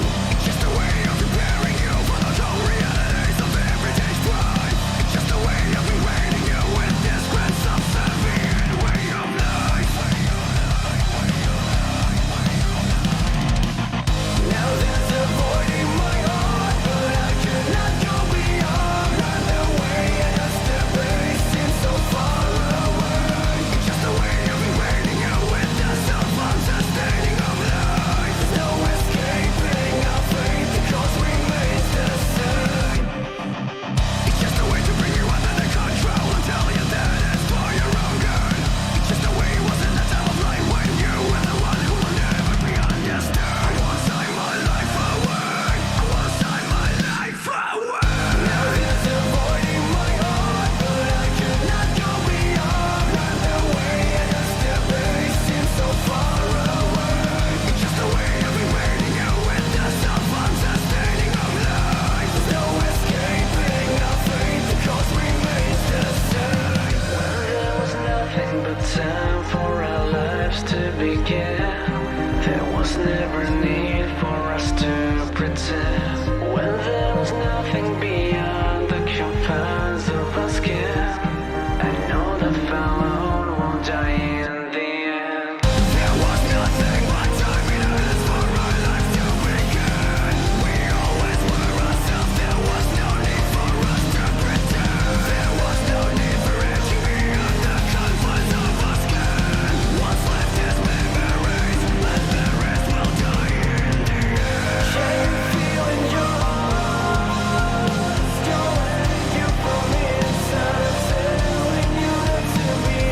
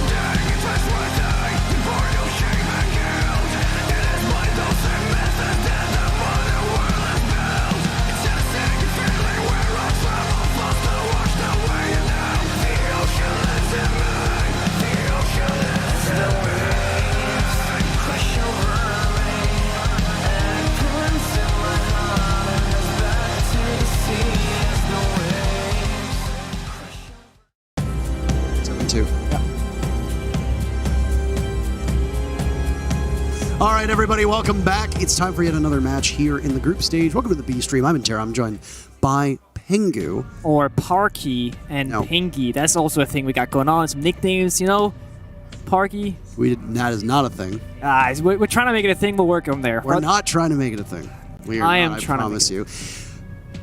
Team 1's roster. Please spare me. Dear God, production, help me out. Thank you very much. Team 1! Well, Team 1 their earlier match. Very nice. Thank you very much. A 7-2 victory over the APAC team, another Korean team that's here, as we just saw Damwon play earlier, against Sandbox Gaming. And they won on Coastline 7-2. And a pretty convincing victory. These are the defending major champions, Nicholas, and they're going to be going up against DarkZero. DZ obviously didn't have the greatest go through. No, there is no L in DarkZero, but they did catch a loss earlier on. I didn't see much of it, but I believe the rumor is that Vitality went away with a 7-1 on Bank against them. Allegedly. Allegedly, it's a rumor, like no one really knows, but nobody watched yet. Yeah. I mean, I think it's very cool that North America hasn't even shown up yet. Yeah. I heard they get here tomorrow. Yeah. I mean, it's one of those things where, like, you know, the tournament started so early in North America that even the players didn't show up in time. So maybe tomorrow will be a better day. Well, Team 1 enter with very high expectations. They're the runners up in the Copa Elite, losing to FaZe Clan. But, well, I mean, Team 1 didn't seem too chuffed by that. They didn't seem too upset at all as they come in looking to repeat as major champions. And dare I say it, every single LATAM team that we have seen so far today has A, won their matches, and B, looked pretty good. NIP was the only team that really had any struggles. Yeah. I guess technically FURIA struggled against SSG, but that's a very fair match. Yeah, I was going to say, if they struggle, then spoiler alert. Yeah. ... winning 8-7 is like, a struggle, sure, but you pulled through and you gave SSG a big run for their money, with SSG being one of those teams that we speak about a lot, especially from NA. But the NA team to talk about right now is DarkZero. You know them, Pambasu, NGR, Harbor, Canadian, and Eclipse. And they had a rough game earlier on. They're coming out here for revenge. And their best map so far has been Chalet, with their worst map being Coastline. And to be honest, seeing how strategical and tight they play as a group, I could fully understand why Coastline is not their cup of tea. Well, I find it funny because Coastline was the map that Team 1 went to just earlier. It was Bank where DarkZero played, so I don't know if Coastline is going to be an insta-ban from DZ. I would have to suspect that A, it's their worst map, and B, we just saw the beating that Team 1 gave Sandbox. If that's me, I'm going to be banning it out. But we'll see exactly what DZ will do. That was a relatively embarrassing performance from DarkZero. Nick, the one thing that DarkZero talked about, and Troy in particular said, what was the quote? I believe it's, we want to be better than we were in the past. Well, I mean, so far mission failed, but we'll get them next time. And if you're DarkZero, you're hoping that it is this time. And would you believe it? Parker, they lost 7-1 on Bank. And the map that I have on my screen is Bank, which means they're going back despite that result. What's the definition of insanity? It's repeating the same action over and over again, but expecting a different result. Weird. Yeah, because... Well, the thing is, Parker, they can barely do any worse in terms of round score. They could only pull an Oxygen and pull a full 7-0 loss. I'm going to assume that they went back in their area, they spoke about the match and say, this is what went wrong, and now we're going to fix it. Well, there's not high hopes for DarkZero here. Very limited hopes for North America. Either that or the North American audience is just not awake, which fair enough. Possible. I mean, it's 10:30 on the East Coast. It's 7:30 if you're on the West Coast. But we're going to spare no time whatsoever. Let's get into Bank. It's our matchup of the afternoon/evening, and another Buck ban. Would you look at that? It seems like we have a tradition when we're watching games between teams, the Buck is the target.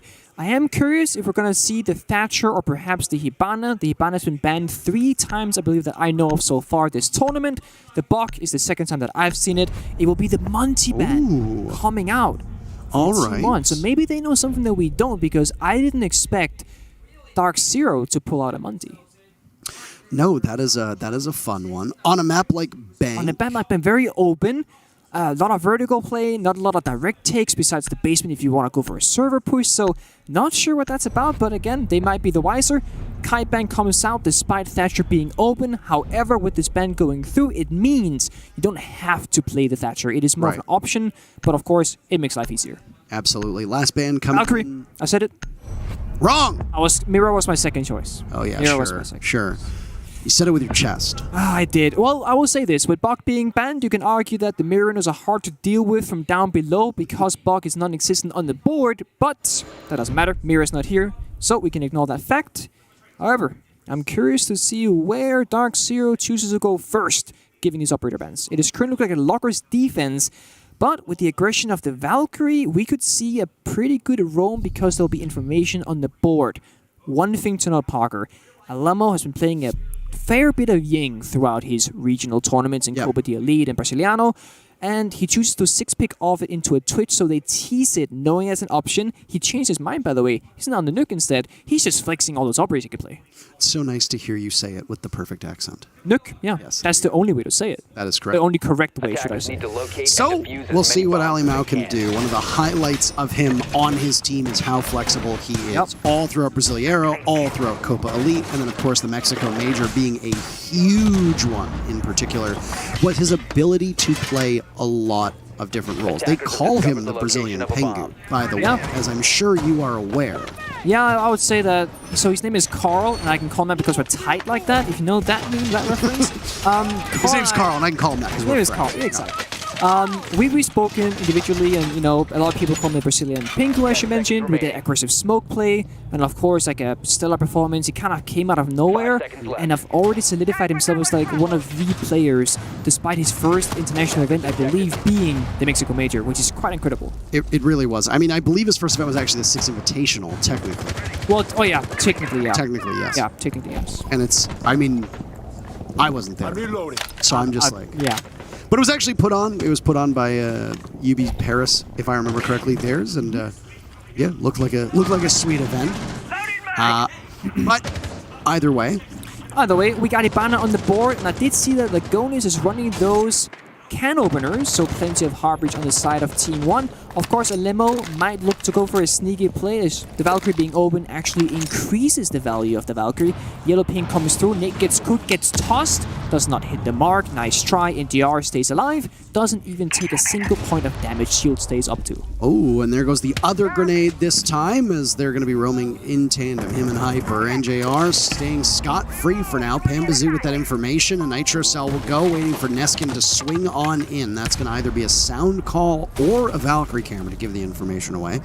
Ali Mao and Neskin now on drone. Lagonis on drone as well. So 4 players, in fact, as Ali Mao now gets off and the numbers go down again. Remember, Parker, this is a basement defense, and half the round is almost over, and DarkZero still has roam presence on the first floor, and Neskin just entered CEO, KDS in the janitor hall, and they just got lobby control. DarkZero is pulling a number here. It almost seems like they're playing a completely different side than the one they actually are, and Neskin having a hard time with the floor, but it gets open from DarkZero, and kill comes out. How unlucky is that, Parker? Well, I mean, like I said, you want to tempt fate, that sort of thing happens. And Hyper takes him down. Eclipse taking some damage in the process. But DZ at the moment stands with just a little bit over a minute to go with a big advantage. Sledge reduced to nothing. Though both grenades from Neskin have been used, KDS still has 2 in his pocket. As you talked about, those can openers, the secondary hard breach gadgets, for those of you that may be unfamiliar with the term, right now being held onto by Lagonis, as he and KDS, side by side, will try to take some control of blue with KDS dropping.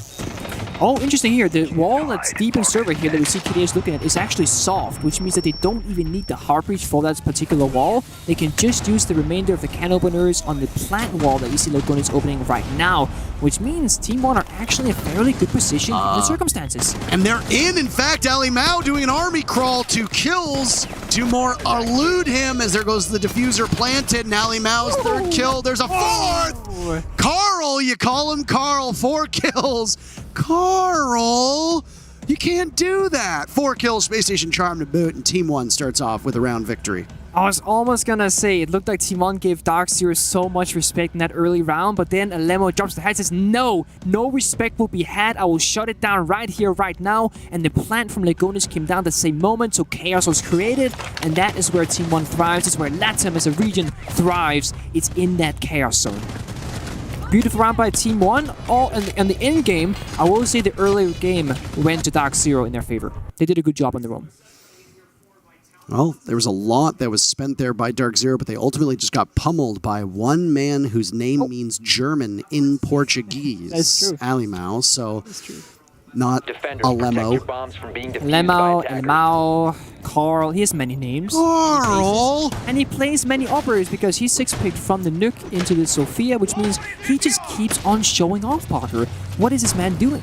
I don't know. But he's very flexible, and like we said, we've talked about this ad nauseum. If you listen to us during the Mexico Major, we discussed it quite frequently. I don't know exactly what's going on here. It seems like a member of DarkZero has He's left the server. vanished. He said that's it. That's it. Panbazoo has Attackers have located left a the bomb. building. So I don't know exactly what's going on, but it appears that there are some technical difficulties. Not tactical, Nope. Technical. technical difficulties. So, we'll have a rehost, we'll have a technical timeout, and we'll figure out exactly what went wrong. We'll fix it, and then we'll get back into the server in a few minutes. Until then, DarkZero not getting the start that they wanted, but I will say, as I said earlier as well, the early game actually did look really, really good, so you can't fault DarkZero too hard because they actually had something really good going for them, but then fell apart in the last 30-45 seconds. because of one man. Because of one man. One man on an operator who can just sneak in. Yep. I mean, I wouldn't even... she could sneak in, but he just dropped the headset. I'm here, baby, what's up? Got 4 kills, and then the round was over. I actually did, in fact, hear him yell that. I said, I'm here, baby, what's up? He shouted it, actually. He did shout that as a fact? In Portuguese, though. Okay. Portuguese. So you're a man of many talents, Parker, because you can also understand multiple languages. Yes, also they're in another building from us. So you have super hearing, is I what you're also saying. have that, yes. You know, I call it Milosh. You can, please, okay. Okay. No, I will say now, as we are rehosting, obviously not a ton to talk about for this first round, by the way. One in the books, an impressive roam from DarkZero, wasted time quite effectively. Yep. Didn't overextend, didn't use too much utility, waited for the push to come. That soft wall being opened up, the hard wall being opened up. Then the Nuke coming in, dropping, and every avenue that DarkZero tried to use to get back into the bomb site was swiftly cut off by one man, and that was it. Yeah, one of the things that when you go for these roaming strats, Parker, is that typically the bomb site will be left a little bit weaker. Either it'll be like a C4s, or the smoke operator, or shields, whatever you want to name. And again, the roam game was solid, but once it got down to the bomb site, it didn't take much for Team 1 to just walk in there and do their thing. So you gotta make sure that you cover the entire field of the map when you go for these strats. And that is also why Smokes an operator is so crucial, because he works for everything. Hello, Alimao. Ali Mao. How are you? They all got matching 6 major tattoos. I don't know if you saw that. I did see that. That was pretty cool. It's like they'll always have that remembrance between one another throughout the time ahead of them, and there it is. being shown off. He can hear us. Yeah, you can hear them, and they can hear you. See, it's how it works. It's crazy. mutual. Exactly. That's They've cool. got in-ears and white noise, and they can still hear us. So No wonder they're winning these rounds. It's incredible. this match in particular is going to have huge implications Yes. on this group. The group right now, for those that are wondering, it consists of DarkZero as the North American representative, Team 1 as the Latin American / Brazilian representative, Vitality as the European representative, and Sandbox Attackers need to as the locate and defuse APAC as many representative. bombs as So with Sandbox and DZ getting pummeled, giving Vitality and Team 1 huge victories, not only do they get all 3 of those points, but they also get a ton of round differential points, which They work do. out with right now Vitality being at a +6 and Team 1 currently being at a +6 as well, which is why you can see Team 1 in the live rankings is now vaulted up to first because they are technically tied with Vitality. That's a good point. There's no real tiebreaker to be had just yet. So this is something where 10 if seconds left DarkZero is going to before lose insertion. this match, and obviously that's not necessarily a given. Yep. It appears that we're going to have another rehost, so we'll be back in just a second. Apparently that was a player picking the wrong operator. So we were told, but we will wait for final confirmation from the admins. Because obviously then the admins will need to weigh in, because as you know, picking the wrong operator could potentially have consequences. So Yes, it does. There are a few rules when it comes to rehost. You can change where you put your utilities as the defender. You cannot change the bomb site, I don't believe. And you can also change around your reinforcements. And as an attacker, you gotta pick the same operator. You can still 6-pick, I believe, to hide what you originally picked before. But you cannot just change your operator flat out and just go, we regret our decision, we'll do something else. So we'll see. They will obviously go back, and the admins will talk about it, confer with each other, and then ultimately make a decision. And it seems like the issue has been resolved, as we are once again getting back into the match. We are going to bank yet again for the third time. Technically fourth time. Technically fourth time. Yeah, it's technically the fourth time we've seen bank today, because it's 3 rehosts now. But this does also work as a sort of timeout for the teams. I was gonna say, Parker, teams can talk during this transition, and even if they couldn't talk, they could do some thinking and then bring that thinking to the table once the round starts. We'll see a similar lineup from Team 1. I expect again a Limo 6-pick off the Nuke, probably to that Sophia like it did originally, because he has to.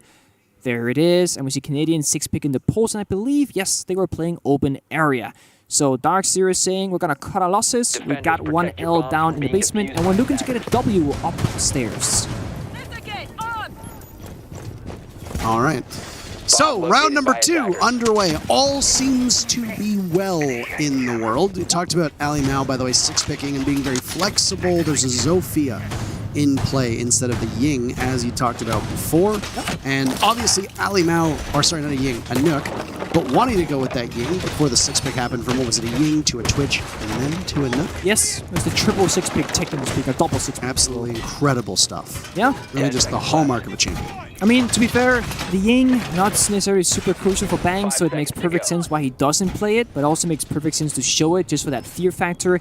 Just like, you know, if you're a player that can play Monty, showing the Monty and then 6-picking off it, it makes the enemy go, oh no, what if they actually do bring the Monty, because it has a consequence on the playstyle. The Nuke is great for this map, especially because the Valkyrie is open, there's information on the board that you can sneak past, but Canadian says, we will have none of that, I will go on the pulse with the cardiac sensor, and I will figure out exactly where that heartbeat is. And a great operator for Canadian as well. Very fond memories. Iconic. I would also agree with that label. For those of you who have ever watched Canadian on any team he's played on, Continuum, Evil Geniuses, Space Station, now DarkZero, if they have ever gone to bank, he plays that pulse roll inside of gold, and he basically quarterbacks the entire play for the team, and that's, right now, he might not be in gold, he's inside of the vault, but they're close enough. They're close enough, Parker, and Canadian, we speak about value that goes off the screen, aka things that don't show on the scoreboard.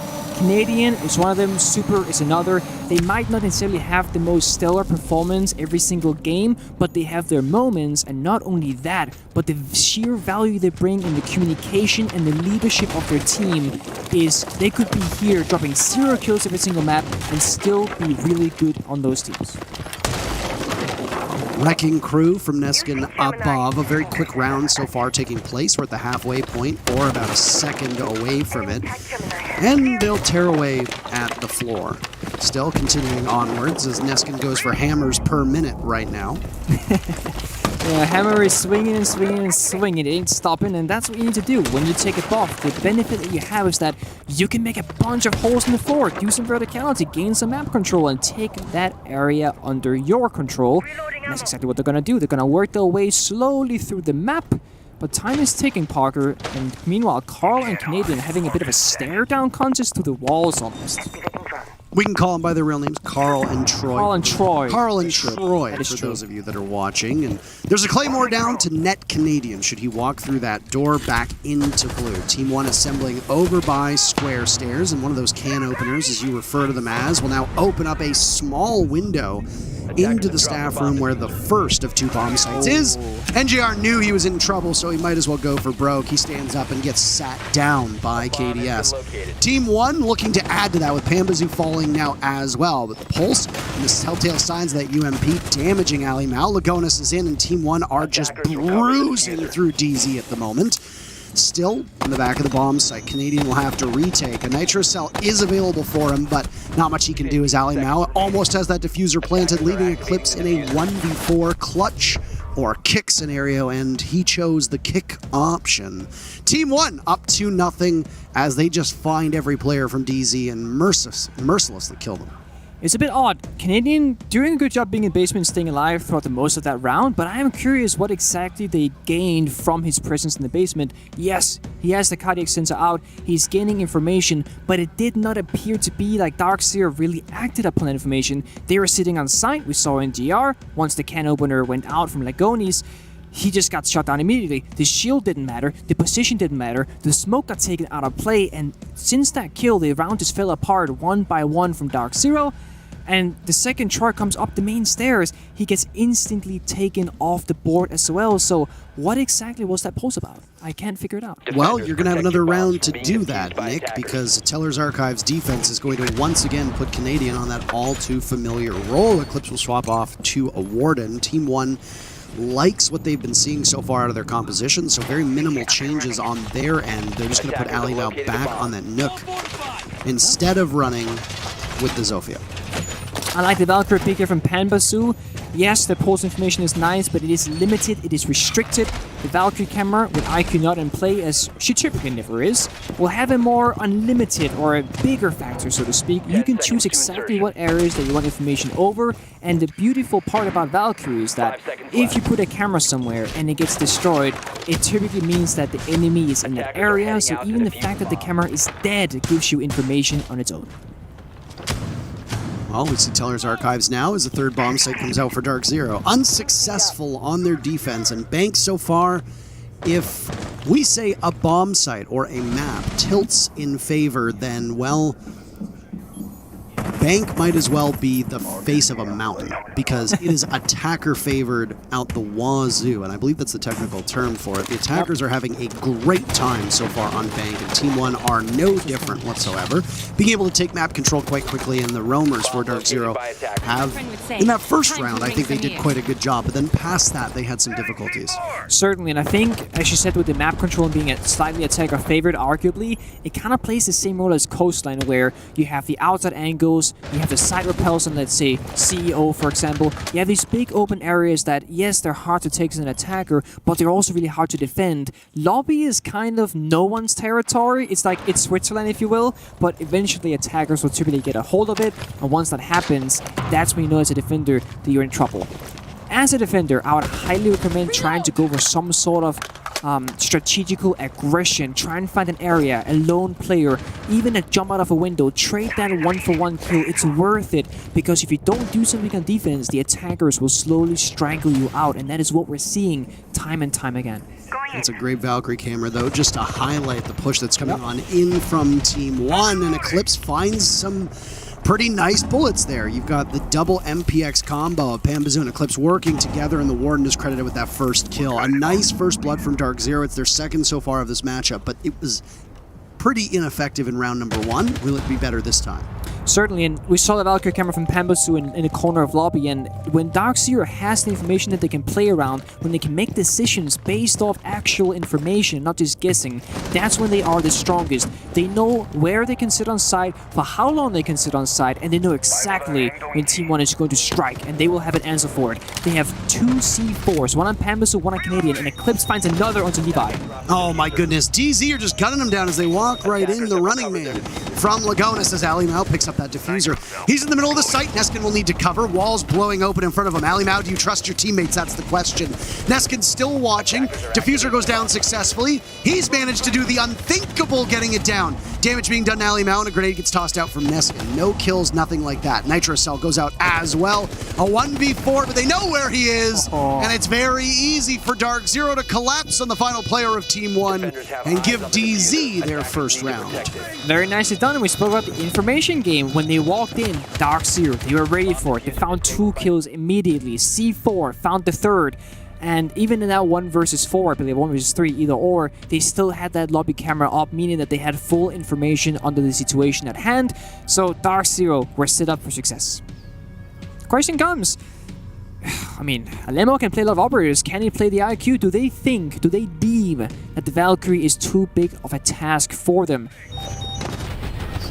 We'll find out. IQ's pick rate right now, by the way, in the basement. We did actually see her earlier being used in what you could call that yellow lineup. It was IQ, Finka, and Lion, the three yellow icons being brought out by FURIA against Space Station. So who knows? I mean, IQ has some issues, obviously, with the fact that explosives are in vogue, and she doesn't bring any of that to the table. But if you feel that a Pulse or a Vigil or a Valkyrie are being too much of a nuisance, and we've talked about this on every single time we cast Bank, that lobby is huge. There's lots of places in square stairs as well for you to hide these Valcams. IQ might not be a terrible choice if you have enough secondary explosives. Certainly. Lemo now showing the Twitch and sticking with it as well. I kind of also feel like Twitch is almost a mini IQ with that change to her Twitch drone where you have the infinite range, kind of like the Zero camera sap. You can look for those Valkyrie cameras. Sure, you don't have a scanner, you can't see exactly where they are, but if you take the time to look for them, if you find them, you can also destroy them, and that's good value. Also for Ali Mao, if we're on operator watch, this is his third operator in 4 rounds. So playing Nook twice, Zofia once, and now Twitch as well, and had flexed very briefly a Ying, but then swapped off of it. So this is why we talk about his versatility over and over again. We haven't really needed to see a ton of versatility from DarkZero, but it goes without saying that with the role swaps, with the way they are, Eclipse was playing the Warden, now he's on the mute. Ooh. There's some flexibility there on DarkZero. Inflexible, though, is NJR. Rigor Mortis, I believe they call it, as now NJR is dead. Yeah, that is a tough one, especially seeing as that's the alibi off the board. That's that 1.5x gone, but thankfully the gadget got put down, I presume, and so did the shield, so there'll be some value for him and his team, but playing a 5 versus 4 in this case this early on is never a fun feeling, and DarkZero finally got around, and already now, Team 1 are back in the driver's seat all of a sudden. Canadian creeping up those stairs. I don't know what the smoke is going to be able to do. Canadian on smoke is actually, it's not something I see very often, so it's quite, yeah, it's peculiar. I believe there was a brief period of time where he was on smoke on EG, but I could be wrong. KDS's Reign of Terror, by the way, his kill tally now is 2. Sorry. It's too easy, Parker. Too easy, and there's 3 kills for KDS. I spoke a little bit too soon. 4 kills for KDS, all right. Yep. Well, this round just kind of fell on its head. It was there, and it's almost gone as Eclipse finds the land. Oh, he gets a kill for his own, actually, making that a 1 versus 4. But however, Parker, clutching out this round would take more than a miracle with this little health left. And this C4 is not going to do much damage either. No, and Ali Mao gets in on it. How many operators has he gotten a kill on now? Did he get a kill on Zofia? Because if so, that's a kill on all 3 of the different operators. Also, apologies, Levy got the opening pick, not KDS. So KDS had those 3 kills, not 4. And Team 1, for the moment, they allowed DarkZero to pick up a single round, and I say that with my chest. They allowed them to pick up that round because now things are working out like normal. Look at this, the rotates that are coming in. DZ getting picked apart with limited information and limited understanding of what is going on, and boy oh boy does Team 1 punish them every step of the way. Yeah, I mean, for a team like DarkZero that run a tight ship, there's some loose elements and loose parts in this because, I mean, KD has found 3 isolated players that almost begged him to take their life away because they swung him solo with no support, no information, no refragability, and they even gave him time to reload between each kill. And when you play Iana, you have limited bullets in that gun, but it didn't matter. He had plenty of time to take care of that issue, and yeah, to be honest, a little bit weak from DarkZero. I was expecting something else, something more, and I hope their attacking side is going to give us a better showcasing than their current defender situation. But we still got rounds to go. I mean, yeah, this is an attacker-sided bank. We've been seeing it almost all day right now, Nick. So it's kind of like the Empire demo where if they can end this even 4-2, that's fine, right? Like, they have something to do with that. Absolutely. DarkZero has not taken their time out either. They have not. So there's still time for DZ to pause it.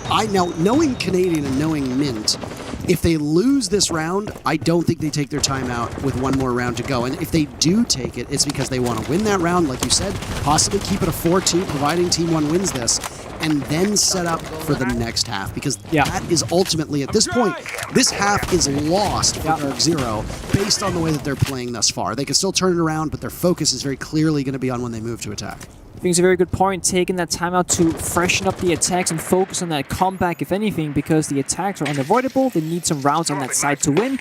Twitch, we spoke about earlier, can find the Valkyrie cameras, can zap them, and so he does. Or she, we speak about the operator. And yeah, good value there, and that denies some of that information that DarkZero loves. The front office wall gets opened up as well by some of the ex-Kairos. That huge change to Hibana obviously now being felt on bank, now that you can divide how many ex-Kairos are used instead of just batches of 6. This is another open area defense, by the way. No top floor hold from DarkZero thus far, which is a bit abnormal based on the rotations that we've seen out of bomb sites in bank thus far today. It is interesting, and Team 1 doing the same old, giving that hammer a little bit of a swing, or many swings. I mean, and this is the thing, if DarkZero is not going to challenge or combat this situation, then why should Team 1 do anything different? That's a good point.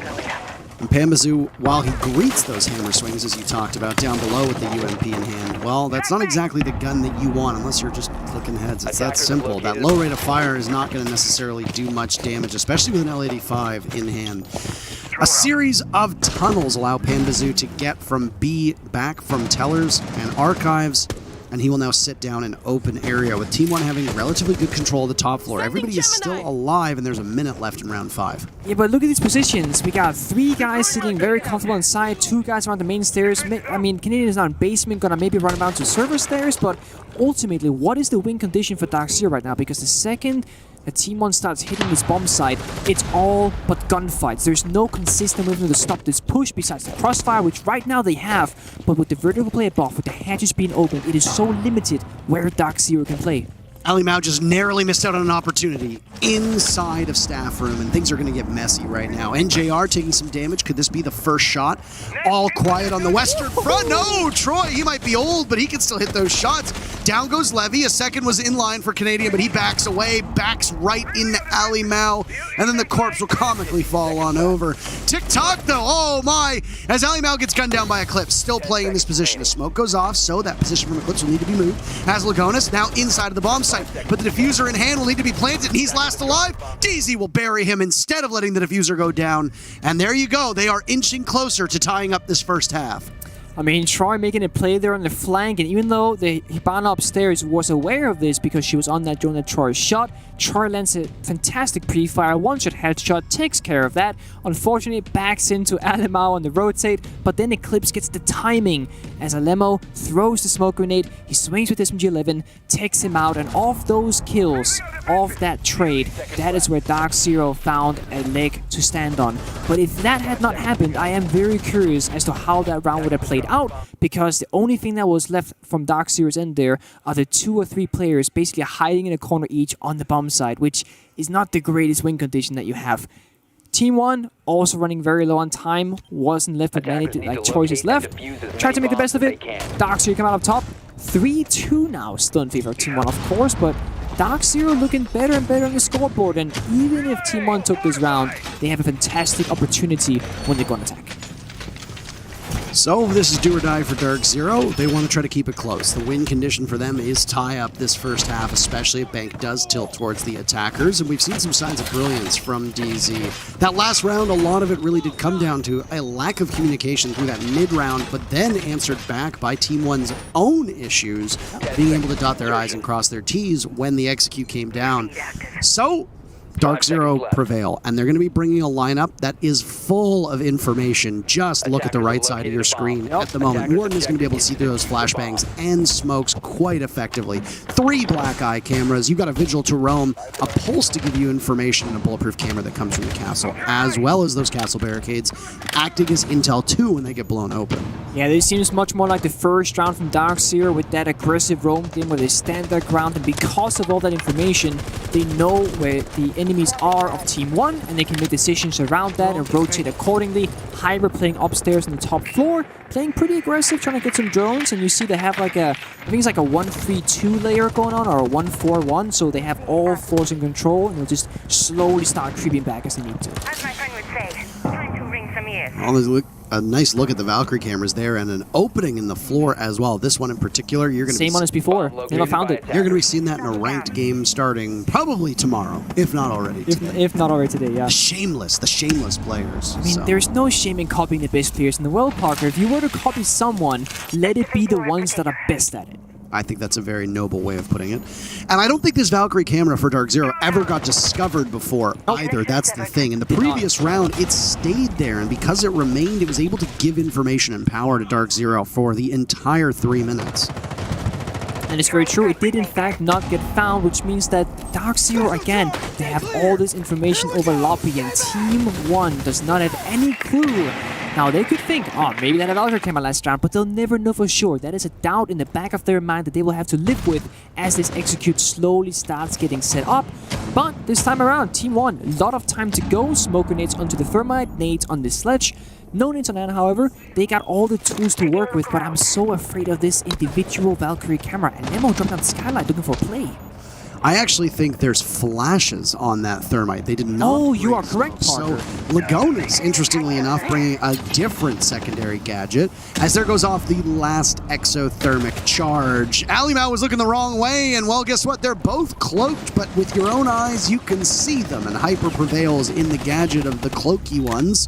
Down goes Panbazoo as KDS trades back. So Team 1 have the ability to push in, but they're going to need to confront Eclipse. This has been the sticking point for Team 1. Eclipse on the stairs is able to watch the entirety of the front of the bomb site, meaning that when Team 1 breaks in, they get torn to shreds. Will they move somebody over in that position? That's the real question.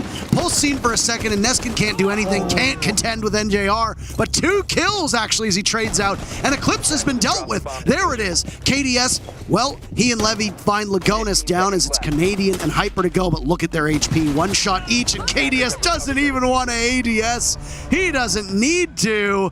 It's a 4-2 first half for Team 1. KDS with the flare going for the hipfire, Parker. I was thinking, what if he misses? Like, that's going to be the round maybe, but he lands the shots, thankfully, of course. Last 2 remaining players from DarkZero was incredibly low on health, so it didn't really matter. Ultimately, 1 bullet would do the job. We saw the benefit of DarkZero playing all 3 floors. Hyper with that late round as a limo dropped the Skylight kind of surpassed him. I don't think they are fully aware of his position. Hyper finds the flank beautifully, and yeah, it was close, but not close enough. Close only counts in horseshoes and hand grenades. That's how it works. So close but no cigar, I guess you could say. First defense for Team 1. So far, the attacker-sided bank streak continues apace. But Canadian will be on the Ying. Interestingly enough, we still have yet to see a top floor defense from either of these teams, as the very first defense from Team 1 is going to be open area down below. Definitely, and the thing is, it's funny because Team 1 showed the Ying, went off it, now DarkZero are the ones to actually just stick with it. And Canadian has been playing multiple Yings and even Capitals throughout his time in the NEL of Stage 3. So this is not something that's absurd or super weird, it's actually a core pick for DarkZero, and it's also typically Canadian playing that operator. DarkZero also love those weird picks, if you want to call them that. And when I say weird picks, what I mean is they'll run a Capital, they'll run a Ying, they'll run a Blitz, they'll run a Monty. There is good reason why Team 1 banned a Monty here. Yeah. And that's because DarkZero likes to bring in the unorthodox. And it's a team that has always tried to set the meta. This goes all the way back to when they were known as Gotham Gaming, and then Flipside, and then SK. This was a team that always wanted to set a tempo of the region and wanted to create a new meta. Now, DarkZero might not necessarily be the leaders in that anymore, but they can still have a couple tricks up their sleeve, and that's what it looks like with these picks, especially a Ying being on the board. Hard Breach Gadget being brought for the Ying, as well as the Candelas, and lots of destruction work with the LMG as well. She can work quite effectively on a map like Bank. Certainly can. Sophia also bringing those what's it called? Breaching charges, the soft floor. So you have the Sledge, but you also have a backup in Hyper. And the Ying, the Capital, those funky or weird operators, I refer to them as like execution enablers or like execution operators. You typically pick them for the stage 3 of the round. They execute when it gets explosive. But then the thing is, Parker, what if Team 1 is roaming? Do you use the Candelas in the stage 1 and stage 2? And then when you come to the execute, you have, no more Candelas left, which is why you pick the Ying. There's that fine line of when to use it, because if you don't get to stage 3, it doesn't matter. Hyper in pursuit, and oh my, KDS is caught looking, and still more, but Hyper misses his mark on Alimao. The castle walks away, And would you believe it, but KDS and Ali Mao right now leading the way for their team. That kill on the Hyper is huge. No ability for the lifeline to be used. That's 2 explosives down, that's 2 stuns down, and a good gun and a great player sidelined. Yeah, the soft breaches as well, which means that NGR is the only vertical soft breacher, so to speak, available. I think the first kill fight was amazing. They got that freebie, but then, you know, as you spoke about earlier in the previous game, if you get the first kill, but you don't manage to make anything more out of it, you don't get the max value. NGR gets C4'd and therefore is injured, but I just wish that after that first kill from Hyper, he had backed down, let the drone do the work, let a comrade come in. Speaking of comrades, Canadian finds Levi as well. And yeah, a real rest onto NGR, he comes back on his feet. Looking for a 4 versus 3 with 47 seconds left on the clock. Ali Mao on the hunt, though. The call down there, but Canadians predicting it. 2 kills for the leader of DarkZero. Still 2 more to go as DarkZero want to start putting some rounds on the board now that the sides have swapped. Team 1 barricaded inside of the bomb site, not literally, but holding down this position. The avenues on in will need to be watched by both Lagonis and Neskin. That's the only chance for Team 1 at this point. Exothermic charge will go down on the wall, leading into the staff room, forcing Lagonis out of his position, and he thinks somebody's going to be coming from over towards Archives. But you have to seek shelter by the bomb chassis and possibly drop down and retake. He's looking for it. Where does he go? A rotate available. He can't outduel Pyjamas. Oh, he can! And then Neskin through the wall picks up 2, leaving NJR in a do or die. How did they turn this one around? But with a second left, NJR knows he's not going to get in. An absolutely unthinkable turnaround from Team 1 that gives them a round they had no business winning. Parker, what just happened? I thought that was a done deal for DarkZero. The early round, the mid round, even the late round execute. I guess Team 1 really just said, no, we're not giving you this round. That was such a free kill for Hyper as well. Yeah, and then he became the free kill because he kept swinging, pre-firing through the wall when he could have just held the angle for the peak. Sure, a wallbang looks great in the highlight reel, looks great in a montage, but when it comes down to losing or winning the round or getting the biggest advantage possible, I don't think it's worth the risk. Well, that's the moment where I, as DarkZero, I would be taking a timeout here. This would, last round or this round would be the best time. You have the most amount of rounds available to you, and you definitely don't want to do it when it's too late, because then you got that match point creeping in, which, you know, 5-2, we're basically there. And yeah, I really wish we had one, but if not this one, surely the next. Well, when you see a 4-2 scoreline, if you are bad at math, or you don't know the way the Rainbow Six works, it means that your opponents need to do the same thing in order to push you to overtime. You also need a 4-2 scoreline. So in order for DarkZero to go to OT, they cannot surrender more than 2 more rounds to Team 1. Team 1 knows they only need to win 2 rounds, and they're safe until overtime. Yep. They've already done 1 of that. And in a game of inches like Rainbow Six, and especially between these 2 teams, it is remarkable that Team 1 was able to just steal that round away. And boy, I'd be a little bit disheartened and heartbroken if I was DarkZero. No, certainly. It was an important round for the score, especially for DarkZero, and it looked like they had it, then they didn't. They will have to now claw their way back a little bit harder to try and have an equal footing with Team 1, but at the same time, we just saw DarkZero is fully capable of winning those rounds, so all they have to do, Parker, is do it again. So simple, right? It's really simple. All you need to do is just win 2 more rounds, Team 1. That's it. It's so easy, isn't it? I think it's important to know yourself as a player, as a team, that you have done it before, which means you can do it again. Whereas if you're just getting shut down constantly, you might start thinking, what exactly are we going to do, or how are we going to do it? But, as I said, DarkZero, they know they can. If you're DarkZero, even if you don't win this match, you want to be able to put as many rounds under your belt as possible. If you go back to the Mexican Major, you will very fondly recall the Cyclops versus Team 1 situation, which went down to round counts before a tiebreaker had to happen. One of the most unlikely set of circumstances you could ever see, but hey, it happened. In this case, if you're DarkZero, if you are not able to put more than another round or so on the board, you're going to end up... You're going to end up in worse shape than NJR actually is right now. I'm not going to lie, NJR has had I don't want to say a rough game because he has been doing quite well, but he's had a couple of deaths now as the first man, and it must feel terrible. Your team needs you, you want to do really good, but Levi just says no, shuts you down. The nade doesn't quite get the kill, but does a lot of damage. Second one comes through, Hyper finds one as well. All of a sudden, it's a 4 versus 3. DarkZero in the lead. And DZ coming out of nowhere with this. Nick just walking in, taking no prisoners, and punishing them. And it's going to continue. Hyper also takes out Neskin. Lagonis and KDS, a rare bandit in play at this level, creeping up, watching towards the staff room. Oh, look at this. Oh no, he's going to get caught. A third kill from Hyper, and Lagonis goes too. They get the first pick, but DZ answers back admirably, and that's their 3rd round so far of this map. I mean, Hyper is everywhere this past round and now this round as well. He's kind of like that guy who's like, hey, I'm walking here. And then anyone that walks in his path, he just says, no, this is my territory. I'm going to shut you down, take this ground.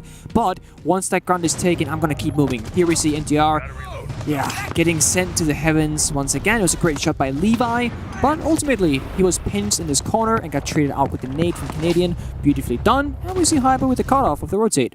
Nicely.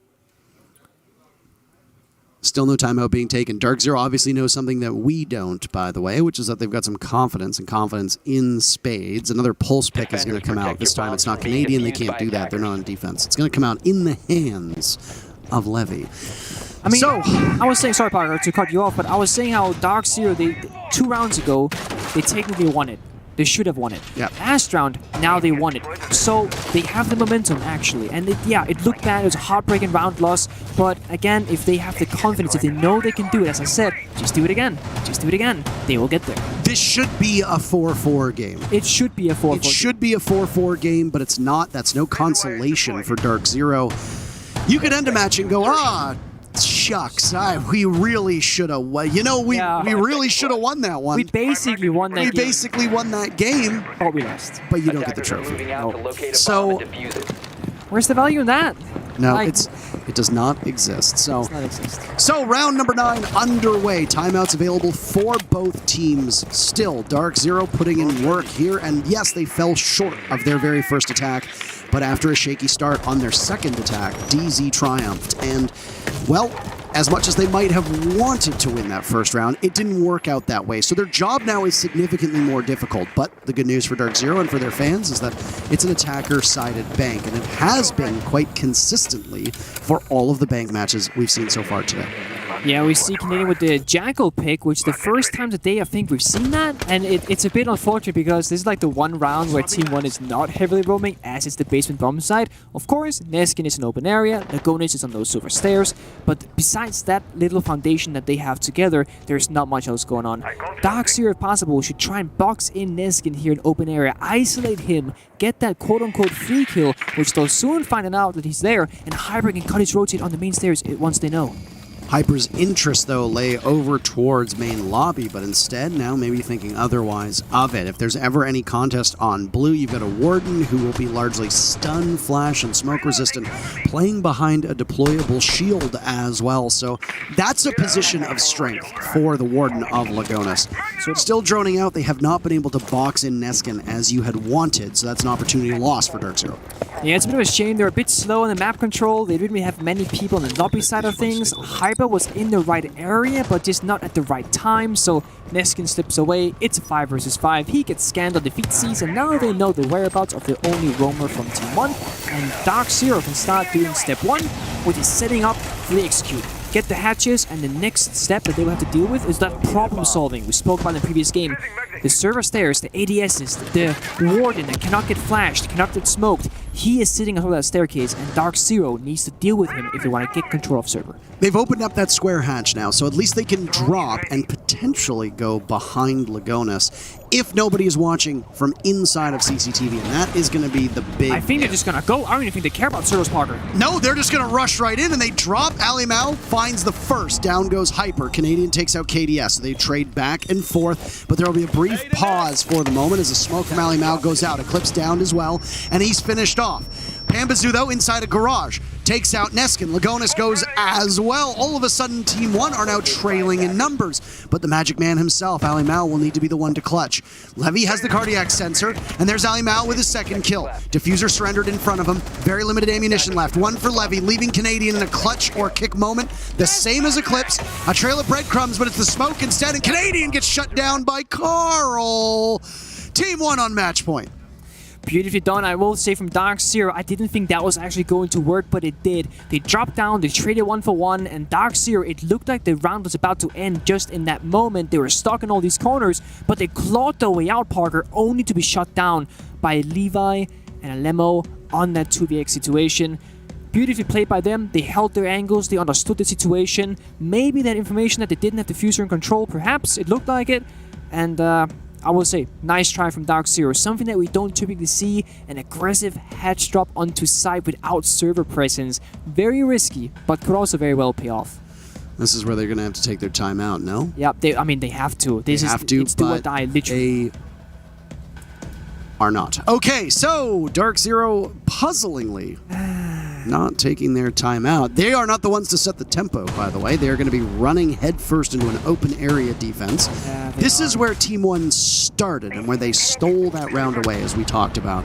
After that, the rotation for Team 1 was to go upstairs to the CEO and office bomb site, in which they did not prevail, but then they looked significantly better on CCTV because of those final 10 seconds and the miracle that happened there.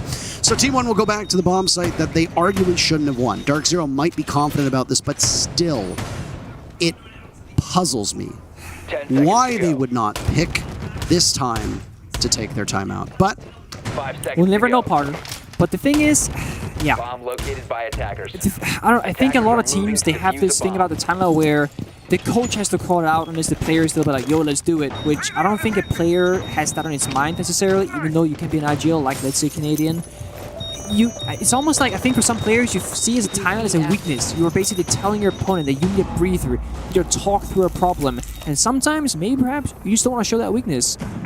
And it might cost DarkZero here, because I agree with you, Parker. I think they shoulda, woulda, coulda done it, but they didn't. And NJR did not see the Valkyrie camera, even though he was almost looking straight at it. NJR has been the opening death, what, 2 of the last 3 rounds here? So not ideal for NJR to find himself in this position, but Levy knows that there's an opportunity to possibly take out NJR, but he can't find it, so he'll head back in. Oh my. Wait, what is this camera? They don't... Oh, okay. Hyper, it's on the floor. Hyper doesn't see it, but he's going to walk right in. Instead, they know he's there. He flicks away behind the reinforcement. There's the shotgun of the mute of Lagona, so Hyper will army crawl his way in. And a nitro cell goes off and doesn't kill him. All right, a bit odd. Hyper just remains with 1 HP. Talk about lucky. I mean, he just ate that C4 with his body, basically, Parker. And Hyper playing, oh, but that second one comes out, and that will surely close out the deal, and it does. Hyper playing really aggressive. The only person next to him is Canadian down the hallway. He had NJ on the rappel, but Canadian, nice shot onto KDS, takes him out, 4 versus 4. And now, maybe it doesn't look that bad after all. Hyper took 2 C4s to the chest to die, which means he took out a lot of resources with him. Well, and then Hyper goes down as well, with that lifeline not really showing much promise either. So, boy, oh boy. Anywho, Team 1 will hold off for now. KDS was the top frag. Levy has caught up, or is at least as close to catching up as possible without actually being there. And Animao has stretched his lead. Team 1 have been hitting their shots, and Canadian actually tied for top frag on DarkZero, which is not something you see all the time. His expertise and skills are usually used elsewhere than on the actual killing fields. Yeah, it's interesting. Canadian's been almost second entry, and as you said, tied first for kills with Hyper, and this is not typical Canadian fashion. And it's not that I don't want to see Canadian frag it out, but you need to start questioning why or what or where is the rest of the team. NGR, Panbasu, we know where Hyper is. He's usually very deep in, very alone, but also often gets shut down due to that fact. So I do want to see a little bit more from this DarkZero. Maybe Canadian can lead them more. But perhaps leading from the charge is what is needed. NJR finds Neskin, and now we're setting up for stage 3 of the round. That is the execute, Parker. There's some flashes tossed down now as Panbazu will inch his way in once again. This is the bomb site, open area, and Panbazu knows what he needs to do, but he's going to look the wrong way, and Team 1 collapses on them, and everybody falls. 3 rounds are all DarkZero will get. 4 rounds on the day. A rough outing for DZ. But Team 1 cap off an impressive day 1 here of the groups. These are the defending major champions. They topple Sandbox 7-2 and then DarkZero 7-3. Yeah, Parker, no magic needed for that round in open area. They could clutch it out all on their own, and I'm very, very curious as to the whole situation regarding DarkZero. losing bank once against Vitality 7-1, and then going there straight again into Team 1, a team that they know is gonna be a struggle, a team that they know is one of the top gunners at this event. I admire their confidence, but at the same time, I also question their map pool. Well, I mean, Team 1 right now look like the favorites for this group, and we already knew that coming in as the defending major champions. Vitality can give them a run for their money, but the question then becomes, you've got Sandbox and you've got DarkZero as the two question marks. Yep. What is going to happen when they meet? One of them has to win. That is so. Anyway, before we get there, though, we have a break. We'll be back in just a couple minutes with more group stage action.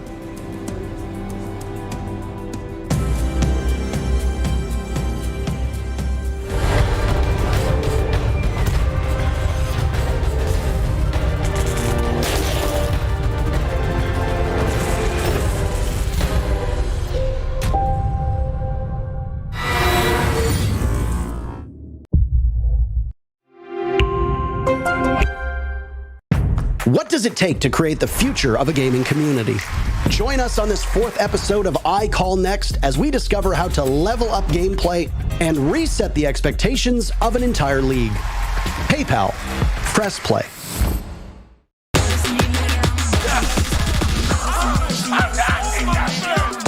Easy going right there. One more to go.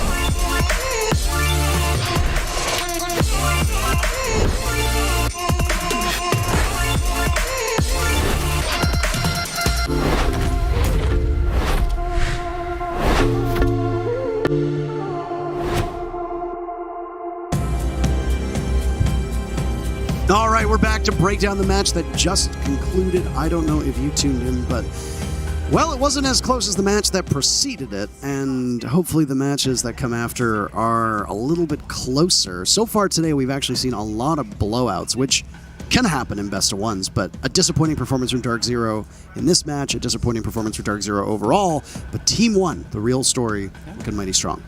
Yeah, I hope DarkZero wakes up on the other side of the bed tomorrow because they need something to happen. They need a spark, some magic, some flow, some juices, something to go right because today's games were rough, Parker. Yeah, some bad juices today. Bad juices, yeah. You heard it here first.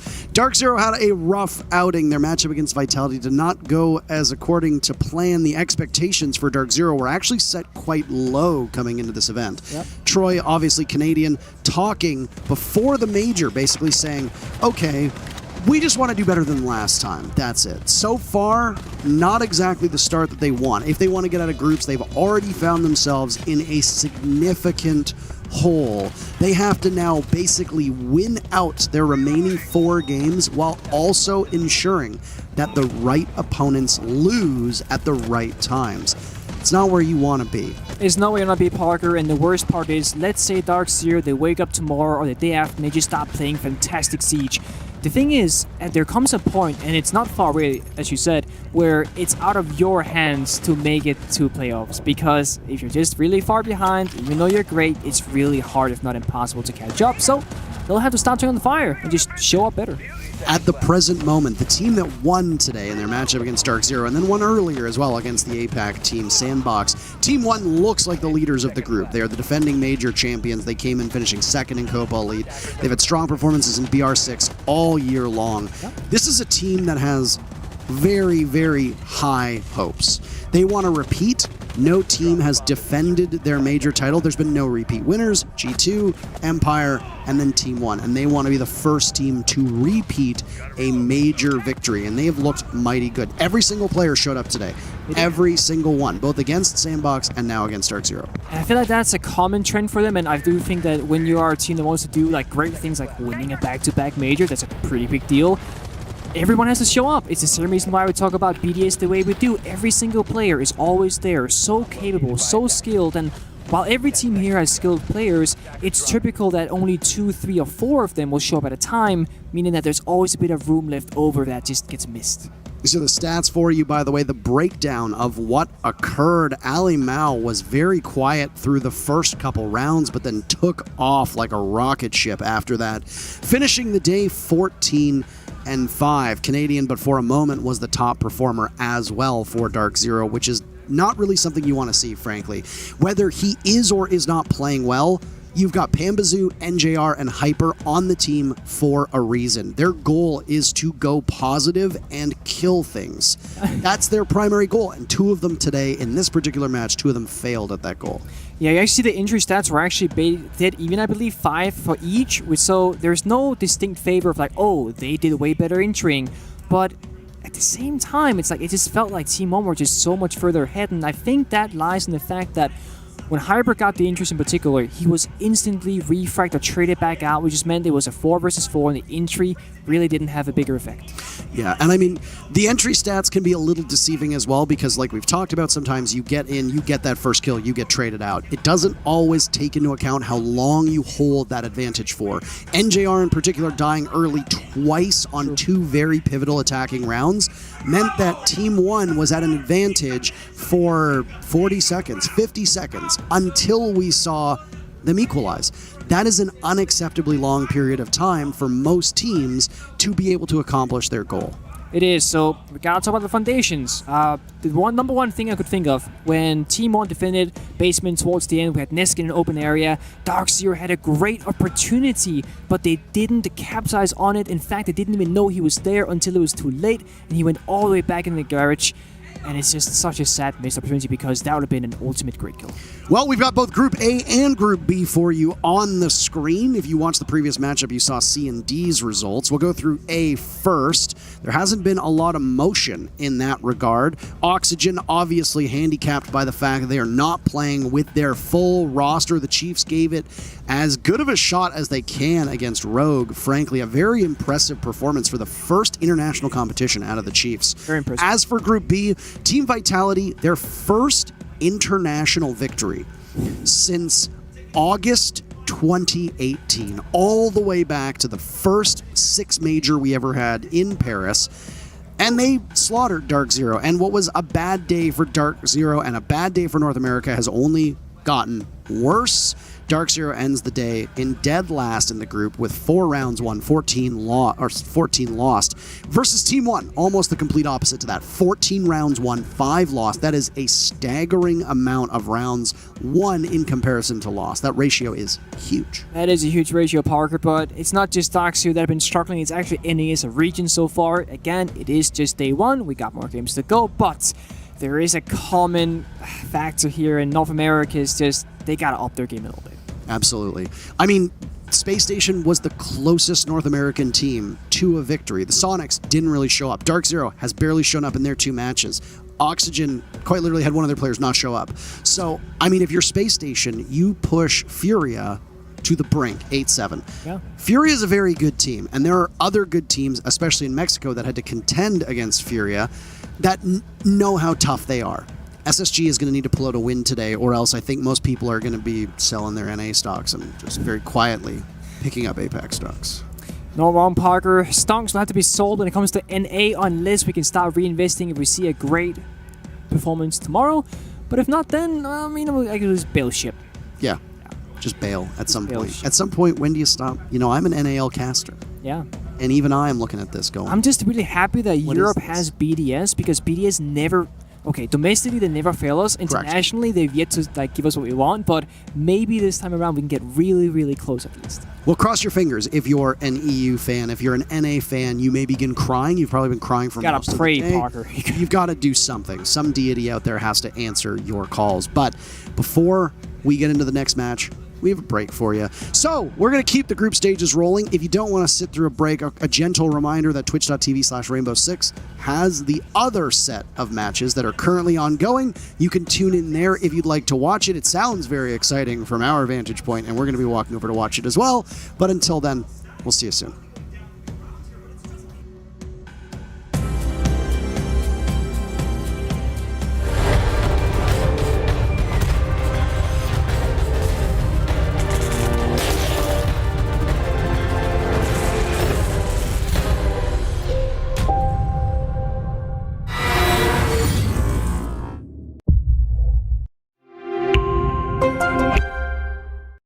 What does it take to create the future of a gaming community? Join us on this 4th episode of I Call Next as we discover how to level up gameplay and reset the expectations of an entire league. PayPal. Press play.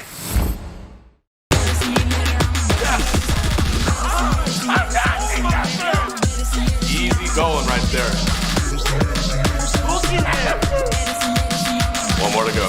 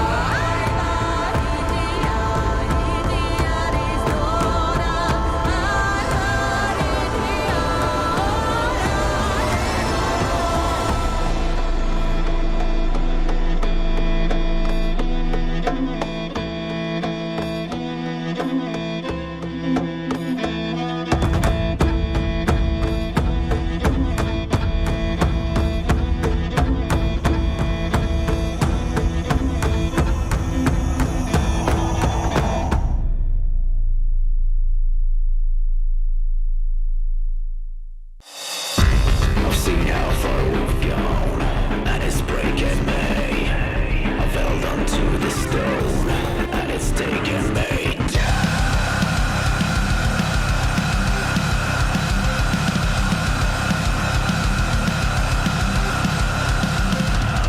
Trouble childless turns to pain and suffering. It's just a way of preparing you for the cold realities of everyday's life. It's just a way of invading you with disgrace of severe way of life.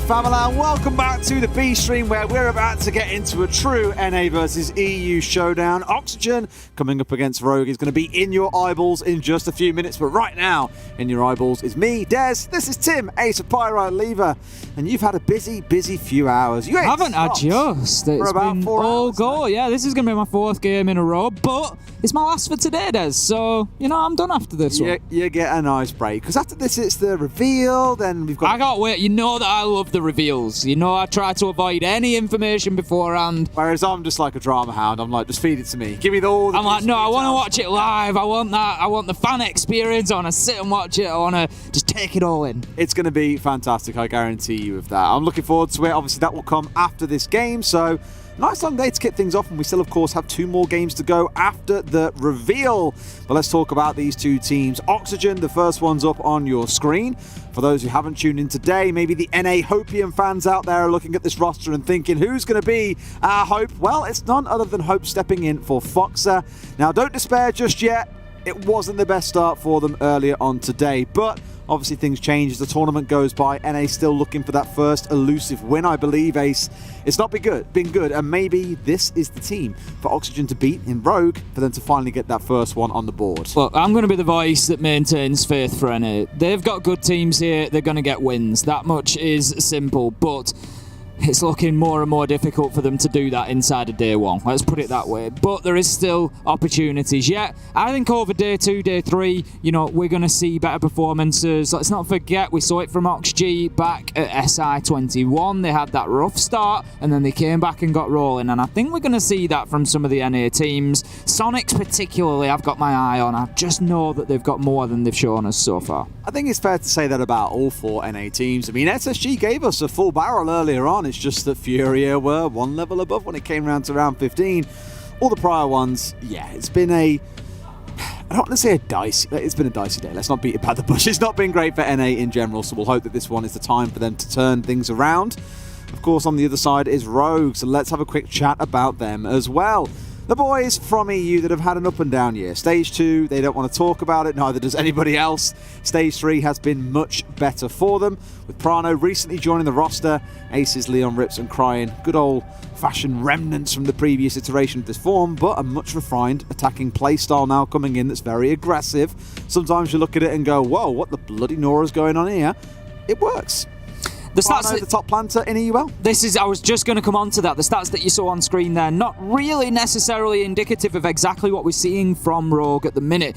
The defensive win rate, not been great recently. They've been struggling on the defense a little bit, but attackingly, they are super focused on the objective. Prano, the leading planter in the world in Stage 3, getting that diffuser down time and time again, and if Rogue get given an opportunity, that is exactly what they're going to do. OxG, they might struggle to prevent them doing that today, because obviously, as we've said, they've got Hope stepping in, so it means they have to play differently, they have to move around, and it might just create those windows for Rogue to be able to get in there and play the objective. Obviously, our big worry, as we spoke about earlier on today, watching Rogue play their game, is their attacks are incredibly exciting to watch and are very good. Their defenses sometimes leave a little bit to be desired. Yep. And whenever I look at Oxygen, I always think of them as, oh, yes. That plays in perfectly for Rogue. What a map to go to. This is a map that you look back through history and they've lost it a couple of times. The G2 back in Stage 2, they lost it.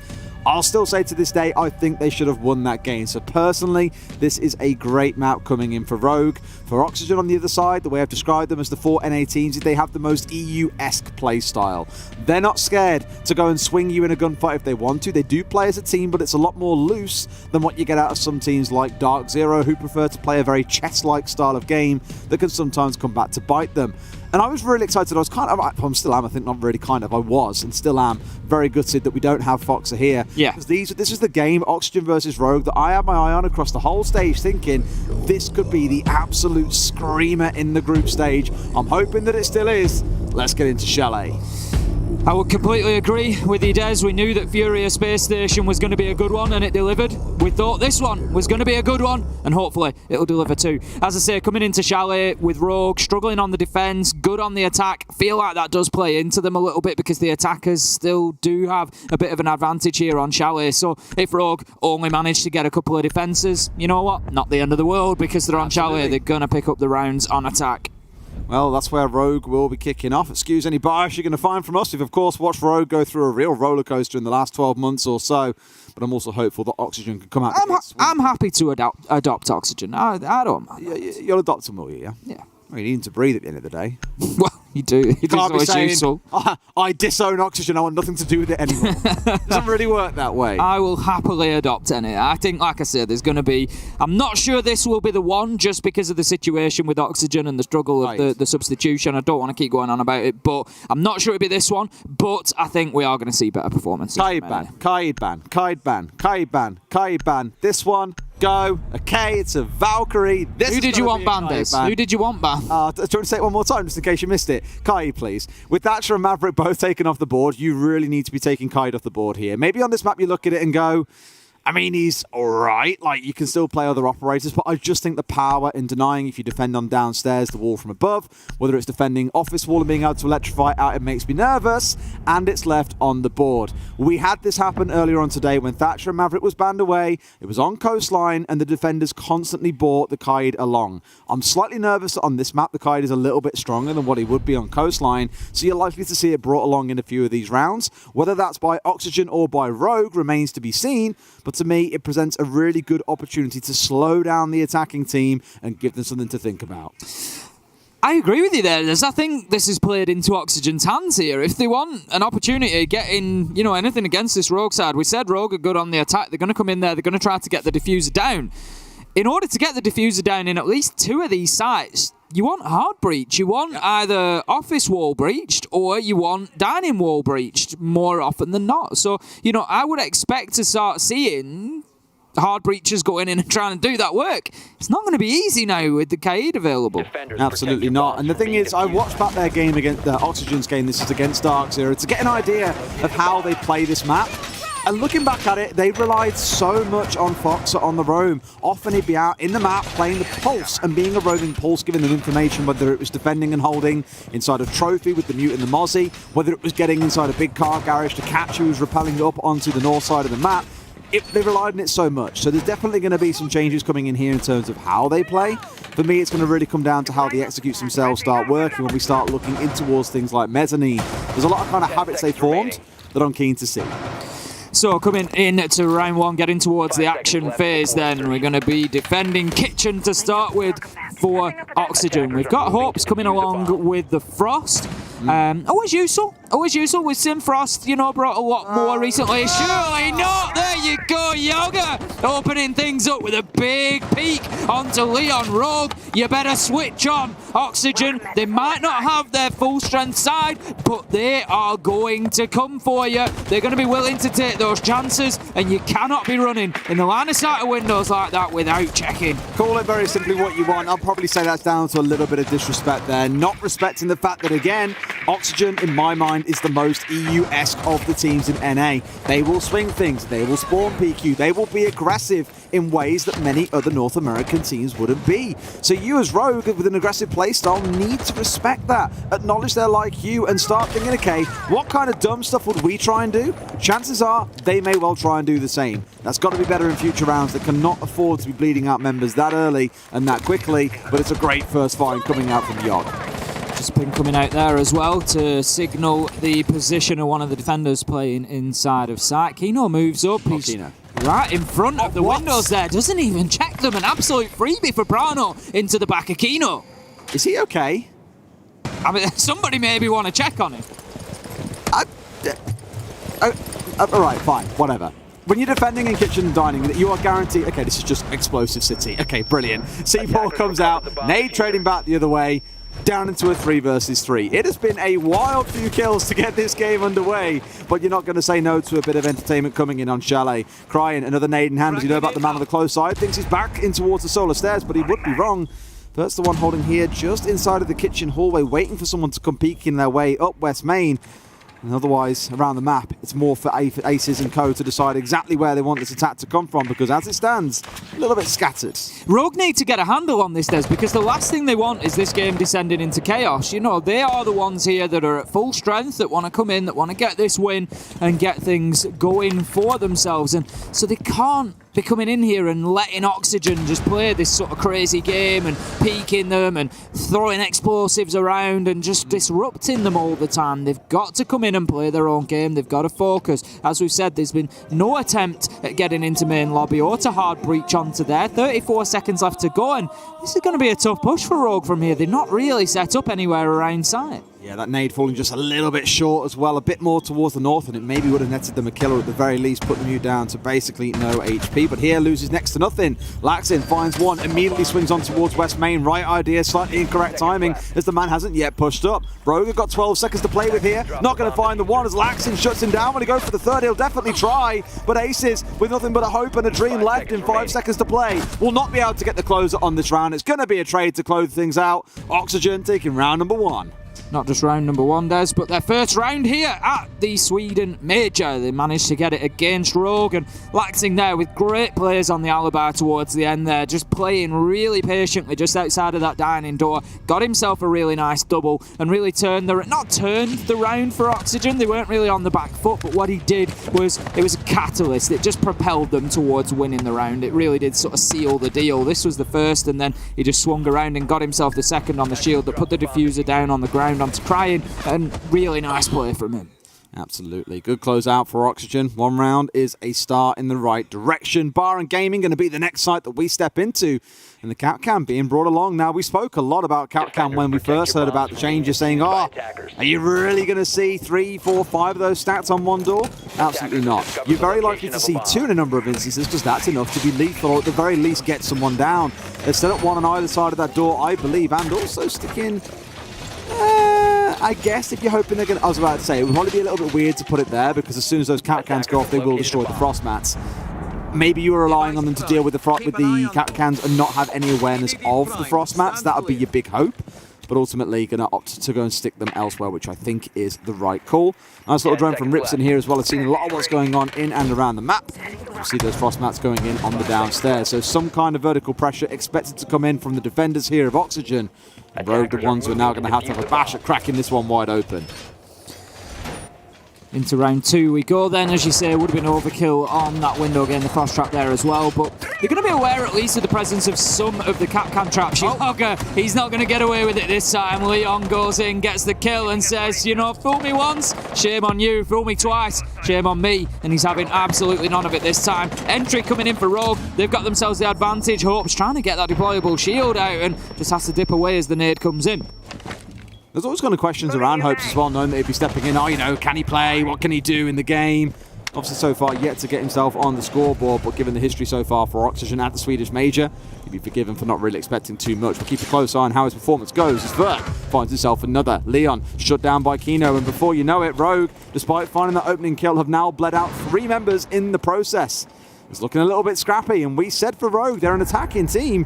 If things go bad in this half, what have they got left in the tank in the second? Well, that is the big question. As we've said, Rogue have struggled on their defences. Oh dear. They need to be having a better half here. As Laxing finds Crying, they are staring down the barrel of a 2-0 start and not in the right direction for themselves. Prano going to drop himself down, looks for the feet, will catch Hopes out.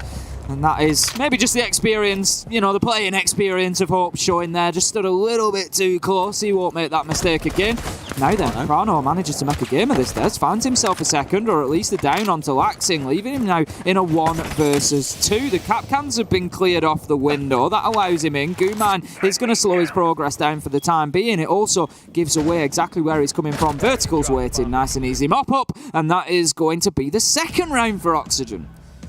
It's a very famous saying at this point from a dear friend about sprinting, and Prano there at the very end, maybe not with the right idea to go charging in towards that doorway. A slow peek, quick peek, whatever you want to call it, maybe would have been better suited, but finds himself taken out in the 1 versus 2. 2 rounds on the bounce then for Oxygen. A great start for the North American side, who are giving a bit of hope to the region at this point.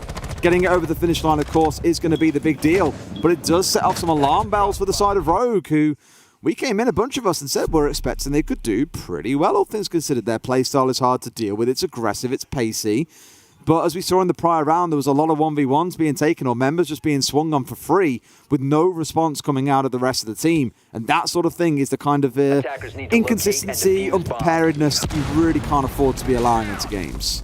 Absolutely not. Heading up to the top floor there, and Oxygen are looking for a complete defensive rotation here. They could be 3 for 3 if this continues. They've got themselves Kitchen, they've got themselves Bar and Game in lockdown. Head up to the top floor. Laxing's going to be bringing along the cap can again. We'll see if the traps go in different locations or not. Always got to be careful about too much repetition. For example, the cap can traps were cleared off the window last time around, so if you put them there again, you would expect that Rogue are going to be looking for them. So this time going on to the games window from Laxing before he heads himself upstairs. Now, Rogue likely to try and get themselves one of two things established, and that is going to be either a presence in Solarium or it's going to be a presence inside of Library and Mezzanine. Now, given that the Kaid hasn't been brought along, there's no denial for that wall, Des, which surprises me. Bring a Bandit, bring a Mute, bring a Kaid, bring anybody to try and just get something on that office wall. I think it's the constant fear of knowing that if you do bring along denials, someone's going to get control of lobby, they'll open up below and just remove whatever it is you're committing in towards that area. Not that it's strictly a reason to not play any kind of gadget denial, because I again think that the Kaid here would be a really smart pick. Knowing the Thatcher's banned away, there's no Maverick, you force the attackers to have to deal with it. Again, maybe some consideration given to the fact that it's Chalet and Soft Destruction is the name of the map. Buck is incredibly popular and therefore makes it very easy to remove the electrification that would be on this wall. Prano inside 45 seconds is here and getting things opened up. Here comes Kino off on the flank, who may yet cause himself a little bit of trouble. Hope slips himself back into Piano, Vertical taking damage there, and this is the problem that Oxygen are going to face now that that office wall has been opened up so quickly. It makes it very difficult to play inside of office for Vertical. Rips and Crying going in, getting control over the library, and Kino moving up here, manages to get a beautiful shot onto Crying. It wasn't the opener, as Hopes did lose his life along the way, but that is a big play from Kino there, and we can see him and Yoga just turning tail and running for Solarium to try and get themselves back up into safety. And 4 versus 4, that's not actually a bad start for Oxygen. Oh, but you got Leon playing on the double window here as well, just waiting for anyone to come charging through office, which is going to restrict these last couple of members. C4 comes out, we'll find Leon, beautiful C4 coming out of Laxin, removes the fear of what's going on the double window, so now all eyes can turn towards the south side defense. And in come Rogue. One going in from the plant. Aces, the point man standing front. A shallow plant coming in, staying covered from the window. Kino finding himself going down while flashed out. C4 could be absolutely huge here, but Rips finds himself a kill, and they've already got far clear after the diffuser has gone down. A 2 versus 3 for Oxygen in a post plant. This one should be a Rogue win. Really should. Laxing looking to aggress onto the balcony there. He knows exactly where this is going to be held from, but we've got the man on the upside down rappel. We've got one over in Library as well, and a lot of work for the 2 players from Oxygen left to do. Yoga looking to move out towards Mezzanine. Prano finds one, Rips finds the other, and that's going to be Rogue taking their first attacking round on Chalet. Leaves us 2-1 now in favour of Oxygen. Great round overall coming out there for Prano, especially the entry coming in onto Hopes, the plant going down, and another kill after the exit. Great overall round for Rogue, and much more straightforward as well, right? 45 seconds in, direct to site. Got a little bit upset by Kino off on the roam, but once he pulled his way back to site, things were pretty simple and straightforward from there, even with the double window being cleared out by Laxing. So a pretty direct round overall, I think, for both teams. It was quite obvious to see how things were playing out from there. Just Rogue had the upper hand throughout the majority of the round, always one step ahead of what it was that Oxygen were trying to achieve. Heading into round 4, then we're going to see a defence, this time of Kitchen and Dining. Oxygen going to move back to their first successful side. The thing is, they're not going to mind too much, Des. If they can rinse and repeat this and go 4-2 on the half and come into the attack, they're going to feel pretty confident they might actually be able to get something out of this. You know, we keep talking about this fact that one of the players is absent, and that is very true. But let's not forget, there's 4 seriously good players here on the side of Oxygen that are more than capable of winning rounds. Laxing is going really well so far, 5-1, and just absolutely causing a nuisance of himself around the map. You're absolutely right. You know, most teams do bring along 5. Some are down to 4. We've got teams like Oxygen only stuck on 4. IG have only got 4 gunners. Soniqs have only got 4 gunners. That's the way it plays out. And that was a dig at Super. You're absolutely correct.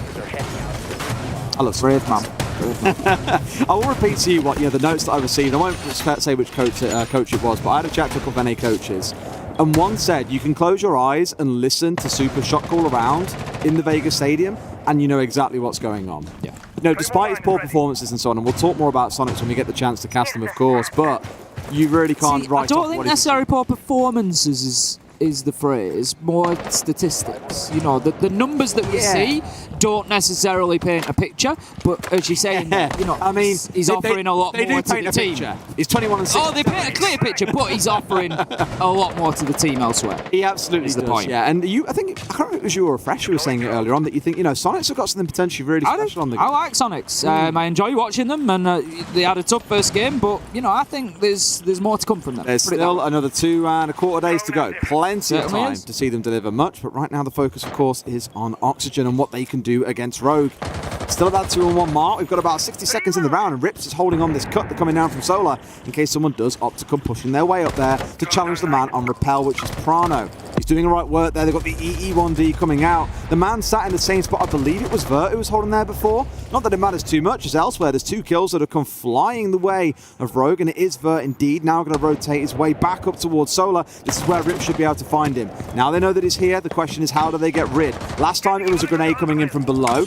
Vert, wow, going hyper aggressive, got the shotgun in hand as well, daring him to step up to the window. If you're a smart man, you back away ever so slightly, but here he's dipped his way back into sight. But it's just one after the other, like dominoes. Oxygen are falling apart. 5 versus 2 sets in, and it's going to be a flawless round, a double kill for Rips at the very end. Rogue able to lock it down then. Vertical just suffering to bad timing a couple of times. We saw it there as he peeked around the first time. He had the SMG in hand, possibly an opportunity there, and then each time he turned away with the shotgun, it seemed as if Rips moved across that window at that very second, and he just wasn't able to find him. They were playing for the trade play onto Rips at the end there, where one was swinging from deeper towards Solar Stairs and he was swinging from close with the shotgun. But I think what happened is the timing was like half a second off. So when Vert comes to the swing with the shotgun, Rips has already taken the gunfight onto the guy at the back, has killed him, spray transfers, gets the easiest kill of his life onto the shotgun wielder that was stood in front of his face. A good round for Rogue. 2-2 we now sit at. So that initial burst ahead for Oxygen going 2-0 has been nullified. Rogue now starting to warm into things. And it's the fact that Rogue have managed to get 2 rounds back to back. You look at this now and think, right, have Oxygen got the legs here to continue fighting as they are, or do Rogue now just sort of pull away in this first half and get themselves those 4 attacking rounds that really, not that they desperately need, but that they will be much more comfortable to have got, because that will have been their expectation coming in. They know they're strong on the attack. They haven't had a plant yet, which surprises me. And they know that they need to come away with the advantage from there. Absolutely. Well, let's see how round number 5 plays out then. If Rogue can continue on their journey towards a successful attacking half, or if Oxygen can bounce their way back in. On towards the other side, looking at Oxygen now, Laxton's the one who's been going massive. Vert, as you mentioned, has had a couple of good rounds throughout the way, but it's been relatively quiet otherwise, and the attention is always poured on towards Yoga and Kino. The 2 younger, newer players they brought into the roster towards the start of this year, still kind of finding their feet and really trying to get settled in.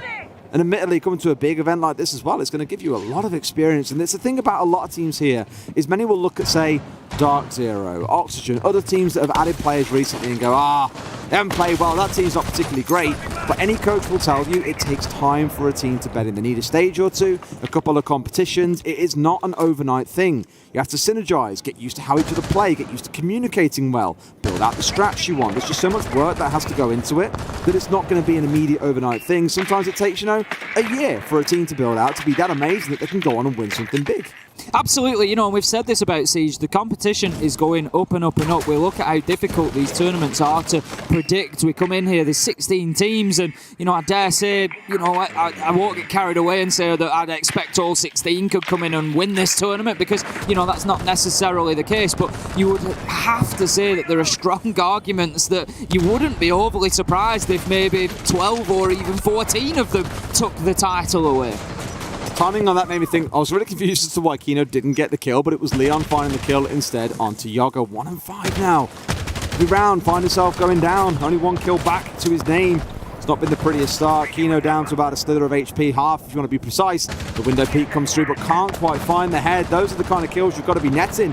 And there's one or two more charging around throughout Office that he simply can't find. Rips swinging onto Laxing. A 5 versus 3. Kino, not much longer for this world. Oh, no way has he crouch walked into that. No way. Surely he must know it's the other side of this wall. Just spray the wall, buddy. Do something. A grenade might do the trick. Tries to get it through the hole as well. Chucks it through. Doesn't realise how shallow he really is. How on earth he's got away with still being there is anyone's guess. Not that it matters too much, as Rogue have turned their advantage into a 3-man. 5 versus 2 overall. And surely at this point, Oxygen cannot hold on in round 5. I would expect Prano to take the opportunity here to get himself inside of sight and get that diffuser down as quickly as possible. I think they were just uncomfortable in not knowing where the last man was. Kino announces his presence with a kill onto Aces, but Prano meanwhile finds Hope, and that is the last man standing now as Kino tries to push back in a 1 versus 4. And as I suggested, Rogue taking the opportunity to try and get that diffuser down, will successfully plant, and that is now going to make the job even more difficult for Kino. Shut down by Prano. That's going to be Rogue. Smiles are coming back, and they are 3-2. He looks so happy as a coach behind his boys because they're playing pretty well. 3 rounds on the bounce now. Started to wake up a bit after those first 2 rounds, maybe were a little bit worrisome. Either that, or they're just talking a bunch of crap and he's laughing at what's going through his eardrums right now. We've heard them on the comms, we've heard how funny they can be. For those who missed it when they played remotely for EUL, they'll fist bump the camera, because obviously they can't fist bump each other, so they always reach out and air quotes fist bump the camera in front of them. It looks really funny when we get to see it. I asked them about that, what is that? I understand like fist bumping's a thing, but why for you guys? And they said, quite simply, it's a psychological ritual. Like if you imagine that's the emotive of like fist bumping on LAN, reset the round, congratulate the team on having a round that's gone well or badly, or move on, whatever it's got to be. It's the same sort of thing in your head. And we said this about them in Stage 3. Rogue have been smiling a lot more in their games. Aces, normally deadpan in the face. Even he's been laughing and smiling. That tells you how good the mental is for this side. It does, and the thing is, you look at it and yeah, yes, it's a video game that we're playing. I'm not saying in that sense that it's about having fun, but what I'm saying is if you are having fun with your team whilst competing, you're going to perform better. Simple as that. If you're in your head thinking, this isn't going well, I'm not enjoying this, I'm struggling to find kills, whatever it might be, it becomes a self-fulfilling prophecy. That performance is going to follow as well. And like you say, the more that we've seen that sort of relaxation, that enjoyment come back to Rogue, the smiles on the faces, the laughs, the light-hearted interviews, all that sort of stuff, the performances have gone up in line with it. Absolutely. Weird, that, isn't it? Unbelievable. Truly unbelievable. Let's see how this round sets up. The Rook, an interesting pick coming out from Yoga, it's worth mentioning. Very rarely see that brought along in competitive play. Remember back in the old day, we'd see the Rook and the Doc together, or Duk, as Snurrele for Caster in the Norwegian Norwegian country used to say. Like that. Norwegian region. If it was a region by itself, it would be great, but it's more part of Scandinavia / the Nordics, so go figure. Let's see how things shape out. Kino looking to get cheeky onto the window. Threats coming in onto the balcony, but no one being taken down on the side of Rogue. It just feels like that early promise that Oxygen showed us is just wearing off a little bit now, and Rogue have settled into things. They are catching people on the rotates, vertical taking a lot of damage there, and you just feel like this Rogue push is going to come through. They want the top floor control. Kino trying to keep hold of it for the time being, but the pressure is mounting. The window repels, the balcony, the pressure comes in from the bathroom. Now he's able to find the kill onto Leon, so that is a good start for Oxygen. Kino able to shut him down. That's the thinker gone, and of course the health boosts along with him. That was a very typical aggressive push coming out of crying.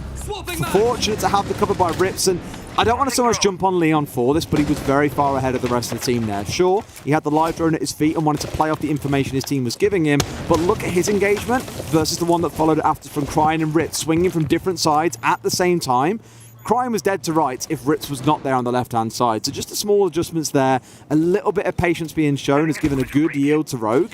Leon being a little bit aggressive in the first case did come back to bite them, but that may have been a team decision, so you can't jump on his back too much about it. Brano just opening the wall up there from the inside, wanting to make it difficult to play at the top of library stairs. We can see the attempts with the explosives to try and take the Selma devices off the wall, but the damage is done, and Yoga is going to have to be very careful about playing in this location. They need to clear the shield out, and we hear that happen as he goes. The grenade tinkles in, and the explosion removes the shield, so that now leaves Rogue in control of the top floor pretty much. They've got vertical to clear out now. It looks like he is absolutely adamant on playing his life inside of there. He is locked deep into the library. The question is, does Cryin know? Surely you'd imagine there is some idea there. If he vaults in here, he could just find himself outright dead. But equally, a free nade into this corner could be all they really need.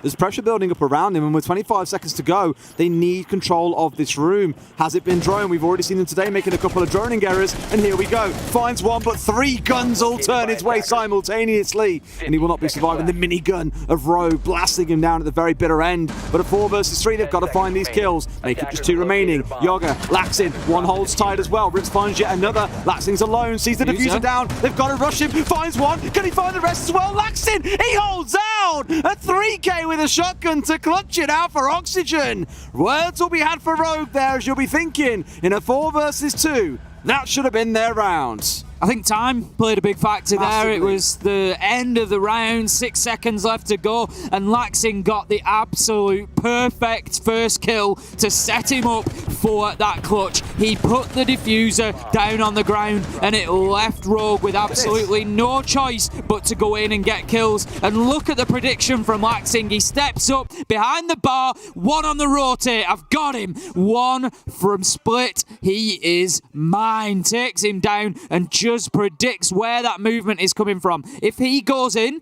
and checks for split first, he loses that fight because the man from rotate gets him. He just played it perfectly. Attackers need to Very, very smart coming out from Laxin. That's what you get when you've been playing since the Xbox days. A lot of situational awareness. My God, does it build up beautifully. Now, if you are an EU fan, this is where you may start feeling nervous. Rogue are going onto the defensive side of Chalet. And if you didn't catch our conversation earlier on, you're thinking, well, why would I be nervous? Like, it's just defense. It's not a big deal. It's not so much leaning in towards the fact that Chalet is an attacking-sided map. It's more that Rogue is a very good team on attack at the minute. That seems to be the one area they mostly have figured out. A couple of times today, that's looked questionable at parts.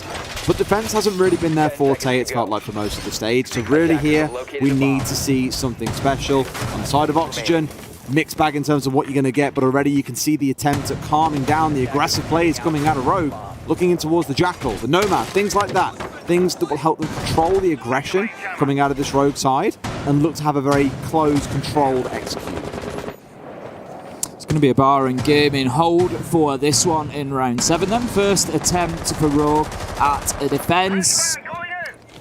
It's going to be a very telling round for me. If Oxygen are able to come in here and start picking Rogue apart, then yes, it is time for Rogue and EU fans to start worrying. You know, there is still an opportunity here that Rogue actually show us something better on defence than they've been able to so far. They're going to have to, but we can remain optimistic, if you're a Rogue fan at least, for the time being, until we've seen this, and probably the next round we need to get a real feel for this. Now, Oxygen, they've got themselves the angles, they've got Solarian, they've got a double window, they've almost got Leon Gids as an opener, going to lose half his health there. Manages to get away, he's going to be able to play in behind that shield for the remainder of the round, but that was a close run thing for Rogue. It always makes me nervous when I see players do that kind of thing, especially when you're holding up towards Solo when you're so far away. You know someone's going to go double window. So have you got a plan for a run out? Have you got a plan for someone to challenge it with you? Just running across it is okay. You can do it, but it just makes me nervous. You lose your life there. You've given your life essentially for nothing. Like, he didn't waste a whole ton of time. I think the clock was at 2:07 when he went for the run across. It just makes me nervous. Now Oxygen are going to get this top of library clear, so they need a couple of nades to come singing out here. And already you can see Rogue starting to back away defensively. Leon, he'll be on Cam's duty for the rest of this round. Big opener from Rips there, using the Nitro to take Kino down, giving them the advantage now. 5 versus 4 in favour of Rogue. 1 minute 15 left to go, and this is where Oxygen might start to struggle and where you might just start to see that impact of Foxy missing as well, Des, because this is where they have to adapt. They have to change things on the fly. They have to go to plan B and plan C and be able to do that quickly without burning too much time, and that could be an issue for the NA side. Now, Yoga still trying to push out of Piano here, still trying to get any sort of control over the top floor, but for the time being, Oxygen just struggling to break through this Rogue defense. Then they have now got rid of the shield and they're getting the single wall opened up. No, it's still there. You've got to be joking. They burnt flashes and smokes and everything in a herd. Vert get the sledge out from the window. Sorry, the nade coming out from the library hall window, but it still stands, and Leon can just step up and take a freebie onto Yoga. A 5 versus 2, and Oxygen have been left rattled by this hold at the top of library stairs. They find one, the push comes through, but Leon has already slipped away. Vert's chasing him. Does he know about this one? Yes, he does. A great shot coming in. They get the library stairs control they want, but it didn't stop Leon finding himself one. Hopes goes down, crying on the flank. A very comfortable round from Rogue, and Oxygen really struggling to break that library hall hold. As I say, I think for Oxygen, I could be wrong, it just feels a little bit like the attack will be more difficult because you've got to be more fluid. You've got to be able to just cycle through those plans, move through quicker, whereas on defence, you can sort of have a plan before you can come in. Where is Hope's going to play? Where's he going to fit in? Which piece is he going to be on that chessboard? Whereas now, you've got to be able to just move quickly on the fly without that plan in place beforehand necessarily. And as soon as the first couple of kills went down, it was kind of like, right, what now?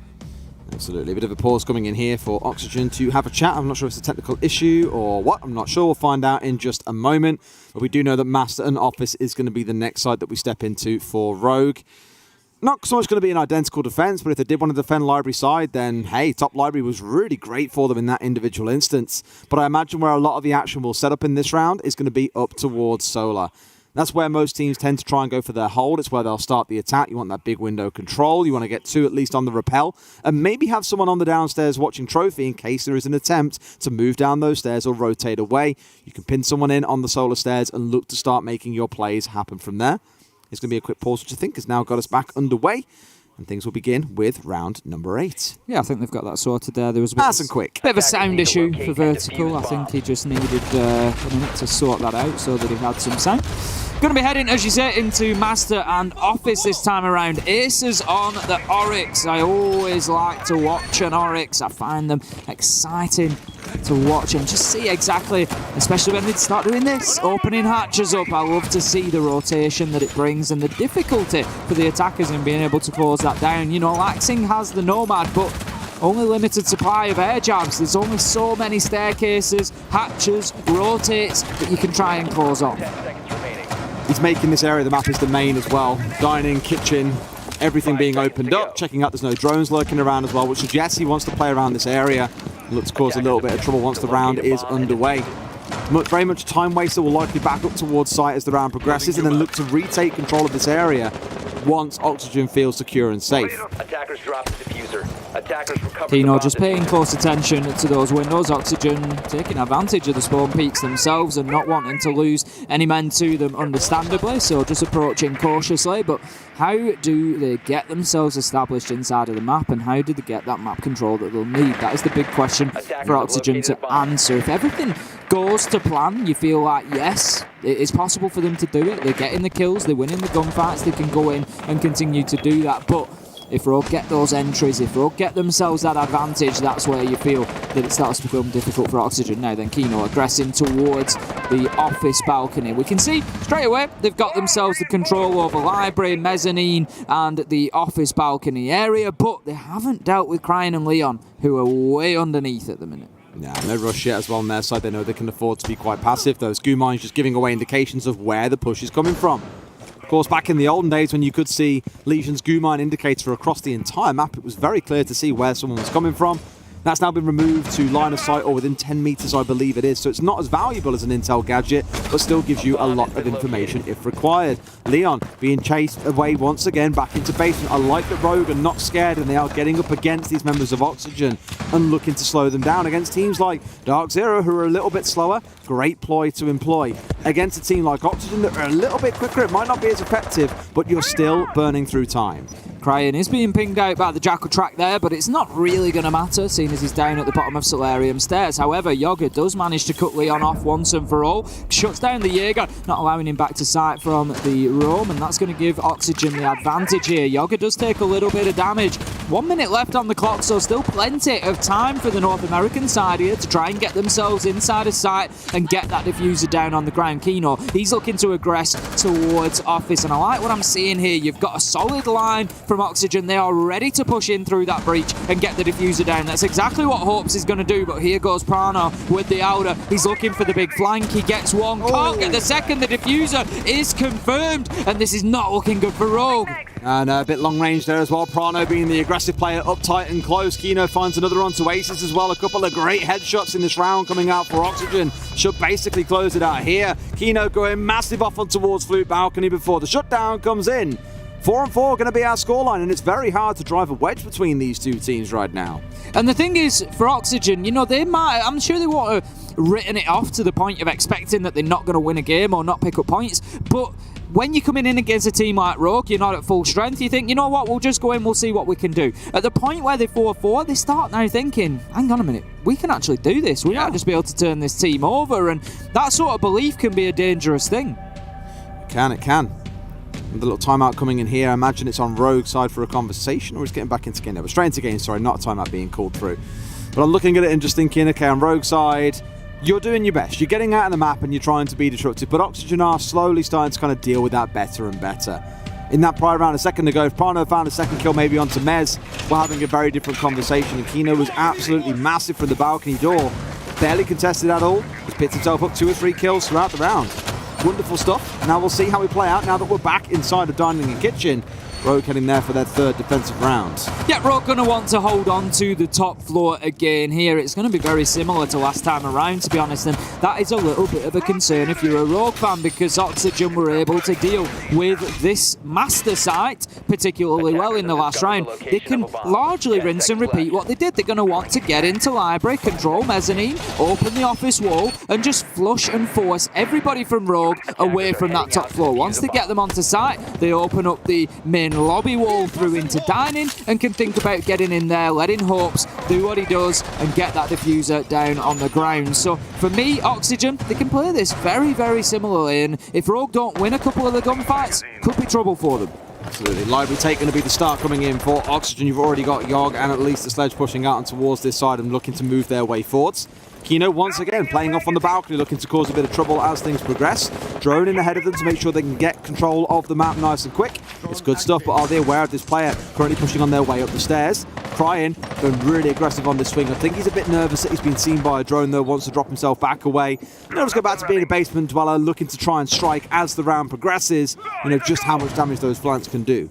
Certainly do. Oxygen need to be aware of that, need to be careful, just try and keep tabs on him, make sure that they don't let the Jaeger sort of slip through the net. Cryan for the time being is, as you say, deep in the basement and just looking for a potential late rotate. Now then, Oxygen, they've got themselves control pretty much of at least half of the top floor. As I said, they can get that office wall open now and start driving Rogue back towards Solarium and ultimately back down to site. They need to be conscious of time. They're not doing too badly at the moment, but the seconds do continue to tick away. Yoga just going to hold a hard angle for the time being, but a harder angle being held by Aces as he manages to find a wonderful headshot on the reverse there. Takes Yoga down, and that's a big opener for Rogue. Didn't even give him the chance to go for a second quick peek as well. Just really well played out by Aces, and now they know someone's held just around the corner.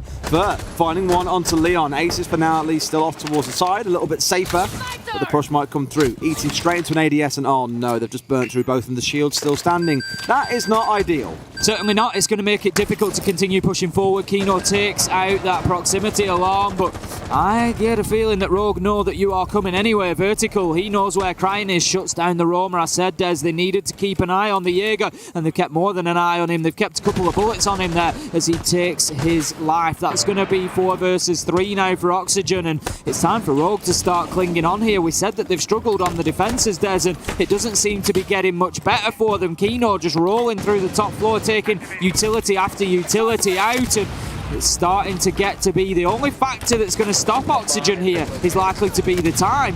I mean, Vert's on the triple kill. He's still got 2 nades in back pocket as well. They can clear out whatever they need to from above. Hopes finding his way into the scoreboard for the first time in this game. In comes a hot drop to Freebie coming in for aces. Now, surely there's not a 1v3 in the waiting here. He knows West Main is going to be where one of them is, but he's charged himself far, far away. Wants something to do with the gunfight. What is he dashing back and forth? Sees the man, wins the gunfight as well into a 1 versus 2, but sadly shut down by Hopes off towards the south side, who finds his second in the same round.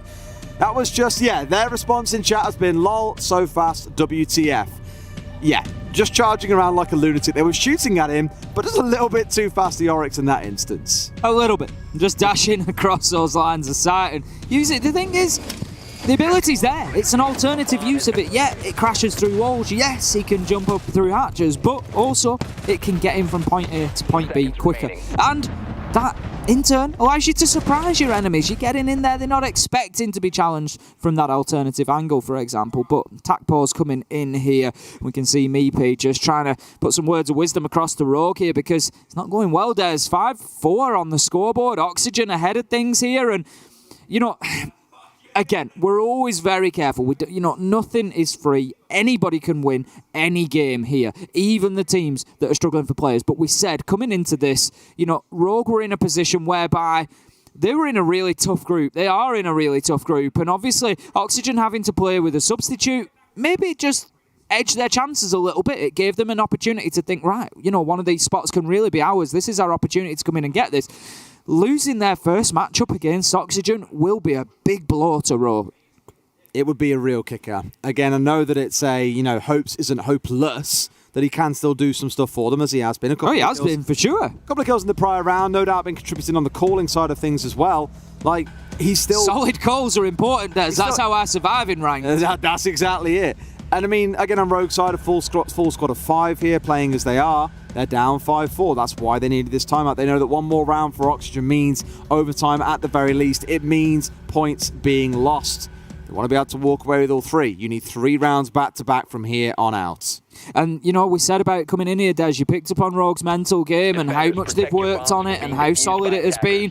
Now is the time to really find out, can they do it? Can they muscle through here? Because, like you say, there's no real room for mistakes. There's no more errors. If they want 3 points, they need to win everything from here on. There's a really curious one for you that just came through in the timeout. Prano's the one now moving across to being on the Oryx. So where you'd normally see him on Smoke, the Mute, playing these more defensive roles, it's almost like they've decided, look, the guy's hitting his shots today. He's probably highly confident and has been asked by Meepy, yeah, if you feel good hitting your shots, let's get you out on the road. And said, yeah, let's go for it. I'm down. Like, Prano isn't really a natural support player. Historically on Team Secret, he used to be the go-to entry player. He used to be the Zofia main. That's what his natural role has been. And although he's fitting in incredibly well to this more supportive IGL-based role for the side of Rogue, that's not to say that sometimes you can't just take the chains off and let the man run absolutely wild. And hopefully that's what we come to see. Now, alongside that, there's a very interesting pick coming through on the side of Oxygen that we haven't seen in a while. If you're 2-9 and not able to take your shots and losing your gunfights, get yourself an extra shield in front of the face. Soak one more bullet. Yoga on the Blackbeards. Bring him along and see what you can do, Yoga. Just unfortunate, not quite there as Prano takes the peak. Prano getting away with that, doesn't know that he's necessarily going to be peeking into a Blackbeard here. The E1D scan will freeze the defenders in place for the time being. Now then, Yoga, this is a real standoff between these two. In goes the drone. I don't think he knows that Prano is there. He certainly was unlucky on his timing, not checking that angle as the man appears, but here we go. They start to push in. Now, what can Prano do, Des? You said he's been hitting his shot, but Hopes is getting straight in there and getting the diffuser down. Prano's having absolutely none of it though. Goes in, manages to get the kill and somehow finds himself on full health. Yoga unable to make a challenge onto him, and that is going to leave the diffuser down in the cold. And Kino, he manages to get one onto Rips. Just find the one. You've still got Leon playing at the top as well. No one really bothering pushing in from lobby side for Oxygen here, so no potential flank, no back pressure coming into Prano, meaning all of his time and attention can just go into watching the diffuser. He knows that it's down inside of gaming. Yog bolting his way in. You're going to find that barbed wire, giving over a bit of a noise hint to the defenders as to what might be coming here. They have a loose idea as to where the man might be, but can't quite find him. Kino, a second in the round. They've got that top side control that they were looking for. And Prano now ever so slightly restricted, but he's waiting for someone to cross that threshold, to step towards that diffuser, and then they'll be in hot water unless he gets killed from the side here. Now they've got this opened up. Bit bit of a risk from Rogue here that Prano's really the only man on site here. Crying is trying to make his way back to support. Prano gets a great kill up through the ceiling as it's opened up above him, and he is just watching this diffuser intently. He knows that the opportunity is going to come. He knows they have to push forward. Here comes the challenge, and that's big from Yoga. Manages to use that Blackbeard rifle to get the kill onto Prano, and Lever's now 3 versus 2. He's got the opportunity to go and get this diffuser. Needs to do that and think about putting it down, but Crying, he's moved himself up above. He's going to try to use that vertical angle, but no, he's moving back down the stairs. Aces gets Laxing, 2 versus 2. Diffuser is secured though, and that leaves us now 2 versus 2 in a post plant. Ace is very, very low. Going to smoke out the retreat path here as well. So Yoga is trapped. The thing is, where can he sit and play? Ace is coming on a bit of a flank here. They know which angle he's going to come from. Steps out again. Another smoke goes out. Yoga surely is toast. Gassed out there inside of the plant spot, leaving Vert in the 1 versus 2. But they know they've got to try and push him on the outside here. Can they find him? Is the next big question. He holds this tiny pixel angle through the bush. They could try and go for the defuse if they want. Have one man stand watch whilst the defuse comes in. That looks like it might be the call. Ace is surely the one that you're looking towards here to make something happen. The jump out comes through. The second one's there as well. Vert wins it in the post plant. A 1 versus 2. Oxygen move up to 6 and 4. And Rogue at this point of the ones looking like they're a bit out of oxygen. Starting to fall a little bit short. A little bit breathless and unable to find themselves around. I'm happy to see Oxygen making such a game out of this because it sends a message, Des, that we've got a couple of teams here that might not be playing at full strength, but they are not just free wins. They are here to compete, and that is what they are going to continue doing. Oxygen 6-4 now. 2 opportunities to close this out and get 3 points on the board and leave themselves in contention. You can see at the top right of your screen, live rankings would put them into 2nd place. The thing about that round that was so weird is Prano being sat inside a bar did all the hard work. He got 2 kills, he downed the diffuser, he had a really good start. But it felt like he was constantly being pressured with very minimal support coming in from the rest of Rogue. And sure, they lost 2 members to Kino on the top floor. That's great, he's done a good bit of work there. That wasn't really impacting whether or not Prano was going to get tackled onto. What my question would be is, where were the other 2 members? What were they helping with? Because it did feel like Prano... Very light on site. It was very light, not so much on site, but also the angles they were holding. I think there was one up towards Mud, which wasn't really a point of contention coming in for Oxygen. He had no support from anyone above because they lost the members there. He had no support from the window itself. No one actually playing in towards, say, Split. It was just a little bit dicey. That Split was the big location for me where I'm thinking surely someone chosen to just completely forego that, you know, and just have Prano playing in the middle of bar. It just seemed, like I say, a little bit light, and like you say, throughout a lot of that round, I'm thinking, right, Rogue, where are you? Come on, you need to get back and support him here. You know, you can't just leave this all up to Prano. Interesting as well that Racist has still got 2 of his jammers in back pocket here rather than being deployed around site. He is currently out on the roam, up towards Kitchen, towards that north side of the map, despite most of the setup being done down towards the south where clearly Rogue feel they can make this defense a success, but then they're now trying to play onto it once again. They spotted out where the mute is again. Those 2 for being in back pocket, I'm thinking they could have been put anywhere to help you try and block away the information coming against you. Knows now that he's been seen by a drone, has got to be so wary about pushes coming in. West Main, lobby, all these areas that can possibly give him a little bit of bother. And it's Kino once again looking to clear out the top floor. 7 drones still available on the side of Oxygen, so plenty of information going to be getting fed into them. They need to use it wisely. They need to get in there and just take every advantage they can in the gunfights. 5 versus 5, match point. This is their opportunity to close things out. They are attacking onto bar and gaming once again, so they want to try and get some library control to allow them the opportunity to get in and get that diffuser down. Hopes did make an attempt last time, but was unable to secure it. Now Crying, he's going to take a lot of damage there. He's just rotating himself around. He's trying to get onto the blue stairs where he can maybe just survive a little bit longer and put those Toxic Babe canisters to use later in the round. But Leon, he's going to open things up with a big start onto Hopes there. That puts the diffuser down on the ground as well. One on the top floor is massive. Yeah, I mean, it's Hopes being taken out again. You're not getting super excited about it yet. It's not one of those 4 big gunners we keep on speaking about. But look at the blinking health bars on the side of Rogue. Leon down low, Crying down low. One bullet will likely be enough to completely finish them off here as well. Vert up on the top floor, they've got what they need in terms of the verticality. We spoke about this last time, but it's the ever-present threat of if someone does push their way up library stairs, like Leon did, then what happens? Rips just holding an angle from that double door. He wants to challenge on into library, but with the diffuser collected, I'm not sure that Vertical's going to really give him much of an opportunity. He's just clearing out utility inside of sight, looking to pressure split as well. Kino's on the double window, and there is an opportunity here, I feel, for Oxygen to think about getting themselves into this plant spot. They've set up as much as they can. Leon's going to dip back onto the library stairs, and it's 35 seconds left to go, so it's time to start thinking about it. Now then, Aces with a big kill onto Laxing, giving them a nice advantage. 5 versus 3 here. They've got to deal with Prano, but no, he's going to deal with them. He gets the first, can't get the second as Yoga trades it out, but it's all up to Yoga as Vertical is taken down by Rips, who made the push across from Piano. That puts the diffuser down. 13 seconds left. This one's done, Des. Yeah, absolutely is. Yeah, might find himself another kill, but it's all for vanity and glory here, it feels at this point, rather than giving them a round win. Rogue will hold on for at least one more round. Bar and Gaming will be closed out in round 11. Now we'll see whether or not we do get yet another overtime. They just seem to follow us today, Ace. I said it earlier, it's not just today. They just seem to follow us, full stop. We always seem to get these close, tight, tense games, and that's exactly what we got in here. And in honesty, Des, I didn't expect it coming into this one. You know, I'm not going to lie. I thought that, you know, given the substitution on the side of Oxygen, that Rogue would be able to come through and win this, but they just, for me, Rogue haven't looked as sharp as they've shown us through the EUL Stage 3. That's it. After seeing them earlier on today, I thought, well, I'm not expecting a clean game from Rogue against Oxygen, but I still thought it would be enough to give them the victory. And they are still one round away from losing it outright and giving all 3 points over to Oxygen. If it goes through to overtime, of course, we're having a very different conversation. But this time out might just be what Oxygen need to scrap together that one final win. They know it's not going to be Bar Gaming. They know it's likely going to step up towards Master, or it's going to step down in towards Kitchen. Either way you're looking at it, it's a similar sort of take. There's a lot they can talk about here around what they want to do. And I'm keen to see how things shape up, what it is they change about their usual setup or their usual attacks that will give them something spicy to work with.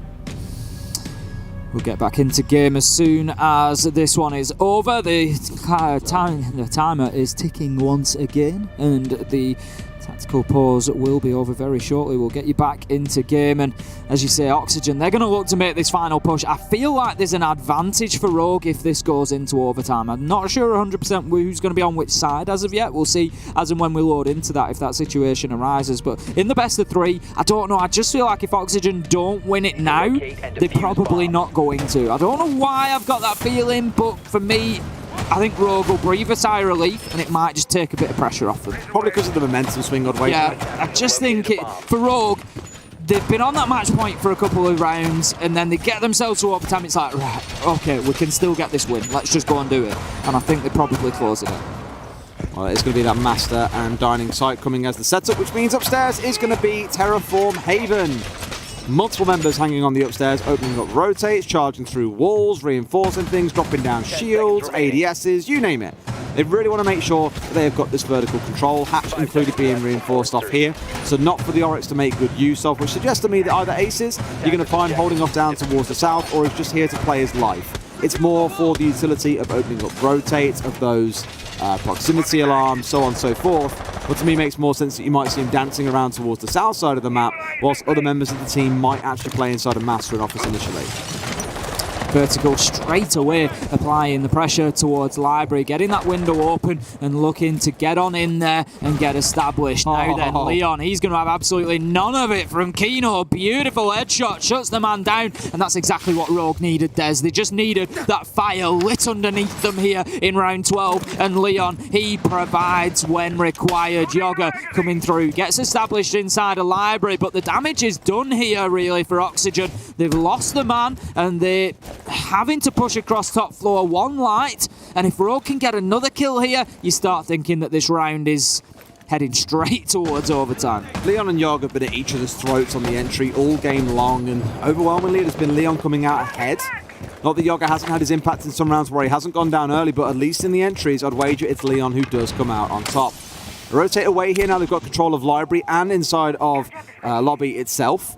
You want both of these walls open ideally, both the master wall to give you the contention into the long-range angles, but also the downstairs one, so you have a way of being able to push forward. For now, it is just going to be this office wall. They want to get themselves inside, figure out what's going on, where a Rogue set up, look to clear that out, force them downstairs, and then think about your execute. But time is going to be everything. Time is of the essence, you're absolutely right. And Oxygen not really established inside of the map, but Yoga manages to establish himself inside of Leon's head there with a nice headshot, just leveling things up 4 versus 4. But Oxygen, they need to use that as their opportunity, the catalyst as they need to come in and start that fire burning, start to pick up more kills. They're still working on this top floor clearance. Let's not forget they're attacking onto Kitchen here. Vertical gets crying, but Aces, he finds the trade. 3 versus 3. Prano in on the action with one onto Yoga. It's starting to go in Rogue's favour. Hopes, he takes an awful lot of damage there. 50 seconds left to go. It's now or never, Oxygen. You're heading to overtime if you don't get this done. I don't see how they do here as well. Hopes is down to almost no HP. Laxin has got to come up absolutely huge. They will finally start getting the wall open. And in the 35 seconds, they've got to pull off a 2 versus 3. It's a lot to ask for, but Laxin crouch walking his way forwards. Might get seen out by the Evil Eye here as well, which deters him, pushes him back out towards bathroom side. Prano, he's holding up towards looking at Solar as well, so if he wanted to, he can deny this out with those 3 toxic bait canisters that are sat in his back pocket. And against those 3 smokes, you tend to feel very nervous because you've got no time to make anything happen. Flashing behind him, surely out comes the toxic bait canister and they'll be able to hold him off. Let him been pushed forward ever so slightly. Can't take the longer swing on this one. It's Aces to get the shutdown. Hope's left alive. Aces closes it out. Rogue get us through to overtime. We're going all the way, Des. One way or another, we're going to have a minimum of 2 additional rounds here. It is, of course, best of 3 rounds in overtime. So the first team to win 2 will win the game. The points that they will collect for the league table change slightly now. Where it was 3 points for a win and 0 for a loss, in overtime it is now 2 points for a win and 1 for a loss. So both Oxygen and Rogue guaranteeing themselves at least 1 point onto that league table here. They're going to be going in with Oxygen on the attack first of all. And you gotta say, it feels a little bit like it was 3-all in either half, so there's not any direct advantage, but I feel like Oxygen had some good passages of play on attack there. The thing is, the way I'm looking at this now is when I think back to Rogue in their first couple of rounds, they weren't really in the game at that point. Oxygen was switched on from the off, Rogue were not. It took them 2 rounds to start gaining rounds. I think if Rogue were on the attacking side, they would have more success. So it's probably a blessing for Oxygen that they're the ones starting off on the attack here. Even if the last 2 to 3 rounds, they haven't found anything. Let's not forget, they were at 6-4 and have let it come all the way back to 6-6. You mentioned earlier on, you didn't quite know what the feeling was as to why Rogue would take it. It is that momentum swing, in my opinion. Those first 2 to 3 rounds, Oxygen were awake, Rogue were not. Now both teams are here. It does feel like Rogue are slowly starting to bleed out an advantage. It does. Like you say, it's difficult sometimes to put your finger on, but just the whole feel of the game just feels like maybe Rogue have got that little bit of extra gas in the tank, and winning that last round as well, like you say, it just gives them a bit of momentum. They've got 2 rounds in a row. They can just keep rolling with that now. Absolutely, yeah. Let's see how much work they can do in this round, though. It's, again, for me, the big strength we've seen in Rogue is being off-site a little bit and wasting quite a lot of Oxygen's time, forcing them to get a little bit pacier when it comes to the mid-round. Here, at the very least, no one's really playing off-site, so I'm wondering if we're going to see that step-up be a thing, or if for Oxygen it's going to be simple as take as much map control as you want, we'll deal with you once you get to site. In go the drones. We're still early in here, 30 seconds into the round. Confident that there's nobody inside a library. Vertical's going to move in quickly. And Rogue not putting up too much of a defence here in terms of stopping them getting into the library and mezzanine. Oxygen are going to have a lot of time available to them. The hatches have been opened up, but there's no Oryx on the side of Rogue, so there's no opportunity for anybody to come and try and move on the flank or anything like that because of those hatches. So no major problem for Oxygen there. They need to watch potentially, I suppose, for a Nitro coming up through there if there's anybody underneath, as we can see. There are 2 down there, but I just don't think that's going to be any impact. So Oxygen, they've got themselves established. They're pretty comfortable now. We've got Kino underneath looking to try and remove this denial from the wall. Something that we spoke about, Des, was bringing that denial. Managed to get the C4 shot as it came in towards him as well, but then gets shot from above. The man's in a bit of a murder spot there, being shot at from 2 angles, and they can't get this wall opened up. That was his sole role, and I think it's a really nice adaptation from Rogue to say, hey, they want to get below and open the ball up. Let's leave one wall soft playing in towards dining, reinforce one so you've got a safer angle to play into, and just look to contest the man when he gets below. That's been fantastic work and might just be the one thing that costs Oxygen this attack. And this is what we spoke about with the Thatcher and the Maverick bans. You know, we said think about bringing that KIA along because he's not banned out, and once he's applied, yes, there are alternative ways, but the thing is, you know then, they're going to have to play underneath to clear the electrical. So now we can prepare for that. We can bait them into it, and that's exactly what they've done. Beautiful from Rogue. 5 versus 3, 5 versus 2 as Rich managed to find vertical. And Rogue, they're starting to run away with this round airs, and they could run away with the game if they continue. 4 versus 1 as Crying finds hopes. It was a trade as well. It leaves Laxing now 1 versus 4 all to do. Shoots out the cam, but they're going to know where he's coming from. The challenge comes in. Shut down on the bathroom door. There was a team kill in there somewhere, but I'm sure Rogue won't mind about that. It gives them the opportunity for match point, and it is their first match point opportunity in this game. I would love to know if that was intentional afterwards. It's the kind of... the word I was going to use wasn't really appropriate. It was the kind of... What am I thinking of here? The kind of tomfoolery. That's a much safer word than what I was going to say. The kind of tomfoolery Aces would pull off, and we've heard about it several times. Either way, another round closed out by Rogue. Prano dug in really well. I will give a small nod towards Oxygen as well. The bait with the Selma coming onto the single wall, and as soon as they hear him try and go for the shots onto it, they swing him immediately. Really good play. He did find the down. Kind of turned a little bit messy as things went forward from there, but some cute ideas to kind of break open the stranglehold. And the stranglehold is the best way I can describe what Rogue have done on several defensive rounds across the last 7 now, is Oxygen have got to a point where they want to push their way through and they're being met by stiff resistance. Whether it's shields, and it's mainly, to be fair, around that library hallway. Whether it's the shield at the top of library stairs, whether it was Piano just then, whether it was being swung on from a little bit deeper inside Piano, they have really had problems getting control from the opposite direction to where Rogue are defending inside the library hallway. Maybe that's something for them to go away and work on if they're going to come back to Chalet in future. Vertical setting up on Mezzanine there with the Vulcan Shield. We've got the Mute Jammer, we've got the reinforcements, we've got everything put in place to try and hold on to Library and Mezzanine here. Going to be very important part of Oxygen's defence. Kino up there on the Master side as well, potentially just going to look to waste a little bit of time, see if he can pick a kill up if the push comes in from the Solarium side from Rogue. As soon as I saw that shield go down, I thought, oh, it's the sort of thing we've seen come out of them before when defending this site against DarkZero. DarkZero brought along a Capital to help deal with this. Of course, the Wamai is available here, so likely not going to be a go-to assumption that you bring it as the attackers, even though there is no Wamai in this particular round. It was Yoga who played behind it previously, but he wants to get out on the roam. Him and Kino, they don't want to be anywhere near site. They want to get busy, they want to go and cause trouble around the map, they need to fill in for the gaps that Fox are not being present, unfortunately, introduces into this team. And sure enough, one in basement, one on the top floor, just trying to waste a bit of time here and keep Rogue guessing as to where they might be. Leon just opening up that bathroom window. I don't know if he knows how close he is to the man just challenging the tight angle there, but he knows that there is one looking from the library stairs. He hits him with the fadeaway, Des. Just drops off the ledge. A beautiful headshot onto vertical, and Leon opens things up for Rogue in splendid fashion. Little bit of miscom there from Oxygen as well. You know, they wanted the idea to have the double peek come through, and one was consistently peeking out. It was vertical, but there was no swing from Kino. He gets the trade on Crying. Crying, by the way, a quiet game here. He top fragged out for Rogue in their game earlier on today, so it's good to see across the day that every member of Rogue has got themselves involved. The other 4 all on 10 kills or more. A real good team effort coming out in this game. But again, small mistiming, small mistakes coming out of Oxygen that's costing them critical little duels or mini-game exchanges as the rounds progress.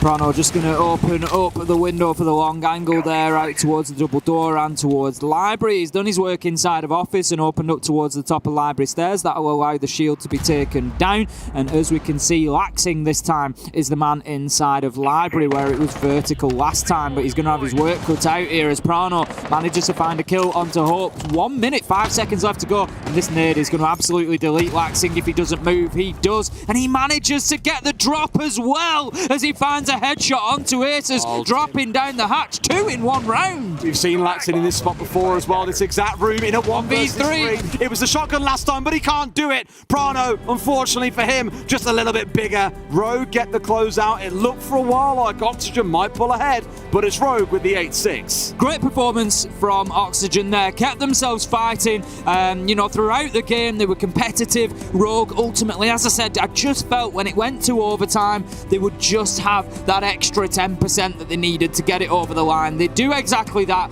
2 points to Rogue. Not a terrible result. Maybe not the one they will have been looking for. 17-8. Unbelievable. Really good game coming out from Prano there. That is what you want to see. Now I hear it's time for us to toss out to our panel, so let's do that right now.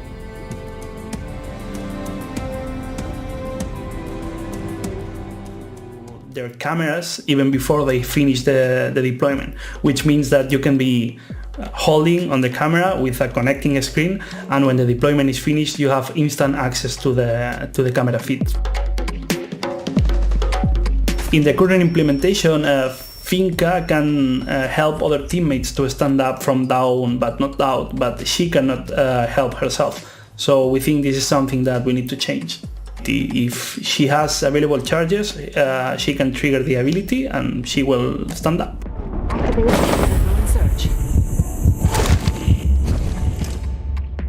Okay, how many of you have filed a report on R6Fix? Played the test server? If you have, your contributions have been invaluable to the team, and there are some big improvements coming. For more, here's test server associate producer Deanna Stanley.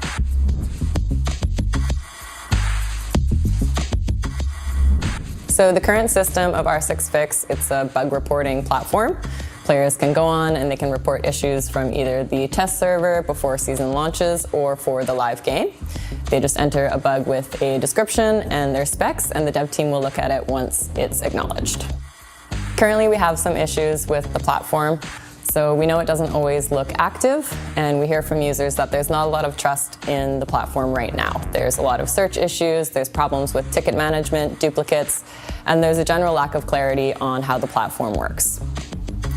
So with R6Fix 2.0, we have a complete overhaul to the design, we have a better overall user experience, and we have a new severity system to start. So normally users who enter issues are the ones who decide and classify how severe an issue is, but now every contributor to the issue will have a say in that as well. And we've made it easier to submit issues and easier to throw your weight behind existing issues. So if you're spending your time to support the development of Siege by playing on the test server, we want to make sure that that time is respected. It's also why we added the possibility for our devs to discuss with players directly in the comment section of their tickets. So it's going to give them better visibility. They'll be able to receive updates on how the fixes are going. We also made it easier for users to search for issues, so it'll be easier to avoid duplicates, for example. We have added a notification system, so users will be able to track any updates to their tickets as well as resolutions. And we hope that this will encourage players to use this, as having this central hub is the fastest way that we can address an issue. So good news for console players, R6Fix 2.0 is mobile friendly, so we want to make sure it's more accessible to our console players since their feedback is just as important to us.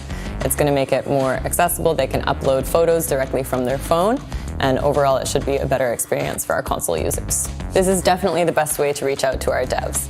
It's why we opened this direct line of communication. We want to encourage people to use this channel. It's the fastest way, for sure, for us to see an issue. We're altering the structure of the test servers a little. We know that different players come to the test server for different reasons. Just because you're coming to check out a new operator, it doesn't necessarily mean you want to try out content that's still in the early development stages. So now content's going to be split into more focused testing periods. First, we have our season reveal. The day after the season reveal, we're going to put our seasonal content on the test server. That's going to be only content that's releasing with the season. After that, the season will launch, and the next up will be our new lab test server. So this is going to be more experimental features, giving players a sneak peek at something still in early development. Will this lab test server take place every season? We don't know. We usually have content that's ready to show at that stage, and we hope that we're going to be able to do it as often as possible to give players that sneak peek. Finally, we'll update with the balancing test server, and then leading up to the next season reveal it once again. It's no secret that player feedback is really important to us on the test server and on the live servers. It's why we chose to invest in our 6fix 2.0 and also why we've brought these changes to the test server. We want to build back that trust with the community, and we want to give back more to the community for their help. So we're looking forward to introducing rewards in year 7. This is going to provide content that's going to carry over to the live servers, and we're looking forward to sharing more on this next season. When you hear the Siege team use the phrase quality of life, what comes to mind? For High Caliber, it means a HUD that's more accessible and contains more information. And it means better player protections, whether you're live streaming or just playing with your squad. Maxime Daigle and Anne-Sophie Pelletier are here to tell you more.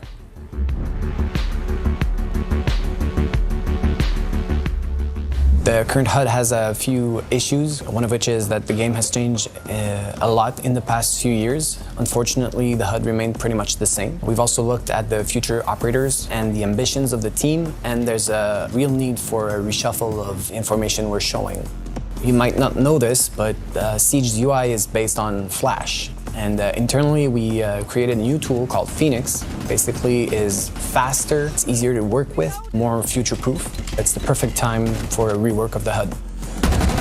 And now, at a glance, you can get a quick impression of what your inventory is consisted of. You don't have to switch to your gadget, say, to see if you have a certain ammo type equipped. For example, Zofia or Capital. We've also streamlined the way we represent resources. For example, Caveira and Warden. It's a bar that depletes and refills over time. They're shown similarly in the HUD. We also separated cooldowns from resources. For example, Clash has both. She has a resource bar for her electricity, but also the cooldown in between the shots that she can fire. We removed all the text in favor of icons, so we're way more specific in the icons. So if you're deploying an ADS, now the icon will show an ADS being deployed. If you're picking up a frost mat, that's the icon you will see. Last but definitely not least is the compass. It's now central to the HUD. Now the compass, for whatever's in front of you, is divided into 3 parts. You have what's above you, what's on the same level as you are, and what's under you.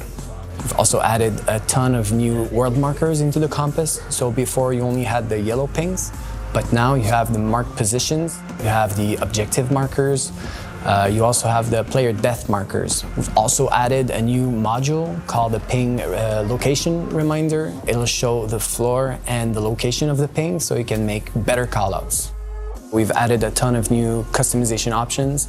I suggest that you visit the new options menu. We've added a new tab for the HUD, and from there you can customize your HUD more than ever. And we're looking into ever adding more options, so eventually scaling and maybe move things around. Player protection is our top priority, so we want to do it well. This is why we were taking our time with this feature. Our content creators are extremely important for the success of Rainbow, so we are in discussion with them to make sure that we are offering something that is tailored to their needs. However, we want to protect all players, so we will allow everyone to use an alter ego in the game that they can change in between matches so that they can have more privacy. Paired with a bunch of new settings that coming with them, we are hoping to alleviate the risk of being targeted negatively in game. At first, we will release the feature to a small pool of content creators. We will stress test the feature, make sure that there's no bugs, make sure there's no exploit, and once we're ready, we will release it to the rest of the population. We realized that there is also a broader need of security at the account level for our players. So we reached out to our colleagues in charge of account at Ubisoft, and we are in discussion with them to provide broader security settings for our players. We are extremely excited to let our players try the new privacy settings in the near future. We're moving away from the static team colors. So from now on, in the accessibility tab, you can customize them, meaning that if you want to set your allies team to be red, and if you want to set your enemies team to be orange, you can do so now. We know that the color selection for now is not so great for our colorblind players, but we're willing to make this compromise for now, knowing that we're going to be adding a ton of new color options in the future. Gadgets in the world are eventually going to be showing the alliance. What that means is if we're throwing a C4, the light on the C4 will reflect if it's an enemy or an allied gadget. We're looking at the Claymore currently and also the barbed wire. Eventually, we're looking at adding more and more game objects that will reflect the colors that you chose in the accessibility options. At the Crystal Guard reveal, you met production coordinator Matt Daigle, who introduced you to the first stage of Elite skin customization. Well, he's back, and he's got some good news.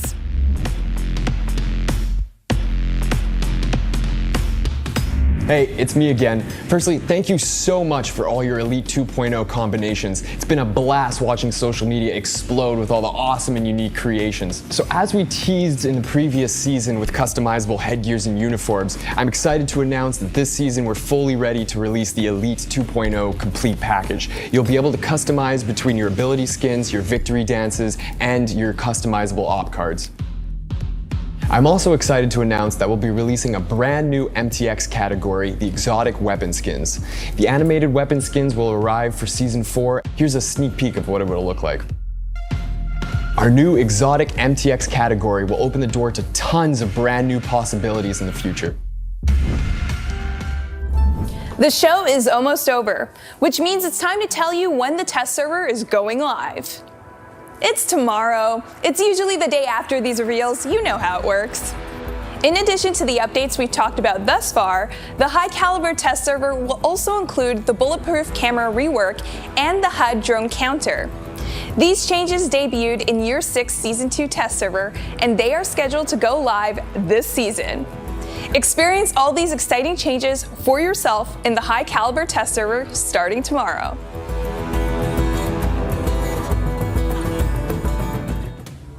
And welcome back. So we caught the tail end of that. I guarantee most of you had it up on stream, so you did catch all the balancing changes at the start. But those animated skins. Looking nice! Oh, I know me and you are lethal for jumping into the in-game shop as well. Like when all the new skin share came out, we were just like, ah, crap, my wallet.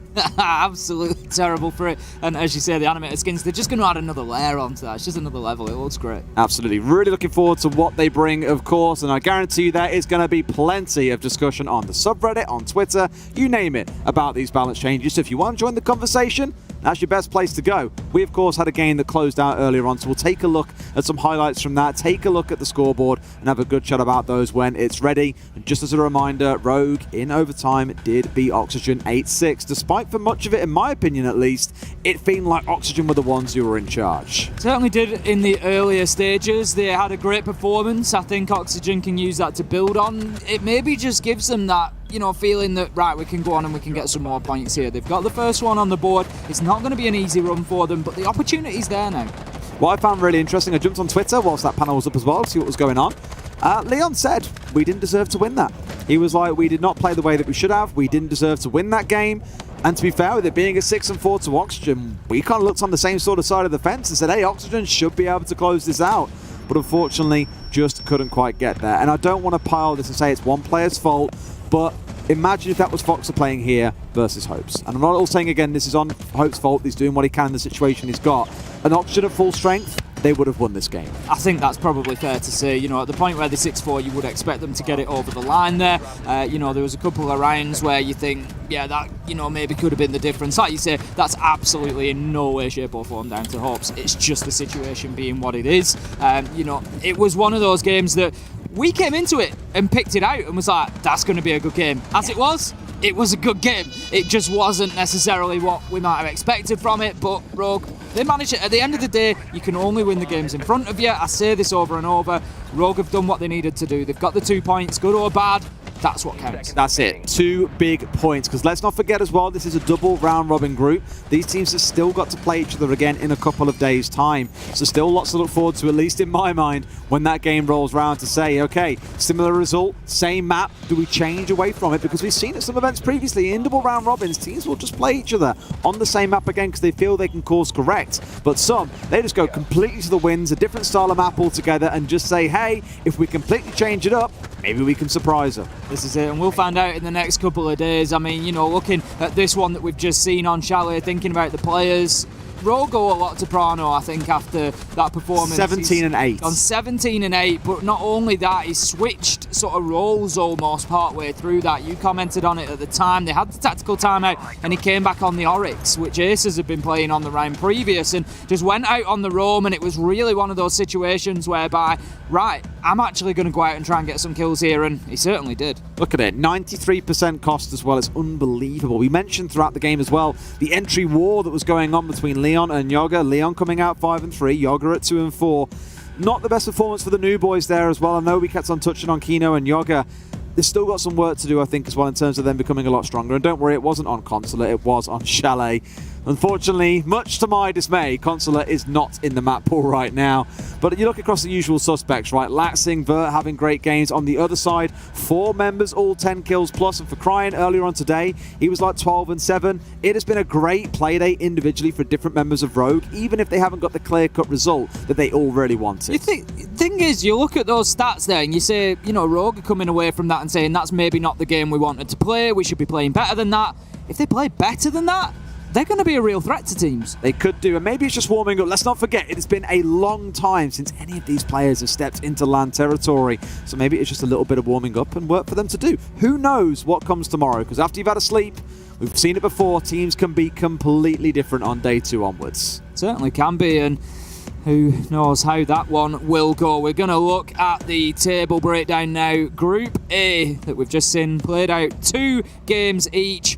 FaZe, they took Chiefs 7-0 again, Des. They've won absolutely everything so far. Unstoppable. They were, as you know, over the last couple of days, I've been raving about this FaZe side. I've been saying how much of a threat they are. I've been saying that they're one of the biggest or most underrated teams in the world at the minute. And I know they're rated highly, but what I'm saying is I know they can go way above what they're being rated at, and they're proving that so far. 2 big wins for them. 6 points. They are sitting pretty up at the top of the table. They absolutely are. Great day for the LATAM side overall. They'll be going to sleep happy tonight, that is for sure. Rogue sat in second place, of course, with 2 OT wins. And then for the other teams in Oxygen and Chiefs, it's not been the pretty start to the day that they wanted. No, I mean, Rogue are going to be happy with that, I think. If you come away from your first day, if you'd offered them 4 points, they haven't played FaZe yet, that's going to be the big test. But 4 points, that's not a bad start. Absolutely. Plenty more to come, and don't forget these teams have all got to play each other again, which is going to be incredibly exciting. But with that panel out the way, it means that we have 2 more games to go today. Group C and Group D coming up. Plenty more and then action. The first day's done.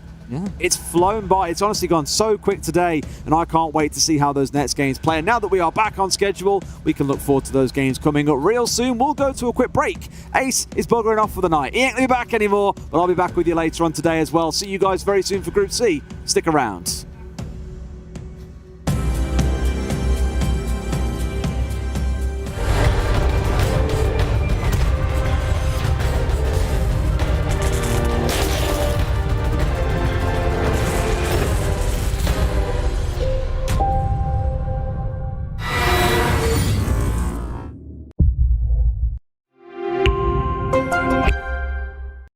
What does it take to create the future of a gaming community?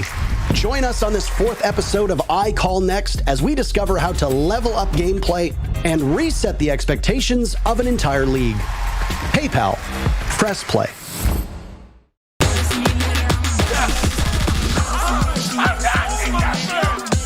Easy going right there. One more to go.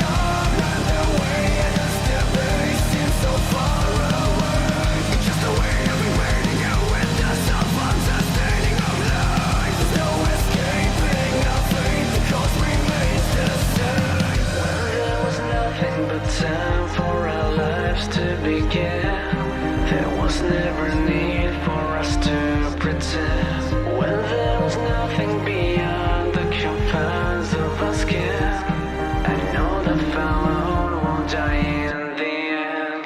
There was nothing but time in us for our lives to begin. We always were ourselves, there was no need for us to pretend. There was no need for reaching beyond the confines of our skin. What's left is memories, and the rest will die.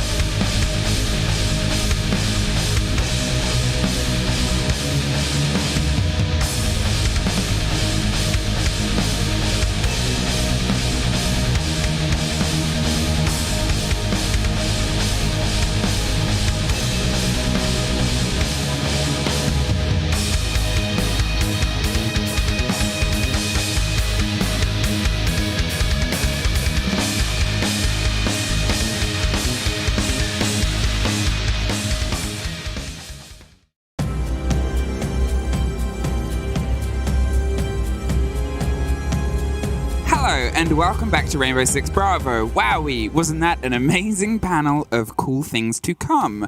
But we still have a lot of a tournament left, and that excitement will have to wait because we have 2 games left on this stream at least, and on the other, and this one is going to be a bit of a banger. NIP versus Soniqs. Yeah, and that is going to be a very important one as well. NIP, of course, the reigning world champions, started a little bit out of form. Only after that on Twitter was like, trust me, they're a tournament team. And we're going to have to see that right here as the Soniqs, well, they suffered a loss and they are desperately looking as well to get a win at least today. And it's always the way with Soniqs' loss too, because it was against BDS, it was against a very strong side, and it wasn't a great opening on club for them earlier on in the day. They had some good moments, they had some good connections, but NA overall hasn't really had a great day. It's been a tough one, it's been a bit of a rocky road, and here they're going to see if they can try and swing some of that momentum back into the region's favour. There are moments, there are possibilities, and there's still a bit of fire in what is still a very young squad to the major scene. That's it, right? There is not that much international experience in that case, but they're starting to gather it because, you know, they went to the Mexico Major, they had a bit of a disappointing performance there, and they want to do better. They want to show they have improved compared to those times. And, well, this will be a very good opportunity to do so. Going up against the world champions who, are always a team that you can just not count out of the games until it's actually over.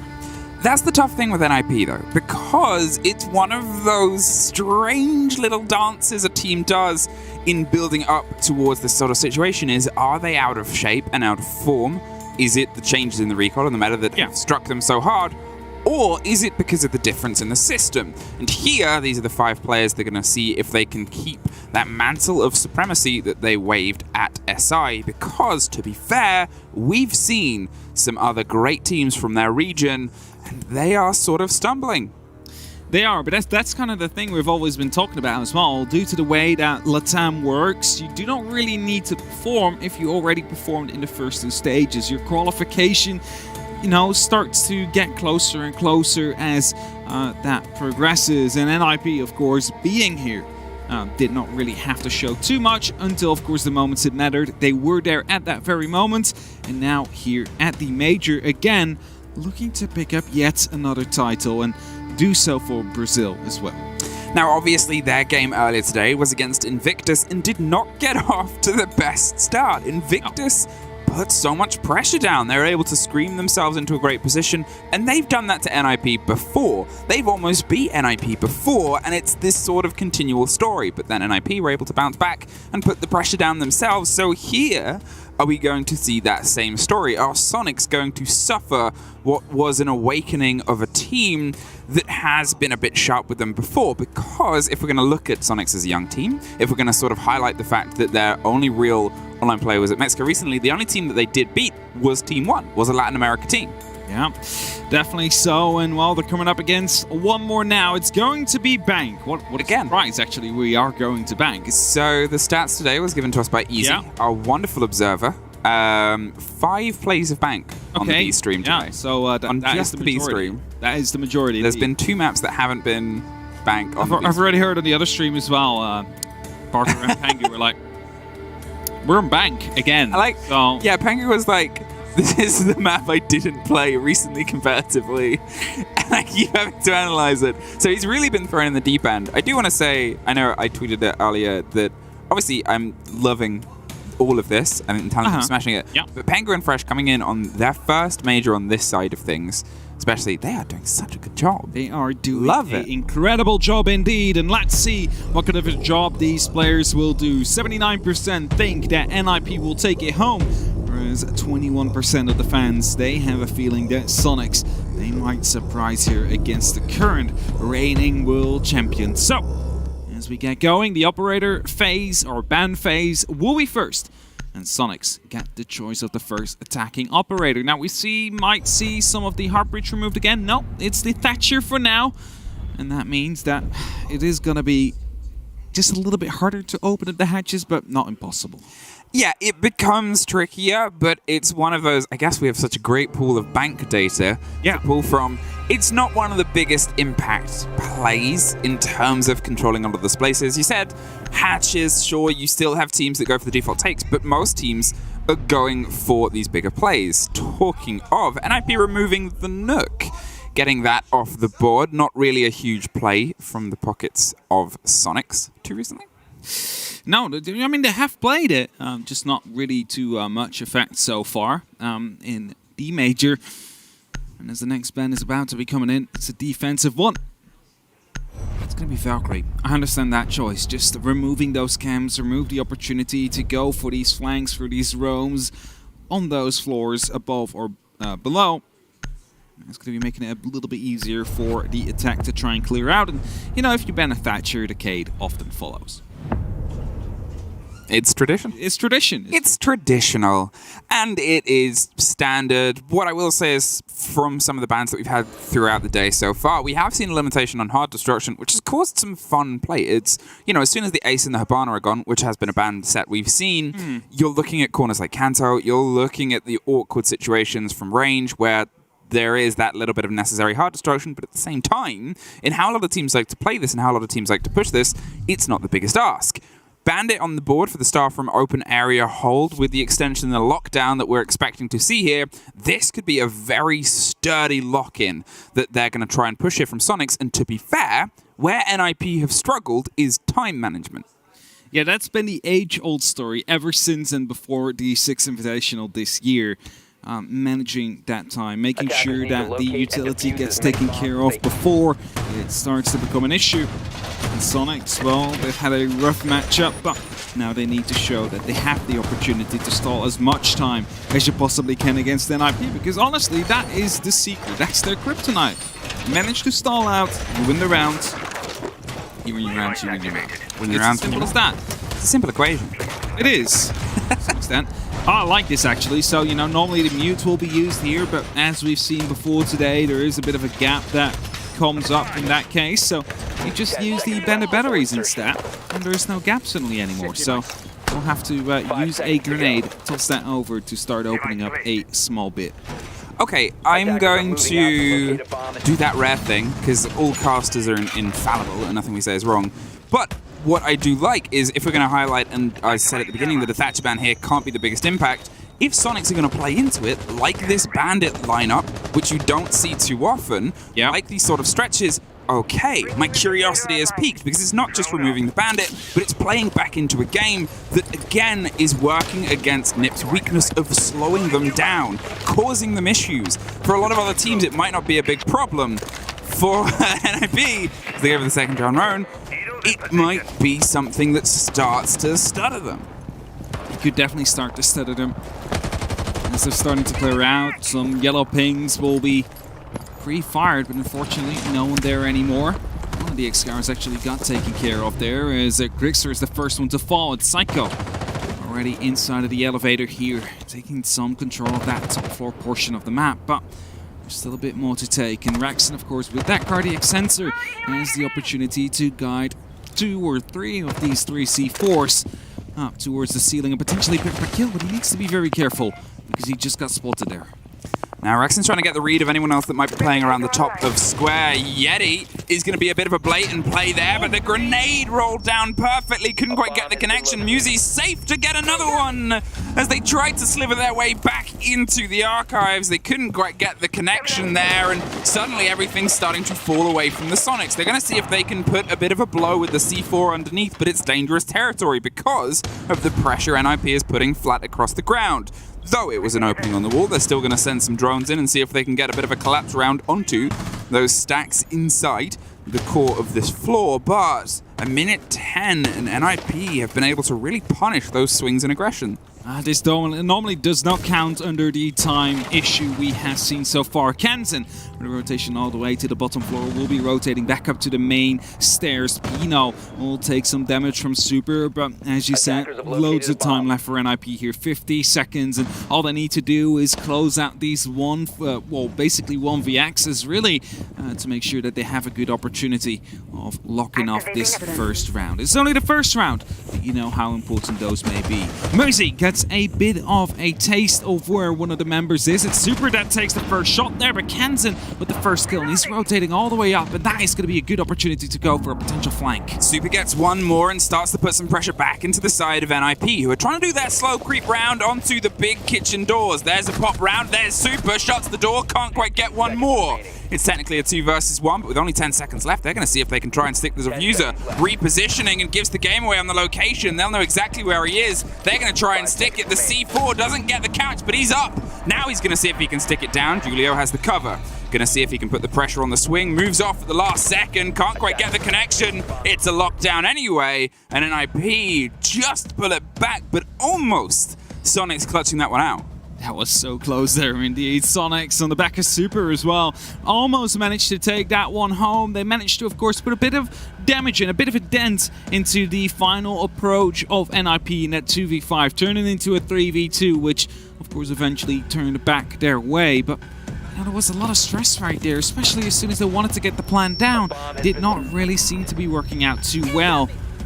Just a bunch of nice kills. That grenade first, but Kansan as well. Good realization there that they needed to rotate all the way up to that top floor to potentially go for a strike. And if they would have planted on the actual kitchen side, he would have been able to end that round and drop the diffuser. But NIP, well, they realized where he was coming from and decided to quickly use the little time they had left to reposition that box. Back to Staff and open they go. They're going to see if they can try and keep it down with a similar sort of lockout strategy. A little bit of a change. Obviously, Rexon on the alibi is going to try and cause some problems in the spray of things. But to be fair, you know, now it's just a matter of seeing if they can reposition their early moments. If they cannot suffer from the pace that was applied by Psycho up the main stairs on the spiral sort of turn, that as an early blow without any sort of contestation or any sort of bite back, it's just a strange... Okay, it's not a strange loss, but it's a strange positioning to be that as the first drive. For sure. And the Soniqs, they just continue strongly. Decide that they are going back to the same site. Something we haven't seen too much yet today. Normally, as soon as a site was lost, teams decided to, alright, time to continue the rotation like we would have won it. And that would be it, but Soniqs deciding to go for a similar approach here. Same site, same bandits, for example, being put down. All they just need to make sure of is that this time they don't lose 2 of these players this early on. Well, Grixa is playing to a little bit of safety here on the back of the staircase, but hey, look at that. It's Psycho getting all the read on the intel as they try and creep round. They can't quite get anything more, and Grixa safe from the read and the readout of exactly where they are, but they're still going to allow NIP to drone themselves into the front lobby. They had quick pace in getting that first fight, and they know that they probably can't do the same thing. Well, to be honest, there's not much point. There's nobody up there right now. They have the read and the idea that there wasn't anyone there, and that gives them a bit of comfort as that minute goes, but at this point, they'd already been able to take a body. Yokai there giving away a bit of information. Pino will be spotted up on that top floor and starts opening up the ceiling. Will be used, of course, to force out the key positions of these defenders, make sure that they are moved out of the archives, out of the tellers, to make sure that at least that part of the map will be secured. Pino has no clue how close he is. Actually, he does. Spots out Super, takes off his head. It's going to be the entry frag here for NIP. Can they build on top of this one? It's dangerous. A Buck working pretty fervently across the top of the boards is able to make sure most of those boards aren't left standing. And now, as the hatches have some attention paid to them, they're going to see if they can try and get a bit of a collapse down onto open itself. They're looking for an angle, looking for a roll, and looking to see if there's a particular body they can stop, but there's no catch to be made. And as we see the fight that starts to potentially spill out onto that open hopping window that was ignored before, it's sprays I'm not quite sure where from, and neither's Rexon. Well, that is all the way from the archives there, the player that has quite a bit of a long angle, Psycho.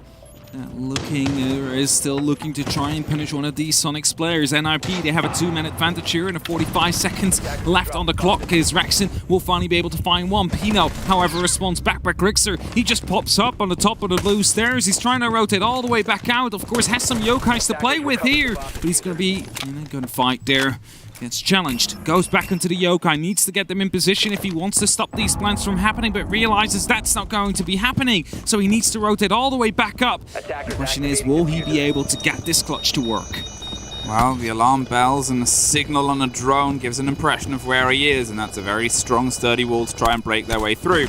Pops a pre-fire and catches Psycho for the trouble, but there's still 2 more players, and these 2 aren't going to hand themselves over so easily. They're on the back far side, and as flashes start to roll around to just waste a little bit more time, they know where he is. They know the game that they need to play here. 19 seconds that ticks closer and closer, but not much closer as Julio locks it off. A healthy long angle there through the Prisma even. What an accurate amount of shots there. It didn't even hit the hologram there. Just managed to get in through that little gap between them and the bomb site. And with that, secure NIP their second round. Onto the attack, mind you, because we've seen some attack-sided maps here today. NIP will continue that trend in that case. The question, of course, will be, how will their defense be on this map? LATAM is a map, or a region rather, that used to play this map so often back in the day, right? Yeah. Right before the rework. They absolutely loved this map. And is that coming into fruition now? Is all that experience that they had back then just being rekindled up to this international stage here, where, well, currently their attacks seem pretty strong. Soniqs not really able to do much about it. We said it before, like, time management should be the issue of NIP, but with 45 seconds left every single time they start to execute with a 2 or 3 minute advantage, so it goes quite well. Okay, Soniqs, things have started to slip away from you, but it's still early doors, it's still early in the game, and it's still Banger, which has lent itself well to attackers. In fact, most of today, unless it's been a sweep and a stomp, has generally been steady statistical standards of attack has done well, and I think that's sort of the curiosity of this meta, is we used to once upon a time say that the defenders were in the generally better spot, especially in these matchups where it's all built around knowledge and all built around fodder view. But at this minute, because of that sort of bias and basis, attackers have such a good stead right now.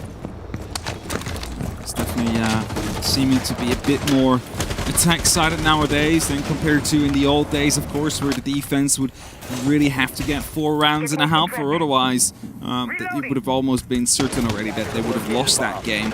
It's a bit more fluid now. Some teams are truly attack-sided, some teams are truly defense-sided. Some, of course, have a healthy mix in the middle. Are often the teams that manage to do quite well on the international stage, because then everything does not rely on that singular help. That's a jump out! Yeti that gets Julio. Instantly gets traded out by Pino, however. So a 4-on-4. However, you have lost your Heartbreach. You have lost the X-Scarlets that you can no longer use. Yeti took a gamble, took a sort of potential, and to be fair, now's the moment, now's the time. 2 rounds have gone away from you, start to try new things, live a bit dangerously. It's first kill on the board, and it was one of the things where we sort of came into this with the conversations with the NA casters, is a big problem that Soniqs face is Yeti and Rexen not quite having the consistency. On the game days they show up, it's huge. On this sort of setup, it's tricky. Pino just has a free jump in there as Psycho gets Rexen. He was playing the mirror window, and I was about to say, look at those castle barricades. Pino has the opportunity to just jump in. It's just that Kansan is there right now that has the opportunity to try and one-punch that window and try and take a gunfight as a result, because otherwise, well, Pino just has some free reign here. Quickly lands upon his drone, seeing if it's in the right position for the flank drone position. And as Kamikaze starts opening up towards the default plant spot, surely soon NIP will collapse onto that side, run in deep and try and get that diffuser down as Kansan, well, he's making some extra holes right here. They're making extra angles. They want to challenge it, but they have no clue what is about to strike them. Bit of a breathing moment here for NIP as they find themselves able to pull a couple of bodies back into their favor, obviously, after what was a pretty aggressive jump out at the beginning, but still, it's something that scarpers the progress, which could lead to negative results. It's the thing I sort of said about Bandit earlier, where if they're trying to slow down NIP, potentially breaking that game and that medal and mantle that they love to forge into success could be the thing that makes the wheel a little bit wonky and not quite run as straight to the finish as it wants to. Down a corridor, locked and blocked by the castle windows across the quick jump there. They can't quite get to the end of the banana that's otherwise pulled off, but has to stop firing as Grixer locks open and locks down Kamikaze. Diffuser cold, and so is another NIP player, but Psycho at least gets one back. 15 seconds, have to try and dig their way across. Kansan has an eye, and there's a pickup on the movement, and there's a heck of a take. It's a 2 versus 1, but the 1 is an echo. You wonder if they have a drone or the eye. They have an idea, but so does Musi. Managed to get it in the end there. I was going to say Super in a crucial position, able to rotate back into the Janitor, has that mirror window to play with to shut down any plant attempt that might have been coming down. And after that, we saw that punch as well to come through from the Aruni onto the castle barricade, just to make sure that it was going to be Pino to be punished for it. And yet somehow NIP, they managed to make it work. They managed to get the kills through as quickly heading through those replays. That is how they cleared out Janitor at the start. That is how Pino managed to be picked up, and somehow it was NIP that was still able to bring it back around. Win the round, and with that put themselves up 0-3. And now the Soniqs, they will be heading down towards that bottom floor, a site that, according to some teams, is not really as viable anymore as it used to be back in the day. Not because of the changes that really happened, because of the meta that has shifted. I think that's the conversation as well, and it's something that I've highlighted during the casts of Bank, the many that we've had today. The many ones, yeah. The many ones we've had today, is that the biggest difference we see comparing this Bank and this style of play on it to how it used to be isn't the changes of the map. It's the change of the meta. Is we didn't get the comparison, we didn't get the transition journey from the heavy turtle meta of burning through many ADSs to see where you're at, which is what the meta was at. Even like between that, this is like 3 or 4 metas we've had a shift on, and it's that sudden awakening, like you found yourself in the future, Doc, when you have to try and find a way to go back. It's funny how that works, really. How just a couple of operators and a difference suddenly makes sites more defendable or less attackable, rather. And that truly happened here. Of course, the bottom floor not really as viable anymore as it used to be before, but the bottom floors, or the first floors rather, those are suddenly within favorites of many of the teams, whereas the open area was almost never played before. So definitely some nice little developments here and there. Rexon, in the meantime, however, he's looking to go for that first gunfight onto the top of square. There's the spot down there, but gets spotted himself as well. But due to the ERC7 is allowed to rotate all the way back down, and they're probably not going to be fully aware of that. And as they creep their way back down, they still have a lot of holes and a lot left to do in terms of taking and putting the pressure on. And Soniqs, they're trying to stretch that. They're trying to put a little bit of a slow and a stuck into the approach of NIP. They've tried it a couple times already, and what they've tried hasn't quite worked. It's been close, but close is not a scratch on the top of the board. They've got to see what they can translate here, and with Yeti still playing around the middle, sort of playing against the drones and seeing if he can pull a bit of success on the flow. They have another body to back up inside open as well, and IP is looking for an access that they haven't quite found yet. Still 1 minute 26 on the clock though, so if they manage to clear out this player inside of the open area, suddenly it's starting to look a lot better for them as the Nitro is being tossed out here by Yeti. He's desperately trying to hold on to that first floor here, and he's taking himself in even deeper into the cubicles with, of course, Super and Rexon in positions to aid, well, more so with the Nitro rather than the actual gun power available to them. And Musi, while spraying in from above, is getting quite close, but just needs to hold on. Pino gets the opener, and Julio follows it up with one more, and that suddenly cuts a lot of the hold in, because it's not just what they've got above, but the pressure that might be coming down from below. Rexon is trying his best to put some suppressing fire back down and does a lot of damage to Julio, but look, NIP is stacking up more success, more bodies, and more possibility of danger. It's a man in a corner with a lot of LATAM around, finds one, drops down and tries to dig in just for one more, but they're on every single side. They are in the walls, and there is nowhere to go, and Super suddenly finds himself with a lot of silence. There's a couple of 100 rounds used there to try and take care of Rexon, but he got him in the end, and now they will be well aware of the fact that he's right behind the mirror window. That was actually not a Yana replicator. That was the real deal. Just shot a couple of bullets in it. Did not expect it to be the real one.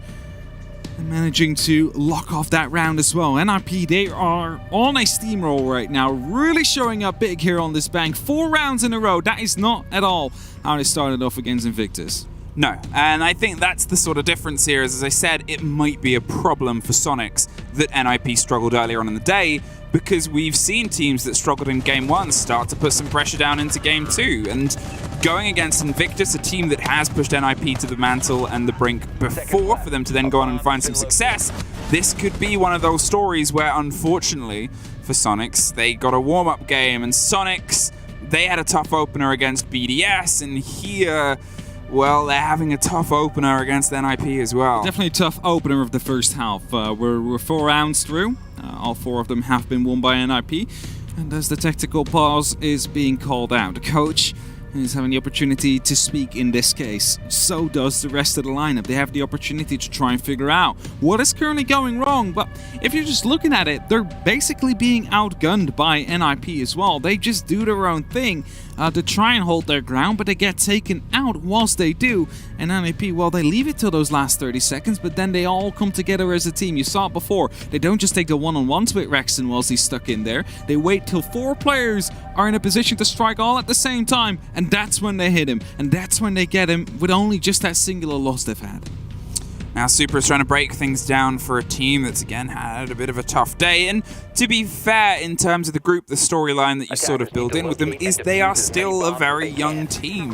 For NA, it's a lot of young gunners that are coming into what is one of the most experienced groups in what they have to go up against, and their opening day was against 2 of the most experienced teams in the entirety of the competition and Siege in general. You're up against not only a champion, but a heavy contender to a lot of different titles they've been close to, and they're your opener 2 on the day.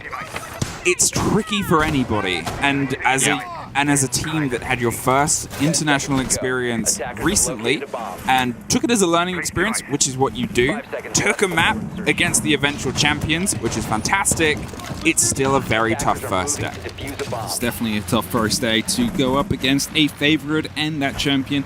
And you could almost also say about a team like BDS, a champion in the making. It's just that we don't know yet which championship it is. Champion? They've been a champion in the making for like 3 years or something, but we don't know what championship it is yet. It will come at some point. We're almost definitely sure of that, but who knows? Maybe we'll find out soon as Muzi escapes death here. Slowly started creeping around the stock. Now gets stuck in a bit of a mental trade there. Jumps over in the end, and Rexon, well, he will be getting outside of the stock as well in a position, an opportunity to rotate back down towards safety. There's actually Yeti that will be picking up Muzi. Jump out or run out from Yeti, an aggressive peek will be the death of him.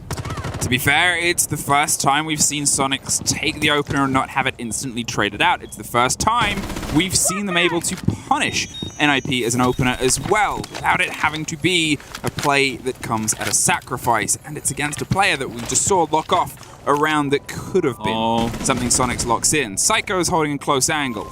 He's been dangerous whenever he's been able to get himself into these close, little, short fire positions, and as Super is the next name off the board, it's now the creep of Yeti round on the backside to see if he can bite back. Rexon makes some work down on the staircase, and Pino retreats to the top floor, but a minute 30 and a bit of a tail between legs. They've got to try and rebuild it. That's it, they need to try and rebuild whatever is left in this round. Pino, low on HP, Julio and Kamikaze are still left. They are still all full. A lot of damage is done there onto Grixer. There's the opportunity there to at least, finish him off with just a singular bullet. Something maybe as well for Rexon, maybe 2 for him, however. So there is definitely the opportunity to quickly balance back the body count here. They need to be careful with it. They cannot really give away too much space themselves, but they need to be quick at the same time as well. A minute on, and I would say for the first time we've seen NIP struggle, but there's a lot of time to build an idea, and that's one. Hey, I found a man on a drone and a ping. Can we get something there to apply some pressure? It puts them in an idea, and an idea can build to some momentum, and that is the drive that they're potentially going to hit next. Opens up an angle, and they'll rotate as they're going to potentially hop down to the little window on the open swing. It gives them a pinch and gives them some pressure that they can apply to where that bandit was. However, he has since drifted off, and Kamikaze is actually the one to lock it off. Creeps towards the kitchen door, ready to swing around forevermore, but there's still work to be done. A close nitro doesn't quite net what they want, and as the pings start to come through NIP, it's now or never. It's now or never indeed. 15 seconds left on the clock. It's Rexon to pick up one more. It's Grixer in a very good position as well. Only up to Kamikaze, but he's in the middle of the site right now. Gets spotted out by some of these Prismas here. Needs to decide what to do soon. Gets that first kill, but doesn't get the second. Grixer swings in and gets that one. That's going to be the first round of the Soniqs here on this matchup so far. It took up until round number 5 before they finally were able to find it. But it is definitely a good start, and that is something that might save them in the long run. You never know how that second half is going to be playing out. At least they will not be fighting for overtime throughout the entire half and have an opportunity to win it in regulation. Never know. Either way, still a round to go. No tactical timeouts being called, and NIP, they all have it under control so far. The executive lounge and the CEO office will be coming up next here for the Soniqs. And NIP, well, they just have to attack that top floor again. They successfully did so once before, but you have to say it was a bit of a clutch, almost. Because Super, he was in a good position to stop it from happening. The planter got denied at the very first moment, but somehow they managed to turn around a 3-on-2 situation into a 2-on-1 in just a matter of seconds. And of course, managed to close that out as the scoreline managed to increase in their favor. And round number 6 will be another opportunity here for NIP to try and get that 5th round in. And the Soniqs, well, they want to try and salvage whatever is left and, you know, practice some damage control. Can Soniqs replicate what they did before and at least pull a second round before they have to try and put the pressure onto Bank here? And if I'm going to sort of cite Bank as a map and the history that it holds, it was always a great Latin America map. It was always a big map for the region. It definitely was. A lot of people actually just, you know, when they heard Bank, they were like, Latin America. Like, that's it. It's just Latam. It's their map. And, well, they would like to continue that. You can almost say, just like when Chile was introduced to the map, it would be considered an NA map during the 6th Invitational, up until the very final moments, of course, in the very final few games. However, putting up some pressure here, a lot of utility is being picked up by ADSs. There's 3 next to the window. I'm wondering how many of those got destroyed. Just 2 of them. And the window will stay put for now. And the ADS has reactivated again. Psycho hears that. He knows there needs to be another throwable if they want to get rid of that one. Huge amount of utility for not a huge amount of game, unfortunately, there. They tried to burn everything in the castle that they could, but the grenade didn't quite catch underneath. Rolled a little bit too far away from those windows to drop it. Rexon, he slips away, but not very far as he's picked up by the drop of Musi. There was the overreach and overarch of Soniqs, and it couldn't quite connect with what was a lockdown from NIP in terms of the intel across the board underneath. They tried to be a bit sharp and a bit aggressive, but unfortunately for them, NIP were aware of this play and now have that square control. Keep in mind the grenades we had during the last round as well were able to pick up the Amira player inside of the janitor, so that is something Soniqs needs to be well aware of. That might be one of those default grenades that NIP will be trying to attempt to yet once more clear out that area, as Kanza is being spotted down there and actually gets tagged up just ever so slightly as well. It's Pino that is still active on that window. The exothermic will go off, and Kamikaze, he knows that there's going to be an opportunity to plant soon as they have the janitor under control. Kanzen suffers a little bit more, but he is not entirely out, just quite injured. As the burn starts to come towards the back line of Yeti, he knows smart enough to move away from the potential of the grenades. As we said, they have that square control, and that is the box that they're going to see if they can open up across the site from this side. Kamikaze is in a position where he wants to try and swing behind the bulletproof chassis, but where Super is with the chance of a swing, it's dangerous. Pino's able to just pick up Yeti by swinging along the windows, and that backline's gone, but Kanzen finds one before dropped, and now it is just the single player of Grixer. The Echo has been able to retake the potential of the mantle, but he was the last standing last time, and, well, it was a similar sort of result there. Locked off by NIP to find themselves a 5-1 half. Didn't even have to enter the site. They were just all around it, holding the angles, just waiting for the Soniqs to go aggressive, to start bringing these peaks and these gunfights towards them, and they just outgunned them as a result. 5-1 is the current split here for NIP, and well, they will be more than happy with that one. Heading into round number 7 now. They will be on the defense themselves. You can take a gamble which site we go to first. It will be the first floor site. It will be staff and open area. We're not going to that basement. Not yet, at least. We might see it a little bit later on. Well, Soniqs, what can you do on the turn of the half? Do you have more in your attack pockets on this bank to be able to put some damage down? Because it hasn't been great, and that's tough and it's tricky because they have been trying things. They have been going for adaptations and they were attempting stuff, and it just wasn't quite connecting. NIP, whether it was the drive of the intel, as you said, the gun skill has generally been something that this map and this game has lent more into NIP's favor. Across a server that generally has a lot of great gunners on both teams, the duo for Soniqs of Rex and Grixer that has driven a huge amount of their play throughout NAL, they haven't quite been able to dig into this. But that's it, right? Just look at that last round as well. There's just Pino that is just holding a window and is able to catch up 2 or 3 different players from just that single window by holding these angles. How do you challenge that? You need to go for a pre-fire in that case, but you need to be so accurate because if you miss that pre-fire, you are going to get your head removed from your body there, and that's exactly what makes Pino this great fragger on the side of NIP so far. That is why they are currently leading 1-5, not just because of him, but because of the entire team really showing up when it's necessary. I'm wondering, however, are we going to be seeing some upside-down repels through the lobby? We've seen it quite a bit today, actually. We've never seen it before, and suddenly people start rappelling down these skylights.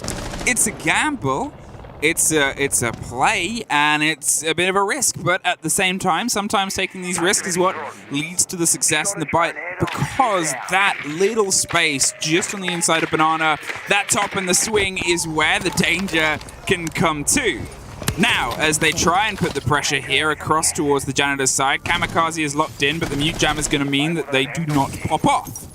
And they definitely don't for now. Psycho is close in the area as well, has the opportunity to provide some support if they do actually start detonating, and can just shoot them off the mirror window as a result. But he's well aware of the fact that one of these members of the Soniqs is repelled up onto those windows. Muzi is single-handedly trying to hold off to the stock. He spots out one of the players, but he needs to make sure that he stays alive. He doesn't have a C4, he doesn't have any impacts to use, just the MP5 in his hands right now. He drops the hatch, chooses safety, chooses his life over the potential frag, the potential glory that comes with it, because he knows that he's so much more valuable in an actual fight that is in his favor.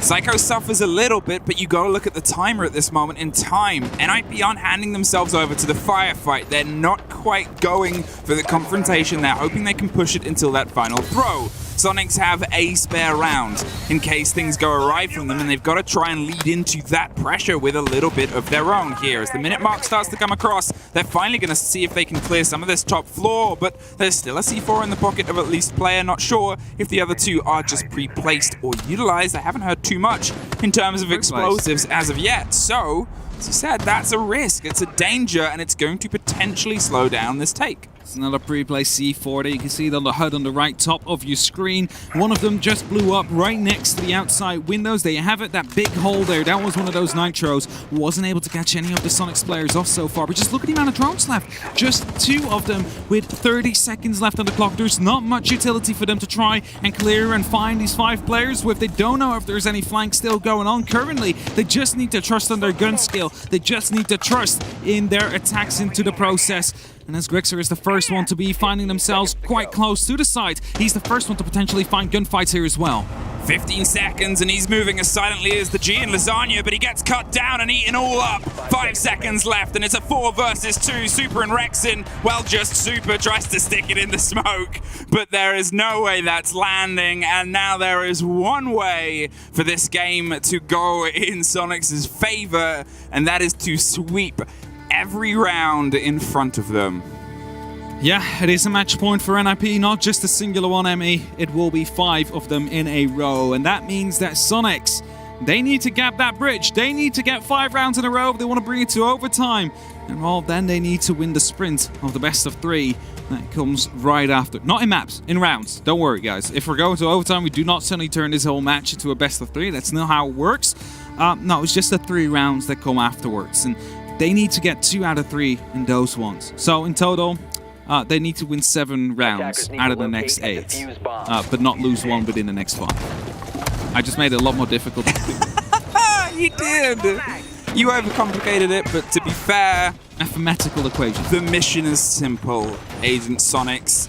win every single round in front of you and don't stop winning. And that is tricky because I assume, wanted to see a little bit more pace from their side. You could see that they were trying to find an inroad on an IP. They sort of bit at a couple of moments. They tried to dig at a couple of players, and the tell is where the diffuser was moving 30 seconds still on the roof left, and it becomes this risky situation of you've just got to try and stick it at that point. And you compare it with their takes earlier on in the day, where sure, the game didn't quite go in their favor, but the confidence that they had on trying to get an execute early on against BDS was a lot of time left on it and boots inside the ground of the site itself. Here, unfortunately, it seems they've hit a bit of a lull and a bit of a slow, and it's a tough ask to try and now pull this one back. It for sure is, and well, it is going to be the NIPs, or the Ninjas, in the Pyjamas that want to try and lock it off on that top floor. They want to lock it off in the CEO office. And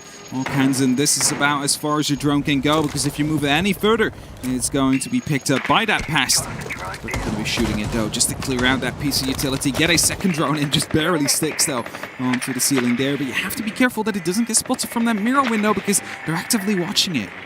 They are, and it should only be a moment before that swings around. The Echo is on the board as well. It's going to offer a little bit more pressure, and we've seen that already be used as an aggressive intel tool. Something you can move around and give yourself a little bit of a grab and ask and utility pull towards the pressure.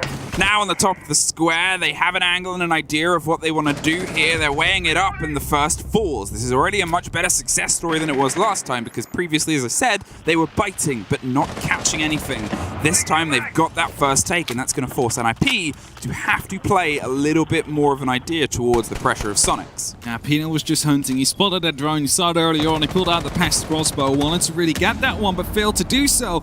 And as a result, went hunting inside the lobby. Meantime, Soniqs, they're hunting on the other side of the map. They want to open up. They want to go for a plant, but as Kansan picks up Psycho, it's Kamikaze with a C4. That takes care of Super. At least the wall has been opened up. They do not have to worry about that anymore. There is the opportunity to go for the plant, but Julio in a very good position to stop anybody from repelling in, really, from these windows. And as Kamikaze is going quite aggressive right here, has the opportunity to pick up the kill. Somehow does it. Drops the diffuser out once more before he gets traded out. It's only up to Julio now. He's in a 1-on-3 situation. Gets the first one. It's a beautiful shot to go through. The diffuser is still dropped. 50 seconds. They need to be re-entering the building here. And Julio, well, he needs to know. He needs to have this information as well.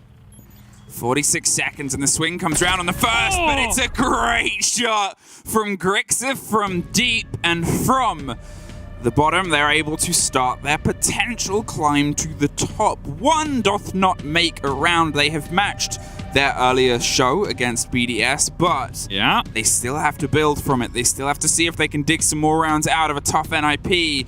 It's a start. Can they add more sentences to a story potentially of some success? That's it. They're turning over the page here, trying to continue writing up until the next chapter that will start tomorrow.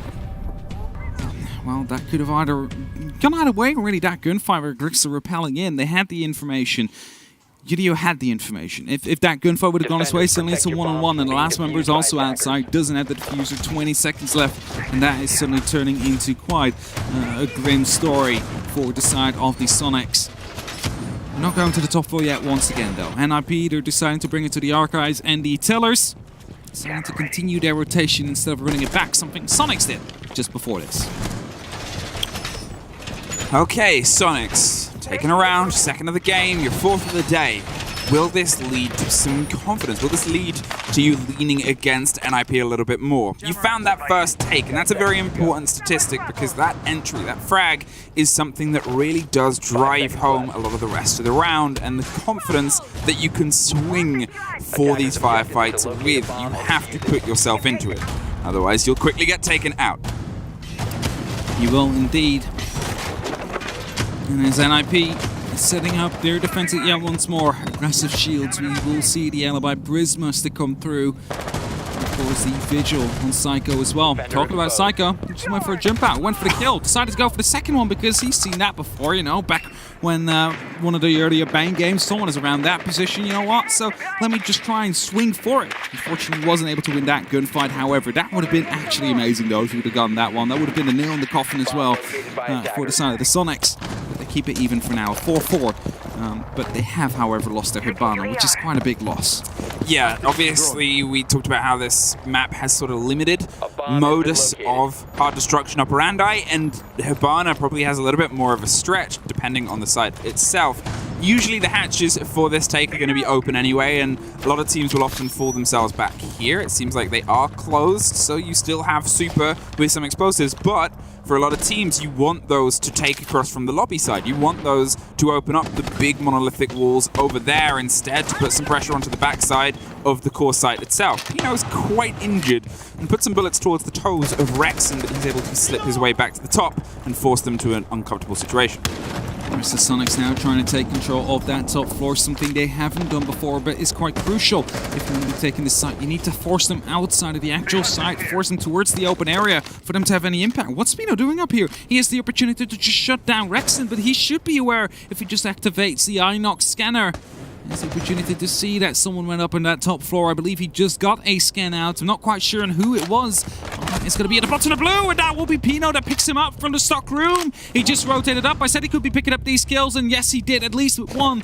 Grixer, however, he makes the response happen, and a minute is left in a 3-on-3 situation with Pino still on low HP. But it looks like they want to come back up the stairs. Now he's bought a friend, and that's dangerous, because it gives them the chance at a swing. Julio goes down, though, and the friend isn't quite there to put a little bit of revenge in. 45 seconds and a bold play might cost them here now, as Pino is still exceptionally injured. This pairing, though, of Musi and Pino has been a big tour de force for the team before, and they're going to see if they can once again send a body to the top, and this time it's Musi that heads up and finds a body. 28 seconds, and they're going to see if they can slip their way through onto the site, but with the control that Musi has from deep, it doesn't need it. Pino gets one more. It's a 2 versus 1. Super goes next, and NIP find their second of the day. This one a lot more comfortable than their earlier fight, but unfortunately for Soniqs, it's been a rough day at the office in Sweden. It definitely has been, and now it's time for them to go for a quick reset up until tomorrow, because that's when they will play again. That's when 2 more of their group games will be coming through. But it will also start to become do or die for them, so they really need to get some extra points tomorrow, otherwise they might be out. But before we break that any further down, let's go to a quick break.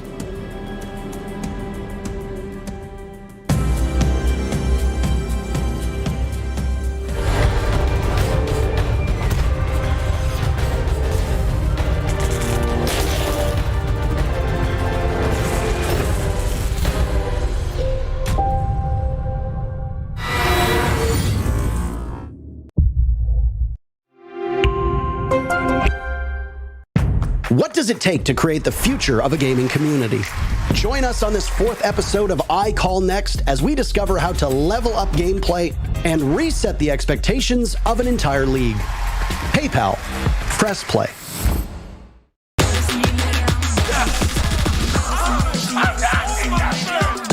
Easy going right there. One more to go.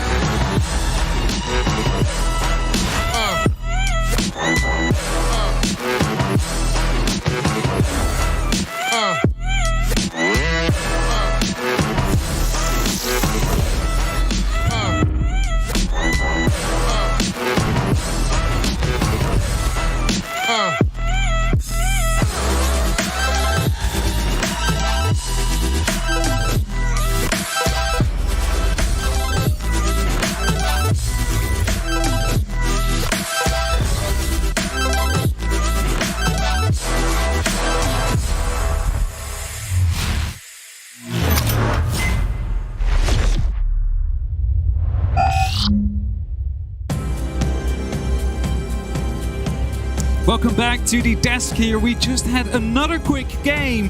It was NIP that beat the Soniqs with a 7-2 scoreline. So NIP, they might have started off a bit rough against Invictus. They're definitely starting to be on their roll now. And what a game it was. For one of the teams, I think yes. Yes. Unfortunately for Soniqs, and you could sort of see it on the cameras, it's been a long day for them. They had a very tough day, and there's no denying that. They opened against BDS, who were one of the tournament favorites. Yeah. They then followed up with a game against NIP, who had been shaken awake by the fourth team in the group by a close run game that went in NIP's favor.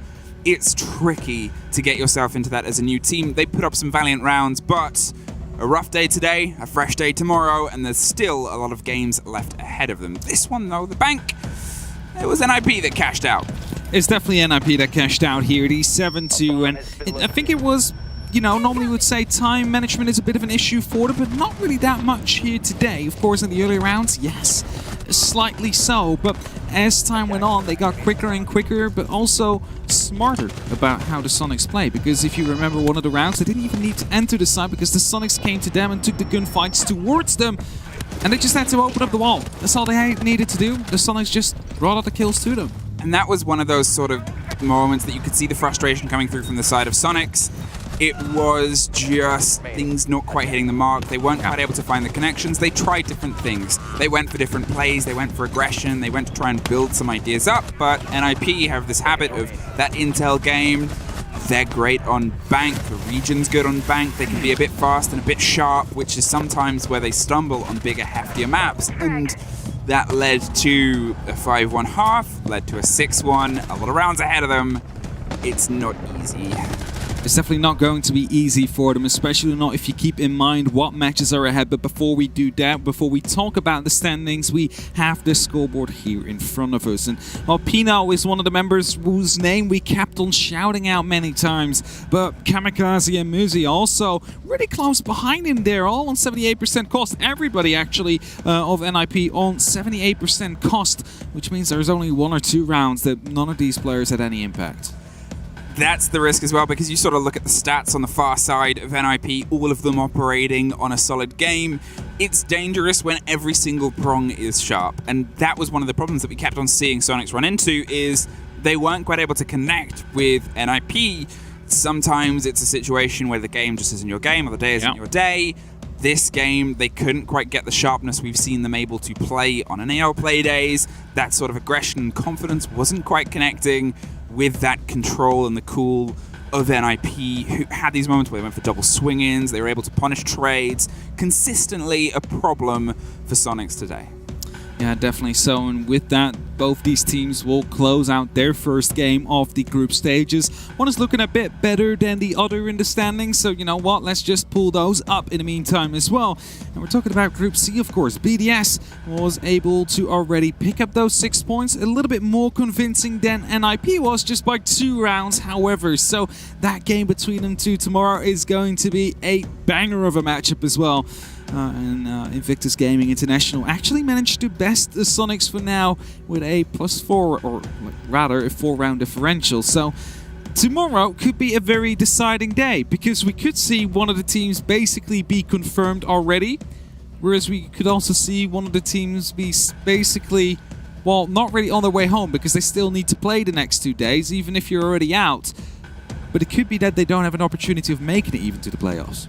That's it, and that's the major play. But again, we've sort of seen and talked about how these teams are learning experiences from this, and it's only the first day. It's sure, 33% of the games, but you still have 66 left. You still have the 2 days. Yeah. And rematches as well, and that's always the important thing. They each play each other twice. There is a learning period. There is a time for them to throw themselves in. A team that is more confident might be able to, I guess, be punished more. It's a double round robin, so there's always that second chance to bring it around and potentially win that head-to-head by besting the opponent's score. But there's still one more game to go on the stream here today. Do not go anywhere. We will be back soon.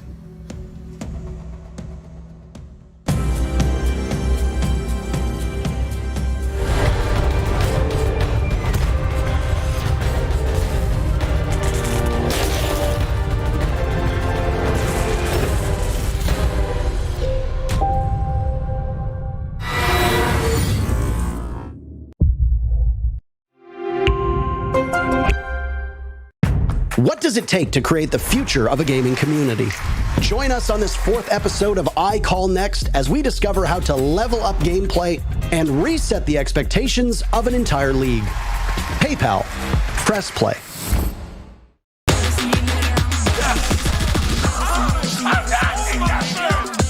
Easy going right there.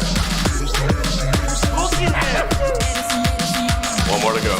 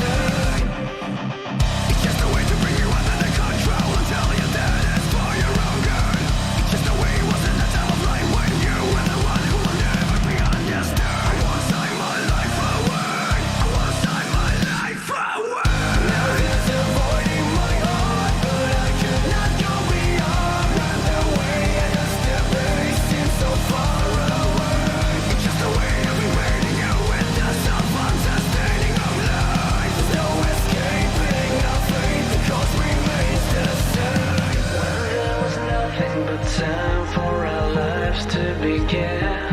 There was never need for us to pretend. When there was nothing beyond the confines of our skin.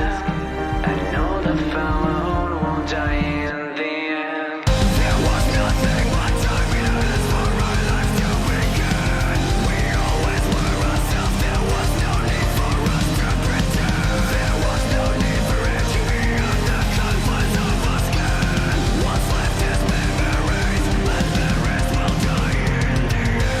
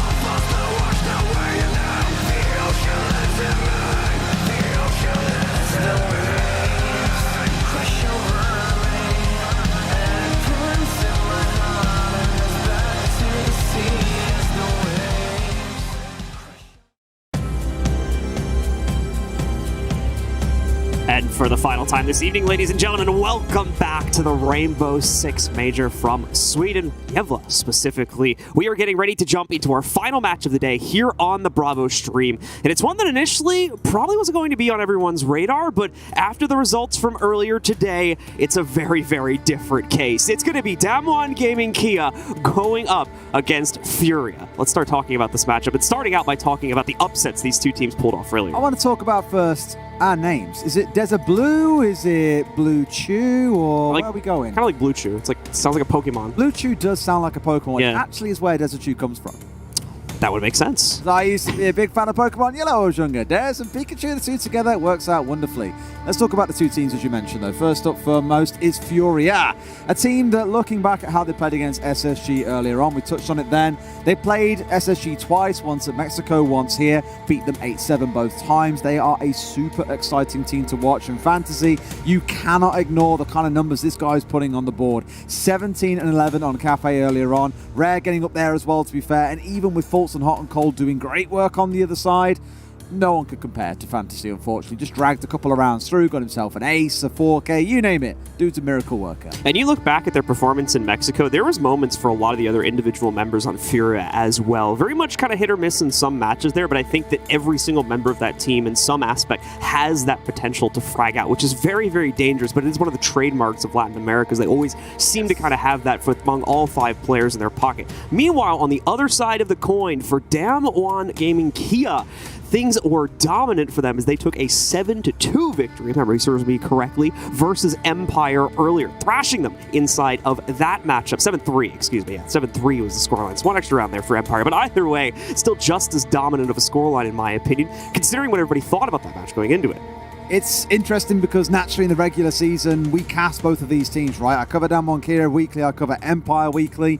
And to hear those two teams coming together and Empire not coming away the winner was a bit of a shock, to be completely honest with you. You know, Yas, even coming into this competition, several have been saying, you know, it's a player that no one's really looking at all that much, but the consistency is what makes him special. Sure, he can frag out, he can perform well like everyone else, but it's the consistency that is built behind him. And personally, felt he was a little bit slept on back at Mexico. Rin naturally took the spotlight, popping up, dropping like 15 plus kills a map, absolutely fragging out. All the eyes were on Rin. But for me, it's Yas that you are going to see in and out of stages, in and out of majors, putting on absolute shows. And I'm really excited to see how Yas steps up here in this fixture against FURIA. Yeah, Rin brought that real wild style to the table back in Mexico, but unfortunately hasn't been able to translate that as much yet here at this land. It seems teams have very much caught on to that and has been restricting him quite heavily. As the first map played, unfortunately, he was barely on the board to begin with there. Bottom of the team overall in terms of impact on a very frag-heavy role set as well in terms of operators being picked inside of that map. Yes. So definitely going to look for some improvements there. But still, even despite that, managed to pick up the 7-3 victory. So it's not a major issue at this point here for the roster. It's more the expectation that Rin is going to pop up in a big game. That seems to be where he really steps up and makes it count the most. We've seen him go to... Just pointed at it. I was like, it's crazy. I mean, Rin's very, he's crazy. He's crazy guy. Can be at the best of the times. But for Rin, again, quiet at the minute. Stage wasn't necessarily the best that we've seen out of him. Mexico, a real strong performer. Stage 2, real strong performer. It's kind of the natural rip and tide that you see coming of, or sort of the ebb and flow that you see coming of a lot of players professionally. I'll always kind of hark back towards Yas because I know that consistency is there. And again, what makes this team so terrifying? Now, another big question for this series is where the map is going to go. So far, this tournament has been so filled with bank play across the board for the most part. We've had a couple other maps sneak their way in, like Cafe and Chalet quite often, but this time we're going to be adding a new map to the pool, and for this matchup specifically, I think this is going to be very, very exciting to watch. We've banned it down to Coastline between these two teams. They're going to battle it down in just one final map to decide who tops out this group after day one. Well, we had this at the very start of the day, I believe, and I forget who... I cast the damn game, and I can't remember the two teams. I've cast that many today, but we did see Coastline at the start of the day, and it was a really engaging, exciting game. So I'm hoping here when I get a similar one come out of these two. Looking at the playstyles again, DWG KIA, they like to be aggressive. Rin especially really driving that playstyle forward. FURIA, they are happy to tango with the greatest. They will happily go toe-to-toe and take gunfights against you every day of the week. This could be really explosive, but what I'm enjoying about Coastline lately since the rework is it does feel a little bit more controlled. It's not super chaotic. There's not 10,000 deaths from the window, for example, or from the roof down in towards, say, luggage. it just feels a lot more composed for teams, and it has a much more natural flow to it. So to me, a fantastic map for those that are more fragging inclined without being too chaotic that it feels like Team Deathmatch rather than Rainbow Six Siege. Not to mention the fact that we have pretty much all sites in play, at least inside North America right now. Teams are choosing to go all around it, so no sites are being left in reserve for the most part. Obviously, some teams might choose to leave one in the pocket just because there is that additional one, and if they don't feel totally comfortable on it, they can pass by it. But from what I've been seeing inside of my region, it seems to be pretty universal that teams feel comfortable to spread amongst all 4 sites and at least try them at some point during their defensive half. I remember watching back some of your guys' games last week, actually, and looking at you play Chalet, and I was like, wait, they're going down to Wine? Like, in EU, you are basically cast out from being a European resident if you play down in Wine and Soberville. It's not allowed to be a thing. On Coastline, at least, so I agree with you. Penthouse and Theatre has risen in popularity since the changes came in. VIP now has that double reinforceable wall rather than a window that is very easily opened and is making it a much more defendable site. We have a couple of teams that play it really interestingly. You know, Heroic, who unfortunately have been relegated out of VUL, have a really cool strat where they essentially hunker down on 90 and just play through all the soft walls they possibly can to try and stop people getting inside of sites. So lots to look forward to there, and I do hope we get a good mix of sites. Yeah, as you said, Theater specifically has seen a lot of extended... loud, let's go! Might be able to hear our A stream leaking through, as I believe their game is just about to get started if it hasn't started already. It's started, it's just warmed up. Listen to them, they love it. We as well, folks, I think are just going to be a couple seconds away from getting started here. We do have all 10 players in the server, so it should just be a moment or two until our teams are ready as they're going through final preparations. And it is indeed time, ladies and gentlemen. Wait, hold on. Production, you're having us on. You are having us on. That is absolutely not a real score. Surely it can't be. I mean, look, FURIA play well. They've beaten down SSG, a team that everyone thought would be the go-to kind of like banner wearers for the side of NA. I don't know. I don't think it's quite that far apart. You will see some rounds going the way of DWG KIA. I'm pretty sure FURIA aren't going to do a phase and find themselves 7-0 in this game. I think phase so far are what? 14-0? 14-0. Haven't dropped a single round. To be fair, that is against OXG, which has a bit of an asterisk mark on it, and against the Chiefs, which the Chiefs actually put up a pretty good fight against Rogue also in their group. I thought you were about to say put up a pretty good fight against FaZe, and I was like, well, not. Well, yeah. Unfortunately not. But yeah, at least a little bit more of a performance there. I'm curious to see how they do versus Rogue. But anyway, we've got the bans going here. Dokkaebi is going to be an interesting one to be knocked out, along with Lions, so all the intel hops getting removed here on the attacking side. I did see a Jaeger ban now coming out of DWG KIA. They've banned it before. It's the kind of crazy stuff they throw in the mix just to make this game even more chaotic than it is already set to be. Those two, roamers galore is all I can think of. Mira being banned away makes Penthouse Theatre a little bit harder to defend. You look towards, say, Kitchen and Service, and also not as defendable as otherwise it might be. That leaves FURIA down to bring in the last ban. I imagine you'll see something sensible. Maybe, I don't know, the Valkyrie might come through here. That's the sort of thing that we're looking at. Of course, in the reveal panel earlier on revealed there will be some changes coming in for that operator. Okay, maybe it's not maybe it's FURIA doing the Jaeger ban. But it is FURIA banning it away. I like it because it just hinders players like Rin, who default to playing on the Jaeger whenever possible. It takes that strength pick away and might unsettle Rin a little bit more, or at the very least, temper the aggression that comes out of him. FURIA don't seem to be too bothered by it, though, since it is their selection, so we'll see how they adjust, whether that's just going to be a quick switch over to a Wamai or an Aruni. Seems to be Wamai coming in first. There wouldn't be too surprised to see Aruni in combination with this as well, still very much heavily inside of the utility mitigation meta to some extent, so we still see both of those brought to the table quite often. It's going to be a double bar start here for FURIA as well. Quite a bit in terms of trap and slowdown capability being brought to the table as they want to try and force Damwon into a fight more than likely towards the pool door or the kitchen push, where they can use all this utility to finish them off and put them into a choke point, at the end of the round. Absolutely. The Valkyrie being 6 picked in there away from the Mozzie as well. Mute Mozzie, a very potent combo. One that if you see it on your side, you know your round is going to be slow and painful. But the change away to the Valkyrie gives more of that instant information access over to the defenders. Not relying, of course, on catching a bunch of drones with those pests to be able to give you that same level of information. And in case you missed it, throughout the day, we do have two wonderful observers on site in Easy and Medics. Easy hunkering down on Stream B, Medics over on Stream A, and I believe as the tournament goes by, they are swapping over. But big shout out to them. We get a nice little break between our games. Those boys slugging away all day long. All right, well, let's get into it and see what exactly FURIA is going to be bringing to the table. It's not going to be too surprising to see this extension of their defense going up to the second floor. Obviously, again, as you guys should know at this point, we have a site on the first floor. There's an area above it with destructible flooring on the floor above it. So you generally want to extend to defend that in most scenarios, just due to how easy of an access the attackers will have to angles, which could lead to players getting pushed out of positions in the site if you do not try to actively defend it. So once again, FURIA will, of course, extend up to this nice deployable shield going next to the hatch as well to allow for a safe retreat for the player that is going to play behind that. And trying to go for a spawn peek, but I don't think anyone from DWG KIA is in the area, so won't be finding much in terms of early impact here.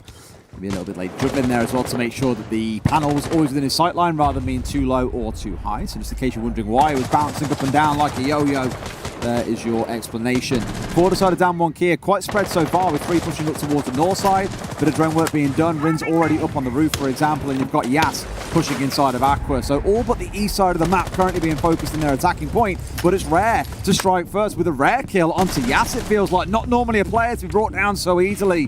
Fantasy striking back, Katsang off the board, and already Damwon Kia have been slaughtered in round number 1. Every single time Damwon Kia have tried to move into this building, they have been shut down. No one even coming close to a trade, with the only one that takes any significant amount of damage being Rare, would end around 60% or so of his overall health pool.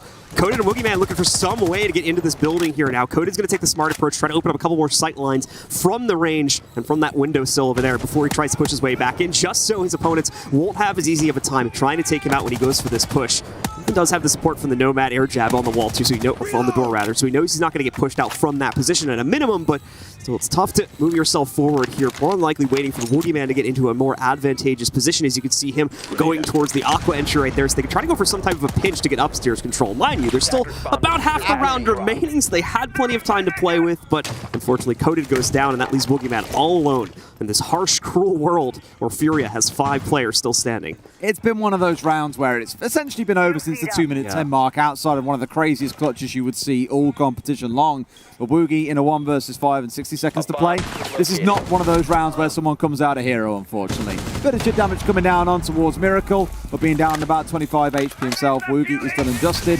This is one of those rounds, it's like a knife round at the start of a friendly competition where it's like, hey, we're down 1-0, it's a write-off round, there isn't much to take away from it, except FURIA get the first one on the board. That's the only real outcome from there. I don't really feel we got any chance to see anything else around potentially team pushes, just a bunch of 1v1s being won by FURIA.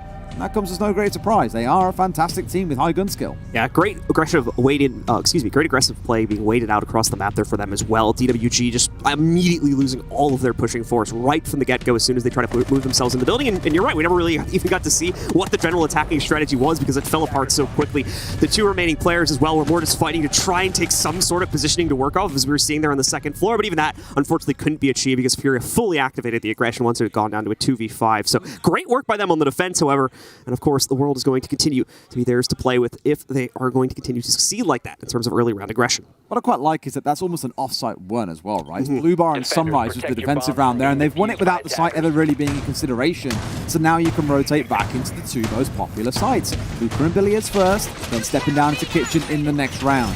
Now, Capcan. We have seen a lot of Capcan fun today, my God. Rogue getting 2 members down to a pairing, stacked on open area door on Bank, for example. A lot of chip damage coming down across the board. Just a lot of fun and hygiene. So this is really going to be a challenge to Damwon Kia's consistency. Is can you get the drone down and find out where there's one of those? Can you then hunt down the rest? Because I always used to say it about Capcan, even more so now, it's even more important. As soon as you see one, you know there's 4 more around the map, and the last thing you want in the dying 30 seconds of a round is you limbering around on 20, 30, 40 HP going, okay, got to focus on the gunfights here. Can't deal with the Capcans. Oh no! Walked into one. Suddenly you're dead, and the round is done and dusted. So caution is required. Discipline and structure in Damwon Kia's attack is going to be essential. Rossini's get positioned mainly over towards the areas that members of FURIA believe Damwon are going to try to take early control over here. And more than likely, FURIA is going to try to aggressively position against these players too. So if an awkward battle ensues, the chance the member of Damwon Kia misses one of those Capcan charges that they try to pursue a member that may be retreating. That's 40 HP in the favor of FURIA now, and they can turn around and take those fights much more proficiently. So Damwon Kia has to be very, very careful about the roam clear here, as that, I believe, is where most of the EDD pressure is being targeted towards. A bit of caution being shown by Rare as well, doing a drone check inside of Sunrise. Last things he wants is to get naded out of there, to be blind sprayed through a window, you name it. Just wanted to be very, very careful. Took a shot there already by the looks of it. May have even been the nade above that came singing through. Has not yet found himself going anywhere near down, mind you, but is down to about 75 HP. Coated at least gets the bank account open for Damwon Kia in the round. Miracle falling by the wayside. Dash into the streets, and a 5 versus 4 ensues with 2 minutes to play. We're feeling pretty good for DWG KIA and how things have started. Things looking much more promising here for DWG KIA as they take a much more slower, much more measured approach to overall getting themselves into this building and try to playing for map control. Now, they don't have much near the site as of yet, but that's going to start to change over these next few moments as they start to gain VIP control, and as well are going to begin to shift players into an execute position closer towards the Hookah doorway with a look to gain that control. You could see Coded as well, I believe on the rappel for Hookah, trying to deny any presence from the FURIA members that'll be positioned inside of there. But all this is still building up here as DWG still has plenty of time remaining there with over a minute to go still. I assume they're going to look for an aqua push here as well. In fact, I think one has just got up onto the balcony on the south side, one's up on the window, there's still one watching Sunrise, there's one below in Sunrise still as well actually. So it's not quite a fully formed attack yet. I'm not quite sure of the go-to game plan. Maybe Hookah's going to be their point of focus given you've got Katsang and Woogie out this way. Or maybe it's just options coming through. Either way, a little bit scattered at the moment. That makes me a little bit nervous when I think about it. But you're looking towards the drone work coming out, and there's 3-4 drones then we're just pushing their way in through Aqua. Indicates what the game plan's going to be. Deny any potential would-be C4s from below, get yourself set up for the site, execute, and then hit it hard. Plant attempt started for a second there from Coded, so they were able to sneak in at least and tap it once or twice. Going to try to do the same thing now as they work their way in and go for the corner. Plant attempts to resist it are there. There's the Nitro. It's not going to work out though, thrown way too deep into the site. While we will see a few exchanges go out, it's disadvantageous to Furious. They'll still be down a player here. Lenda now needs to aggress back out to Aqua, and this is going to be so tough to retake here. DWG has all the post-plant positioning they needed with the failed Nitro cell, failing to deny the plant. It's nearly impossible for Lenda and Highs to get themselves back into a retake position. They're going to try to move themselves out, but already you can see the counter pressure coming back in. Coded as well, catching Lenda, and then Rin finishes it off there. It's a triple on the round for Coded, and a much, much better play overall from DWG KIA. We have a little saying over in APAC North. We say Coated is goated in the rounds when he does incredibly well, and that is one of them. 3 big kills, Plant going down as well. Beautiful stuff, even if in the mid-round we weren't exactly clear on what the game plan was supposed to be. But it gets them on the board. It's one apiece. DWG KIA, they came here to play and not roll over and die. FURIA not going to feel too confident about a repeat on that site. I would generally agree, so they'll move right on down the list to their next site over here towards Penthouse and Theater. This is normally where we would definitely want to see Mira come into play, but obviously she's been banned out, so a little bit more innovative on the setup is where FURIA is going to need to go more than likely a bit more reliance on that 90-degree hallway setup that we've seen a lot of other teams shift towards here in recent months. When I think about Hookah Billiards, and you touched on it there as well, the failed C4 that came out, looking back at the game earlier on today, we saw a couple of attempted C4 denials come out on the same site into the same spot. One stuck to the kind of north side of the bomb, so it didn't get anywhere near. The one in that round went too far, and I think the other one got shot out that we saw earlier on today. But the one thing that was consistent across all 3 rounds is the defenders were relying on one single C4 to play for their denial. What happens if someone steps in and goes for the replant when there's a third person behind to hold the angle for them? It was just a little bit, I don't know, it was light on the ground for the defenders is how I can describe it, and teams just seem comfortable in taking that spot. So maybe in future we'll see teams kind of veer away from playing Hookah and Billiards so freely, and they'll go towards things like Kitchen, in towards Sunrise and Blue Bar, like we saw FURIA start on, and Hookah Billiards becomes the offside. I don't know. Just a little theory to put out there. Well, the good news is this round there'll be no lack of Nitro cells, as literally every single player except for Miracle has brought one to the table, so almost an abundance of them there for FURIA this time, as they'll be trying to, I believe, throw quite a few of those from the inside of Theater to deny the push plants. Quite obviously, there won't be much of an active defense being mounted inside of the bedroom itself. That's a very, very tough area for defenders to actually maintain, except for that area behind the bed itself, so we'll continue to maintain their pressure onto Theater, and I believe the hallway as well. Didn't get to see the final moments of that setup, but pretty sure that's where most teams are going now. We're going to rotate to a company that actually, yeah, pretty light over here, but we are going to see a couple players extended more so towards the Hookah Billiards side, maintaining positions there, with obviously one assisting from the inside of VIP with a double reinforced wall. I think it's a really cute read coming out from DWG KIA as well when Katsang bringing along the Thatcher that we haven't really seen be a staple at all on this map. They knew and read into this round being a Penthouse there to defense, knew there'd be a Kai coming in to try and keep this wall locked up. It's been mute jammered, it's been electrified by the Electro Claws. Everything that can be done to keep it closed right now is being done, and the Thatcher is going to step in and nullify all of that, John, and then they can focus on this wall being opened up. They can force the defenders out. That is when you then start saying, okay, they're isolated to 90, they're isolated into Theatre. This should be easy for us to do. As long as we aren't losing members in silly places, we'll be dying here one of those things that I look at and say, your flank watch just died, watching the flank this early on, not good. Yeah, certainly not good, and obviously I'm going to assume that not all of the air jabs would have been put out by that point by Woogieman as well, so that's a very much needed utility that's going to go away. Great trade here once again from Coded, who's really leading the charge for Damwon in the fragging department. Yes, of course, supporting closely behind as he gets a second on this round, knocking out Fantasy, and very quickly turning around that player disadvantage Damwon was facing a few seconds ago into their own favor. We spoke about where this would then force FURIA to play. 90 and Theatre, that's exactly where they're holding. You've still got one top of Vars, who's, I think, expecting someone to come in from Hookah at some point.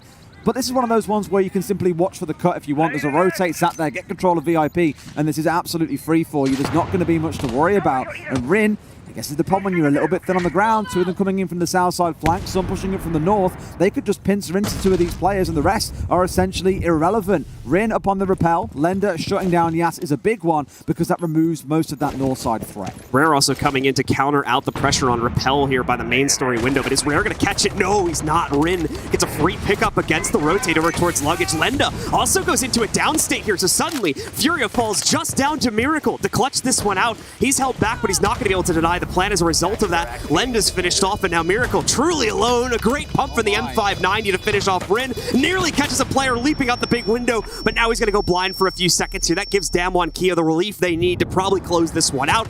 Coded on the Repel in the post plant. Has a perfect angle to deny the counter defuse if we even see Miracle get onto it at this point. And Katzan can rush in should the play fail there, as we see Miracle unfortunately run right into the crosshairs of this player on the balcony to secure the round for Damwon Kia. I mean, being real there, he'd have to throw himself out of the double window to get the kill onto the player and Repel, then get back inside the building, get back on site, kill the other player and get the disable off. That's one of those rounds you look at and just say, look, unless there is a massive slip up by the